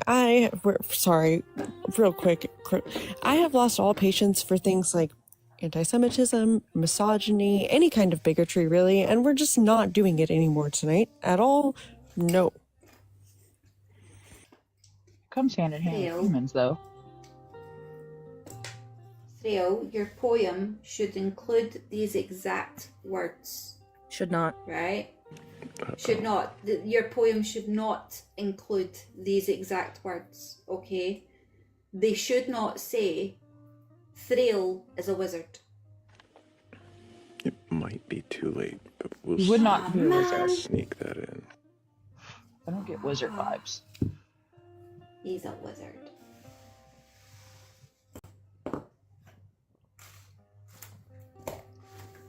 If he was trying to read cards up here, that might be right, but... Well, he's a wizard. He's a mind wizard.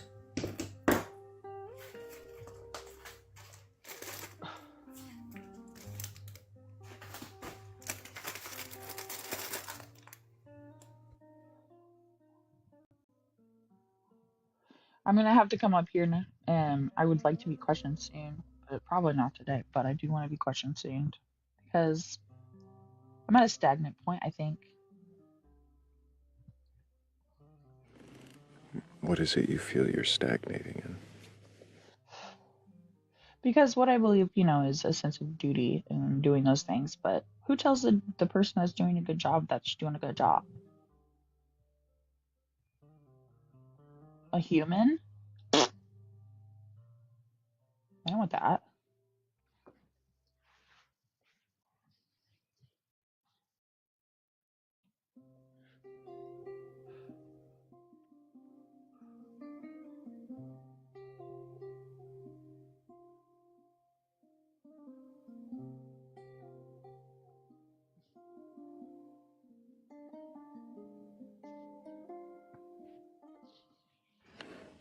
I don't remember falling asleep, Morgan. Of course you wouldn't. I saw that somebody thought I fell asleep, but I don't think that happened.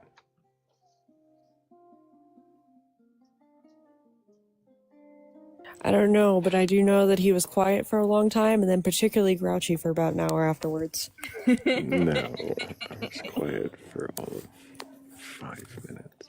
No, darling. 5 minutes. No. Maybe you took a power Oh. nap. I did not sleep on this know. lap. I'm gonna have to watch back and see if I fell asleep, but I don't think I fell asleep today. Thrayle, it was much Okay. longer than 5 minutes. Does he not buddy. snore? No. No.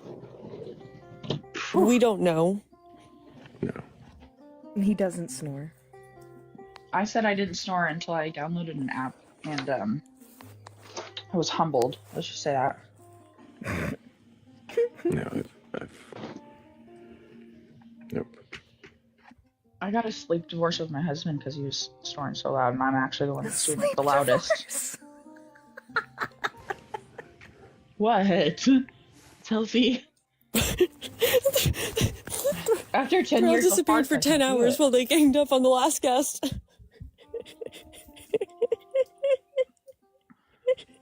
This is how myths begin.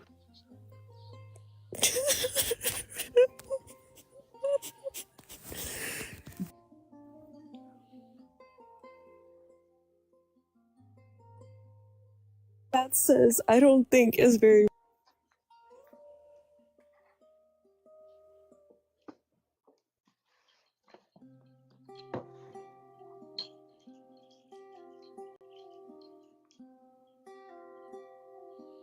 I'm gonna hop off, guys. It's good to see you. Have a good day of doing whatever you do during the day. Sleep in a coffin or something.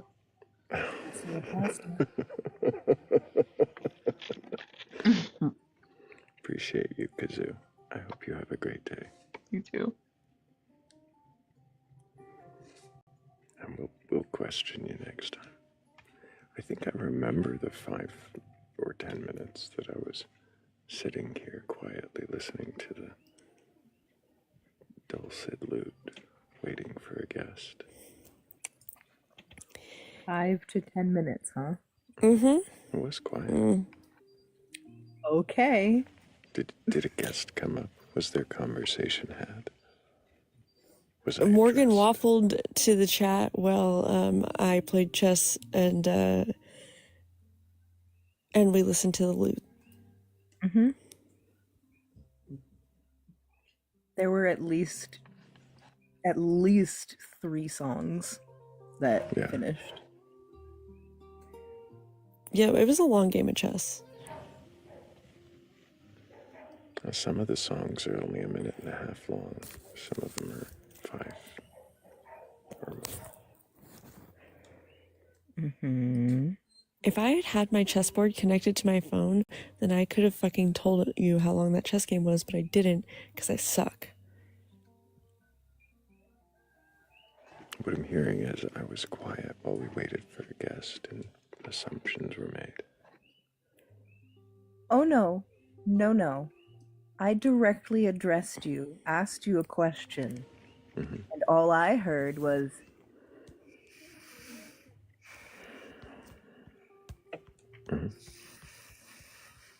It must not have been a very intriguing question. How often do we How answer dare questions on panel? You know what? How often do you answer questions ever?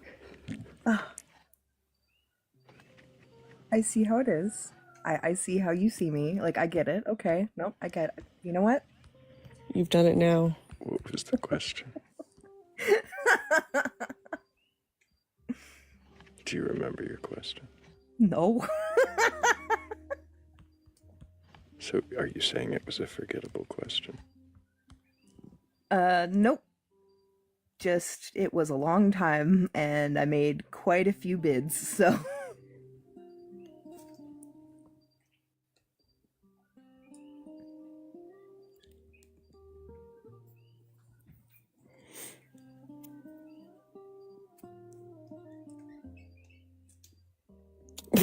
Bat said my question would be, are you awake?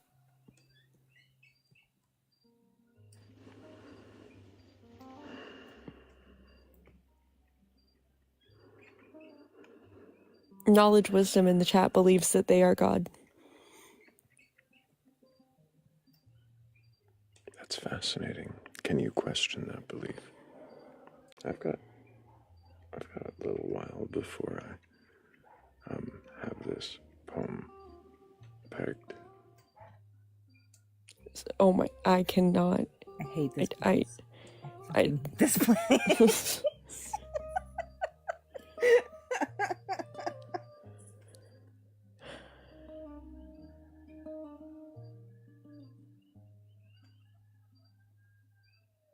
This poem's gonna be terrible. It's probably gonna be one of the best. Bad. It's gonna be so bad. It's good. Like I really think it's gonna be subtle, and I'm already. I'm not even 3 stanzas in, and I'm hopeful. Knowledge Wisdom, here's the thing, that doesn't make you God, that makes you a brain in a jar floating through space. Good, congratulations.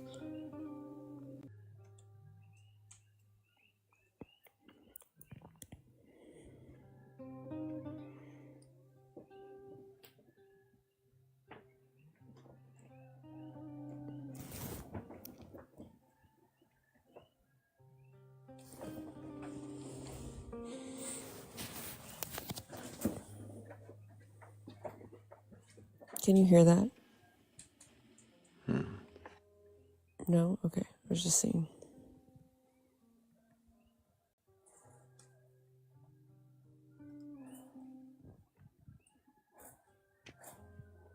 I am mind, no brain, no jar. Okay, well, I mean, it sounds like you're a brain in a jar.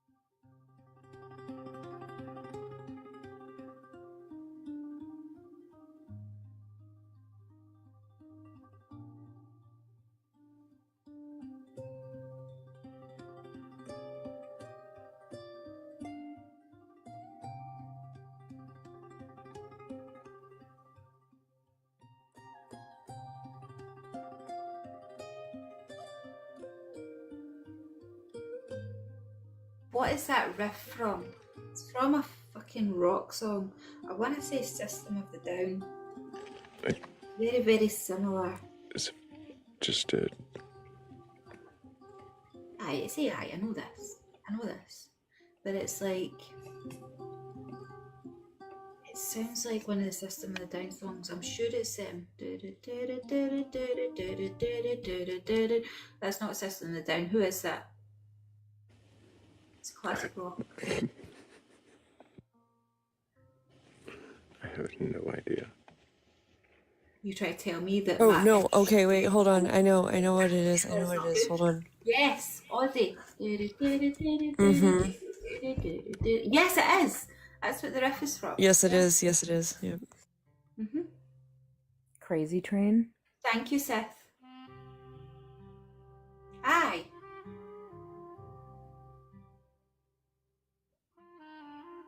I knew I wasn't tripping. Anyway, I'll shut up.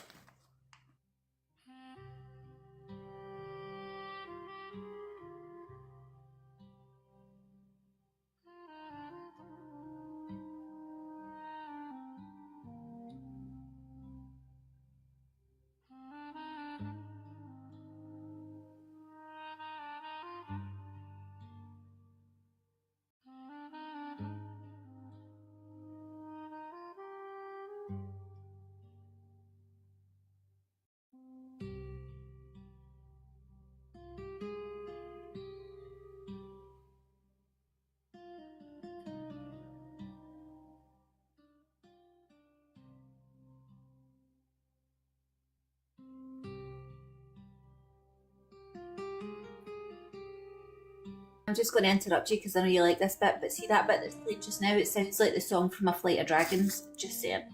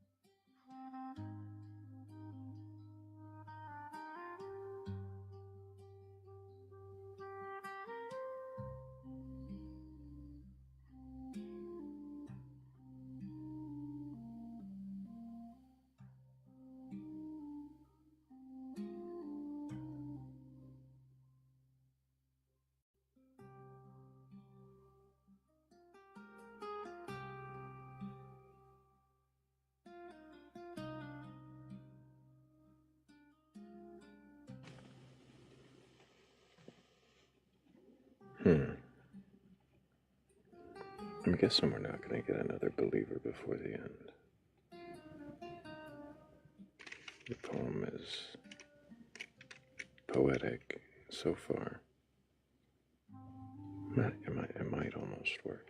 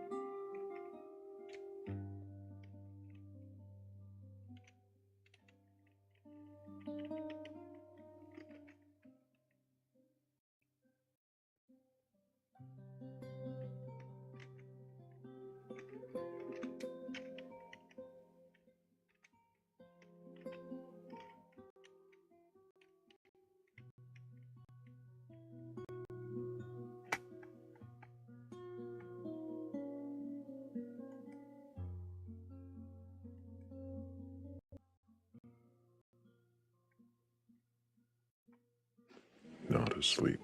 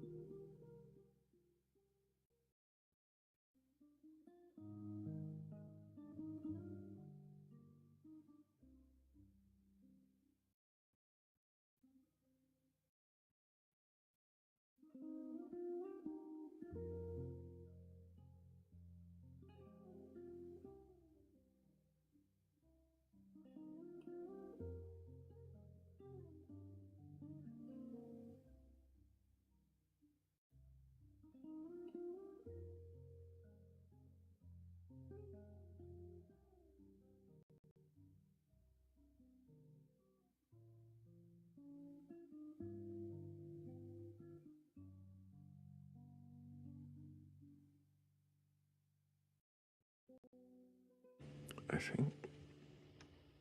think I got the references in here, at least the ones I could remember.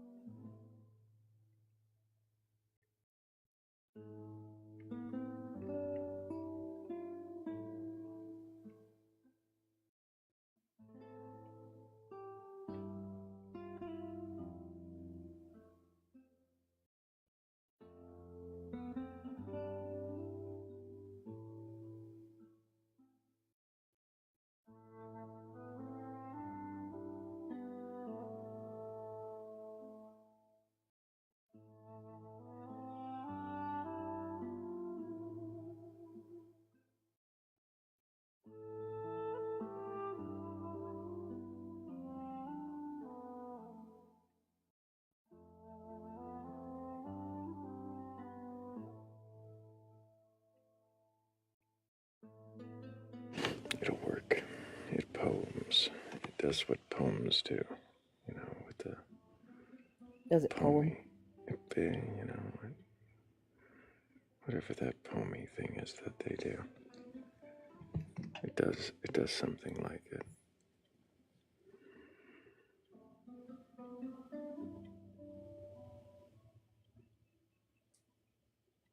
Good enough for government work. I was afraid you'd say that. It's better than that. Sometimes a good thing happens. Sometimes. My bar just tends to be a little higher than government work. Good, it should be.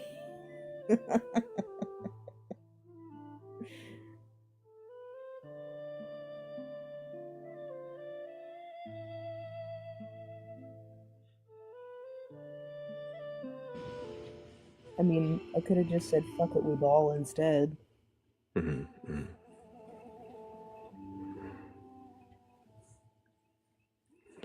You could have. I don't think Batitude is necessary for this poem. I think it can still kind of sound on tone with our other ones. It's just, well, you'll have to hear it. Okay. Yep, I was able to include, I think, everything. We'll see. But, well, except what was the Thrayle? What was Crow's last request? Thrayle is a wizard.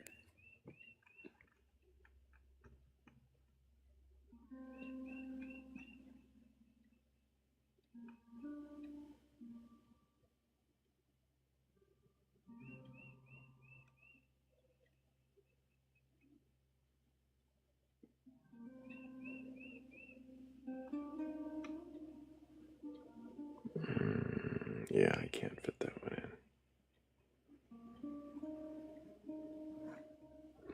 It'll be the unofficial title. Oh no. Terrible. I feel like it's gonna make this so much worse. But yeah.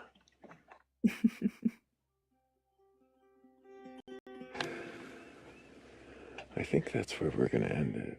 I thought for sure during all that waiting we'd get at least one more believer capable of questioning their beliefs, but I guess that's just not in the cards, the bones, the stones, whatever they throw to figure things out. In that divination way. Trinkets. They do. Stay. I was waiting for it. I was. You know what else I was waiting for? We waited a long time for a guest to request up. And right when I was ready to give up, of course. Hello, Thrayle. It's Eric, remember me? I'm 58. I think I remember. It's been a while. Do you have a I had to belief? change my name because of a troll, but my name's Eric. I spoke to you before about my belief in Sophia, but always questioning, you know. Well, I found a flaw in my Sophia, so I'm always questioning.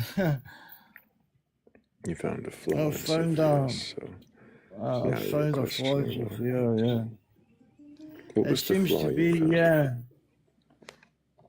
Well, Abraxas has been described as a grand archon, and I don't feel archonic. If that would mean that we are archons.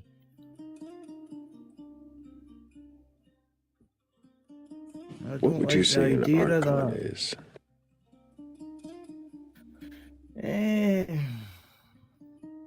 They live off energy anyway. They're definitely an entity.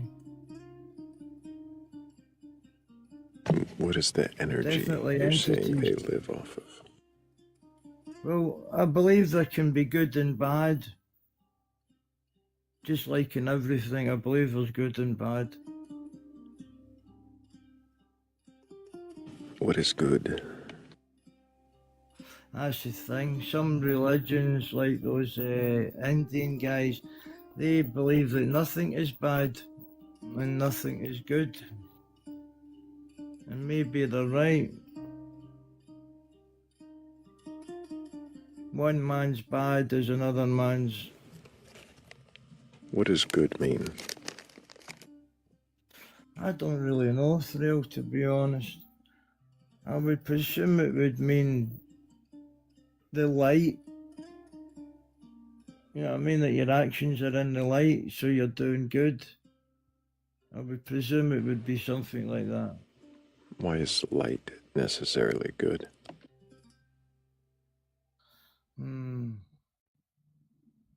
See, that's the thing. It's not really, is it? Because one can't exist without the other. And one, if you Are you think sure about one it, I can't find a lot exist without the other? of. I'm not entirely positive, Thrayle. I'm not going to lie to you or myself. I'm not entirely positive that way. I guess it's not the point since we last spoke. It's kind of more like, not am I questioning, am I saying to myself, it's more like I'm saying to myself, am I questioning enough?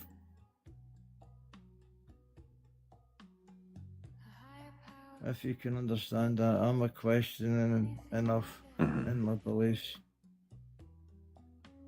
And it's You're got me a asking bit yourself confused. that? If you're asking yourself that, do you think that you are, like, what do you think that indicates? I don't know, that's what I mean.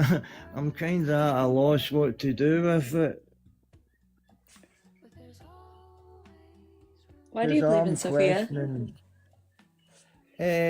Because it made common sense. And I What felt about it when I made linked common it, sense? it made kind of common sense rather than the other tablets. Rather than the Bible. The fact yeah. I don't know that I would say one makes more sense than the other. What makes you think that the Gnostic belief system makes more sense than the Bible? The fact that God is in fact insane. I believe that Yalda Bayoth is absolutely off his head. Like, no, this is his creation. Yeah, I can believe that, honestly. It's believable, if you know what I mean. How is it more believable than the Bible? Well, it's not more believable than the Bible because the first Old Testament tells you that's who they're talking about, Yalda Bayoth, isn't it?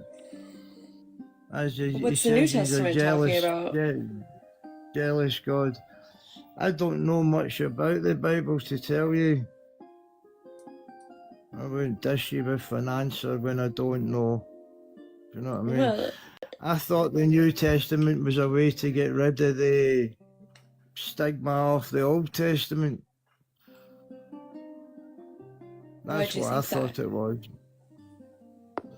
Because it's about propaganda, the religion, isn't it? It runs like politics. Propaganda. Cat's like, you're almost right, but you're like not. Like it's like almost there. I'm trying, sister. I'm trying. I actually genuinely I can hear that, you know? Like you almost figured it out, maybe. So why do you think you have to have a belief in this God at all? There's a point, you know what I mean? No, there's a big point. I don't really have to believe. If it's propaganda, why believe it? Because sometimes human beings fall for propaganda. We have this need to have something bigger than ourselves that's going to sort everything and make us all happy and do. But that isn't the case, is it? It's just... Right, and so if it's this like demiurge, right, this fucking terrible demiurge or whatever, then why stick with that belief system, right? If it's not like, doing anything for you and it's just propaganda. I'm beginning to doubt it, but the reason why I'm panicking, Kat, is because that was my last bat. That was my last ball, my last ball or bat. For finding a religion. And if I bowl out with this one, then I don't know what, I'm going to have to come to terms with a lot of things. What is scary about, like, what are you scared of coming to terms with? Or what's your hesitation or trepidation there? I don't know, it's just getting rid of old habits, because old habits die hard, don't they? Well, I suppose so, but Derek, these are ones Derek, you're standing on your religion, son. You're standing on it. What do you mean by that? Is that the truth in myself? Well, if that's how you interpret that, aye, but a lot of Scots are never turning back to the land. That's true. I believe in ancestral worship and that. But Aye, so you're standing on it, sweetheart. Everything you need, you have already got. It's just at the push of a button. It's right there. You open your door and it's right there, son. You don't need none of that. See, last night I was getting really bad panic attacks, right?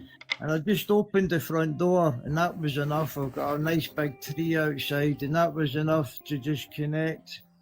There you go. There's your answer. You don't need none of these fucking Abrahamic gods when you're a Scotsman, and the answer you need is outside. It's out in nature, darling. That's it. You already have the answer, and you have the evidence for that answer too. I've been looking about, and I've been stopping up on literature, and I found a guy, right? You must know about this guy. It's Scottish witchcraft and magic, the craft of the Picts.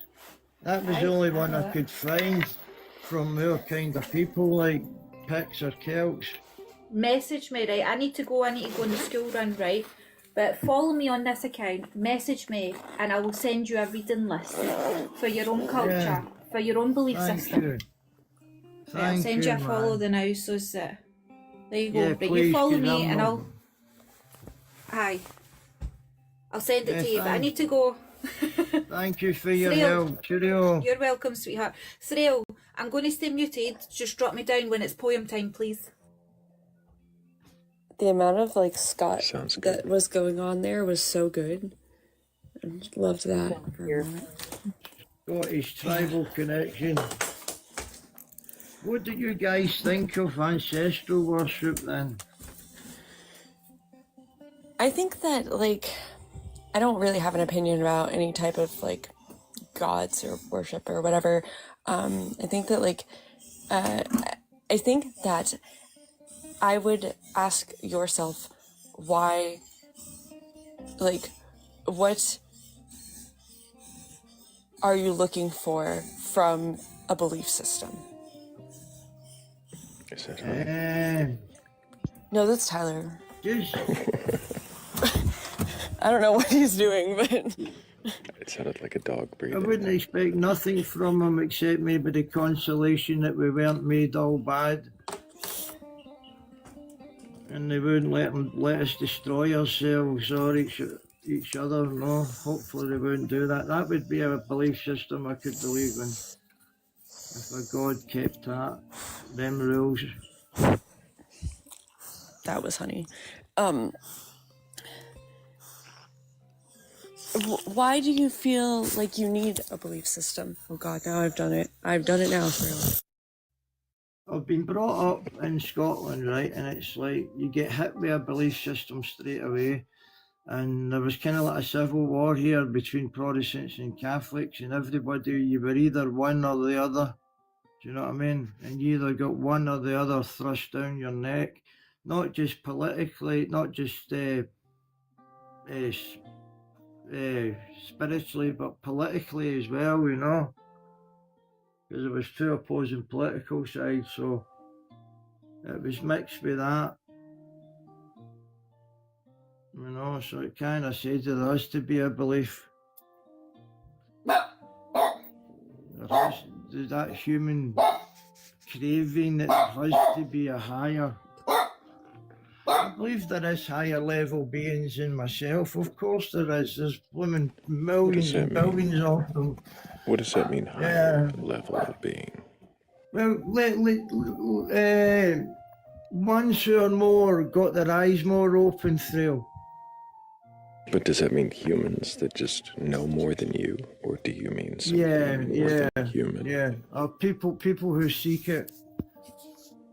That was what kind of drew me to the Gnostic. But when I found out about, I have a question from the chat. Go for it. Where do you keep your toaster? I don't have a toaster. Oh, okay. So much sense. That makes so much sense. It's not even funny. What are you? What are we? Why are we talking about toasters? I don't know what came for the chat. I don't know. Hazel asked. I'll answer honestly. Yes, Thrayle. I know that Hazel asked. Are you asking Hazel why? I can explain Yes. why. Wonderful. So, it's a way to determine your dating prospects if they're Protestant or Catholic. I don't. And the fact I that still he don't doesn't understand. even have a toast. So if you're Catholic, it's I'm out on the Protestant. counter, and if you're Protestant, it's up in the cabinet or I tucked don't away. think this is. No, I think this is a fallacy of some sort. It's not. I promise. I don't believe it. Catholic men, there's more in the Catholic families. They're always using the toasters. The Protestants, there's not so many in numbers, and they don't use it as What much. the fuck kind of stereotype is this? It's honestly, it gets worse. It gets worse. It gets worse when they hate each I'm about other. to bin my toaster. You go over to Belfast and they just don't talk to each other. It's really bizarre, Thrayle. They hate each other. They're bred from birth to hate each other. Yep. Even today. It's actually like it's a very key question in like the dating community, and it's very like important that you know the answer to that Look, question. I have spent a long time in the fucking dating community, and nobody has ever asked me about a toaster. I don't know what the dating community even is, but I don't own a toaster. I also don't own a toaster, but when I did own a toaster, it was always on the counter, and I was never a Catholic. Right. I have a toaster oven. What does that say? Right? Does that make you? Does that make you more like a Unitarian? Structurally multiplicitous. I don't know. Thrayle, you would not believe what you started here. What did I start? You're a very happy dog, but... Oh, by mentioning your dog, you went and paid her attention. Well, you said you wanted to hear honey breathing into the speaker, so... No, I just thought that was honey breathing. I heard I want to hear honey breathing into the speaker, so I went and found honey. That's what honey heard. That's not what you heard.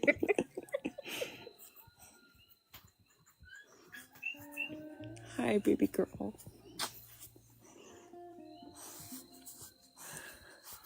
Well, now Honey's the happiest dog ever, so I hope you're happy. I'm looking forward to the list that Rose going to give me, like. Oh, apparently Lutherans keep their counter on the toaster as well. And we're just gonna Lutherans are Catholic light. I've never really been into toasters. I've just made my way to an air fryer. I've never really been into toasters. It's great. I'm just learning the air fryer, for God's sake. You got to take it one day at a time. God, you people with your fucking power and shit. Having things like air fryers and toasters. I can't have that shit. Are you kidding me? You know how much power an air fryer takes? God damn. Yes, I do. You live in off grid in that. I am. I used to live, but I was on the New Age convoy in England for years. I was 16 and I was hitching out of London to go back to Glasgow, and these hippie buses turned up on their way to Stonehenge, and how can I explain it? I think I was 22 when I left them. I was with them for 6 years, the New Age Peace Convoy in Britain. It was amazing times. 1984, Stonehenge. I guess I've been seeking since those times. You know what I mean? There's some pretty poignant times I had at Stonehenge and places like that at the festivals. I'm sure of that. Everybody had poignant experiences at the Stones. People always do. That's why they go. Have you been yourself? I have not. I have not been to Europe, unfortunately. I've been to Japan and all around the States and Hawaii, but not Europe yet. Scotland. The You've got to do Scotland if you're coming to Britain, because to be honest, because of the over immigration, your hospital, your holiday would be spoiled in England. Ken, it isn't like it's really bad. You'd be better off coming to Scotland, Ken, because there's all kinds of carry on going on everywhere. This isn't a life for that, son. There's a lot of carry on going on in Scotland, isn't there, lass? Well, what I was saying, Derek, son, right, is that this isn't the life for that kind of conversation. All Okay? right, sorry, man. Oh, it's alright, darling. You're good. You're good. A bit of vibes.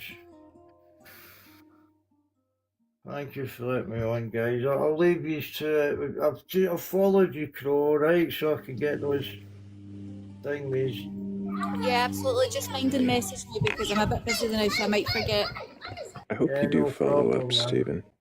And I hope you come back and we get to Yeah, I'll question you come again. I'd back, be Thrayle. curious to see where your beliefs go from here. Yeah, thank you for listening again. Thank you very Absolutely, much Stephen. for the Thanks for, guidance, mate. well, thank you for coming back under the new name. It wasn't Stephen, was it? You're delightful. It's when I'm flicking through, I see your thing, and I think, well, am I questioning enough? So. Before Thrayle. You guys are responsible. Eric, I hope you keep questioning, and I hope we get to Always talk to you will, again. mate. Always will. Absolutely. Take care. And all the best. Big Debbie's in the chat for Eric. He is questioning his beliefs, and I'm curious to see where they go from here. If Sophia is And who he he's- comes back talking about, or if it's something more traditional, or maybe even just more, I don't know. And he's delightful. He was delightful. And you've all been delightful as well. Thank you so much for all of the great questions, for all of the saving my ass when apparently I was asleep, even though I don't recall this event at all. I have no idea what anybody's talking about.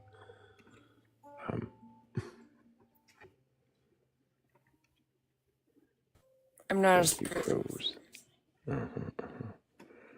Thank you, Crows. I'm going to go ahead and set you down for the poem. And thank you, Kat. And thank you, Morgan. Of course. Appreciate all of you. And of course, thank you all for being here, the best audience on TikTok. I appreciate all of the taps, 120,000 taps. I appreciate all of the shares, all 145 of those. Thank you guys for all of the engagement, of course, but most importantly, thank you just for being here. Whether you were engaging in the comments respectfully, asking questions, or just came in and fell asleep. I still appreciate all of you. And the biggest thank you, of course, to the mods, the best mods for the best audience on TikTok. Of course, it wouldn't be the place it is without you. So thank you for the best audience.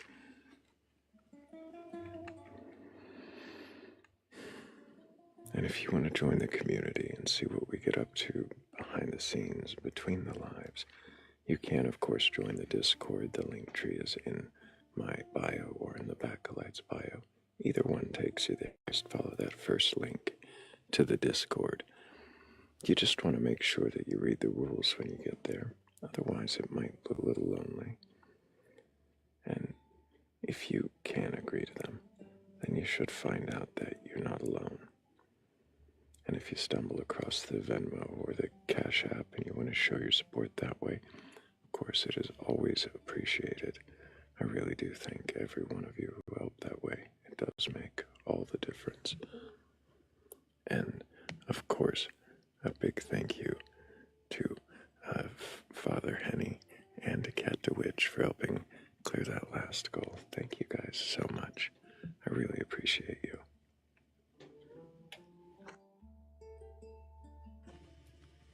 I think there's really only one thing left.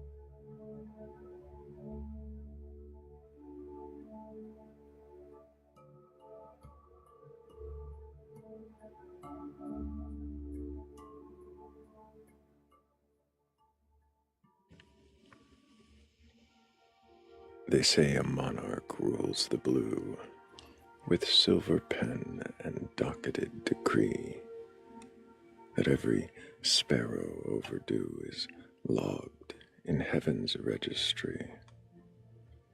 I've searched the clouds for office lights, for sandals pacing marble floors, but found instead some weather fronts and airline routes and mythic wars. We're told the cosmos leaves us notes, a clock that flashes 11:11, a license plate that nearly rhymes with something whispered once in heaven. We murmur signs at every turn, as if coincidence has pled, confessing that the stars conspired and every pattern has been pegged.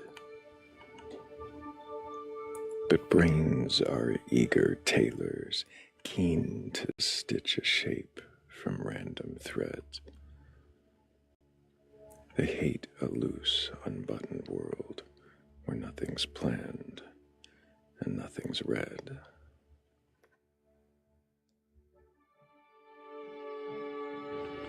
So when the thunder mutters, "Be good," we straighten up and nod along, as though the sky might grade our work and dock us points for humming wrong.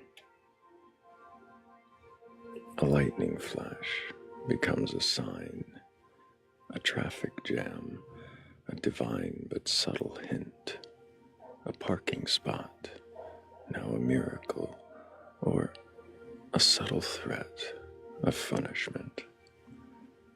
We grin and call ourselves devout, yet somewhere, half amused, we shrug. Are we just bratty primates dressed in cobbled halos, forced on tight and snug? I ask the night what it intends. It blinked in nuclear indifference. I asked my coffee for a sign. It steamed and offered no repentance. And sometimes, softly in the dark, when all the sacred scripts go blank, A question slips beyond my lips. What the fuck? To the silent flank of space that neither nods nor scolds, that neither promises nor schemes. Perhaps no throne is overhead, just gravity and human dreams. If so, the joke is gentle still. We're free to wander wide and odd and make our meaning here below, absent that thing called God.